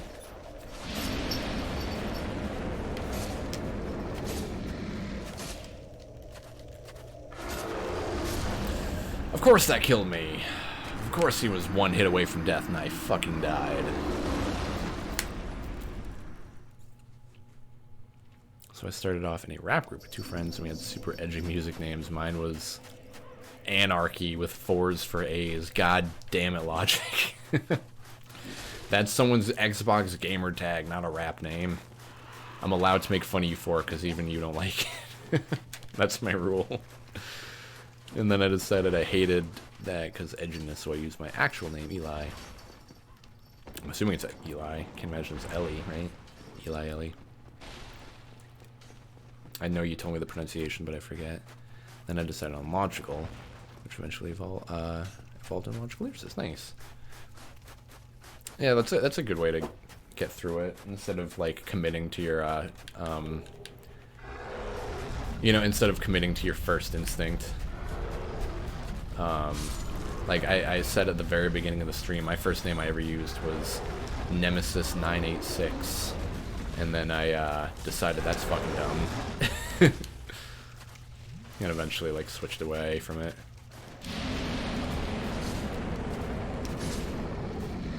Nemesis 986, and I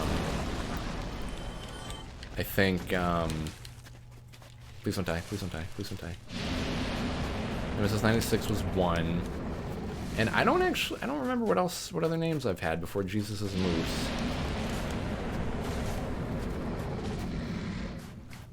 Moose Juice is another one, but I think that came from Jesus is a Moose, not the other way around.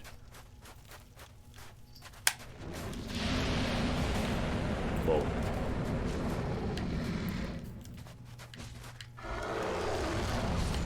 Nice. Okay, he's dead. He's a dead boy. Yeah, so this area is like super cool aesthetically, but I really hate playing through it, honestly. You know, it's a painted world in this like vast mountain wasteland with pyramids in the background. That's mysterious. But then there's like a sewer section and courtyards and shit. I don't care. Excuse me.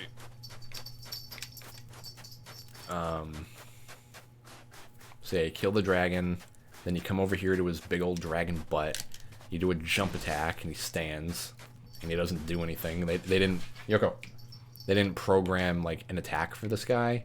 He just sort of stands there menacingly. And then you jump through his feet, and now you're here. Like, that, this bridge is supposed to take you, like, at least an hour or more to get to. Yoko, go lay down, dude.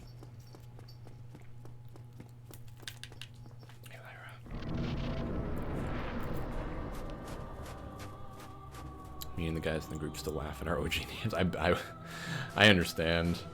I bet lots of rappers look back at their first names and are like, oh god. Yeah, so this is Priscilla. Who art thou? One of us thou art not. If thou hast misstepped into this world, plunge down from the plank and hover. I know, she's so sweet. If thou seekest out thine desires shall be. Like, she says, like, dude, you don't belong here, you should leave. And I'm just like, nah, fuck you, I'm taking your tail. Why dost thee hurry toward thine death? Why dost thou hurry? You look around for her human-ass footprints.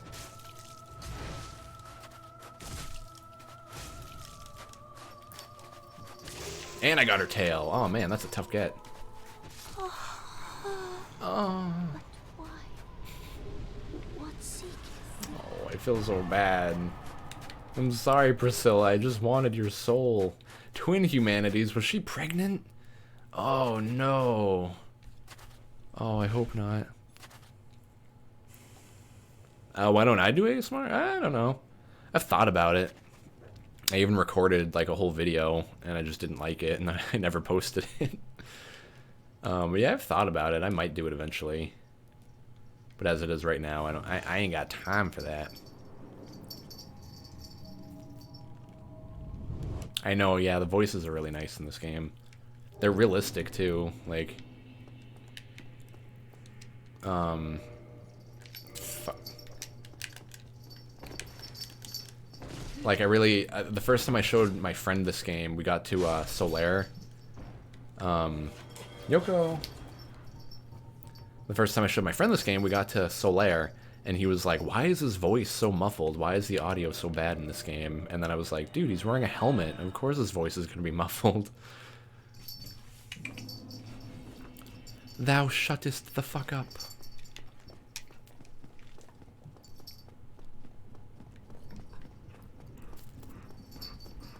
Fuck.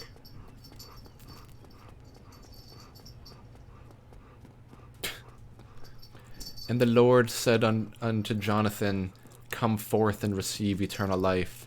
But John came fifth and won a toaster.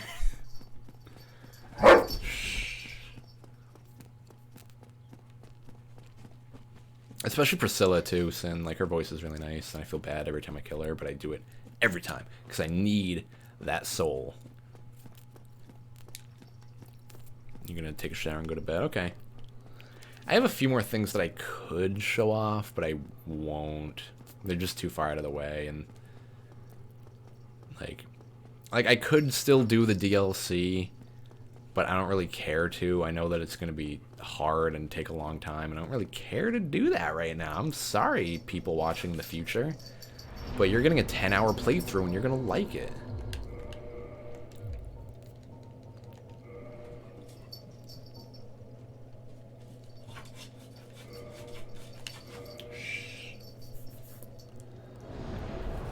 I'm jamming to music. After the final boss, I'm smoking weed and watching 30 Rock, I bet.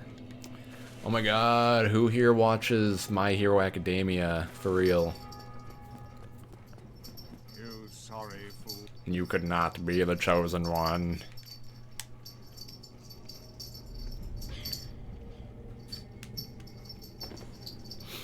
Whoever does not watch My Hero in this chat, please, dude. Yeah, Sin, how far behind are you? Like, it is seriously good. Like, this new season kind of bored me at a few points, but the last 5 episodes were, like, fantastic.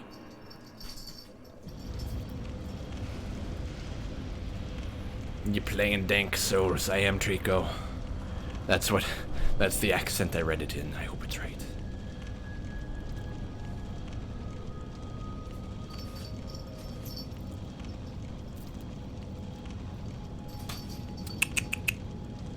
Bakugo just got taken by the Villain League.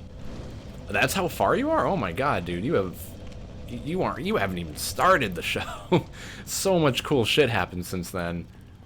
Like, I don't want to spoil anything, but Deku becomes a badass, like a serious, like, not stone cold, but he's fucking rad. All the characters just, like, they're your babies, and you get to watch them grow into such cool heroes. Hi, future peeps. I hope you enjoy this really deep, dark part of the stream to get here. I know, dude. We ventured into some weird territory during the stream. Yoko, I'm not gonna let you out. How many times do I have to call you away from the door? This game should be named Dodge Roll Simulator. I'd be fine with that, I think. Kaliqua Kill, how you doing, my man? You're coming in on the tail end of a long stream, but it's good to see ya.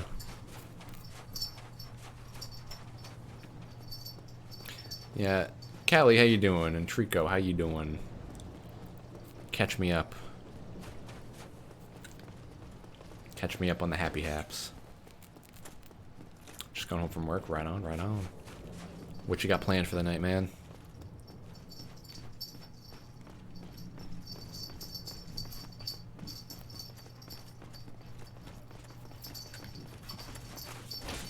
You missed the best part where everything went deep and dark, but it's okay. Yeah, dude. I would recommend watching this in post. I'm fine, just need to make some money. Dude, don't we all, brother? Oh.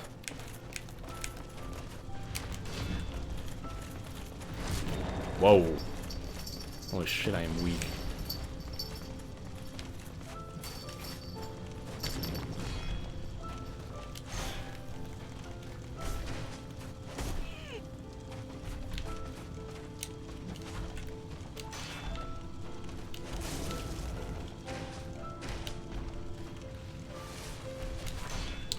I don't remember how to fight this guy.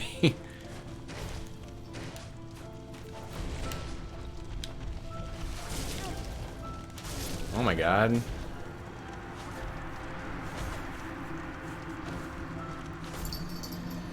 Oh, you know what sucks is the first time I fought this guy, he was so easy that I did not realize he was the final boss.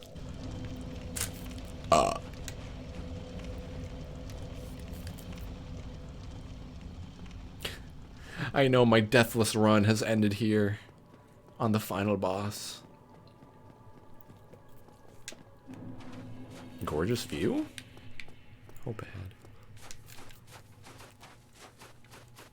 It's so weird how this is like underground, but also not.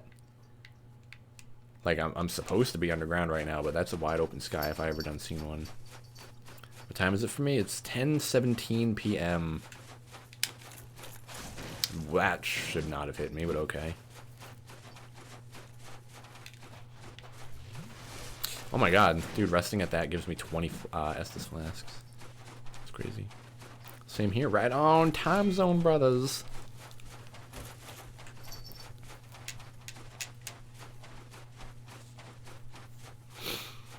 Dude, yeah, I've been streaming since like 1:30 or something. Only 3 hours ahead. Oh, cool. California, I take it. I think you might have told me California last time. Dogs, I know you want to go out, but Afton's recording and I'm fighting a boy. 2218. What does that mean? 1018? Which lives close to me?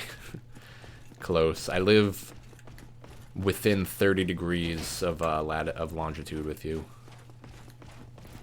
Probably in Bolivia, probably. I know, I'm not in the habit of like reading military time. Ooh. My finger's getting like a little callus on it from holding the run button.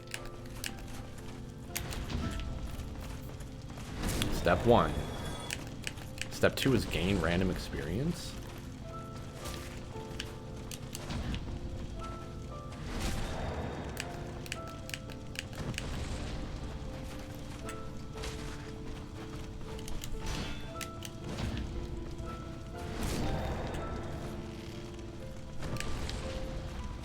This song is so sad, man. No! Ah! It's quite close on that one. This is final boss. Yeah, there's only a few things that I skipped showing off in this game that I can remember. I mean, obviously, I missed a lot of areas, but I don't care as long as I fought all the bosses. Like, I didn't go into Blighttown really at all. I skipped Blighttown. I didn't show off the Ashen Lake, which I kind of wish I did. Ashen Lake is, like, my favorite area. But it's just, ew, you see my legs? Gross.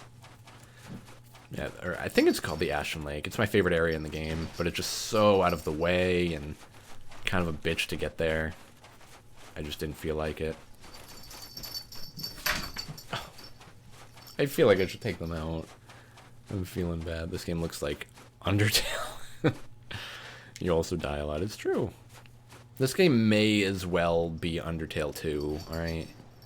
Let's be real here, guys. All it's missing is sand. So look, there he is. Okay, I'll give it one more try on fighting him before I take the dogs out, and then I'll try again. I'm going to beat this guy tonight. If you want me to watch My Hero, you should watch JoJo's. I really want to watch JoJo. It's Afton that's holding me back. Oh my Jesus! Like I've been bugging her to watch JoJo with me for the better part of a year. And we just haven't got around to it.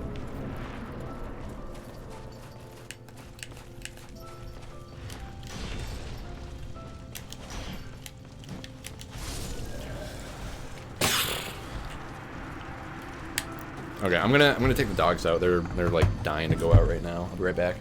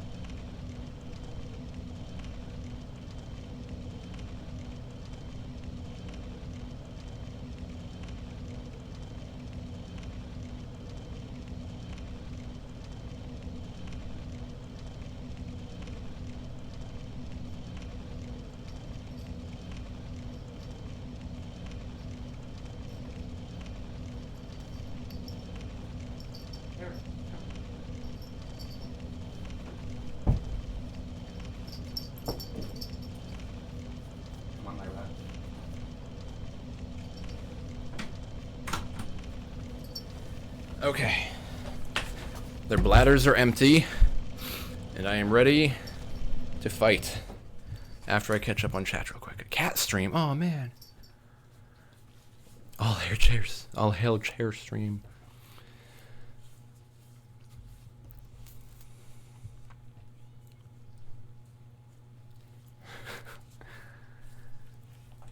I should dye my hair black and blue to match the chair. I would do that.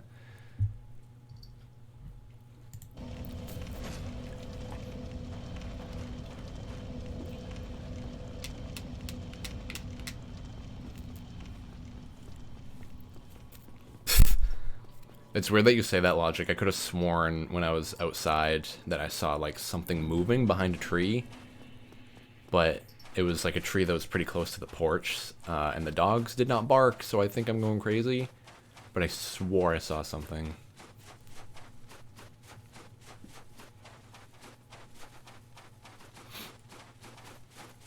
I can't put claws on the chair. No. I love this chair. Yeah, time to win the game, boys. You know what I should do that I don't know why I haven't done? I should wear armor. That might help. I bet as soon as I put on armor, I'm just going to tank my way to victory. I kind of don't want to do it, but I will. Whoops.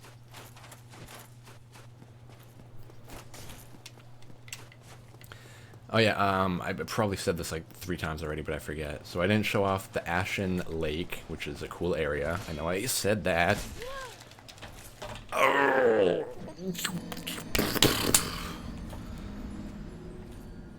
So I didn't show off the Ashen Lake. I didn't show off the DLC. DLC has 3 bosses in it. 4 bosses. It's got the Manticore, Artorias, Manus, and a dragon. Dragon's a bitch. No, but all 4 of them are really hard, and I don't feel like doing that, so I won't.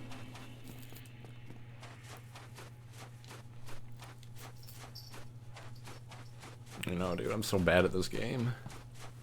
Why do you guys watch?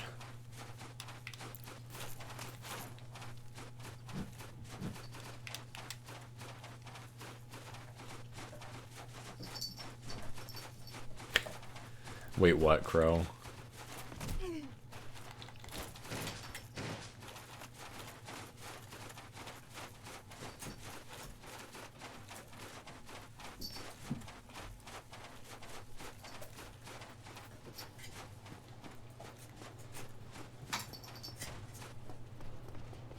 You made it this far in 8 hours and I have in 24.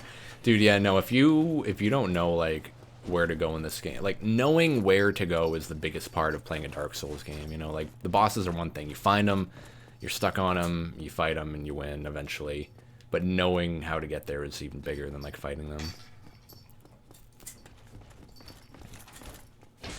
If I was even a little bit better, I bet I could have this game done in like 5 hours or 6 even. Because I did a lot of side stuff that I didn't need to do.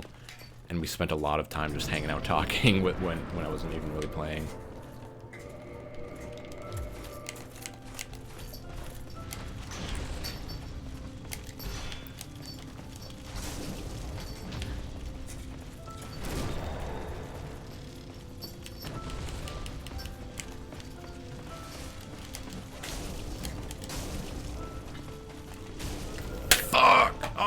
The anger is coming, you guys. It's something we call Ziku. In Brazil, you must wish the defeat. So it Zika, reverse the curse, and you finally win. Zika is not that disease. What? What do you mean, Trico? Elaborate on that. That sounds interesting.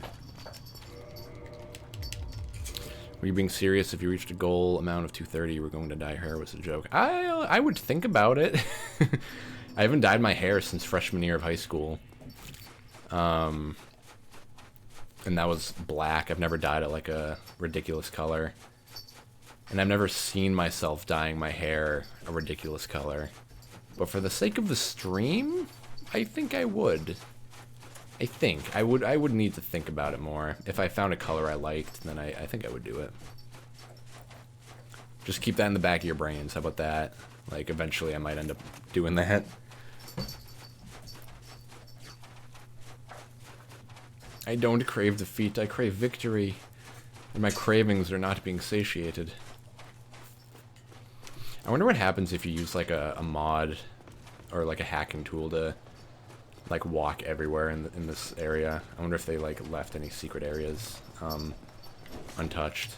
That'd be pretty cool. You could rock a brownish red or a dark blue. I was thinking like dark purple would be cool. Dark blue, I think I could too, maybe. A brownish red is only like slightly different from what it is right now. If I was to do it, I think I would do it like a dark color. I don't think I would look good with a light hair dye.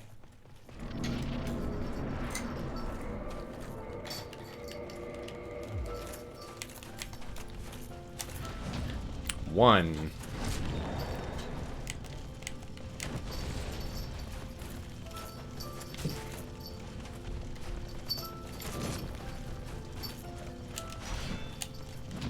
Two.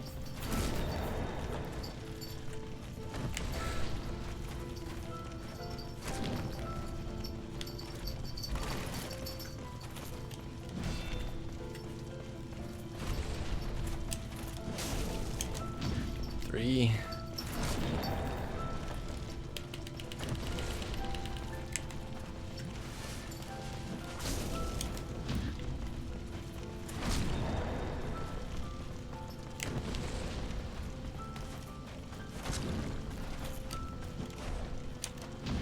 Oh my god.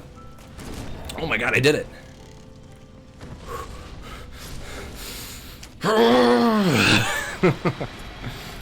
Oh.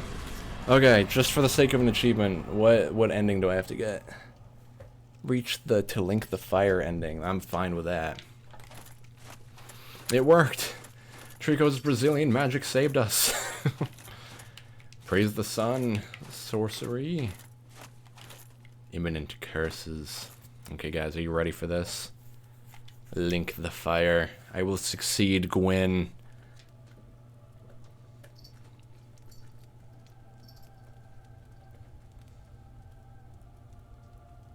Stop, drop, and roll, my dude. What are you doing? Oh my god, that's terrifying. That's fucking scary.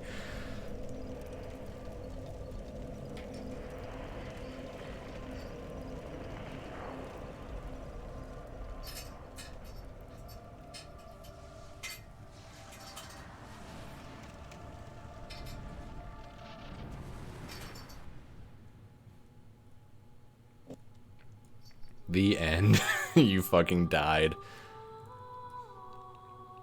Alright, dude, fuck yeah. That was Dark Souls 1 in 9 hours. Sweet. Reverse Secret Curse done. Now you will win forever. Oh, yes, I'm gonna need that on my next stream. Okay, guys. So my original plan today was I was gonna play Demon Souls, but my PS3 wouldn't work. Clap in chat, yay. Golf clap.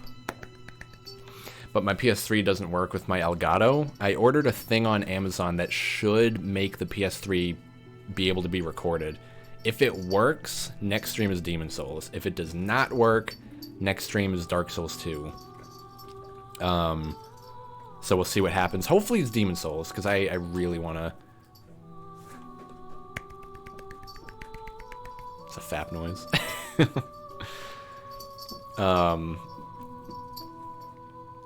Yay. Ooh. Ooh. So hopefully it's Demon Souls. I really, really want to play Demon Souls. I'm glad I got to play Dark Souls again, though, and realized that it's not as good as I hyped it up to be in my brain. Which is kind of a bummer.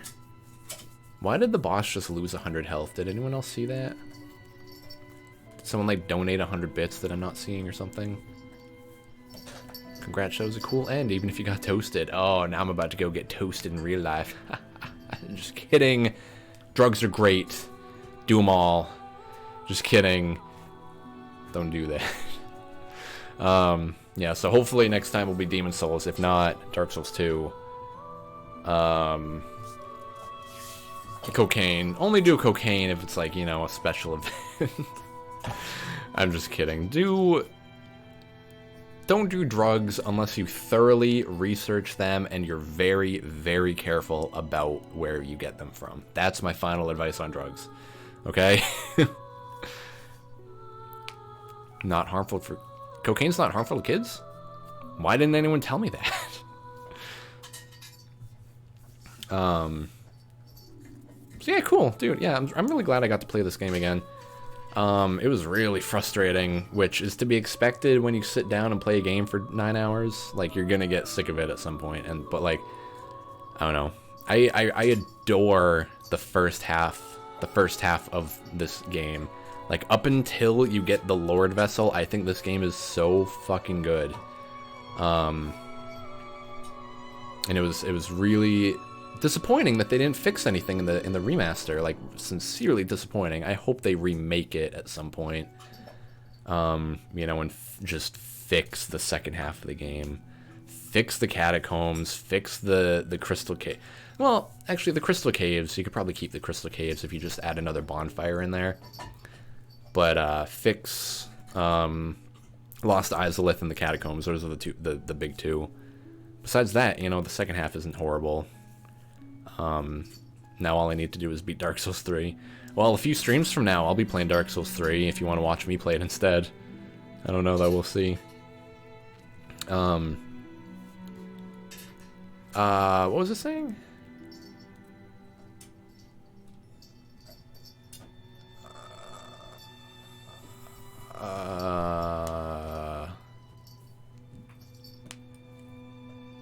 Oh yeah. No, I think as a whole, I actually like Dark Souls 3 more than the first one now. Like, I think I built this game up to be, like, perfect in my head. I always knew that Lost Izalith sucked, but kind of a lot more of it is not that great. Which is disappointing. A big part of it is definitely that I wasn't as good at it as I used to be. Satisfaction comes only from one's own doing rather than watching. True. If you watch me beat the game, that you won't feel anything from that. You'd be like, oh, that's cool. That's how the game ends. But then you'd be like, I wish I played. Is your Amazon package being delivered by a care package and crushing plastic flamingo? I hope so. I won't allow it any other way. Yeah, so you got the intro again. Oh, wow. 70,000 souls. And then this game tosses you right into New Game Plus, which I always really appreciated.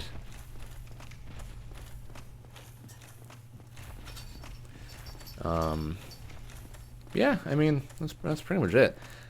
I don't regret not doing the DLC, because we played the DLC when the remaster came out. Afton and I think we might have marathoned it. I forget if we did, but we definitely beat it again. And we did the DLC. So the DLC is on my YouTube channel if anyone wants to go watch us play that. You know, this was just the vanilla game. I don't even know if I'll do the DLC on the other games. Like, Dark Souls 2 has, like, 2 DLCs that I've never even touched. Dark Souls 3, I think I've beaten that whole game. What are the other endings? Like, one other, so I don't... Wait, the other endings in this one? Like, one other, so I don't want to waste more time. So, there are only 2 endings in this game. There's the Link the Fire, which is where you succeed Gwyn, you kill Gwyn, and you become the new fuel source for the flame. So you recreate the first flame, you get it burning again. The second ending is where you walk away. After you kill Gwyn, you just turn around and walk away. And then that ending, a whole bunch of big black snakes come up and they say, ah, yes, our new king has arrived. And then they all bow their heads to you, and then you take a walk down as the new, like, dark ruler of the world, pretty much. I think that's more or less what you're supposed to get out of it. The DLC? In which one, Logic? Oh yeah, big black snake. Yeah, they like hail you as their king, and then you just walk away, and that's the ending. Both endings together are like less than a minute, which I appreciate. Well, I barely used magic that whole time. I don't think I even need to start as a pyromancer. Was it a wild ride? I don't remember playing it. It would be fun to rewatch me play the DLC, because I don't remember it at all. Nice. Well, I'm going to take a shower and go to bed. So thanks for the great stream. Thank you for hanging out for like so long. Like, so many people have been here almost the whole stream, and I really appreciate that, you guys. I don't know when I'll stream again. This was a great stream. Thank you, Crow. I don't know when I'll stream again. I'll let you guys know, because today's Tuesday. I might be able to stream on, like, Friday, but maybe, probably not. I'll stay till the very end. Yes. Maybe, probably Friday. Maybe. We'll see. More than likely, more likely than not, I'll stream on Monday, next Monday. Do you have a place where you post your stream schedule? Yeah, Logic, can you post the Discord channel real quick? If Friday, maybe we can do some viewer game time. Oh, that would be fun. I could download Overwatch and we can get some games going, or maybe just like a simple Terraria server going. So Naughty, if you click on that Discord link, it'll bring you to our Discord server. Feel free to join. I always post when I stream, like a couple hours ahead of time. Minecraft, we could try. I don't know how Minecraft Realms work. I don't really want to pay for a server, so we'll see how that works out. But Overwatch I would do. Terraria we could do. Minecraft we'll see if it's easy. You're gone for real. Okay, Sin. Take it easy. Enjoy your night. Yeah, no problem, Naughty. Yeah, I always post like an hour or two ahead of time. Sometimes even like I'll post in the morning. Hey guys, I'm streaming in 6 hours or something. But I always give a heads up in the Discord. Yeah, we can see about Friday. I don't know if I have to work on Friday or not though. So I'll let you guys know like a day in advance. That'll give all of you some time to like get your games downloaded and stuff. This was an interesting stream, Logic. I would agree with that. I went to a lot of wildly different places. I'm excited to like put this on YouTube and watch it again at some point. Because this is going on YouTube, by the way. Say hi to YouTube, you guys. All 12 people that will watch this video to the end. But yeah, so thank you all for hanging out. Thank you for the bits. I got a couple subs, I believe, too. Dumpster Fire, at least, subbed earlier today. Yeah, so thank you all for hanging out for so long. I'm sorry, YouTube. I know, I'm probably going to get banned for some of the shit I said if I post this on YouTube. I swear a lot, too. I don't know if I can post this on YouTube. I swear a lot. It might be a problem. But, yeah. So enjoy, everyone. Enjoy your night. I'll talk to you over the course of the next few days. We'll figure out what's going on Friday. So yeah, peace out. Enjoy your nights. Eat some good food. Sleep well. Oh my god! I almost dropped the controller on the dog. That would be bad. See you next time. Thanks for this awesome stream, man. Keep it up. No problem. Thank you, Crow. You guys are all so sweet. I appreciate it. Yeah. So bye. Farewell for now. Ta ta.